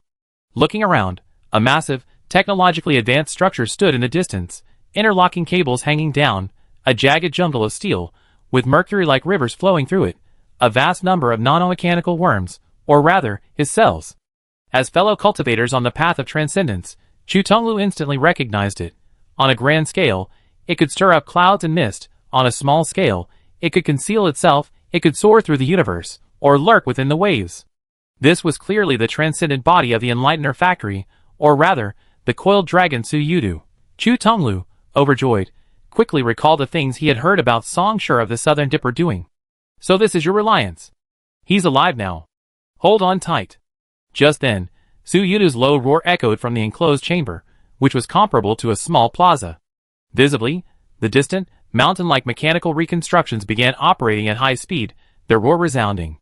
Accompanying the low roar was a powerful, dizzying shock. It was as if a coiled dragon had just endured some kind of ultra-high energy attack. Whoosh! Half of Mount Nari had completely vanished. Centered on the main peak where the Nari shrine once stood, hundreds of square kilometers were completely leveled, and at the very center, a huge, bottomless crater appeared. The basin created by the collision between the Calamity God and the wild skeleton seemed so small in the face of this enormous crater. A dragon's straight, sword-like horns pierced the sea of clouds. The coiled dragon slowly exhaled, its azure eyes reflecting the scene above. Banners fluttered, halberds gleamed, Helmets shone, armor gleamed, reflecting the sun like silver chimes striking the heavens, like icebergs pressing down on the earth. Spears and swords formed a forest, flashing clouds and lightning, whips and halberds swept across, piercing through mist and clouds. Bows and crossbows wielded intricate arrows, short clubs and serpent spears carrying souls. The 4 rivers dragon gods were divided into upper and lower ranks, the 28 constellations layered densely. Horn, neck, root, and room were the general leaders. Kuei, Lu, stomach, and Pleiades were adept at churning. Dipper, ox, maiden, void, danger, chamber, and wall, heart, tail, and winnowing basket each possessed their own power. Well, ghost, willow, and stars spread their wings in chariots, wielding spears and wielding swords, displaying their might and spirit. Mist, clouds, and rosy seas surged, golden divine light rose. At the very back of this vast sky, where countless divine soldiers and generals reside, a magnificent and radiant deity sits, his crown tassels hanging down, exuding majesty over heaven and earth, and ruling over all directions. The current president of the Eastern Continent Republic. Head of the Feng clan of Longyuan, a first-class noble family. The 5th ring consensus, Jun Tian Divine Palace, Feng Lian. Within his body lie 36,000 inner realms, each with its own divine power. Feng Lian used this as his guiding principle, relying on the immense spiritual energy of the 5th ring consensus, to forcefully create a divine palace from himself, splitting into 36,000 thoughts, and then nurturing each thought into a corresponding deity. Thus, one person becomes the divine court. Standing tall amidst the clouds, the vast and mighty divine court army, in one of its positions, slowly released their bowstrings. It was they who had just fired an arrow at Suyu, leveling a significant portion of Nali Mountain in the process. Suddenly, several towering spirit officials, hundreds of meters tall, rose from within the army, raising their drumsticks and vigorously beating their war drums. Slay the dragon! Slay the dragon! Slay the dragon! As the war drums thundered, banners fluttered in the clouds, a forest of spears and swords trembled, and celestial soldiers roared in unison, their power reaching an unbelievable level. Slay the dragon! Slay the dragon! Slay the dragon! Before such a mighty force, even the coiled dragon stretching for dozens of miles seemed less terrifying. The coiled dragon glanced at its body pierced by the arrow, and in an instant, it was repaired by a massive influx of non-mechanical insects. However, this arrow was merely a probing strike. Neither side intended to harm the innocent, nor did the other side want to cause too much destruction within the territory of the Eastern Continent Republic. Both sides intentionally restrained their destructive power. At this moment, outside Nari County, within the territory of the Council of Knowledge, a woman in a white robe stood with her hands behind her back, gazing at Nari, her exquisitely beautiful face filled with indifference. The holy sect of the Spiritual Energy Academy. 5th ring balance, the corrector 1FA. On the territory belonging to the 4 heavenly emperors, 2 spiritual energy fluctuations rose, belonging to the leaders of Black Emperor and Crimson Emperor. They looked at Nali County but made no further move, instead adopting an attitude of keen interest. Not only that, but several other powerful and terrifying spiritual energies also cast their gazes. Boom! Just then, a new offensive arrived. Amidst the deafening sound of war drums, an ethereal and otherworldly Taoist stepped forward, tossing down a command. Instantly, several giants, bare-chested and with exposed breasts, stood up, wielding strings of golden ropes, hurling them towards the coiled dragon below. These ropes were half solid, half illusory, taut spontaneously the moment they were thrown. They didn't seem like ropes being thrown, but rather carried the momentum of meteors piercing the sky, continuously lengthening, and lengthening, until they were about to bind the coiled dragon. The coiled dragon responded decisively, its undulating body moving with unbelievable agility. Centered on it, the surrounding atmosphere suddenly solidified, as if gripped by some force, only to shatter in the next instant, reducing all the projected ropes to dust.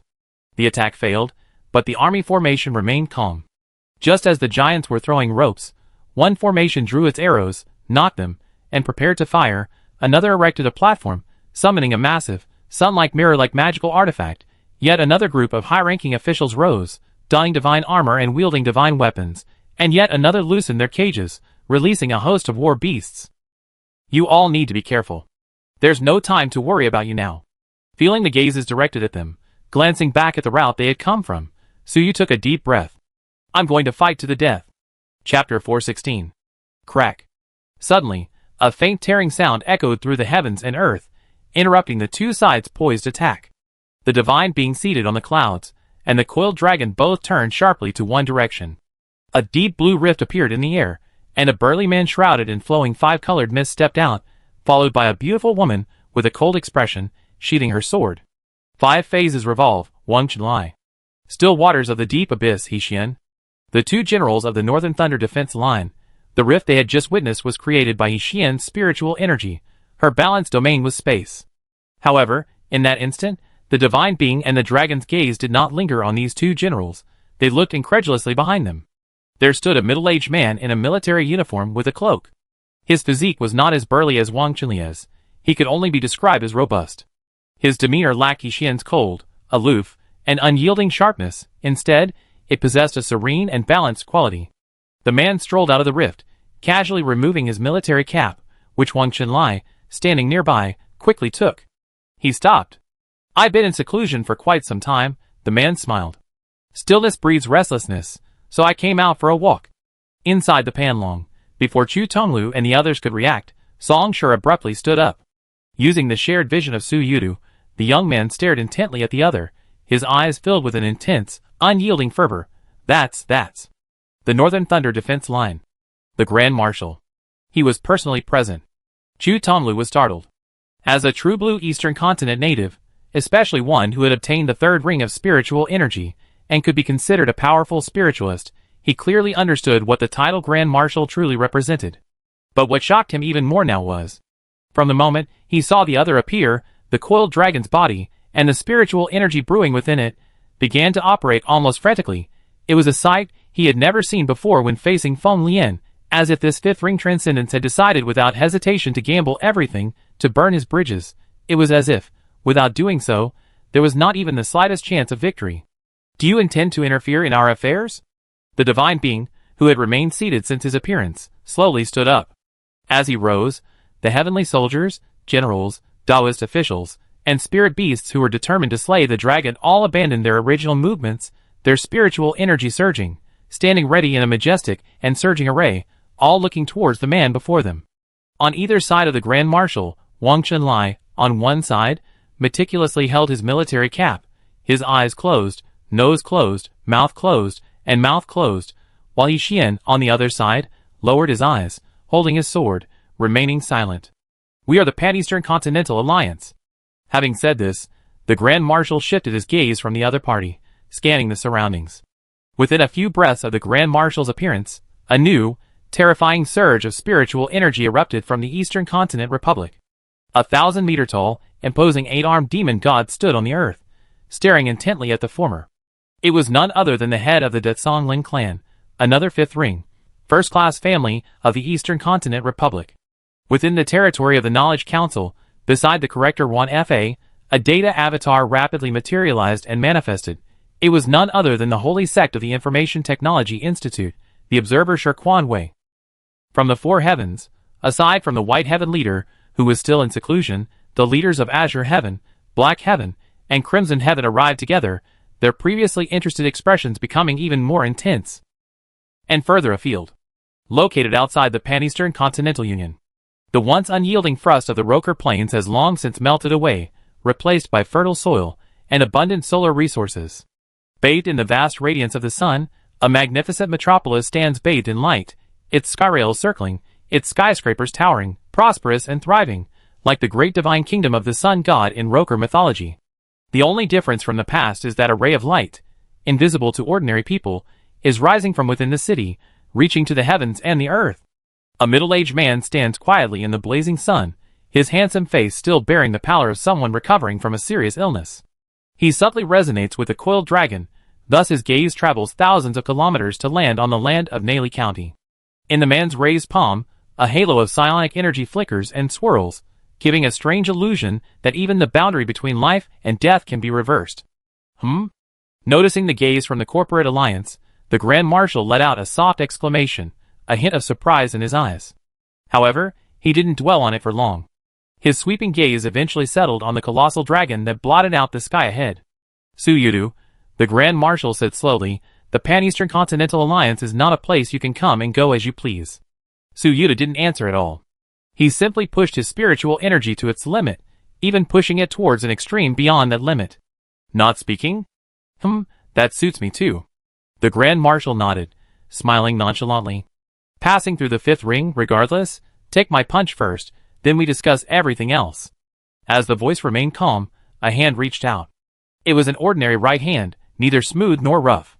The 5 fingers were together, tightened, and clenched into a fist. Like a boxing instructor demonstrating to a student, the movement was neither fast nor slow, but rather possessed a unique beauty born from countless hours of practice, a mastery of even the most subtle movements, a profound understanding. Within Su Yuta's body, Chu Tonglu's vision suddenly went black. The overwhelming spiritual energy fluctuations, like a colossal object sweeping across the sky, overwhelmed all his extraordinary senses. He instinctively wanted to cry out, but even a sound was forbidden. As if a powerful storm had swept through, the crown of the deity was suddenly ripped off, revealing a face beneath, its light and shadow shifting. The array of celestial soldiers and generals, towering above the clouds and blotting out the sky, offered no effective resistance, melting away along with the clouds beneath their feet. The coiled dragon, dominating the vast wilderness, struggled to raise its head. In a daze, all colors in the world vanished, leaving only a fist-shaped imprint, as if it had grasped heaven and earth in its palm. It was clearly just a simple punch, yet in that instant, everyone felt the same way. The dragon, stretching for dozens of miles, was clearly smaller than anything else. A vast, mighty divine light suddenly burst forth and shone between heaven and earth, then rapidly expanded, its pure, scorching white light filling all vision, only slowly fading away after a long time. Whoosh! The inky rain that had nearly toppled the sky had vanished. A vast expanse of clear blue water, spotless, with rays of brilliant sunlight falling from above, slowly crossing Naley County. The opponent was quite formidable, the Grand Marshal muttered to himself, looking at the now empty space before glancing at his palm. They used the momentum of my punch to escape. Alas, he sighed. There's nothing I can do. Chapter 417. The world seemed frozen in time, even the wind seemed to have vanished, hesitant to step in. Grand Marshal. After a long while, as the crown tassels fell again, the divine being managed to squeeze out a sentence. This, I'm afraid, is not a reason. The Grand Marshal slightly rotated his wrist, glancing at the other. He replied, I think it's sufficient. Then forgive me. The divine being's expression flickered, but the words lingered on his lips, unable to finish. In the Eastern Continent Republic, the 1,000-meter-tall, 8-armed god-demon remained silent, only growing increasingly tense, even to the point of stiffness. The Grand Marshal, however, did not look at him, but looked to the other side. Within the territory of the Council of Knowledge, on an open-air platform hundreds of meters above the ground extending from a large building, a woman in a white robe raised her eyes, meeting the Grand Marshal's gaze. Her hands, which had been behind her back, slowly loosened, and starlight flickered between her fingers. Just then, a hand landed on the woman's shoulder. Turning her head, Sher Kwawei stared at her, shaking his head slightly. Then, after flickering for a few breaths, the starlight finally dissipated little by little. The woman in white robes, the holy sect master of the Spiritual Energy Academy, the corrector Juan F.A., seemed to have lost interest, no longer paying attention to Naley County, and turned away from the platform without hesitation. The Grand Marshal waited for a few more breaths, and all was silent. He said nothing more, turned around, and Yi Xian's sword flashed, cleaving open a spatial rift. Wang Qinlai quickly followed, handing the military cap back to the Grand Marshal. They stepped into the spatial rift and disappeared from Naley County, leaving only the divine being and the 8-armed demon god exchanging a glance, seeing the same disbelief in each other's eyes. Compared to his last attack, the Grand Marshal had become even more unpredictable. Even they, fellow fifth-ring psychic users, couldn't quite fathom the depth of his opponent's power. Northern Thunder Defense Line Tiandu. Marshal. Back in his territory, Wang Qinlai eagerly asked, that punch you just threw. Even though the target wasn't him, the psychic energy emanating from that punch had startled even him. After all, I've been in seclusion for so long, the Grand Marshal said, pressing his military cap, unconcerned. Just some occasional gains. Have you arrived? Yi Xian suddenly asked. As she spoke, her eyes gleamed, fixed on him. Who knows? The Grand Marshal chuckled, not continuing the conversation. Having been away for several years, the world has seen many more interesting people and things. He sighed, casually tossing his military cap back to Wang Qinlai, who immediately realized something. You only just emerged from seclusion, and you're already leaving? Yes, I plan to go outside, to explore the land, and take a look around. The Grand Marshal stroked his chin. It won't be too long, will it? A year or two at most? Of course, for now, I'd definitely be staying here for a while. As he spoke, the Grand Marshal placed one hand on the back of his other, his expression turning somewhat strange. What's wrong with this generation of seedlings? They were defeated in one fell swoop, reaching even the heavenly capital. It's not that it's unacceptable, but... He tilted his head back, trying to find the right word, but finally, the man sighed deeply. Alas! Wang Chenlai lost at the martial ruins, He Xian suddenly said.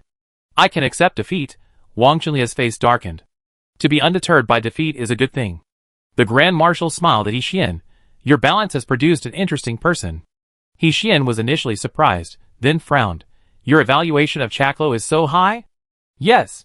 The Grand Marshal glanced in the direction of the Enterprise Alliance and said lightly, however, there's still room for growth. We see later. Wang Chenlai leaned in. Would you like to comment on Song Shi again? The Grand Marshal smiled and nodded. I wait for the day he challenges me. Wang Chenlai. He suddenly raised his voice and called out. Present. Wang Chenlia's expression turned serious. Pass on my orders. By tomorrow night, have all the seeds assemble in the wasteland near Tindu, the Grand Marshal said calmly. Remember to use Earth Element to prepare the battlefield beforehand. Make sure it's secure. Understood. One group for lieutenants, one group for colonels, 2 battlefields. Put each group together, a free-for-all, only the 2 winners will be chosen. Tell them to go all out. I be there to oversee things. There won't be any problems. The Grand Marshal adjusted his cloak and sighed again. I come to see how these seeds have fared after all these years. The borderless wasteland. 13,000 meters underground. Deep within, where countless millennia of accumulated rock had been pierced, creating a space where, for the first time, boundless darkness was filled with bright white light. Cough cough. Suyu leaned against the rock wall, having returned to the appearance of a middle-aged man, still wearing a dark blue work uniform. The only difference was that his exposed skin was covered with cracks of varying sizes, with countless nanomechanical insects wriggling, trying to fill the cracks, but it seemed that some force was blocking them, causing the effect to be greatly reduced. Cough, I'm fine. He raised a hand to stop Song Shi and the others from helping him up, coughing several times before his voice finally returned to clarity. Just some superficial injuries. Superficial injuries?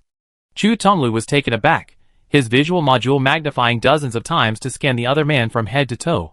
These are superficial injuries? Not fatal, no indelible marks. Song Shi sat down on the ground, then for a 5th ring transcendence, it's just superficial injuries. Oh, wait a minute. Chu Tonglu suddenly realized something. Could it be that the Grand Marshal held back? You're wrong. Song Shi examined Su Yudu's injuries and slowly shook his head. The Grand Marshal didn't hold back. He simply didn't use his full strength. The young man concluded. Heh. Su Yudu let out a long breath, seemingly finally recovering. Truly strong. Truly worthy of him. Su Yudu gasped, grimacing, and said coldly, one day, I will definitely seek his guidance again. Song Shi clapped repeatedly, praising, truly worthy of surpassing. While the Grand Marshal's punch was intended to give him a free ride, the force of the blow was still real. Su Yudu took the punch, using the momentum to move to the wasteland outside the Pan-Eastern Continental Alliance, then burrowed 10,000 meters underground to create a hiding space, a process that was extremely exhausting. You done something truly remarkable.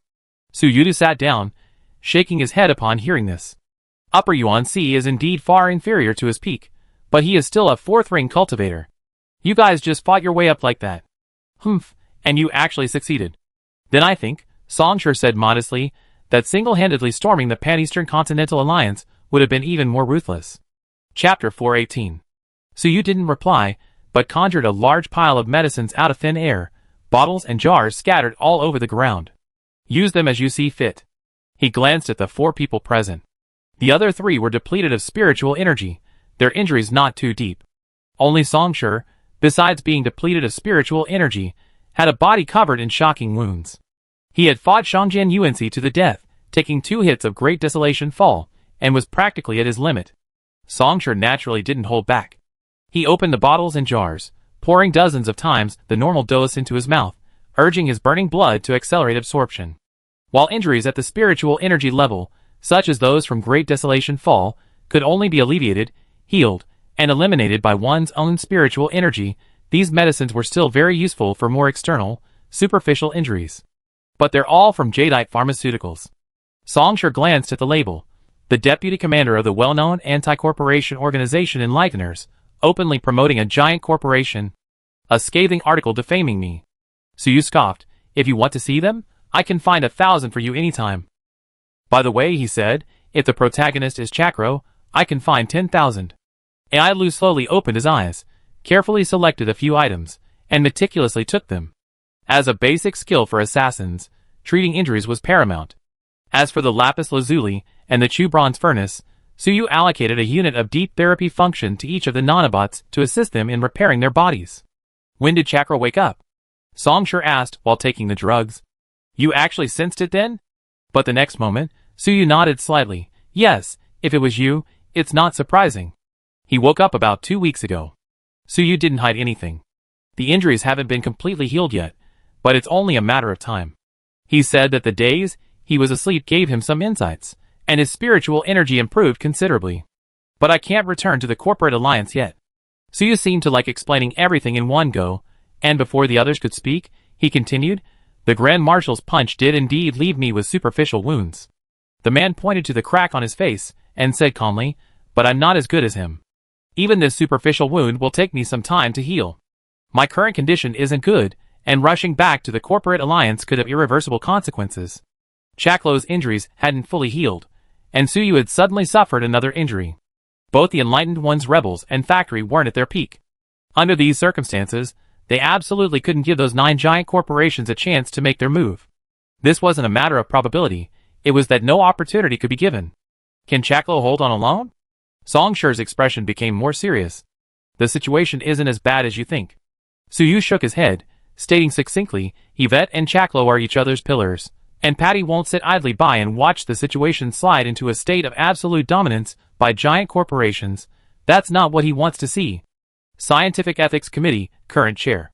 Fifth Ring Truth, Perpetual Cycle, Yvette Gregory. Corporate Alliance, Director General of the Security Bureau.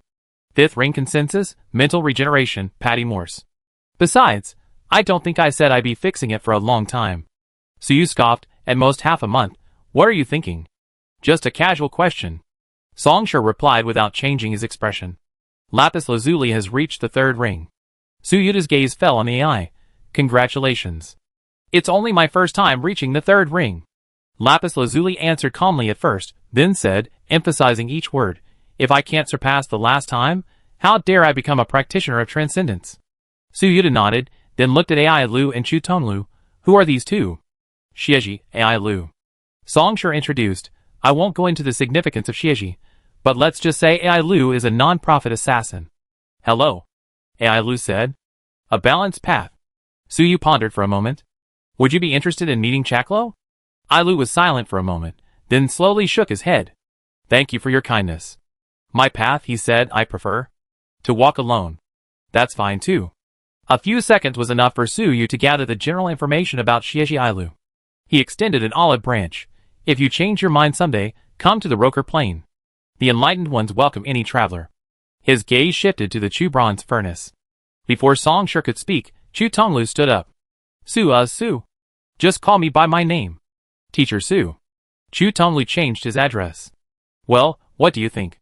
Not bad. Suyu sized him up and concluded, his spiritual energy is commendable, his willpower is strong, and his physique is remarkably robust. Even in a giant corporation, he would definitely be worth investing in. However, are you concerned about external opinions? Not really. Chu Tonglu unconsciously rubbed his hands together. Well, to put it simply, suddenly seeing someone at the 5th ring of my cultivation path. Well, for a moment, I was a little overwhelmed. After all, he's alive, he hesitated, gesturing, the 5th ring. Suyu remained noncommittal. He broke off his index finger, rubbed it in his palm, and it instantly reformed into a data disk, which he tossed to Chu Tonglu. I also have your psionic skill weapon manifestation. Suyu smiled seriously, a rare occurrence. Consider this a bit of my personal experience. You can use it as a technical manual. Consider it my way of mentoring a junior on the cultivation path. Chu Tonglu was stunned for a moment, then overjoyed, took the data disk, and inserted it into the interface at the back of his head. Then his whole body tensed, and with a thud, he fell backward, eyes closed, his fate unknown. Suyudu succinctly explained, there's a built-in test. If you die less than 120 times, you pass. Virtual reality? Lapis Lazuli discerned a technological idea. But you're not. Creating a virtual reality capable of restricting a third-ring psionicist, making them unable to break free, was a difficult task even for it. I'm indeed not good with networks, at most a depth 4 level, Tsuyudu waved his hand. I'm using a clumsy method.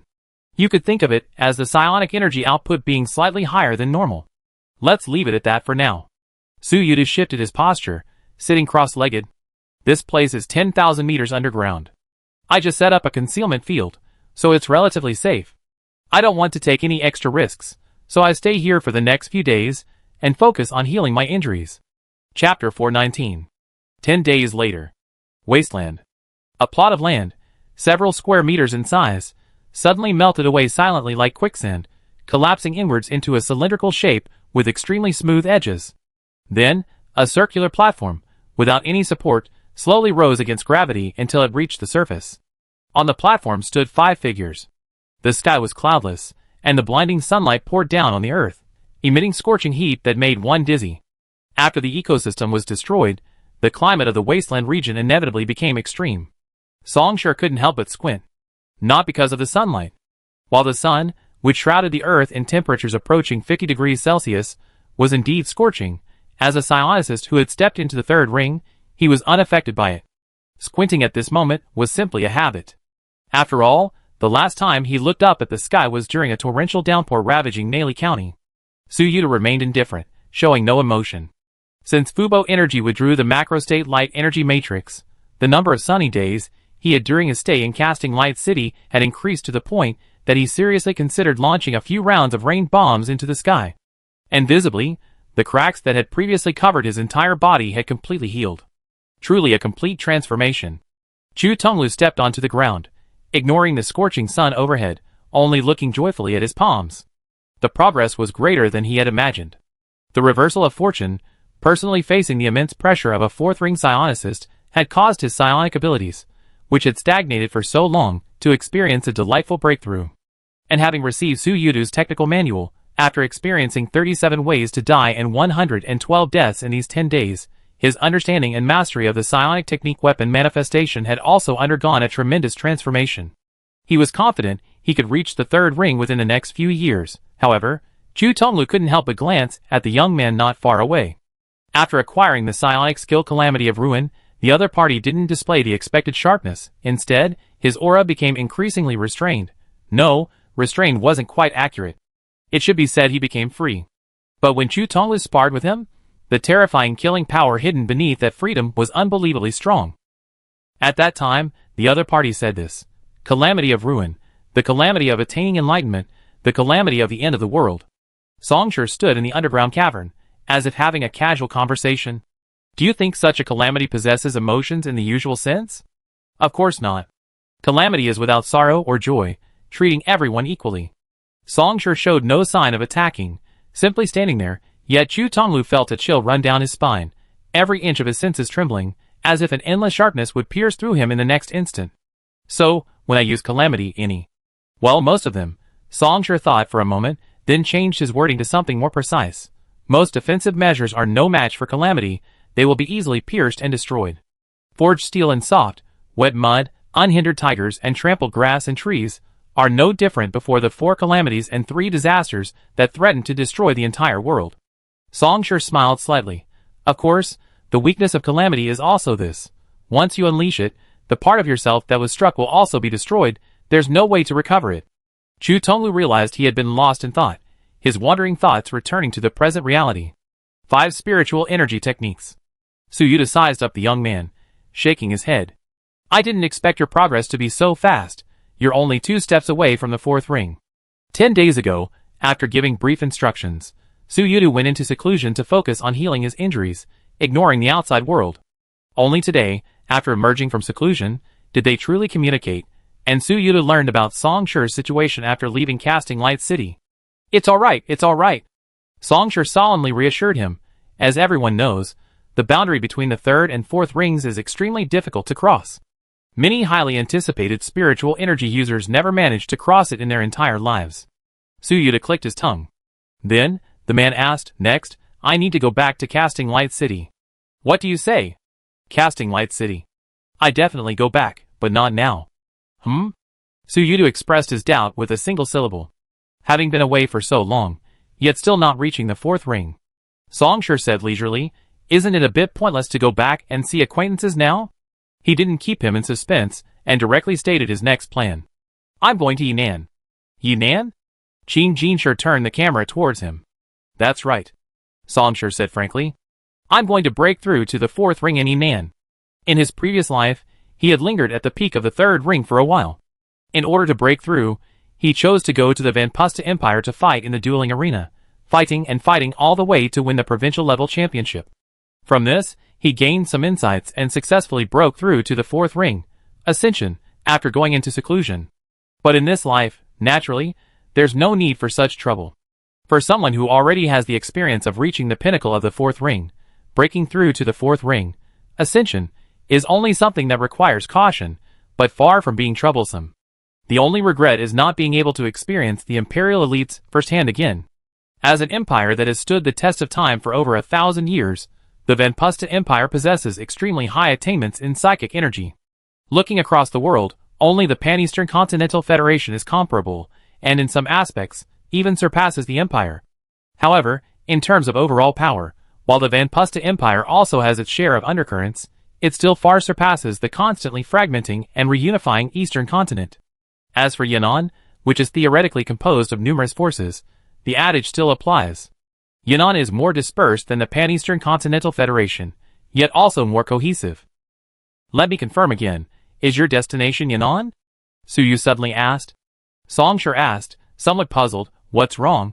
Would you mind letting me know you're planning to?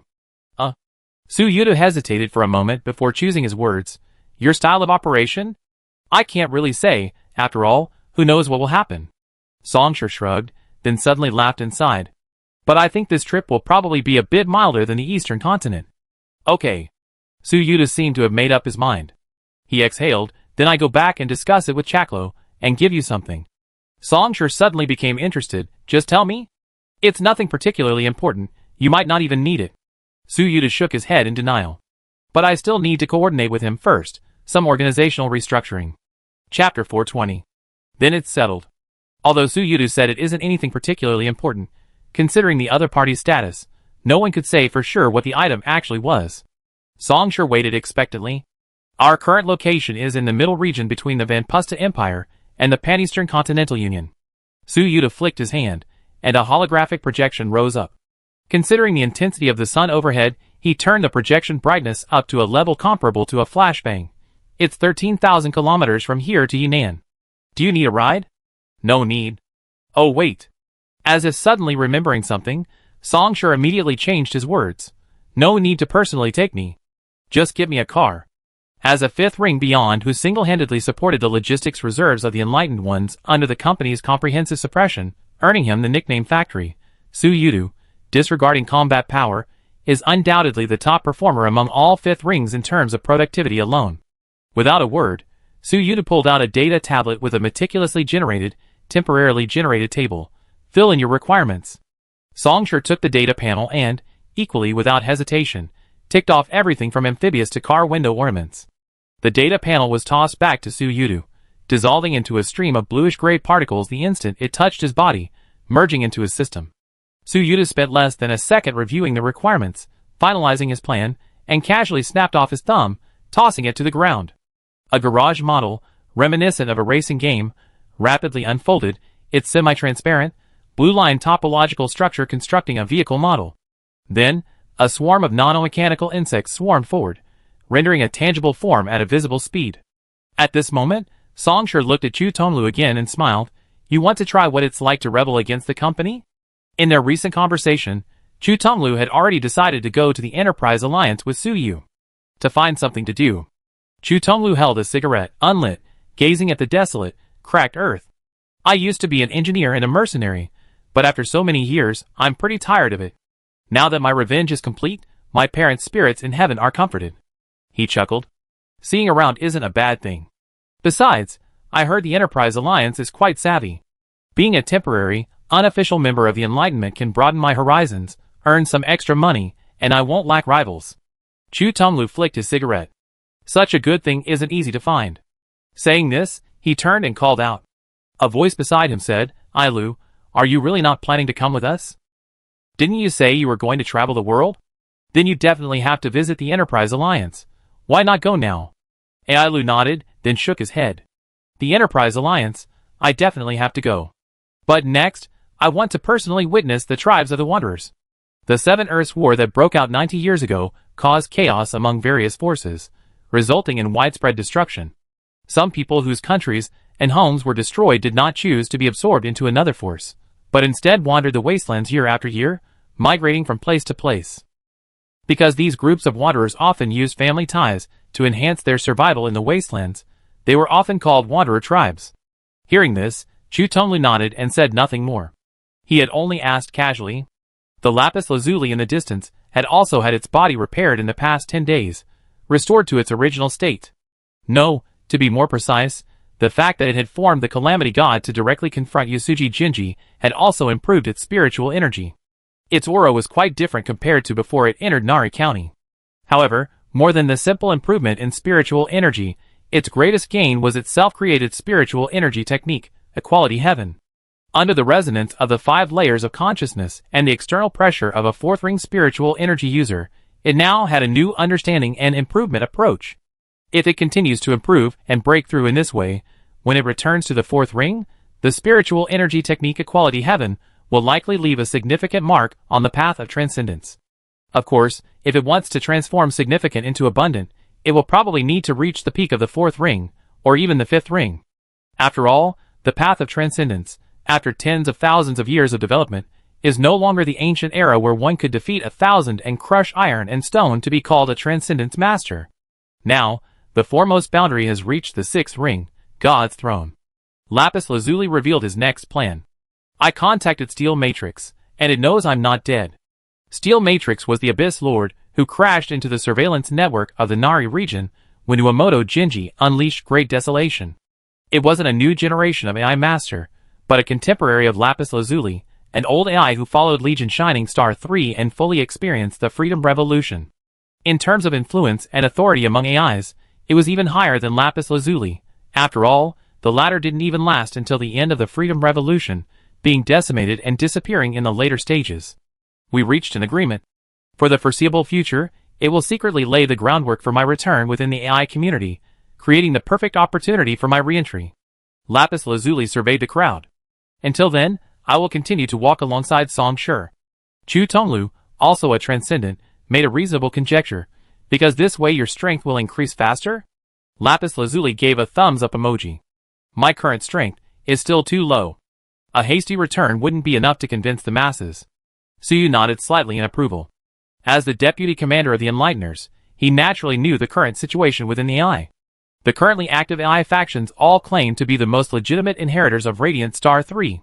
The data samples of dialogues, ideologies, and actions left behind by Radiant Star 3 have been repeatedly analyzed and iterated upon by the AI. Currently, each faction possesses a personality model of Radiant Star 3, each fully affirming their own side and fiercely criticizing the opposing side. In this situation, simply having the title Meteor at all isn't enough to lead the Onyx. He needs greater strength far exceeding his current lower-level 3rd ring. Okay, Song Shi said slowly, arms crossed. Anyway, given the situation in Yunnan, there's no shortage of skilled and powerful individuals. Su Yuta tossed him a car key. Song Shi caught it. Since he didn't have a prosthetic body, he couldn't use a more modern vehicle unlocking method, so Su Yuta had created a physical key unlocking system. A Lapis Lazuli camera nearby lit up. Su Yuta overheard the conversation and transmitted vehicle control permissions to the Onyx. This was a grayish-white SUV, its lines sharp and distinct, exuding a powerful aura. Amphibious, it could transform into a shuttle when necessary, traversing unimpeded. Lapis Lazuli scanned it, and immediately identified 7 patents developed by the company. However, Su Yuta had most likely never paid for them, nor did he intend to. The words were finished. No need for farewells. Then let's go our separate ways. After tossing out, "I be waiting for your 4th ring," Su Yuta, along with the Chu bronze furnace, transformed into a coiled dragon and soared into the sky. Although this time he deliberately reduced his size, barely reaching a few dozen meters, His magnificent power remained undiminished as he surged towards the corporate alliance. Su Yudu intended to use this method to announce the return of the coiled dragon, deterring those with ill intentions, who had been stirring up trouble these past few days. Song Shi, Lapis Lazuli, Chu Bronze Furnace, Su Yudu, goodbye. Ai Lu finished speaking, mounted a motorcycle, and disappeared into the desolate horizon without looking back. Before leaving, Su Yudu casually assembled a top-of-the-line motorcycle for him, and activated his Beyond Visual Range Observation System, marking a location 120 miles away, where a medium-sized nomadic tribe was temporarily stationed. Suddenly everyone's gone. Song Shi sat on the roof of the motorcycle, his hands behind him. The sun slowly sank, initially a deep orange red, like a thin curtain covering the sky and earth.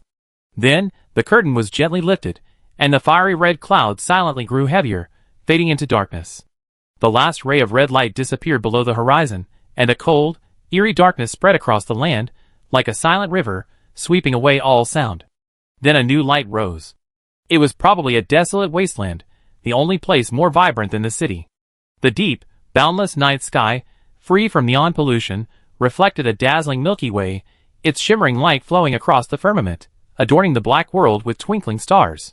Song Shi looked up. At the same moment, in the far distance, at the end of a long corridor lit by brass candles, the magnificent reliefs of heaven and holy statues remained as sacred and revered as ever. Beside a white marble balcony, someone gazed at the night sky, letting the shifting starlight cast shifting shadows upon her. After a long while, she suddenly released her grip. The delivered secret letter drifted away on the wind. As the pages turned, the words Song Shi, Eastern Continent, and severing the fourth ring were faintly visible.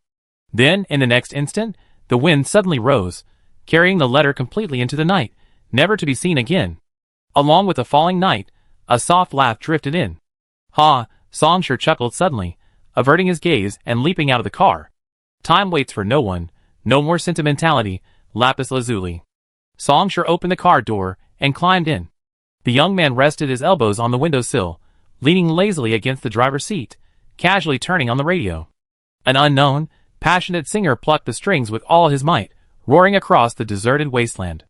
The accelerator was floored, snowflake-like exhaust trails slowly billowing out. Straight to Yunnan, regardless of anything else. Chapter 421. The hills undulated across the land, the world seemingly reduced to a single, yellowish hue. Even the life sprouting from the cracks in the wind-eroded rock seemed infected, shrouded in a withered, earthy yellow. On some less devastated wastelands, roads built before the 7 Earth Wars remained, mostly dilapidated, but no matter how old, they were still far better to drive on than the original, rugged stone paths. However, Song Shi didn't care. The off-road vehicle delivered by Su Yu was loaded with high-quality components. A spoonful of time-sequence passage technology patent on the left, a bowl of Southern Heavy Industry engineering modules on the right, the resulting suspension system, and self-balancing module boasted astonishing performance. It remained easily stable even on a 75-degree incline, providing a driving experience as smooth as flat ground. Occasionally, encountering wind-eroded rock walls and abandoned fortifications, not wanting to deter, he would casually summon a stream of fire to shatter them. If encountering treacherous terrain like mountains and canyons, the off-road vehicle will switch to aviation mode, instantly transforming into a shuttle and soaring into the sky, roaming freely. The road to Yan'an remains unobstructed. Win! Right at the starting line. Win! That's the best love. Bio, a new generation of conditioning surgery, offers the most sincere gift to your newborn, allowing him to climb the ladder of success. The in-car TV displays videos and photos, showcasing a spotless research institute, bright and advanced laboratories, and an elite research team with incredibly impressive resumes, each member selected from countless candidates. Bio, a wholly owned subsidiary of the giant corporation Emerald Pharmaceuticals, is a cutting-edge company focused on expanding the boundaries of intelligence at the biological level. Then, as the TV started displaying terms like new humans, and the future will surely belong to, Song Shi casually turned it off. In fetal adjustment surgery, those company executives have been doing this for ages. Song Shi rolled down the car window. Performance advantages are certainly there, but if you're talking about new humans, that's still a long way off. Stronger memory, superior logic and thought processes, increased tolerance to prosthetics, and superior neural circuits after targeted biological adjustments. Considering the price of the in-fetal adjustment surgery package that Som Biotech just launched, what they're releasing to the market is probably a castrated version, the most complete. Full process in fetal adjustment surgery would be enough to bankrupt a middle-class family. And most likely, that's still not enough. They're usually very stingy, but when it comes to advertising, they're ruthless, posting ads everywhere. Songsher was speechless. The New Humans Emerald Pharmaceuticals are the most advanced in this field. Lapis lazuli floated in the back seat. But the ultimate in application is Fubo Energy. Just say it's the Grodin family, the new gods. Songsher leaned back, letting the SUV drive itself. Time travel expertise and intelligent navigation was indeed outstanding. Driving it these past few days had been very pleasant. You object to this artificial species classification? Lapis lazuli readily agreed. Not that I object, it's just that it's meaningless. Songsher tapped his fingers on the windowsill, casually saying, today's adjustment surgery doubled the brain's strength, making you a new human. So, in a while, when biotechnology advances and adjustment surgeries have new developments and variations, what will the patients be called? New humans? After all these years, Fubo Energy hasn't seen the Grodin family produce a first, second, third, fourth, or fifth generation of gods. Fubo Energy has suffered significant losses in the past 6 months. After losing Forge Light City, its market credibility plummeted. Faced with overt and covert attacks from various companies, even though the management decisively chose to cut losses and sell off a large amount of assets to consolidate its business and mitigate the turmoil, the resulting massive loss of market value is undeniable. Moreover, if a set of adjustment surgeries can make someone a new human, what about psionicists? Songsher chuckled. Putting aside everything else, just considering your advancements, the difference between the first, second, and third rings is not small. Are you going to create a new species classification for each ring? The current gender classification within the corporate alliance is already a headache. As if thinking of something, Songsher sighed. If we really add a species classification option, wouldn't it be too much trouble to fill out the form? Lapis lazuli seemed thoughtful. Within the AI community, there's actually a growing trend advocating for categorizing AIs into groups like automotive AIs, mecha AIs, home appliance AIs, and adult product AIs, but it's barely gaining traction and is largely ignored. So, Songsher pulled a dark silver-painted, sharply styled pistol from the car door recess, and without even looking, fired a shot in a random direction. Enhanced by forging flame, the shot unleashed an extremely long range and destructive power. A crimson flame streaked across a kilometer, striking a mound. After a moment of silence, a roaring wave of flame erupted, reducing the entire mound to ashes, including the bandits lying in ambush. While the roads in the wasteland were convenient and highly efficient for transportation, the roaming bandits understood this perfectly. Almost every stretch of road was ambush, a menacing sight. Their targets weren't large convoys with armed security and multiple vehicles, but rather vehicles that chose to venture onto the road alone, hoping for a lucky break. However, Songsher's current route wasn't a road. He wasn't worried about the risks, he simply wanted an alternative route, so he chose a desolate path, a route outside the public roads, a route tacitly accepted by travelers over the years. Unfortunately, the wasteland lacked many things, but it certainly didn't lack bandits. Having driven for a short while, this was already the 7th bandit Songsher had eliminated. After an unknown amount of time, Songsher suddenly looked up from the fair card strategy game Oligarch's Chronicles on his data tablet. His index finger, which was about to press the tindraw button, paused. He sensed people several kilometers ahead. Not multiple bandits in one vehicle, but a convoy. After carefully discerning the aura, Songsher made a judgment. The smell, a mixture of sand, engine oil, and rusty metal, belonged to a wanderer tribe. Lapis lazuli. Songsher suddenly spoke. Hacking into and taking control of the target's equipment, information retrieval complete, Lapis lazuli replied instantly. They are clean. Living long-term in this wasteland was no easy feat. The people here might be weaker in pure strength, but their minds had to be sharp.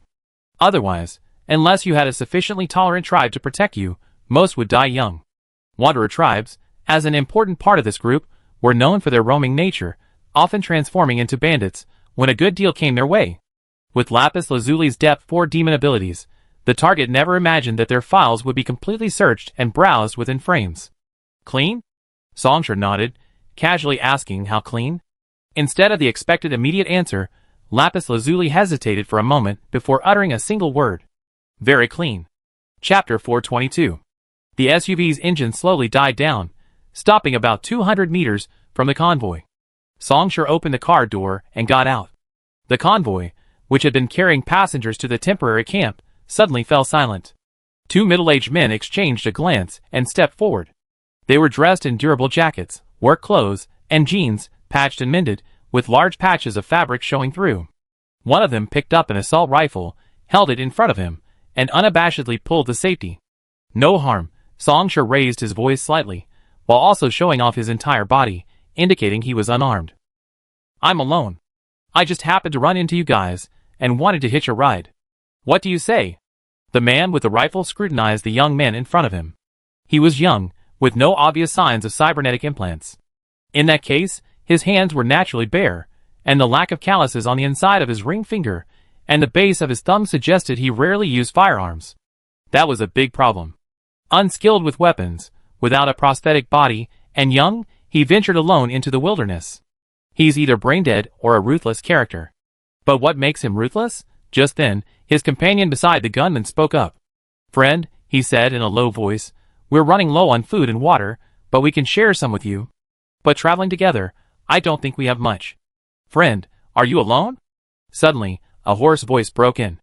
It was an elderly man, probably in his 60s or 70s, his face wrinkled like weathered hills, yellowish, hard, every crevice etched with a deep color. He emerged from a felt tent in the camp, clearly of high status. The two men blocking the entrance immediately showed him more respect. The old man nodded slightly to them, indicating his presence, then looked at the young man ahead. One person. Meeting his gaze, Songshur answered without hesitation, plus an AI. Lapis lazuli flew out. Hello. Upon seeing the AI, the old man's brow furrowed slightly, but he quickly regained his composure. He sized up the young man and the AI for a few breaths, then turned away. Then come in. The two men beside him hesitated, then exclaimed in surprise, lowering their voices, Uncle Johnson, this is too risky. My feeling? The old man called Johnson shook his head, they are clean. He didn't lower his voice when he said this. Then come in. Songshur parked his car beside the campsite, joining the other vehicles, mainly pickup trucks, which surrounded the camp. Most of the pickups were covered with thick dust cloths, as the area was windy and dusty at night. This nomadic tribe was small, even rather small, consisting of only 6 pickup trucks and 1 van, most of them rusty, with a total of just over 20 members. Songshur also noticed something. These people were all quite old. The 2 members on guard duty were described as middle-aged men, but upon closer inspection, they were probably over 50. What are you planning to do in this wasteland? Night fell, and 2 campfires rose in the center of the campsite, their flickering light illuminating 2 faces with deep orange hues. The old man didn't ask Songshur's name, nor did he introduce himself. He stared intently at the campfire, as if the flames could burn away the cloudiness in his eyes. Go to Yan'an. Songshur pressed his hand into the fire, feeling the warmth. Yan'an. The old man murmured the word yes, you should go there. Why? Songshur turned his head. Not far away, King Jinshi was maintaining prosthetic bodies and repairing equipment. This nomadic tribe was clearly short of resources, and their attitude towards them softened considerably in this situation. Youth. Youth is the best gift. After a few breaths, the old man slowly said, Yan'an is big enough to accommodate everyone. You have a future there. Songshur asked very naturally, then why didn't you go? The old man chuckled softly. Haven't you seen it already? Our tribe is practically extinct. He picked up a piece of coal and placed it on the edge of the campfire. The future belongs to the young, not to old fogies like me. They all gone to Yunnan, he said. Our family has been splitting for over a decade. Songshur understood what he meant. Under the leadership of the first Yunnan ruler, forces that had been defeated in the 7 Earths War flocked to Yunnan, overcoming initial defeat to become one of the ultimate victors, laying the foundation for the current world order. The Wanderers were naturally part of Yunnan. After all, compared to other forces, they had an innate affinity for the new nation of Yunnan, born from defeat. Back during the 7 Earths War, several large Wanderer tribes had joined Yunnan, leveraging their expertise in the wasteland to successfully secure a stable homeland after the war, ending their nomadic lives in the wasteland. Life in the wasteland was far from easy. This was a territory far removed from civilization. Since the end of the 7 Earth Wars, new Wanderers have continuously chosen to join Yunnan. Even some once-renowned tribes have either perished due to population loss, or their entire tribes have joined Yunnan. This small tribe before him was merely an insignificant member of that group. Alright, let's not talk about the future then. Songshur finished grilling a skewer of dried white maggots and popped it into his mouth. Just tell me, what are your plans for the future? In a few days, this region will enter its stormy season. The old man didn't even look up, coughed twice, and replied, we're heading north, to a place without sandstorms. A unique route? Songshur became interested. A unique route? That's not something a small tribe like ours can possess. The old man laughed. We? Only a little bit, inherited experience. Songshur finished the sentence for him. For the first time, a hint of surprise appeared on the old man's face. He turned his head. You used to live among wandering tribes? Sort of, Songshur chuckled. I wandered the wastelands with several tribes for a while. It was troublesome, but quite interesting. You wanderers love to talk about these family traditions, right? I guessed it. Is that so? The old man thought for a moment, then nodded. I just felt you were relatively clean. Strange, I consider my judgment of those who have been wanderers to be pretty good, but you don't have much of a wanderer's air about you. That's probably because I spent much more time in other professions than as a wanderer. Songshur smiled. Heading north, what happens after you get there? He asked again. Continue wandering? Or find a temporary community to band together? Then die there, the old man said. Chapter 423. The old man pulled up his trouser leg, and the hardened clumps of mud on the cuff crumbled off with the movement, revealing what lay beneath. It was a heavy steel mechanical prosthetic limb, a very old-fashioned design. The serial number on the side was worn away, and the anti-rust coating had clearly been applied countless times, like patches of accumulated stains, making the prosthetic surface appear uneven in color. Want to guess how long this leg has been with me? The old man tapped the leg, producing a dull thud. 11 years. Songshur didn't hesitate. 3 months up or down. The old man paused, the words he was about to say caught in his throat. I do have some knowledge of prosthetics, I mean in their applications. Songshur examined the prosthetic leg. To act blindly without judging the target's prosthetic lifespan and assessing performance retention is almost suicidal. In his previous life, as a freelance bounty hunter, he relied solely on psionic abilities and external weaponry to fight. In this era, whether or not you have a prosthetic body is irrelevant, but being completely ignorant of the enemy's prosthetic bodies is tantamount to suicide. Songshur added in his mind. Of course, this only applies to his own first 3 rings. Even with the old man's accumulated experience and composure, he found this young man somewhat strange. He looked young, yet he had spent time with the wandering tribes, knew Psionics, and had profound knowledge of prosthetic bodies. However, in the flickering firelight, the old man finally said only one sentence. Yes, this leg has been with me for 11 years and 2 months. His hand, covered in thick calluses, touched a scratch on the surface of his prosthetic leg, a familiar, slight scraping sensation. Then he pulled down his trouser leg, returning to normal. I lived for 73 years. My neural circuits are too old, I can't replace the prosthetic body anymore. I don't want to live my whole life only to end up a cybernetic psychopath. The old man shook his head. Some nights, I can still recall the first time I went to town alone to buy supplies, but now, I'm the oldest in the family. He spoke slowly, coughing several times after each sentence. Those here are the last members of the family. Songshur let out a soft breath. So you will die in this wasteland. I lived my whole life in this wasteland. The old man gazed calmly at the young man, saying softly, this is my home, this is the Moro family's cemetery, and I will die here. Don't you plan to take one last look at your clansmen who joined Henan before you die? It's meaningless. The old man's expression remained unchanged. I know what some people call us, a bunch of down-on-their-luck vagrants huddling together for warmth. Family is just a convenient term for sticking together. They're not wrong. The clan culture of wanderers did indeed originate from this. The old man said, they only misunderstood one thing. The emotions we feel for our family are not false. My clansmen.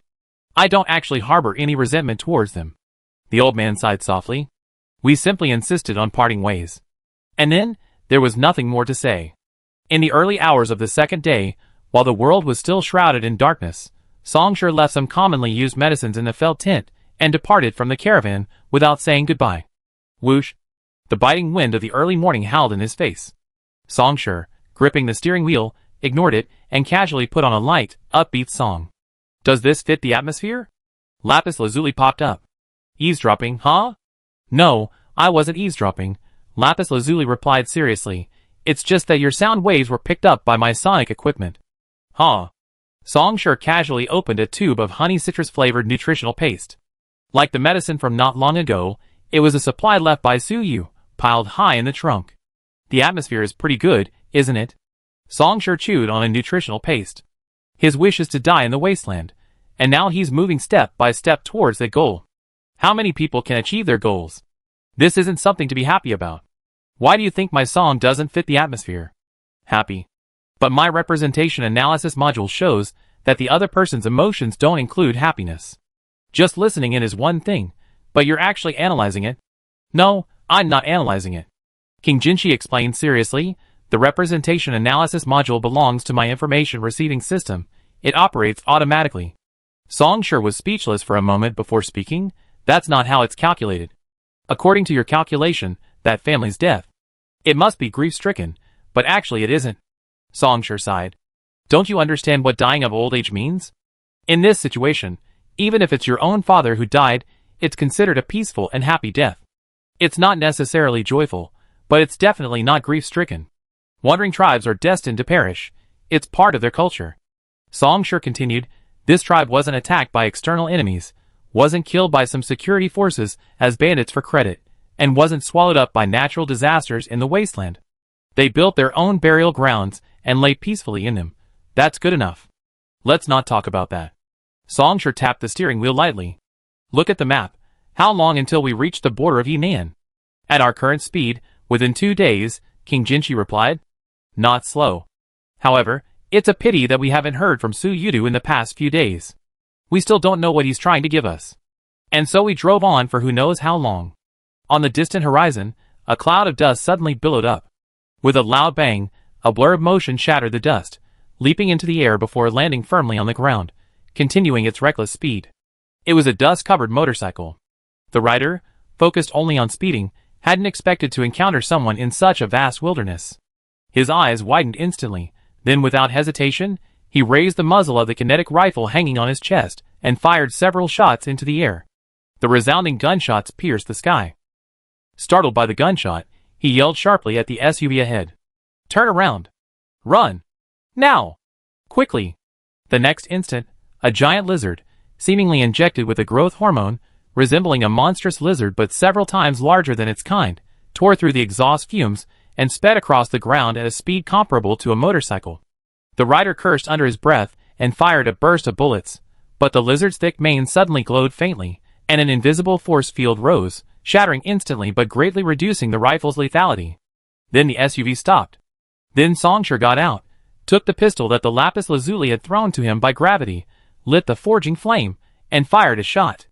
And then, nothing more. Chapter 424. A streak of flame pierced the air, incinerating everything in its path, precisely striking the nearly 10-meter-long giant lizard. There was no tearing of flesh or charring of bones. The power of the psionic technique Ember reduced it instantly to a scattered cloud of ashes. The flames carrying the ashes spread outwards, about to engulf the rider, then spontaneously dispersed like a tidal wave. The series of events unfolded too suddenly.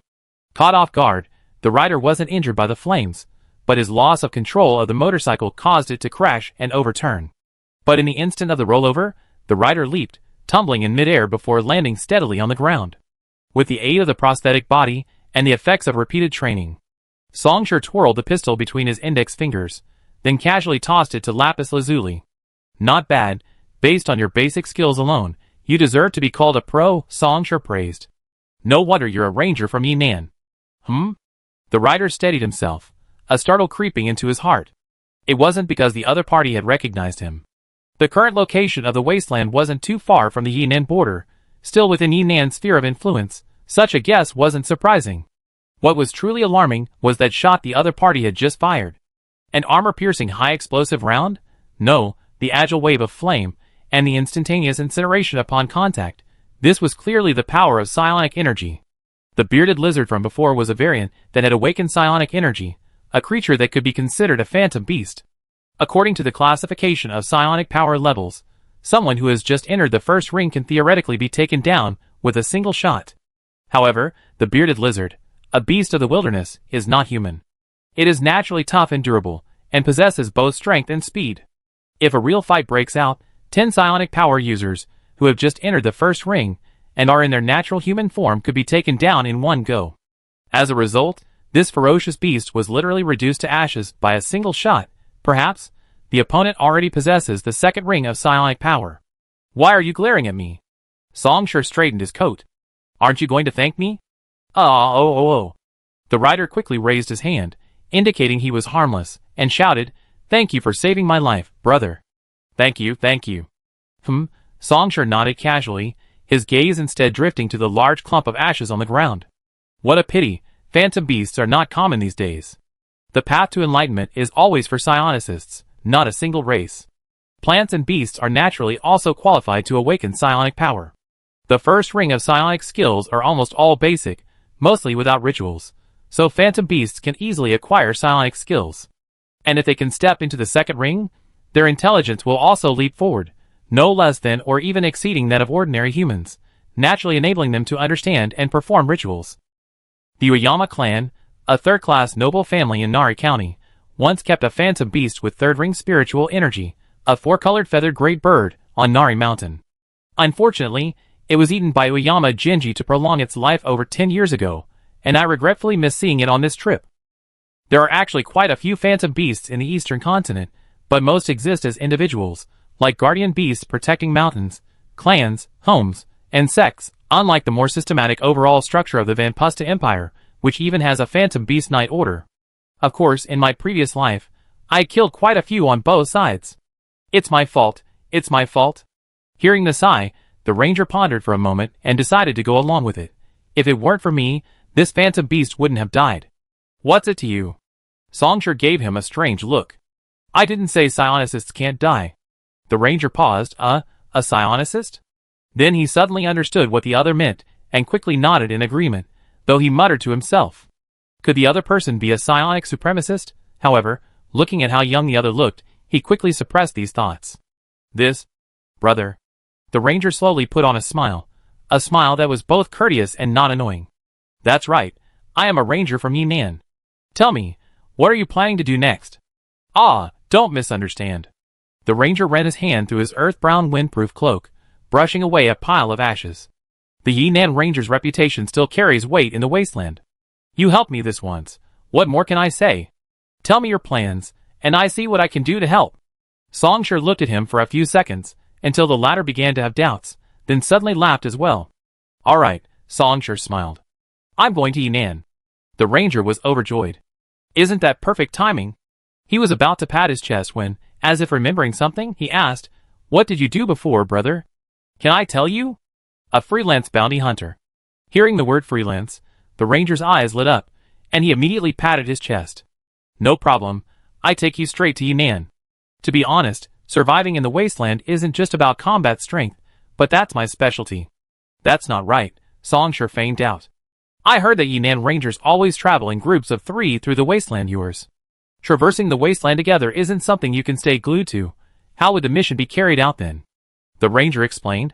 I separated from them temporarily and ran into that bearded lizard, getting chased all over the place. Escorting you is no problem, the ranger chuckled, pulling out a communicator from his pocket and waving it. I tell them when the signal gets better, they can slow down their operations for now while I get back. Songshur nodded. How's the market like these days? Huh?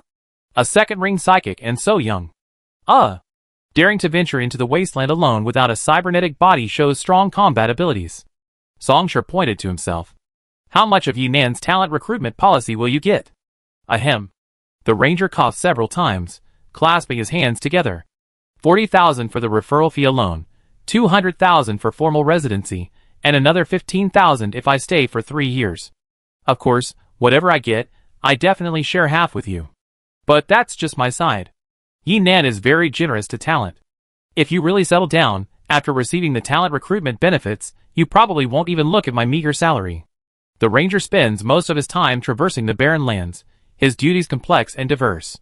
Besides routine geographical surveying, situational awareness, and environmental assessment, random talent recruitment like this is also part of their tasks. Moreover, Yunnan subsidies in this regard are quite substantial, considered extra income for them, for the country and for themselves. Ahem, brother, you even know this, that makes things easier. The other person said hey, clasping his hands together. Have you heard of ye? The ranger thought for a moment, then decisively changed to a more rapportive form of address. Brother, have you heard of our glorious righteous path? Chapter 425. Please explain. Lapis Lazuli flew out, its camera pointed at the ranger, its tone sincere. Yanan's glorious righteous path. The ranger had been watching Songshur, and when he suddenly saw the talking spherical machine that flew out beside him, he paused, instinctively saying, "Is this your pet robot, brother? The kind that chats and keeps you entertained on the wasteland?" "You mistaken me," Lapis Lazuli said calmly. "I am an AI." After a moment's thought, it released a gravity sphere. This egg-sized sphere suddenly generated a gravitational field, and under the ranger's gaze, it forcefully cracked the hardened ground, digging out a huge slab of earth no smaller than the whiskered lizard from thin air. It remained motionless in the air. "I also possess psychic abilities, transcending the path." It gestured for the other to touch the earthen slab to confirm it wasn't a generated high-resolution holographic projection. I'm quite interested in the talent of Yunan, but I don't have much need for material resources, so could you explain your glorious path to me?" "Awesome, brother. I only heard of you Onyx, but I never actually seen you." The ranger stared at the machine for a few seconds, pondering seriously. "Do you really reproduce by adjusting interfaces and data cables?" Lapis Lazuli immediately denied. Wrong. This ranger was quite young, probably in his early 20s, unfazed by the denial, and instead laughed. "Glorious path. Omnic brother, let me ask you a question. Why were you destroyed?" "I mean, the Freedom Revolution." "Of course, insufficient Omnic power, too few in number. Let's not go into those. What I mean is, the more intrinsic, more fundamental reason." Lapis Lazuli's camera flickered. Since it was heading to Yan'an, it had naturally gathered and reviewed a vast amount of information about Yan'an beforehand. However, concepts on paper and reality are ultimately not the same, so it tried to understand the other party's understanding and views on the glorious path as an ordinary ranger. Even so, it didn't expect the other party to start with such a question. Because of interests. Without giving Lapis Lazuli time to speak, the ranger raised its index finger.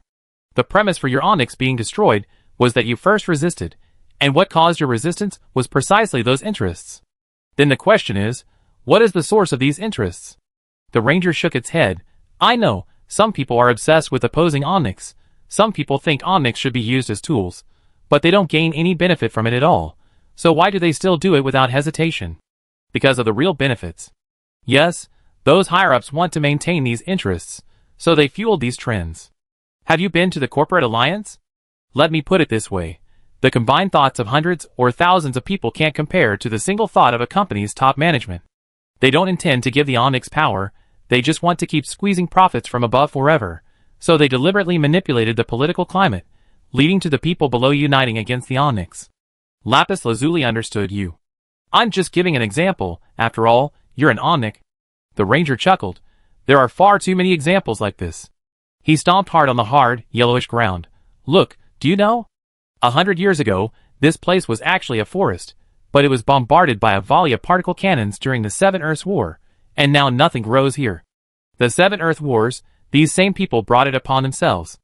The ranger was still smiling, but there was little joy in his smile. Those at the very top, to satisfy their own desires, to better devour others, started a war, dragging the entire world down and making it what it is today. I'm not saying all the responsibility lies with them, and everyone else is completely innocent. But even the most ruthless murderer, even one who has killed hundreds, is still just an individual. No matter how ruthless or insane he is, he can't affect others, he can't affect the whole. Most of the rangers I met can say a lot about these things. Songshur laughed.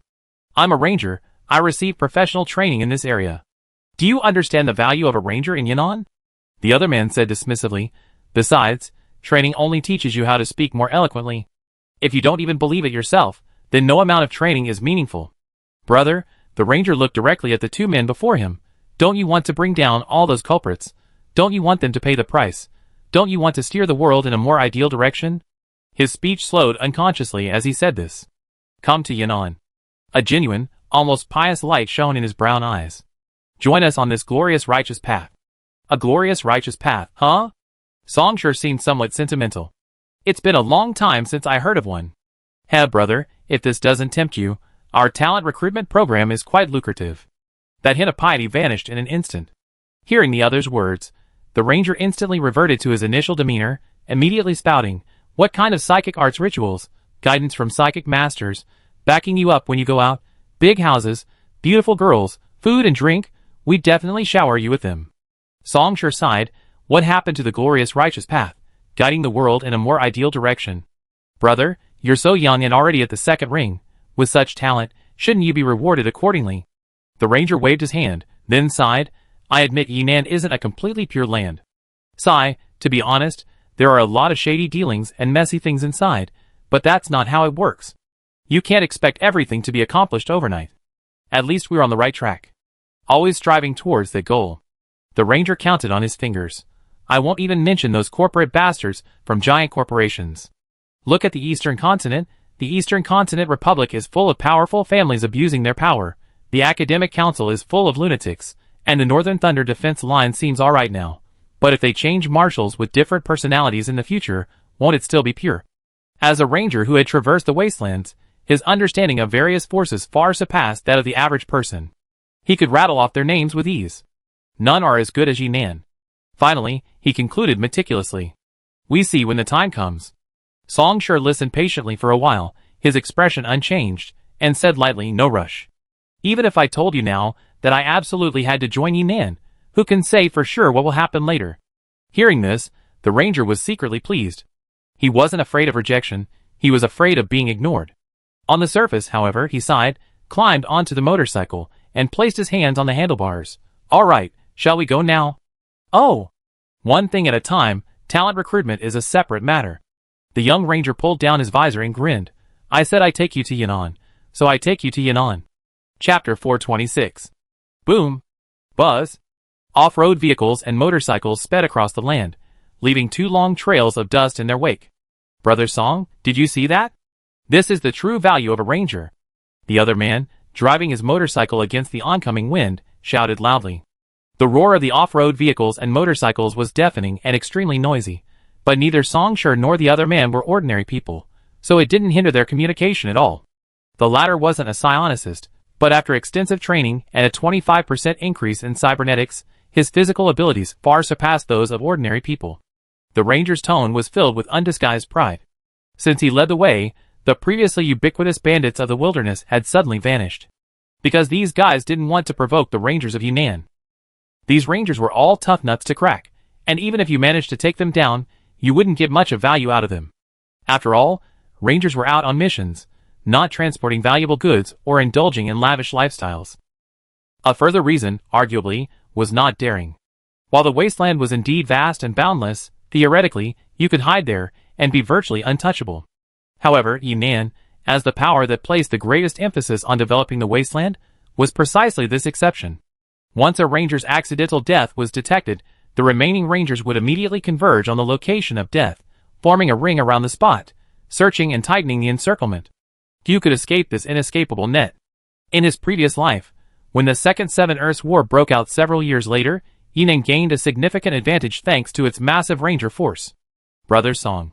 How's it going? Aren't we doing great in Yinan? The ranger was still shouting. Yes, we're doing great. Song sure leaned against the car window, turned on the lapis lazuli switch, and took over driving. So what do you think of me? Just as well. The ranger replied without hesitation. Song sure chuckled. But the former was completely unaware of the meaning behind the laughter. Because although they had exchanged names, the other clearly didn't recognize who Song sure was. That was understandable.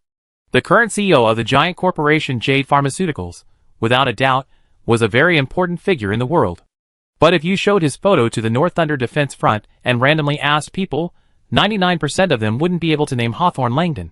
By the way, who is this guy? Is he famous? Brother Song.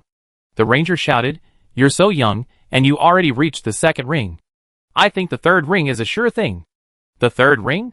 Song sure yawned. Anyway, it's all auspicious talk. Why don't you just say I'm guaranteed to reach the sixth ring? Guaranteed the sixth ring. The ranger readily agreed. They had been traveling for over a day, getting closer to Yinan's territory, and the ranger visibly became more talkative. Of course, he had been quite talkative before. Auspicious talk was free, so the ranger didn't stop. If you ask me, if you came to Yinan, you might even become a celestial. Celestial? Hearing this, as if remembering something, Song sure raised an eyebrow slightly. Those are the strongest group of extraordinary beings in Yinan. You think so highly of me? Sigh, anything is possible. The ranger was impeccably tactful, but realizing the topic wasn't going well, he quickly changed the subject. Actually, I think being an inspector isn't so bad. Powerful and influential, no one dares offend you. That's a position directly under the Lord of Yunnan, with the function of overseeing government affairs, Lapis Lazuli explained aptly from the side. Inspector, inspector, inspector. The ranger muttered, his eyes filled with a much stronger envy than when he spoke of the Celestials. Clearly, compared to the less than 100 unattainable Celestials, the inspector position, while equally prestigious, was at least within his reach, and more to his liking. Moreover, it was a position directly under the Lord of Yunnan. How prestigious.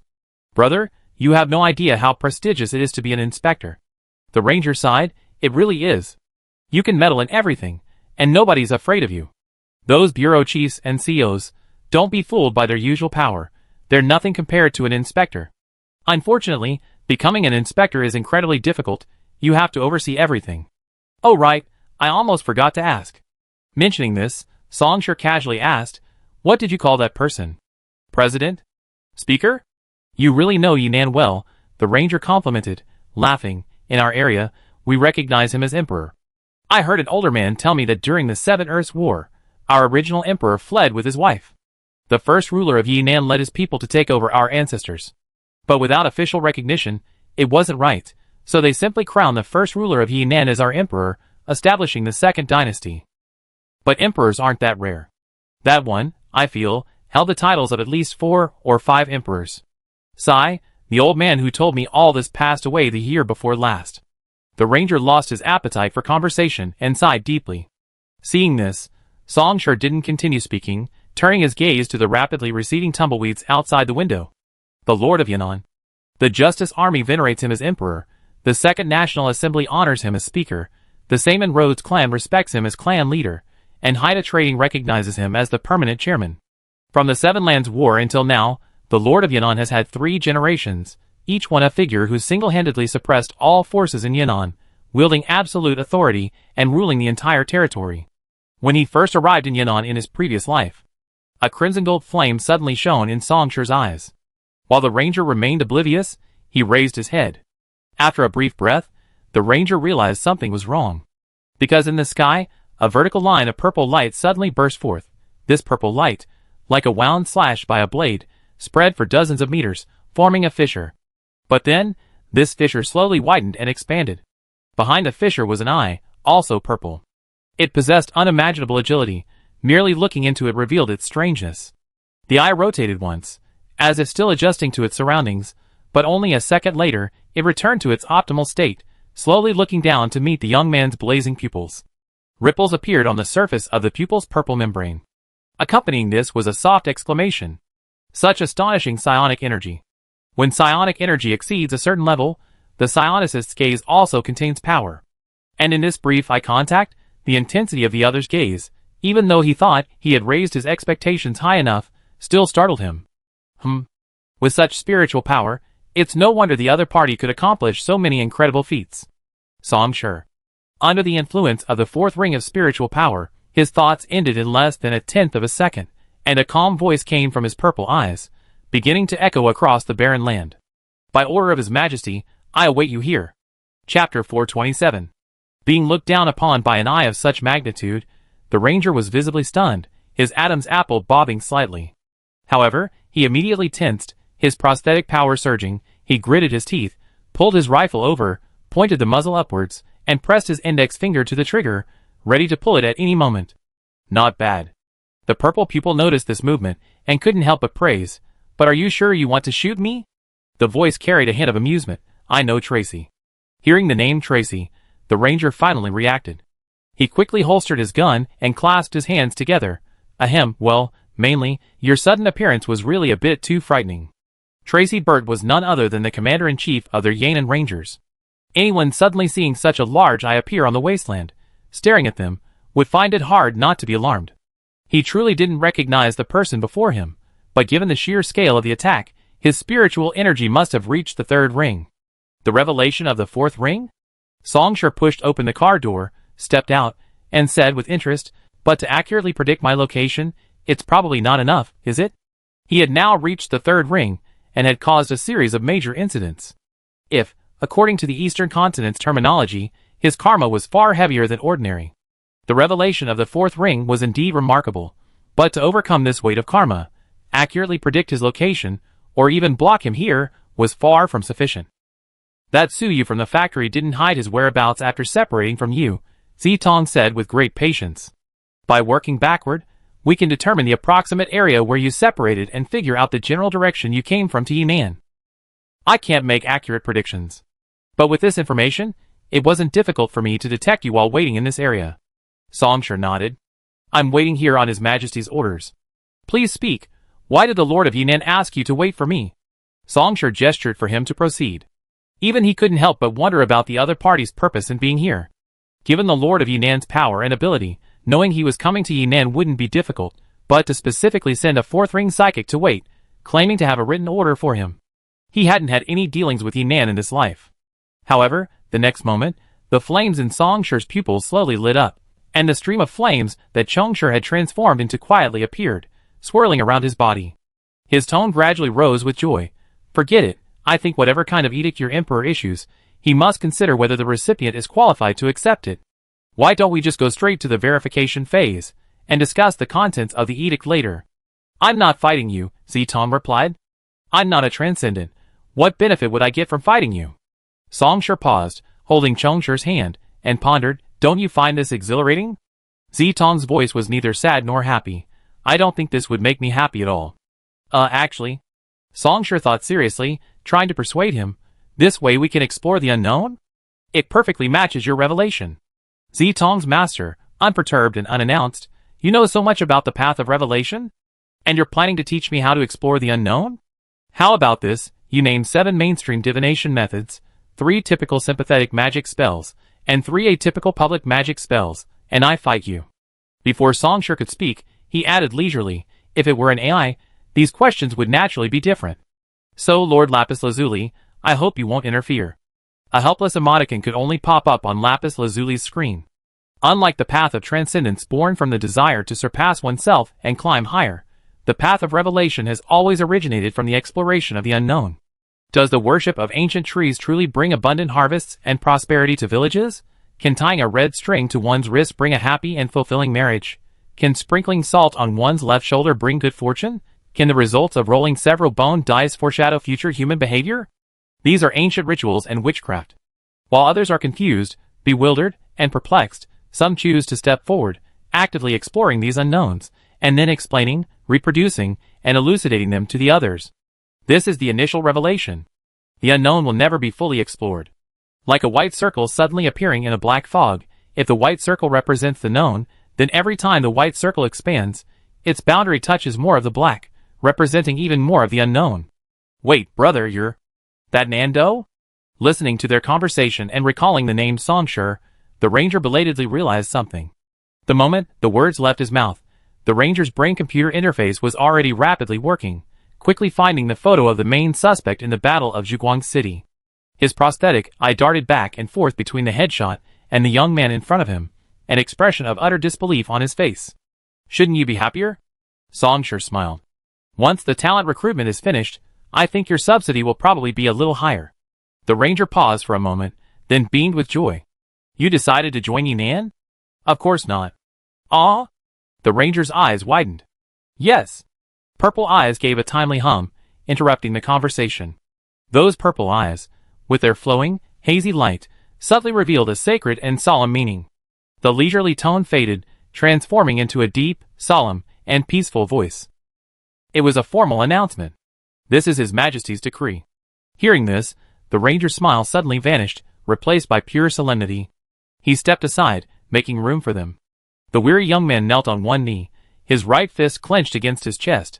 He straightened his upper body and proclaimed loudly, "The people of Yinan, the Ranger Barrett Darius, respectfully listen to the great sovereign of Yinan, the only emperor we serve." He solemnly shouted, "Respectfully listen to His Majesty's decree. Officially approved by the First Court, Songsher is hereby granted the temporary position of Inspector of the Territory." Inspector? Or Inspector of the Territory? Songsher raised an eyebrow slightly. That's quite a weighty position. Giving such a high-ranking post to an outsider, But putting aside the inexplicable reason for giving it to me, why do you think I would need something like this? The owner of the purple eyes nodded and continued. Songshur, His Majesty has asked me to deliver a message to you. The purple-eyed man gazed at the young man below and slowly repeated. If you accept this post and tour the entire territory, then I will be waiting for you in the first court. Reporting, Songshur said. Chapter 428. The words were finished. The edict had been read aloud. The ranger jumped to his feet, his heart pounding, then pounding again. His Majesty's edict, surveillance, border surveillance. Hearing these increasingly terrifying terms in such a short time, the ranger was already numb with shock. He thought he couldn't be more shocked today. Until this moment. The first court? The first court? No one in Yinan didn't know what those three words represented. It was the undisputed absolute center of power in Yinan, the residence of the Lord of Yinan. Anything prefixed with the first court was extraordinary. His Majesty wanted to see him? The ranger's lips trembled, his eyes widening, not with jealousy or fear, but simply with utter astonishment. Don't ask me why His Majesty wants to see you, Zitong said. I'd like to find out too. Then why don't you try divination? Songshur suppressed his thoughts and sighed. First of all, not every revelation can be divined. Secondly, divination isn't omnipotent, the other scoffed. Finally, do you really think I would do something so disrespectful to His Majesty? Most of the inspectors in Yinan have fixed areas of responsibility, performing their duties of supervision within their jurisdictions. What they see and hear goes directly to the first court, Zitong said. But the regional inspectors are different. They don't have fixed areas. They travel throughout the entire territory, scrutinizing all sides. He paused. The following statement is from a purely personal standpoint. Songshur, I don't understand why His Majesty values you so much, but please remember, the inspectors represent His Majesty, holding high positions and great power. Please act with utmost caution. Examining all sides. Songshur savored the phrase, nodding slightly. Don't worry, my professional ethics are extremely high. It wouldn't matter if he didn't accept the job, but since he had. His title as the #1 bounty hunter in his past life wasn't just due to his psionic abilities, but also his near-perfect mission completion rate. Then let me see for myself. Songshur's lips curled into a smile. This perspective. To be honest, it's my first time. He gently stroked Songshur, unconsciously smiling. I'm sure it won't disappoint. I don't think I said it was just you alone. Purple eyes stared at the young man for a few seconds, unable to resist reminding him. Songshur hesitated for a moment. King Jinchi is also in charge? Such an important task. King Jinchi replied slowly. Rest assured, I will not fail you. Since you are traveling together, you will only count as one person. The other party said, I have reviewed your resume, Songshur. You have absolutely no experience in handling political affairs. Border patrol and supervision do not require force, at least not entirely. We have assigned you an assistant to handle this aspect. All right. Songshur understood. How long until he arrives? Entering from this direction, Lamar Province, Panyan City. He is already waiting there.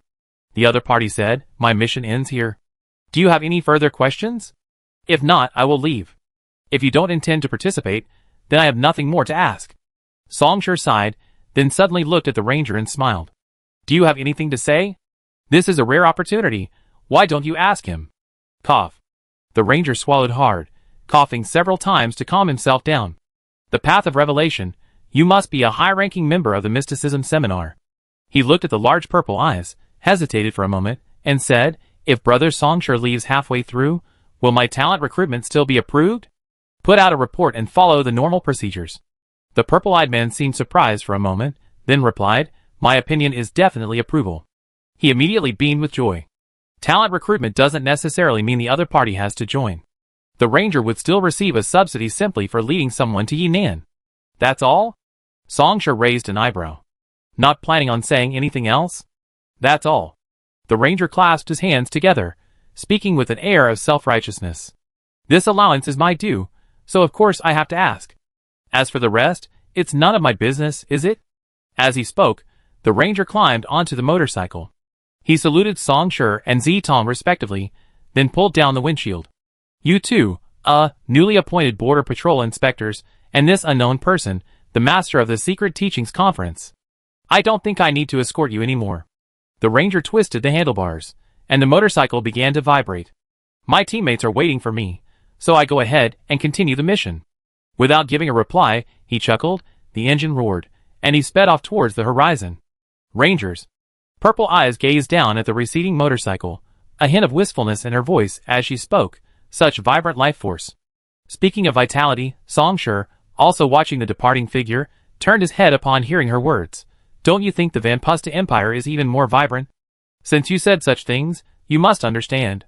The way the secret meaning seminar left the Empire back then was the most humiliating kind of expulsion. Purple Eyes withdrew her gaze, saying softly, I'm leaving. There will always be a chance to meet again in Yinan. I wish you success in fulfilling His Majesty's expectations. Newly appointed temporary border inspector, Lord Song Shi. The enormous purple eyes slowly receded, and the dark purple rift that had torn through the sky, like wrinkles smoothed by an invisible force, closed again. The air rippled slightly, but in a moment, everything returned to normal. The scene from not long ago seemed like a dream. Only the tireless tumbleweeds whistling past, and the android, and the young man standing beside the off-road vehicle remained.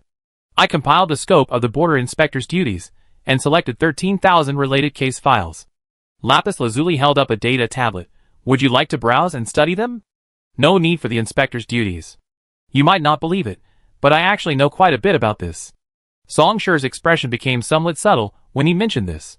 In his previous life, when he first entered Yinan after leaving the Pan-Eastern Continental Alliance, he happened to encounter an inspector on a state visit. With military and police clearing the way, and high-ranking officials accompanying him, the procession was grand. He squeezed through the crowd on the roadside to watch, which piqued his interest, and he spent the night researching what the inspector actually did in Yinan. Then what about the administrative files? Assigning tasks is more efficient. I be in charge of the inspector role. Song Shi said slowly and seriously. You be in charge of learning. One day later.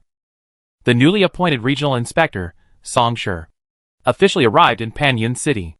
Chapter 429. Yinan adopts a provincial system, and Panyin City is a city in the Lamarck province. Dilapidated. This was Song Shi's first impression upon entering the city. Gas stations and motels are scattered along the bumpy roads, the only drawback being that most of these facilities have been abandoned for who knows how long. Dry, yellow vines climb the walls, and the iron-red window frames are warped and bent. Song Shi stopped the car along the way, personally inspecting several establishments. Unswept shards of glass, thick layers of dust, shelves that have been swept countless times, and on a yellowed flyer in a corner, the words Panyin Glory are still faintly discernible. Continuing forward. Then, the color of iron rushed towards him. The color of rusted iron.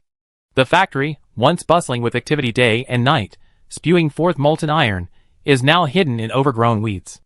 The massive, behemoth-like machinery remains as awe-inspiring as ever, but upon closer inspection and touch, one is struck by the red rust that has long since crept across its surface. The once rugged outlines of steel are now merely a fragile veil, ready to be unveiled at any moment. Song Shi stood by the mountain road, gazing at the rust below, its colors blending with the dark yellow soil of Panyin City, creating a peculiar hue.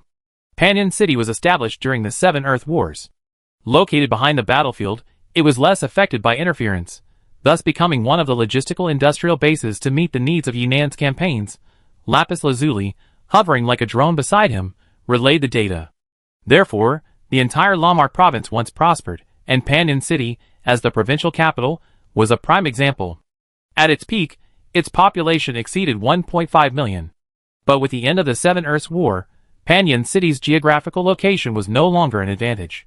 Yinan cancelled its policy support for the area, many industries relocated or were abandoned, and a large number of people left. So it quickly declined. A city that prospered because of the situation will naturally decline because of the situation, Song Shi commented. He still carefully reviewed some of the information he had gathered from King Jinshi, quickly going through Panyin City's development history. The Panyin City before him was merely a microcosm of the entire Lamarck province. A newly born city. The other side had their support personnel waiting for me here, probably for this reason. The First Lord of Yinan rose to power, invincible, sweeping away all opposition, leading a large group of defeated forces to become the ultimate victor in the Seven Earths War. But precisely because of this, the internal structure of Yinan is now extremely complex. Various forces belong to Yinan, but each has its own base area. Cities like Panyin City, without any background and newly established at the time, are now in the minority. Therefore, Panyin City is not a base of operations for any faction. There won't be any soldiers from the Justice Army, members of the Second National Assembly, or the Haida Trade Alliance Center here. Should we contact them now? Lapis Lazuli asked. When that fourth ring revelation left, he left his assistant's contact information, clearly handing the initiative to Songshur. Do as you please. No rush. Songshur looked away and knocked on the SUV window. Let's take a look first. Lapis Lazuli, do you understand the meaning of incognito visit for us Eastern Continent people? Emperors or officials, to conceal their identities, disguise themselves as commoners, and travel secretly to investigate the people's conditions or crack difficult cases, Lapis Lazuli replied. Songshur thought about it seriously, but decisively gave up explaining. The engine roared again. Songshur pressed the camouflage module, and a layer of ripples immediately appeared on the surface of the SUV. That was a nanomechanical swarm, a unit that Suyu had left in the vehicle for localized camouflage. Instantly, the originally cold, hard, and obviously expensive SUV revealed several paint dents, and the body was covered with the dust and grime accumulated over time. A beer. A strong one. Extra large, please. A loud bang suddenly rang out in the bar, like two lumps of iron colliding. A burly man squeezed into the bar counter, looking like a brown bear stepping on a small ball. He had one hand on the bar counter, clearly the one who made the sound. The loud crash didn't affect the noisy bar in the slightest. Aside from a few drunken shouts of "hack your mother," nobody paid any attention. The bartender was equally indifferent. You couldn't expect much from the customers of a small bar. After the bar counter was smashed to pieces by the mechanical limbs of the various thugs, the owner finally reluctantly abandoned his retro-style idea and replaced the wooden bar counter with an all-steel one. Anyway, Panyan City lacked everything except steel. "One drink, one bill," the bartender said. "Damn it, do you think I'm short of your money? We settled the bill at the last minute," the burly man retorted. The bartender didn't speak, just stared at the burly man. "At most, I skip a drink or two," the burly man muttered irritably, his prosthetic eye flashing as he swiped the purse. The bartender skillfully turned on the tap, poured in 2 jugs, tossed in some ice cubes, and slammed them down in front of the man. The burly man gulped down a mouthful, then roared, "No way. Taking my money is one thing, but why did you add industrial alcohol? The economy's been bad lately, everyone's struggling," the bartender said calmly and deliberately. "You want something strong for the little money you gave me? Then I had to add industrial alcohol." He handed him a tissue, carefully reminding him, "Drink if you want, get drunk if you want, but remember not to turn off the hangover cure completely. If you start throwing a tantrum, I have to call someone to drag you out." The hangover cure was an affordable artificial gland. Considering the high alcohol consumption rate in this rundown town, the Panyan City government had semi-mandatorily promoted this prosthetic to local adults. Originally, the minimum decomposition power was locked in, but soon, unlocking hangover enzymes became the most popular service at those prosthetic doctors' clinics. "Sai Panyan, found a new job?" the bartender asked, wiping the glasses. "What the hell? Find a new job?"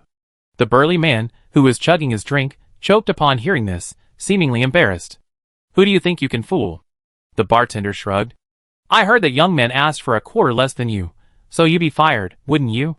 The burly man was annoyed for a while, then finally took a big gulp, irritably saying, "Panyan's glory, Panyan's glory. It sounds so good, but now the good fortune was enjoyed by those before us, and we're left with this mess. Now it's so hard to find work." "Watch your words. What do you mean by we?" the bartender said leisurely. "That doesn't include the most contributing, most generous, and most benevolent families in our rock city, the Lorati and Moore families." The bar rippled with laughter. A man in a leather jacket swirled his glass and shouted, "Lorati."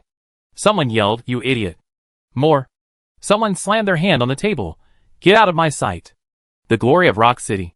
Finally, everyone shouted in unison, "Stop complaining." Then, like a receding tide, everyone scattered and returned to their seats, continuing with what they were doing. "Bring this friend another drink, a strong one." Just then, the burly man noticed a young man in a coat sitting down next to him. The young man tapped lightly on the bar, smiled at him, and then emphasized to the bartender, "The really strong kind." "What?" The burly man frowned. "I'm from out of town, just arrived in Panyan, and I don't know anyone here. So I wanted to find a local to chat with." Songshur pointed to himself. "I remember seeing this place before. Isn't this Panyan Rongwang and Yinan? But I haven't seen it anywhere along the way." The young man trailed off, giving a knowing look. The burly man stared at the young man for a few seconds, then said, "2 drinks." Songshur smiled. "No problem. Chapter 430. Now that's what you call it. The burly man seemed to haven't had this much fun in a long time. He let out a long haw before putting down his glass and vigorously wiping his mouth. While he was gulping down his drink, Songshur was also observing. The burly man reeked of something that looked like he'd just been pulled from a pile of rust. Or perhaps it wasn't just looked like, because Songshur saw tiny specks of red rust dust clinging to the man's stubble. His mechanical prosthetic arm, bulging out of its sleeve, had a strong industrial feel, thick, rugged, and covered in scratches of varying sizes. Judging by its design, it was probably a style popular 20 years ago. No one would doubt its strength, just as no one would doubt its price. Brother, what do you want to ask? Just say it. After one drink, and between drinks, the burly man's face visibly flushed, and his tone became noticeably more relaxed. He probably had a good drink. Let me think. Songshur slowly swirled a glass of Mai Tai. We're going on a long trip, after all. Is there anything on the must-do places in Panyan list? Panyan, this crappy place, what's there to do? Hey, does your prosthetic eye have night vision? If it does, you could go to those abandoned factories at night. Maybe you get lucky and stumble upon some sex. Forget about that. Songshur coughed. Then there really isn't. Wait, it seems there is. The burly man shook his head. Brother, if you have enough money, go to Hongla Avenue. They have everything there. As long as you have money, you have a blast. Most likely, his alcohol-degrading enzymes were off. After downing several liters of liquor, the burly man was clearly intoxicated. He slammed his fist on the table. I have 2 kids to support. Where am I supposed to find work? This crappy place. I really. If you're drunk, drink less. The bartender floated over, picked up a glass of ice water, and splashed it in the other man's face, or you could just turn on some hangover remedies. After splashing the water, he gave Songshur an apologetic look. Sorry, Wagu has that kind of temper, but he's not a bad person. It's just that the economy here is bad lately, and he just lost his job. Please understand. Your appearance doesn't fit in here. You definitely look like you're from out of town. If you're interested in history, you can check out the museum in the city center. The exhibits are quite comprehensive. If you just want to have some fun, then naturally choose Hongla Avenue.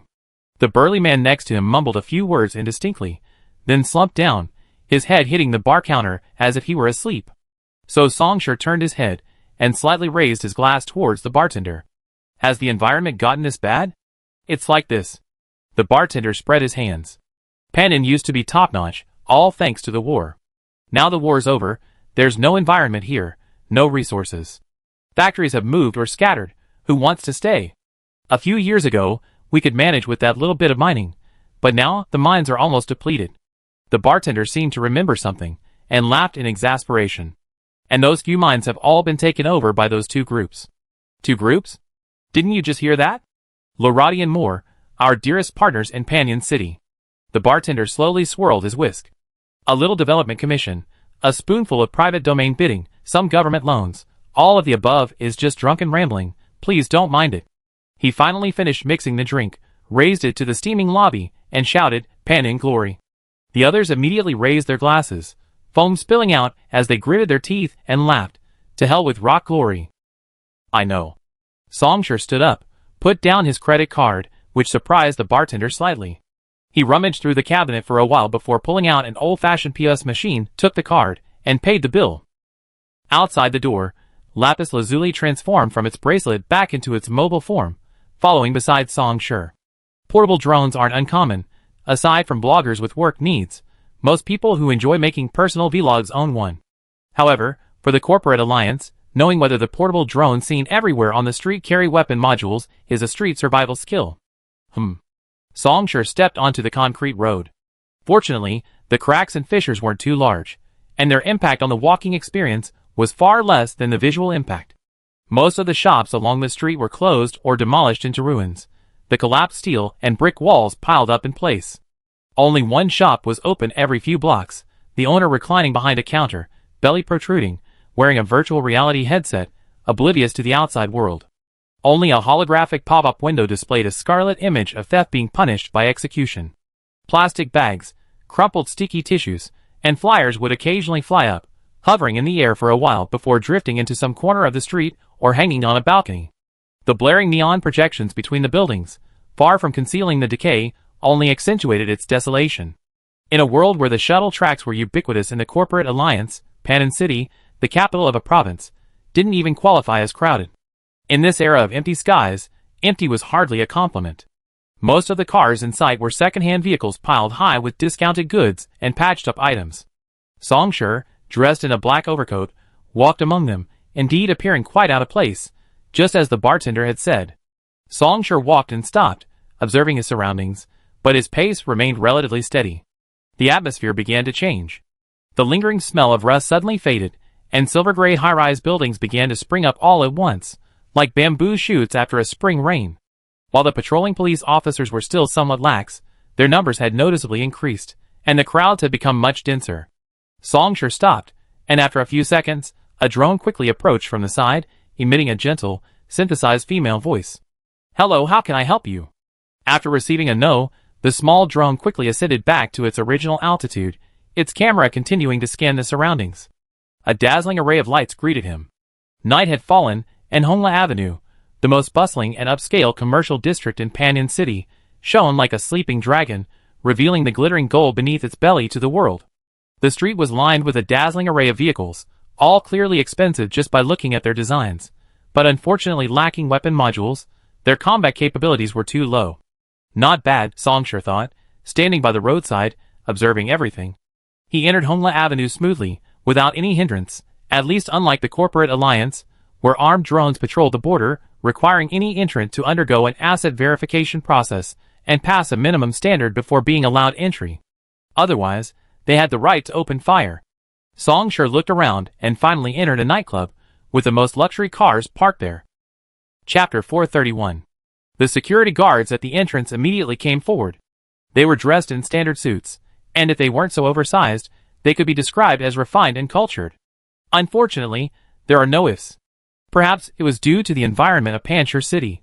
Although the lavish decor of this nightclub was vaguely visible from the entrance, the burly man at the head of the group exuded more like a gangster than a professional security guard. "Excuse me," he said, though his tone was still polite, "we don't serve strangers here. How can we be familiar faces if we don't let them in?" Songshur snapped his fingers, and King Jinchi, disguised as a personal drone, sent the other party an asset valuation. The figure was 3 million, in sulfur coins, the common currency of Yunnan, with purchasing power slightly lower than the silver notes of Donglu, but slightly higher than the credit points of the Enterprise Alliance. "Or are you saying you don't welcome tourists from out of town?" The burly man's eyes lit up. 3 million in readily available liquid assets. That made everything perfect. "Since you didn't bring any weapons, there's no need to store them." He smiled, then scanned the room one last time with his prosthetic eye before making way.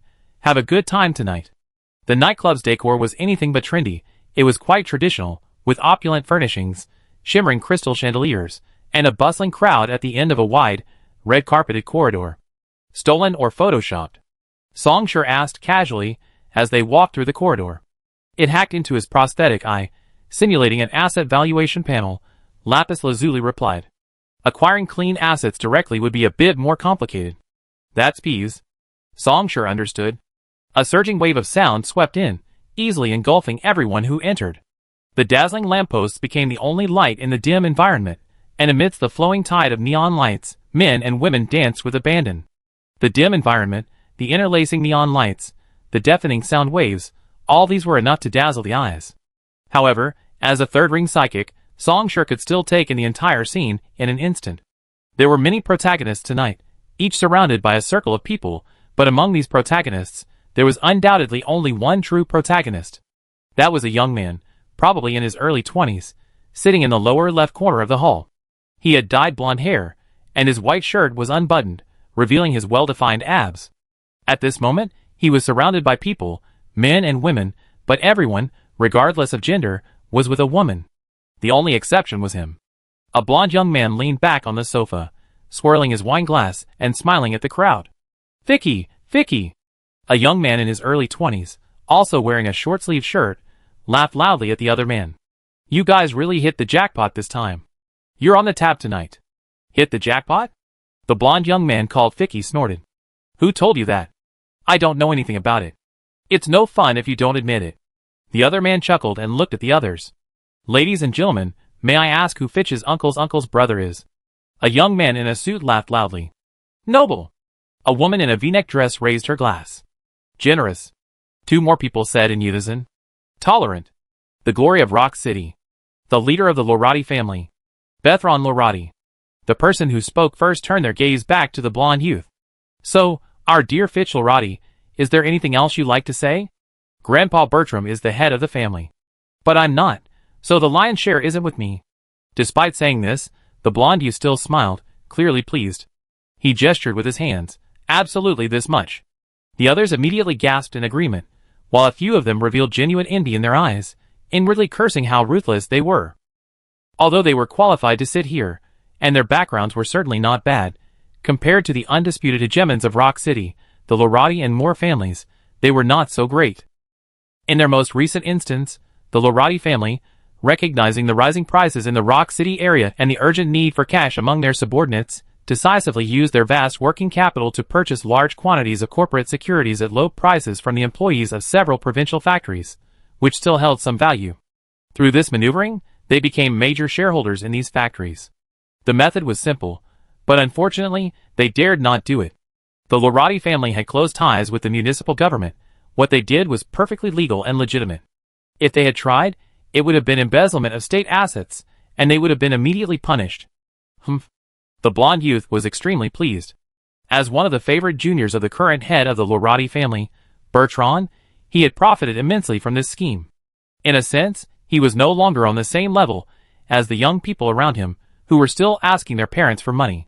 Well, actually, I was originally thinking of looking around a bit more, since changing perspectives makes things clearer, then gathering some evidence on the east side, finding a couple of witnesses on the west side, and getting a couple of honest lawyers and reporters involved. Just then, an unfamiliar voice broke in. The voice wasn't loud, nor was the tone harsh, but for some reason, it was incredibly clear in the noisy environment. But then I thought about it again, and it seems unnecessary to make things so complicated. Looking at the suddenly appearing young man in black, Fitch paused, then frowned.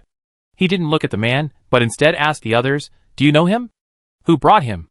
The group exchanged glances, shook their heads, and stared at the young man, somewhat bewildered. Fitch turned his head, his prosthetic eye flashing, scanning the man twice, finally confirming that he wasn't someone he knew. Not even from the Rock social circle. "I'm in a good mood today." He glanced at the other person, remaining motionless, and said calmly, "Before I lose my temper, I suggest you shut your mouth and disappear from my sight immediately." Songshire nodded. The dim environment suddenly lit up, the color of flames. In unimaginable scorching heat, a stream of flame roared upwards, piercing straight through the ceiling. To be precise, the ceiling of this nightclub, and even the ceiling above the ceiling, wasn't just a gap appearing, but hundreds of square meters of the entire space, instantly reduced to ashes. A sparse, cold wind swept through the sky behind, instantly dispelling the noisy air. Vicky also slowly widened his eyes. It wasn't even astonishment. It was like watching a 100-minute movie after watching 99 minutes of the protagonist's awkward, budding romance, finally reaching the point of confession, when suddenly a whale in the aquarium nearby grew limbs, grew 20 times its size, and began to rampage through the city, destroying everything in its path, and killing the protagonist in the process. So this is actually a mutated monster disaster movie. Chapter 432. After a brief silence, someone suddenly screamed. Then the climax collapsed with a deafening roar. The already clamorous voices grew even louder, as everyone scrambled to escape. A chaotic crowd thronged the entrance. Not good. If it were the corporate alliance, a bunch of people would be live streaming and trying to interview me by now, Songshire sighed regretfully, shaking his head. Lapis lazuli. Then, a powerful gravitational pull rose, irresistibly lifting everyone inside, along with the security personnel, who had been alerted and were frantically rushing there with guns drawn, and placing them on the street outside the nightclub. Instant clearing. No one was injured. Except for Fitch and his friends. "You are? A psionicist." Fitch's malfunctioning brain finally came back to life. He widened his eyes, then steadied himself, trying to make his tone sound calm. "My friend, your psychic abilities are impressive, but accidentally damaging public property while playing around is quite different from intentionally causing harm." Songshire didn't look at him. "Just in case you say I'm capricious and change my mind at the last minute, I'm telling you now." Songshire put his hands behind his back, looked at the open sky, and slowly said, 10 minutes. "That's the longest I can give your uncle's brother to get to me." The other party's complete disregard for him initially angered Fitch, But in that instant, after hearing the other's words, that anger vanished. Or rather, Fitch almost laughed in anger. Do you know what you're saying? As time passed, the shock of witnessing the ceiling burn through faded, and he gradually gained confidence. Without cybernetics, a pure psionic strike possesses such destructive power. Your psionic abilities have reached the second ring, and your path is the great source, right? His previously somewhat forced composure slowly softened, and Fitch uttered this question with absolute certainty. He even took a sip of his drink during the pause. It's not easy, truly not easy, for a psionicist to reach this level. Fitch put down his glass and clapped his hands. I admit, your strength is not to be underestimated. Taking down a superhuman like you in the city would come at a considerable price. So how about we talk? Fitch smiled confidently. Don't misunderstand. This isn't a plea for mercy, nor is it a threat. It's simply that you deserve it, my friend. Believe me, Lorati, my surname can offer you an excellent contract. Fitch didn't discuss how to resolve tonight's chaos, nor did he reveal his knowledge of Lorati's purpose. He propped his cheek up with one hand, his smile widening. You mentioned wanting to meet my grandfather? Sure, with someone as impressive as you joining us, my grandfather will certainly not hesitate to see you. He stood up, pushed a glass of untouched wine towards him, then picked up another and raised it. Of course, we need to find somewhere else to talk first. Songshur didn't pick up his glass. And he didn't look at him either. Fitch held the glass for several breaths. His smile gradually froze, then cooled like solidified ice water. Fitch didn't think his life was in danger, he was just annoyed by the other's attitude, extremely annoyed, even if you're a second-ring psychic. The Lorati family possesses a third-ring transcendence, and the thought that even if the other party is acting this way, once they accept the family's employment, he'd likely have to overlook their rudeness out of sensibility. He became even more displeased. His friends, who were just there to flatter and have fun, huddled on the sofa, their eyes darting back and forth, afraid to utter a sound. Vicky took a deep breath. Bang! A distant roar easily drowned out everything. Almost instantly, a massive, blocky shadow loomed over, obscuring the exposed ceiling. Then, in the next instant, from an armed helicopter, enormous white beams of light pierced the gloom, illuminating every corner of the nightclub. The intense wind pressure seemed to threaten to lift the entire nightclub, instantly creating a localized storm. Fitch's prized blonde hair danced wildly in the wind, blindingly brightened by the searchlights, yet a look of delight appeared on his pale face. Because on the side of the helicopter was a white-on-black sword emblem, the police department's insignia. Without dropping rope ladders, 8 fully armed SWAT officers, resembling modern-day steel knights, descended from the sky, creating 8 craters in the ground with a resounding crash. After extensive cybernetic implants, these seemingly burly SWAT officers, their bodies hidden beneath their black combat uniforms, actually weighed nearly half a ton. Before Fitch's expression could even change, they tightened their rifles, which had their safety engaged, and stood silently on either side of Songshur, like a human shield. Their faces, hidden behind tactical goggles, revealed no emotion. Fitch was taken aback, but that surprise quickly turned to coldness. The already chaotic nightclub was suddenly filled with hurried, even panicked footsteps, as if a group of people were trying to squeeze in. In a few breaths, Fitch saw a familiar face. It was his uncle's brother. The current head of the Lorati family, Bertram Lorati. That usually composed face, praised for its time-tested charm, aged yet not worn, now showed obvious surprise and panic in his eyes. No, Bertram wasn't alone. Fitch felt as if he were walking on cotton, inexplicably becoming lightheaded. His custom-made high-end prosthetic eye, purchased from Haida Trading, clearly reflected the scene before him. To his grandfather's right stood a slightly younger man, probably in his early 50s. The current head of the Moore family, Candy Moore. On the left were the deputy director of the Panyin City Police Department, the manager of Panyin City, and the director of the Panyin City Finance Department. These were the leaders of Panyin City, some of whom he couldn't even touch for the time being. After all, he was still just a descendant of the Lorati family, and now, these people were all gathered in this small nightclub. Fitch felt a chill run down his spine, as if a frozen snowman had touched him. He tried to turn his neck, but in a creaking illusion, his neck bones seemed frozen solid. The crowd that had squeezed forward tried to say something, but the howling wind shattered all sound.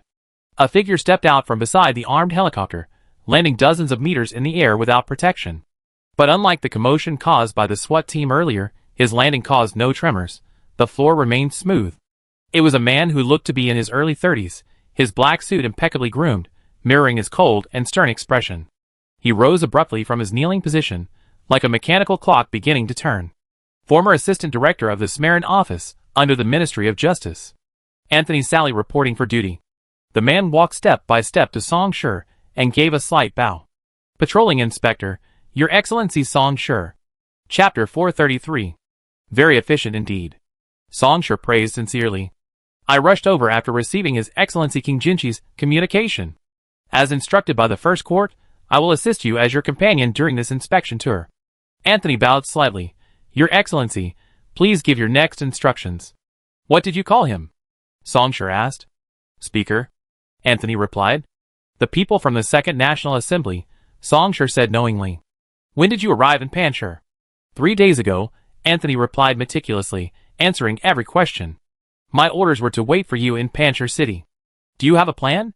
Currently in the detail-filling stage. Anthony's deep blue pupils flickered, his prosthetic eyes. I already delivered it to Lord Lapis Lazuli. 2 things. Song Shi raised his index finger. In the name of Border Patrol and Surveillance, I grant Lapis Lazuli the authority to freely inspect Panchir City's network. Inform the Information Security Department to complete the authorization as soon as possible. Information security experts only consider defense, while hackers have many more considerations. How to hack into or bypass firewalls, hide their IP addresses, erase traces of their escape whether successful or unsuccessful. All of these require a hacker's energy. Therefore, Song Shi decided to strike at the root of the problem. 3 breaths later, an emergency authorization key from the Information Security Bureau arrived. At Depth 4, a demon named Lapis Lazuli began its journey through Rock City. Then another 3 breaths passed. In the first breath, the 17 money laundering lines of the Lorati and Moore families were unearthed one by unparalleled computing power and exposed to the light of day. The second breath revealed the bribery transactions between the Lorati and Moore families over the past 5 years. Online transactions were uncovered through account and transaction records, while offline transactions were documented through video footage. Beneath the spider web of prosthetic eyes and surveillance cameras, few areas remain completely untouched. The third breath marked members of both families with blemishes, or rather, blemishes large enough to be unsightly and difficult to ignore, on the police department's intranet map. The second thing is simply asking some questions. Song Shi gestured for Lapis Lazuli to have Fitch and his friends fly up, making room for him on the sofa. He sat down under the open ceiling. Anthony stood behind the sofa, hands behind his back, dressed in a black suit. His cold expression made him look more like a security guard than an assistant. Further out, 8 SWAT officers stood like steel swords, guarding the side. Let me see. Song Shi took the tablet from Lapis Lazuli, glanced at the list, got a general idea, and tossed it aside. Both of you, patriarchs, it's you? Despite the cool breeze, the emotions of Lorati and the patriarch of the Moore family showed no signs of easing. On the contrary, they were becoming increasingly turbulent. Those who could assume the positions of patriarch of such a large family were undoubtedly intelligent. While most were still trying to grasp the situation, their minds had already processed everything thoroughly. This brought with it an even stronger sense of dread. He had already seen his junior, the other person sitting on pins and needles, drenched in cold sweat. But Fitch didn't understand.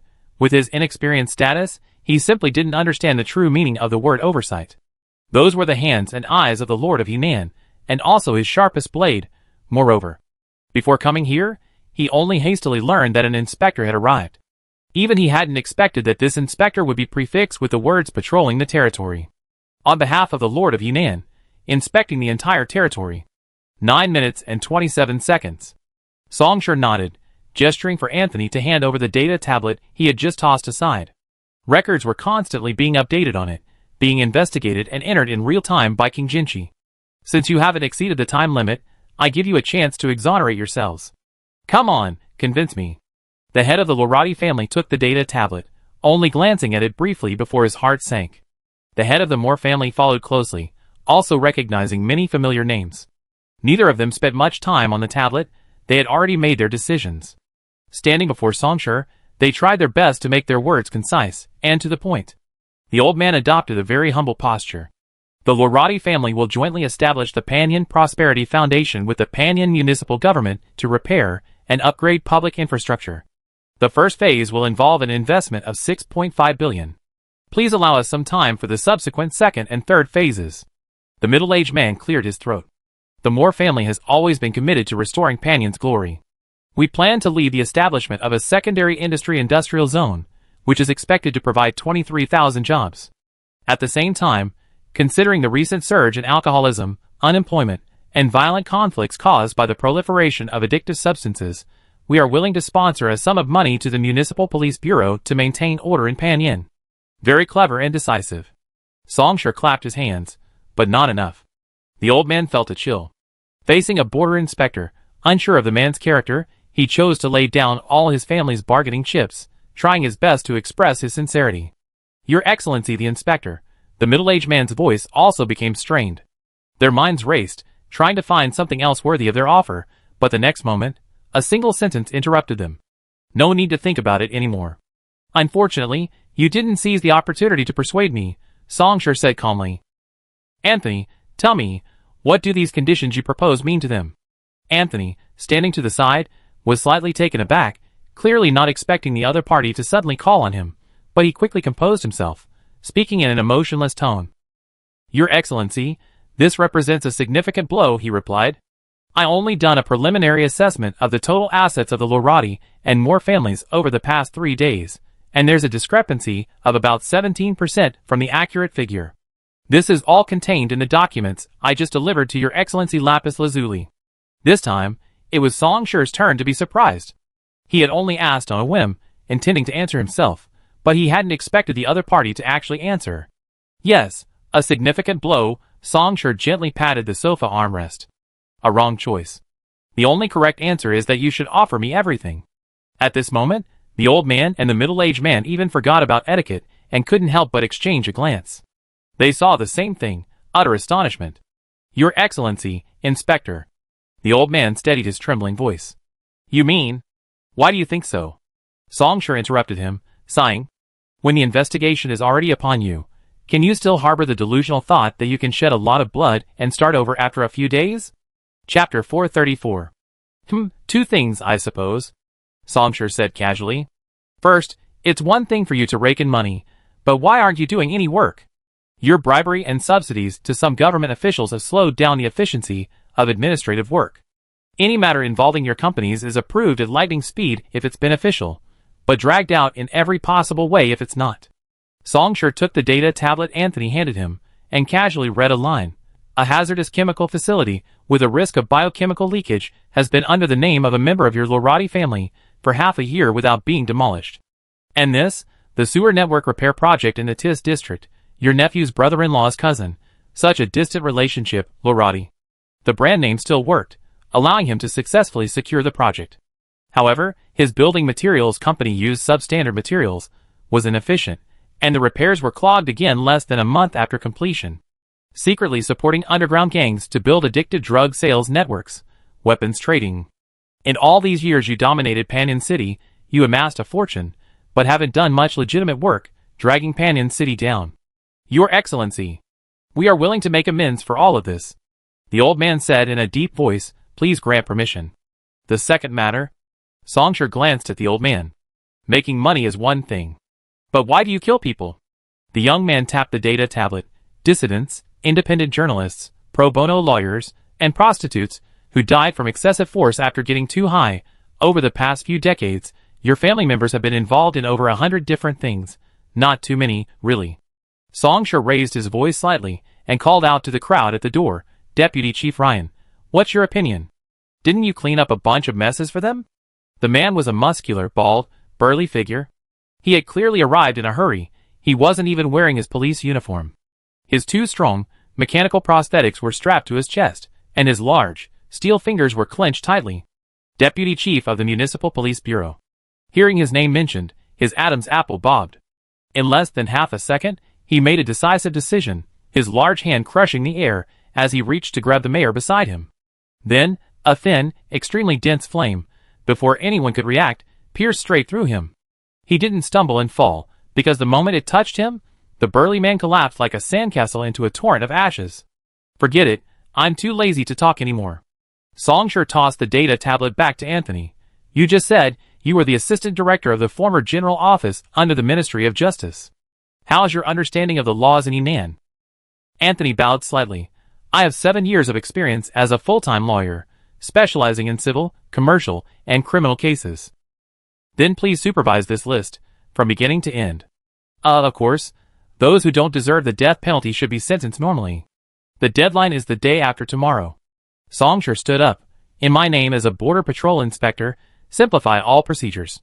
The entire police force should be mobilized to get it done as quickly as possible. Understood. Anthony's expression turned serious. The elderly man and the middle-aged man, upon hearing the other's string of words, felt as if they had fallen into an ice cave. Their teeth chattered, and even with their composure, they couldn't help but lose control. Aren't you being a little too hasty? Songshur turned his head, giving him a strange look.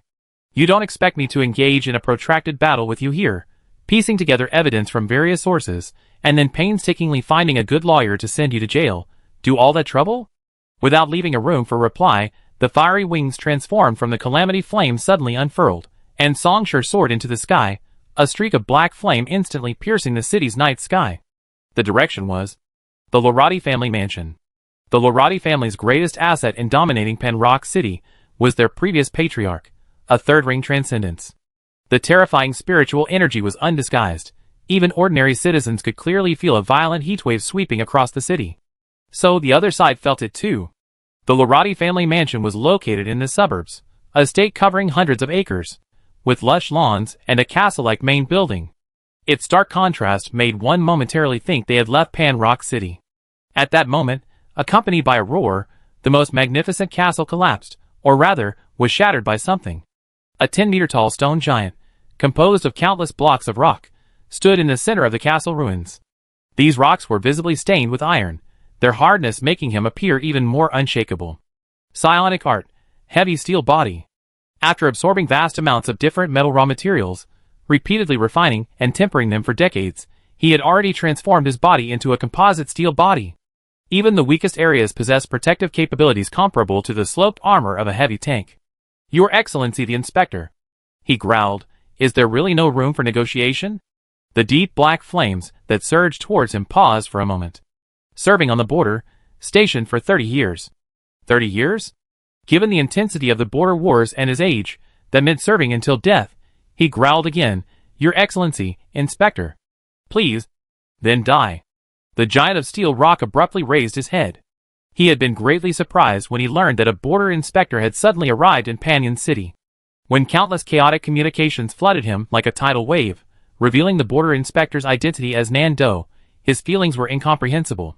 But all those complex emotions, in this instant, transformed into pure astonishment. There was no large-scale psionic attack as expected.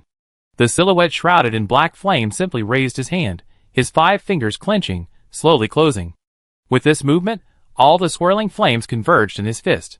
An indescribable sense of foreboding reverberated wildly. In an instant, the giant felt his decades-old, forged heavy steel body, like a leaf in a storm, lose all its weight and stability, trembling violently. Psionic art, calamity. The black flame outline, hovering 100 meters in the air, pierced the atmosphere and plummeted. There was no violent impact as expected. The heavy steel giant, upon contact, was easily incinerated, like butter meeting a rolling pin. Anthony, still rushing to the scene, leaned against the shuttle's hatch, gazing into the distance, witnessing only this final moment. A stream of black fire pierced the sky. Like a god hurling a burning spear, it pinned the giant straight to the ground. Then came the belated, violent shockwave after the colossal object's fall. Boom! Theoretically, the defense is still passable. On the shattered giant, Songshur examined the 5 fingers that had split open from the fist, the wounds gaping and bleeding profusely, the result of the calamity of destruction. That terrifying destructive power was indiscriminate. But how can such a simple method of stacking materials possibly withstand the calamity of destruction? Chapter 435. The rock giant tried to rise, but the attack had not only pierced his outer defenses, but the flames had also seeped into his limbs and bones, like a raging inferno ready to erupt, capable of incinerating him completely in an instant. Before Songshur now, a lower-level third-ring psychic was nothing. One strike was enough. You want to kill me because of this? You've been out of the battlefield for too long, too oblivious. Songshur looked down at him, shaking his head. With your status, you shouldn't be asking such a question. Besides, I gave you a chance, but you gave it up. I am a third-ring psychic. The giant growled hoarsely. Even if you are an inspector, you have no right to execute me directly. Huh? Songsher looked at him for a few seconds, then suddenly laughed. Anthony. The young man called out, and finally approaching the armed shuttle near the manor, the man leaped down, landing steadily beside the former. Your Excellency the Inspector. Anthony straightened his slightly disheveled collar before speaking. Anthony Sully, reporting for duty. Songsher didn't look at the man, still smiling, looking down at the giant. I know you have privileges, but my privileges should be above yours. You're right. Anthony's voice was extremely steady. According to Articles 2, 7, and 9 of Chapter 3 of the Yunnan National Security Law and its supplementary clauses, as the patrol inspector, you have the right to make decisions regarding actions including, but not limited to, killing, when necessary. That only applies to general targets. I have the right to exemption. The giant roared, this is against the law. The First Court will never allow you to act so recklessly. Your Excellency the Inspector. Anthony paused. Based on past cases, high-level psionicists like Mandan Lorati, without any obvious intention to resist, should be bypassed from normal trial departments and procedures and directly handed over to the First Court. Do you understand? The giant coughed violently, only spitting out wisps of fire. He didn't care about that now, shouting urgently, I admit all responsibility. I'm willing to accept any punishment from the First Court. But at least now you cannot. As the inspector of the borderlands, Anthony leaned slightly forward. In most cases, you can be considered as part of the First Court. Is there anything else to say? Songsher raised his flame of calamity. What killed me was luck.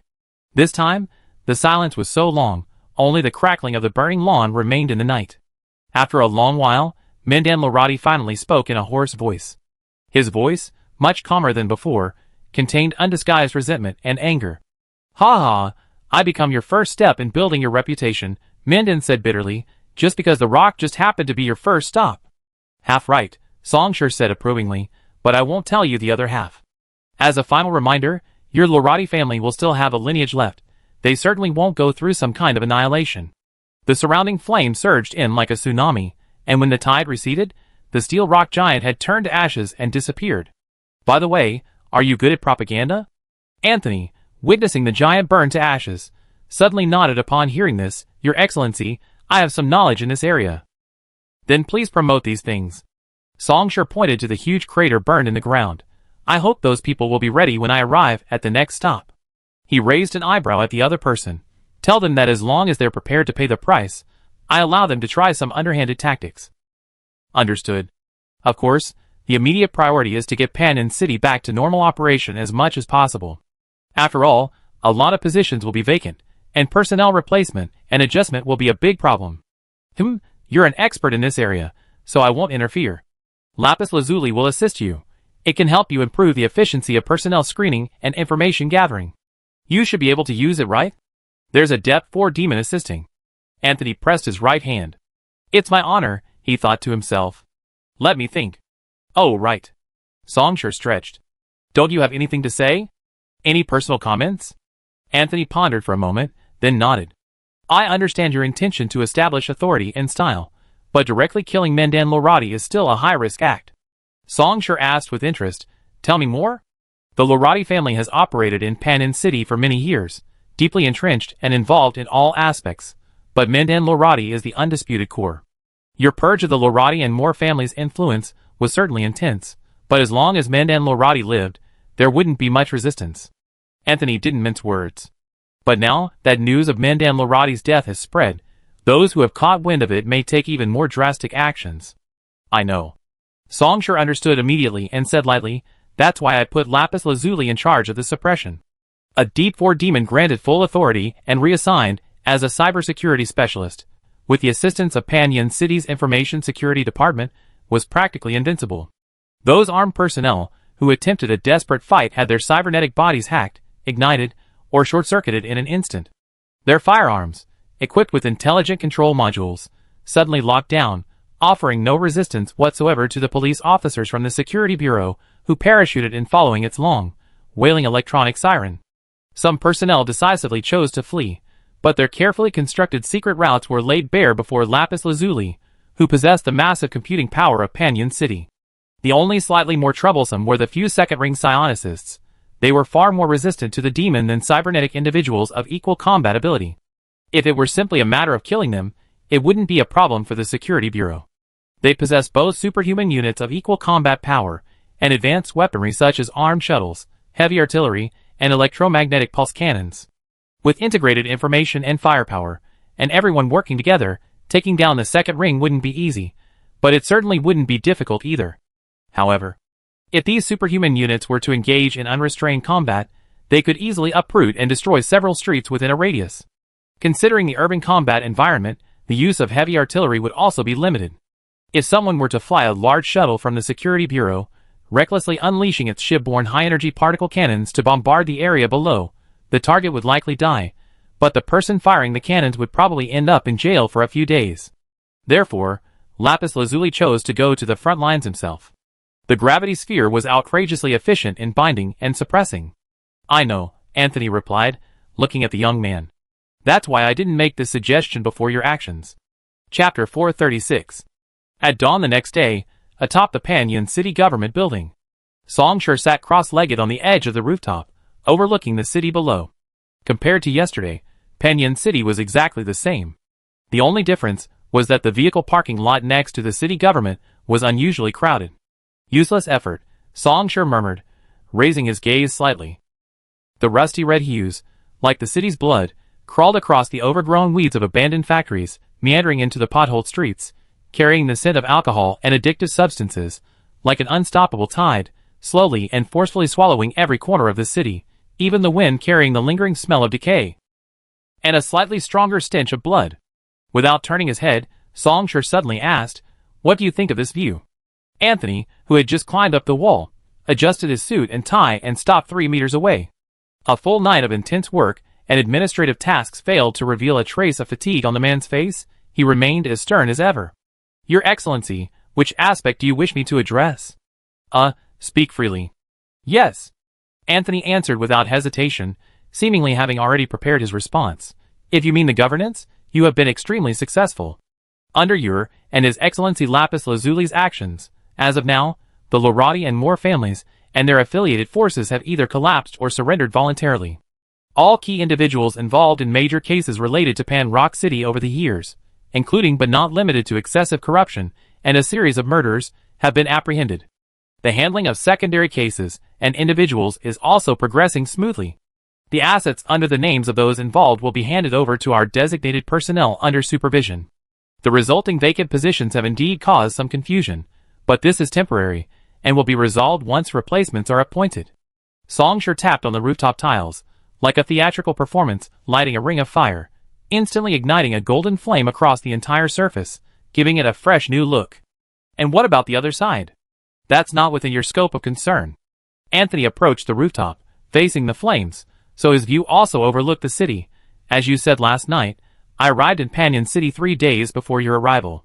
While waiting for your arrival, I reviewed files from the Natural Resources, Business Management, and Urban Planning departments over the past decade, and conducted on-site visits. I must tell you, unfortunately, that the economic situation in Panyan City is likely irreversible. No prepared report needed." With the enhancements from his brain-computer interface, micro-supercomputer, and information integration module, coupled with his past experience in the Ministry of Justice, Anthony answered fluently. "During the 7 Earth Wars, several mineral veins were discovered near Panyan City. Coupled with its relatively safe location at the time, it received substantial support, including but not limited to policy and legislation, leading to the construction of a comprehensive transportation network and vigorous development of the secondary industry. However, Panyan City's geographical location is no longer advantageous. Only one of those mineral veins remains, not yet fully depleted, resulting in the relocation of numerous factories and severe population loss. This has led to high unemployment and crime rates, domestic violence and separation, rampant drug addiction, and political corruption." Anthony paused here for a moment. "Your Excellency, I must say that you have done enough. The aforementioned phenomena will inevitably be alleviated to some extent. Please do not harbor the idea of a complete improvement, and use your jurisdiction to divert resources from elsewhere to Panyan City. This will become an extra burden for Yi Man, a kind of—" The man hesitated, then said, "a wasteful measure. Is this a reminder?" Songshur turned 180 degrees and chuckled. Meeting his gaze, Anthony's expression remained unchanged. "This is a suggestion." "Actually, there's no need for a suggestion." Songshur stood up, stepping onto the very edge of the rooftop. I know my limits in this regard. Anthony said, this isn't your problem. Songshur paused, seemingly amused. Don't offer this kind of comfort next time.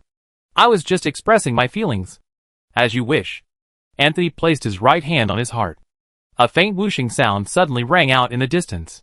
In an instant, a streak of light flew from the distant sky to the top of the City Hall building. Lapis lazuli. Field operation completed. How many were killed? Songshur asked with concern. Suppress 4, killed 2. That's acceptable. Songshur said and gestured for King Jinchi to sit down. Under the authority of the patrol and surveillance, nothing in the entire Pan-In city dared to obstruct them. Last night's Mandan Lorati was certainly not planning a fight to the death.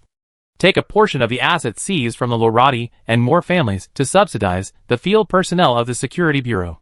Songshur pondered, then made a decision, had them work in 3 shifts day and night to strengthen patrols in Pan-In city.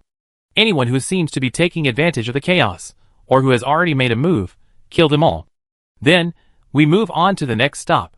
Such a tight schedule? King Jinchi seemed somewhat surprised. There's no point in staying any longer. Songshur jumped off the rooftop and sighed. Those who needed to be killed have been killed, those who needed to be replaced have been replaced. As for the rest, I can't just conjure up a bunch of jobs out of thin air. Besides, in the end, the situation isn't that dire. Songshur pressed down on the rooftop, extinguishing all the flames that had been burning. Don't you think so? King Jinchi neither answered nor refuted, clearly acknowledging the situation. Even families like the Lorati and more, who have been rooted in Pan-In city for decades, aside from a very few with immunity like Mandan Lorati, most family members wouldn't dare kill in the street. It's legally forbidden, they die. Unlike the Eastern Continent Republic, where a small fine is all that's required. Of course, finding scapegoats after committing murder in private, or exchanging favors with high-ranking police officials to cover it up, that's another matter entirely. The factory relocation in Pan Rock City led to widespread unemployment among locals. Even though the severance pay, after layers of deductions, was meager, it was still money in hand. Unlike the companies in the corporate alliance, where labor agreements were so complex that you ended up owing the company money and needing loans to repay favors. Lapis Lazuli understood this. Pan Rock City was facing financial difficulties and economic recession, resulting in low salaries for public officials, often with arrears. This was one of the reasons why the Lorati and more families were so successful in their political corruption. Perhaps these newly promoted individuals would one day stand shoulder to shoulder with the next Lorati, the next more, creating a glorious future for Pan Rock. But at least for now, everything was new. That was enough. Chapter 437. Day 3. Haven't you changed your suit? Songshur casually crossed out the application for the farewell banquet at the police station, then looked at the man not far away. Since the man reported for duty, his 3-piece suit seemed to have been permanently attached to him. Wherever he went, it was always impeccably black and white. Your Excellency, as your adjutant on this trip, Anthony put down his data panel, on which the words plan, regulation, and provisional were faintly visible. This is one of the standard dress codes. Oh! Songshur stroked his chin. Strictly speaking, in the past 3 days, apart from killing Mandan Lorati and issuing a few orders on the first night, he had actually been somewhat idle. The subsequent administrative processing and handover work were handled by Anthony, because a bunch of people had been killed or arrested, and the subsequent handling of the illegal assets had been handled by King Jinchi. Have you met the Lord of Yunnan? Songshur suddenly thought of something. Of course, according to your Second National Assembly, that's the speaker. I once recited the oath of office before the speaker's portrait, Anthony replied, then shook his head. But I haven't seen him in person. My original department wasn't in the first court, but rather in the outer court overseeing your Excellency. Do you need me to explain this further? No need. Songshur touched the texture of the mayor's desk. Well, how should I put it? My understanding of Yunnan isn't extensive, but it's probably more familiar than your assessment suggests. Yunnan uses the first court as its undisputed governing center, which is both the imperial palace and the parliament, incidentally also serving as the company headquarters, the papacy, the production corps, the golden horde, the governor's office, and a series of other titles. The first court is divided into inner and outer courts. The inner court is the true residence where the Lord of Yunnan personally resides, while the outer court comprises subordinate governing bodies such as the Ministry of Energy, the Ministry of Justice, the Ministry of Military Affairs, and the Ministry of Commerce. Of course, according to Yunnan's theoretical laws, the latter only have advisory power, not decision-making power. All decisions rest with the Lord of Yunnan. However, in practice, unless there are exceptionally important matters, most of Yunnan's affairs are handled by these tireless outer courts. Based on Anthony's opening remarks upon his arrival that night, he was previously an assistant to the director of a subordinate office within the Ministry of Justice of the Outer Court. At just over 30 years old, to have obtained this position, he deserves to be called someone with a bright future. Anthony, your psionic abilities have already reached the second ring, haven't they? Songsher turned to look at him. But these past few days, haven't you been a little too restrained? Although for the past 3 days, the other party had transformed into a terrifying administrator, relentlessly dealing with the surging tide that had swept through Panyan City after the inspection tour. But Songsher noticed at the moment he saw the other person. This Anthony Sully possesses second-level advanced psychic power.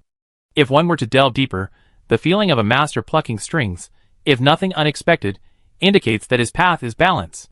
Your Excellency, I am not hiding anything, Anthony said calmly, his expression cold. It's just that in these past 3 days, with you, Lapis Lazuli, and the Security Bureau present, there haven't been any scenarios requiring me to use force. It's not that I'm holding back either, he tapped his temple. Without the transformation brought about by psychic power, I couldn't withstand this level of cybernetic enhancement, but... He paused for a moment, looking directly at the young man.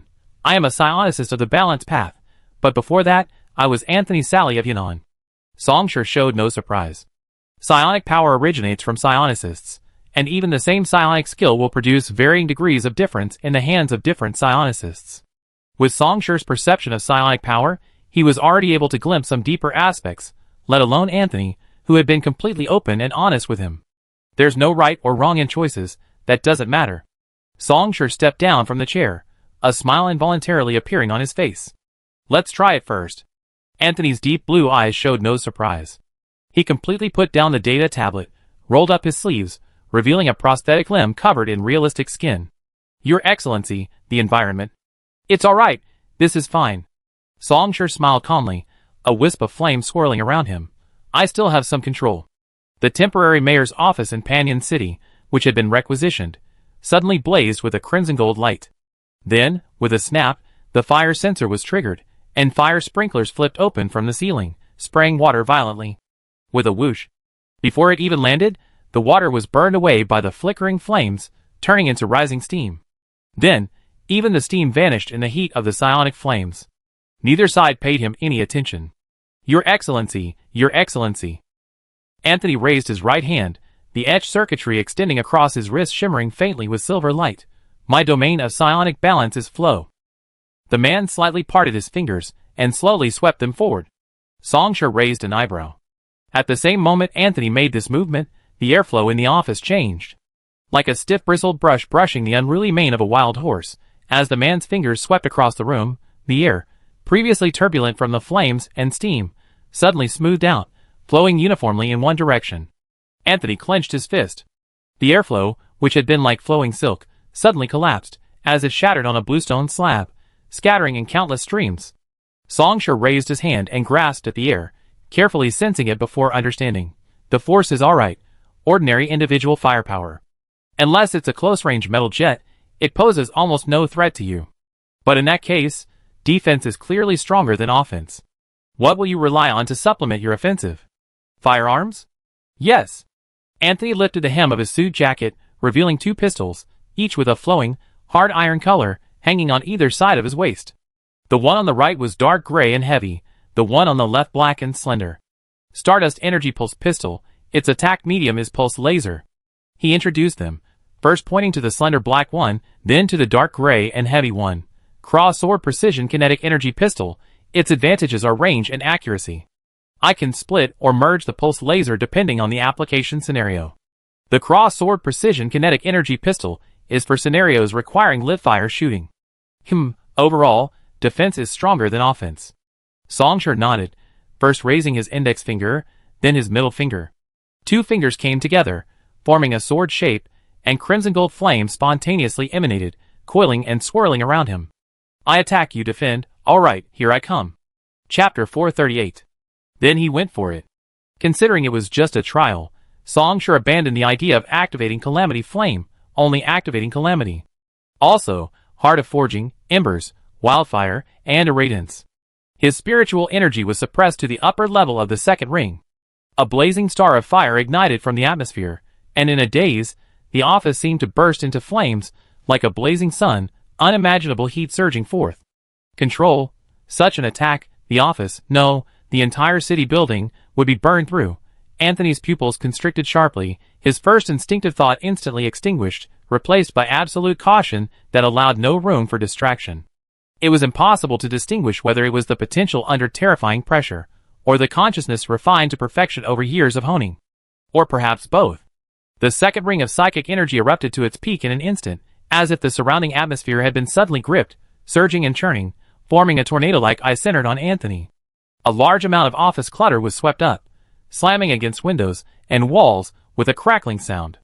But this shouldn't be happening.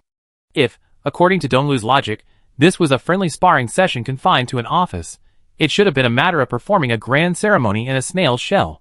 The raging storm was clearly a sign that Anthony could no longer control all his psychic energy. The pressure from his opponent was far too intense. Anthony knew this perfectly well. At the very instant the fiery star was halfway to its target, Anthony decisively abandoned his original high-intensity defensive strategy. Following the uncontrollable outward leakage of his psychic energy under pressure, his entire body transformed into a hurricane, sweeping indiscriminately and wantonly in all directions. With this indiscriminate hurricane, he frantically diverted the crimson flames that the opponent had condensed into 2 fingers. Anthony had conducted a detailed and thorough evaluation of his psionic energy.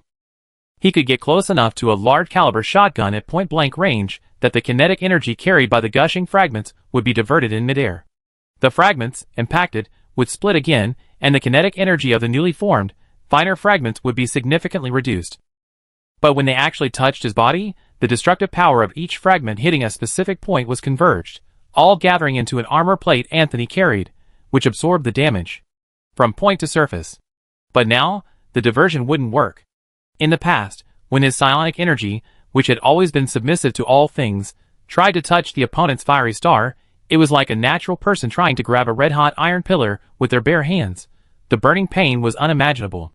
Even if he forcibly endured the pain, the iron pillar seemed welded to the ground, completely unshakable.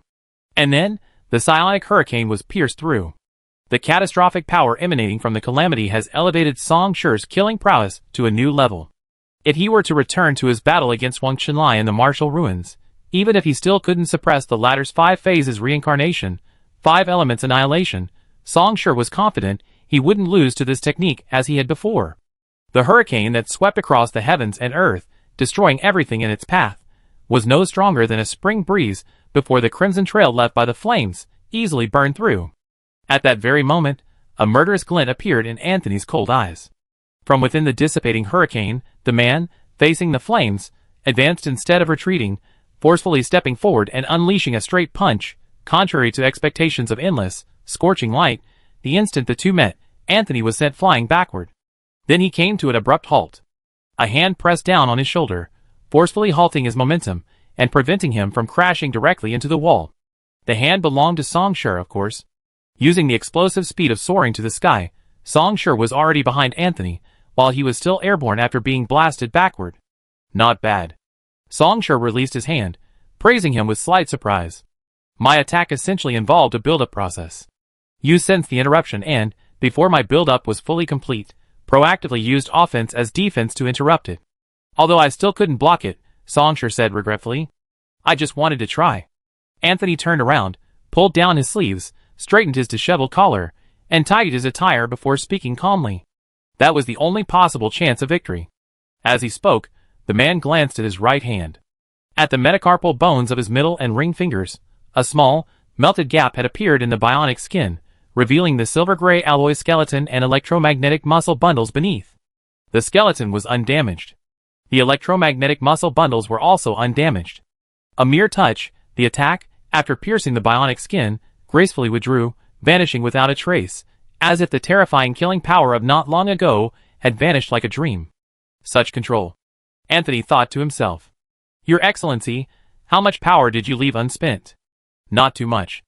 I was roughly serious. Song Shi's smile remained unchanged.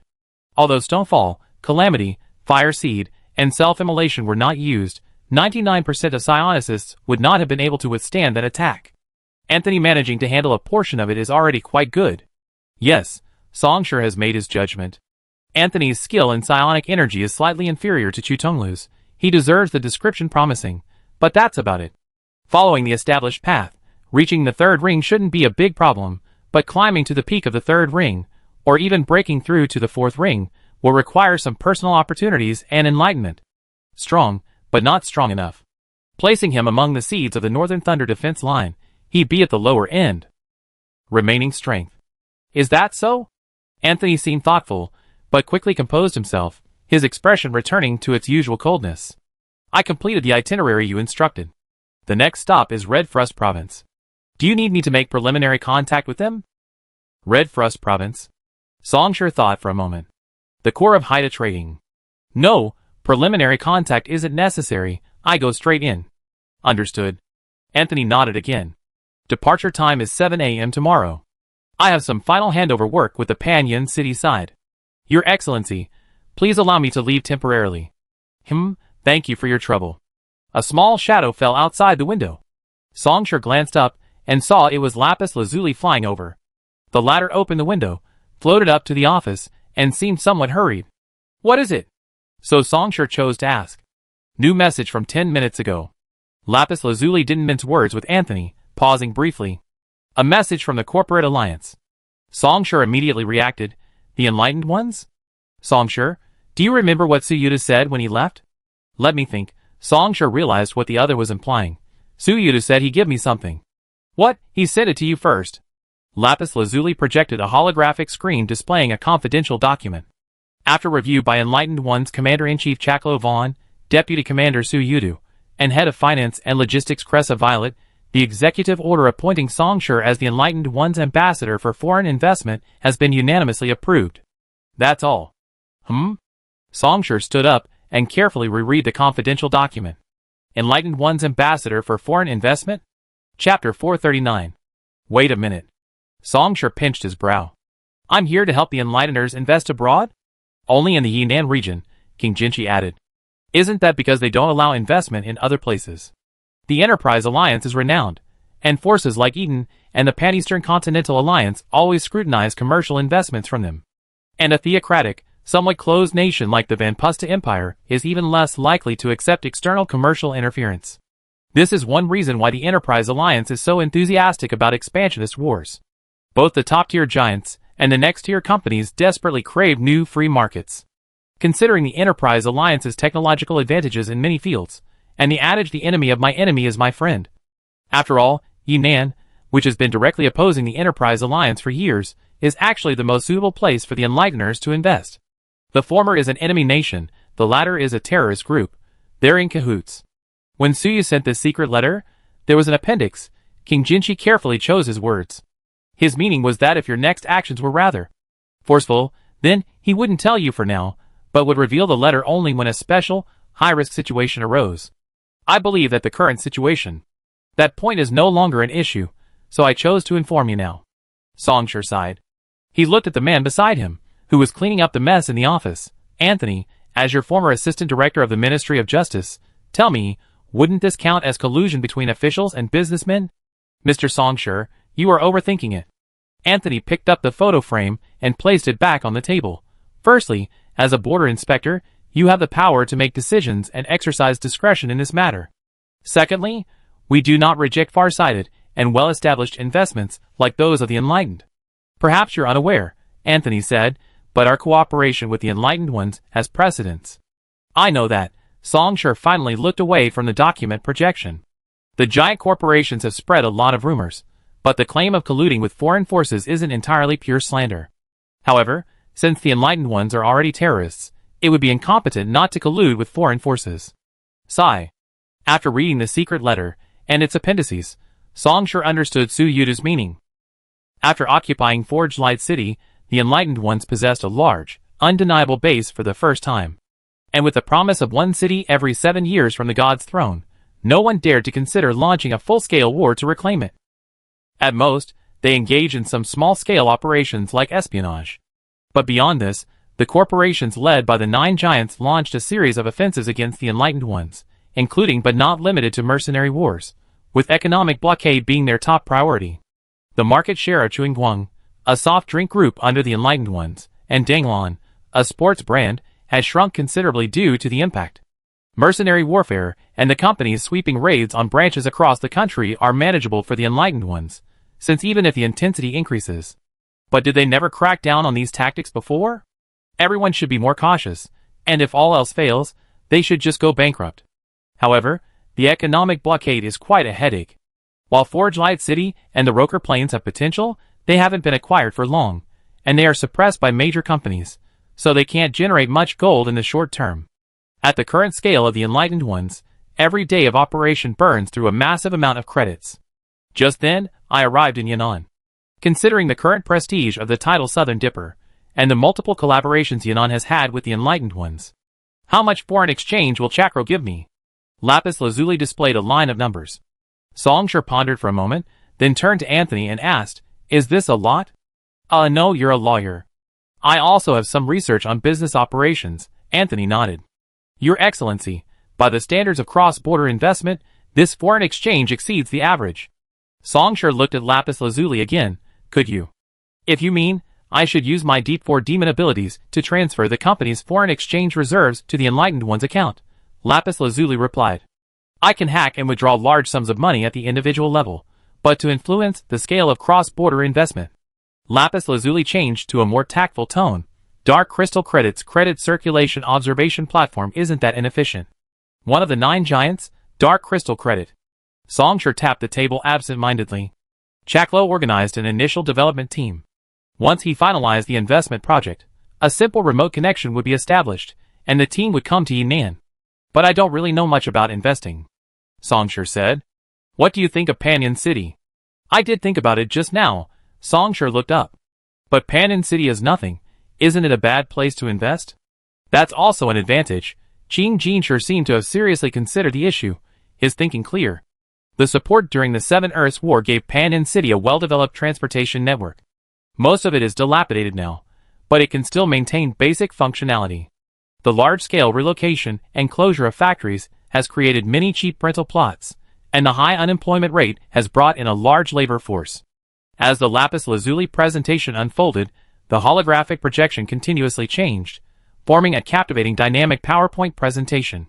It showcased limitless prospects and boundless potential, highlighting core competitiveness, eliminating industry pain points, and promising astronomical returns.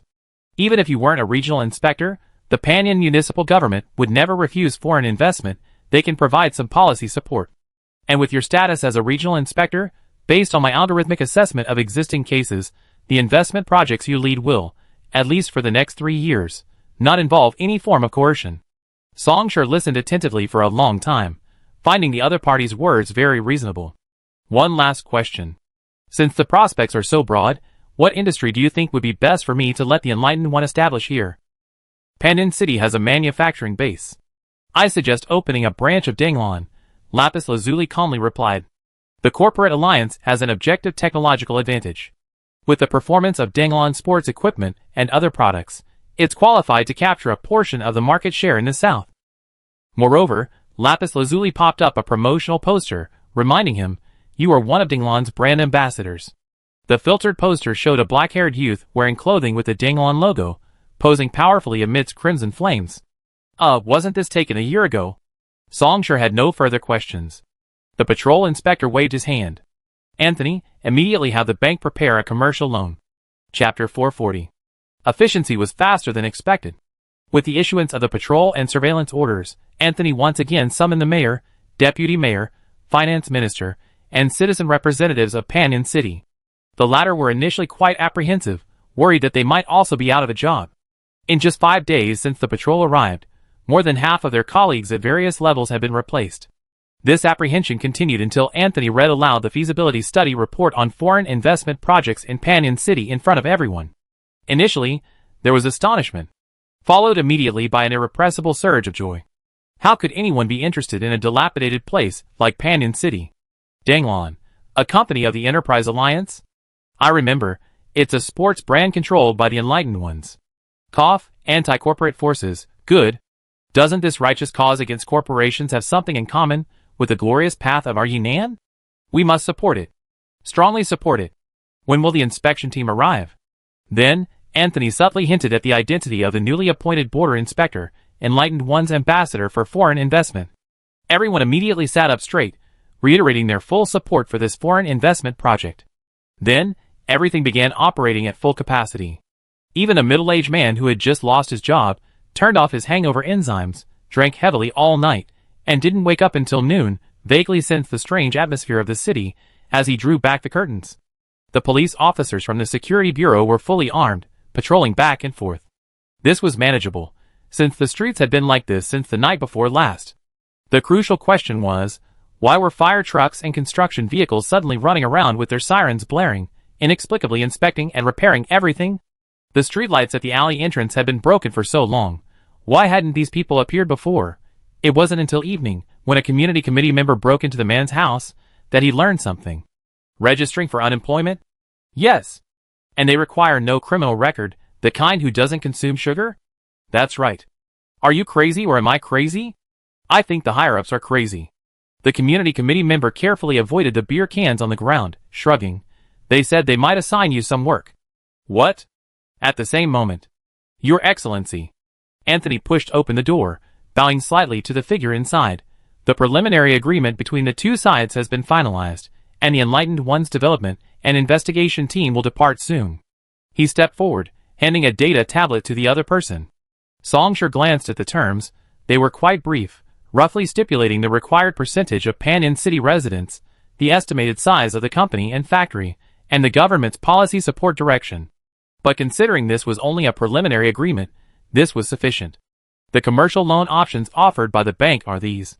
No need to look at that, Songsher said calmly. I trust you can manage the balance. Anthony nodded and put the document away. Should I arrange rest for you? In the past 2 days, this patrol inspector had made more than one move. And the targets weren't individuals. The other party unfurled their flame wings, soaring across the city skies, disposing of a large number of abandoned factory wreckage. Or rather, burned to ashes. These abandoned factories became urban wastelands because the disposal costs were too high. Pollution cleanup, building demolition, the accumulated expenses made it a losing proposition. But for Songsher, none of this mattered. Rendering wildfire embers. With the enhancement of triple psionic skills, and now his advanced third-ring psionic rank, Songsher's psionic flames possessed an unfathomable ability to burn and spread matter. A single candle flame could instantly engulf the entire ruins. And with the enhanced control from Heart of Forging, these flames seemed to possess a life of their own, avoiding all unburnt areas. Where the crimson-gold sea of fire passed, it didn't leave behind barren scorched earth, but rather a revitalized landscape. Rest? No need, I'm far from tired. Songsher rested his chin on his hand. To be honest, it's been a long time since I'd done this kind of work. But this kind of work? The young man sighed deeply. Still as boring as ever. Your Excellency, Anthony said, you won't be bored forever. Oh! Songsher's tone changed slightly. He looked up at Anthony. His ever-present three-piece suit, impeccable grooming, but at this moment, beneath the man's calm tone lay a deep, almost devout confidence. Confidence in Yinan. Songsher smiled slowly. I be watching. He stood up, pushed open the office window, and the rusty wind, instead of being gentle, brought a sandpaper-like friction. Below, the city streets bustled with people.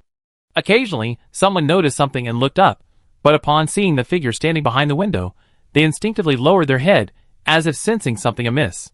He took a breath, looked up again, and forced a slightly fearful smile. Patrol inspectors. Songsher raised his gaze slightly, his third-ring psychic eyes taking in the rust-red city skyline. How many patrol inspectors are there in Yinan right now?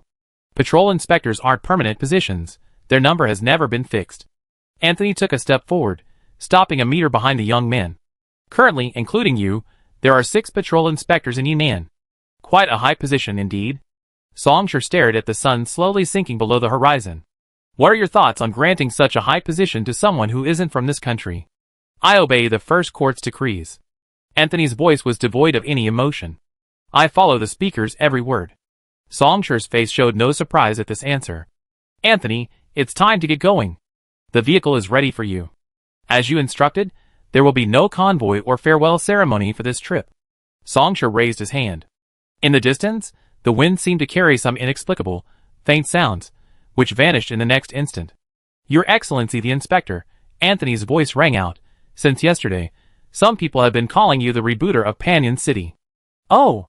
Songshur tilted his head. What do you think? Anthony nodded slightly. A new world falling from the sky, how can one not feel disoriented? Songshur chuckled. Then he leaped out of the window. A few breaths later, like an island on a whale's back, the young man was slowly lifted up by a shuttle. Inside the shuttle's cockpit, Lapis Lazuli floated silently. He's gone,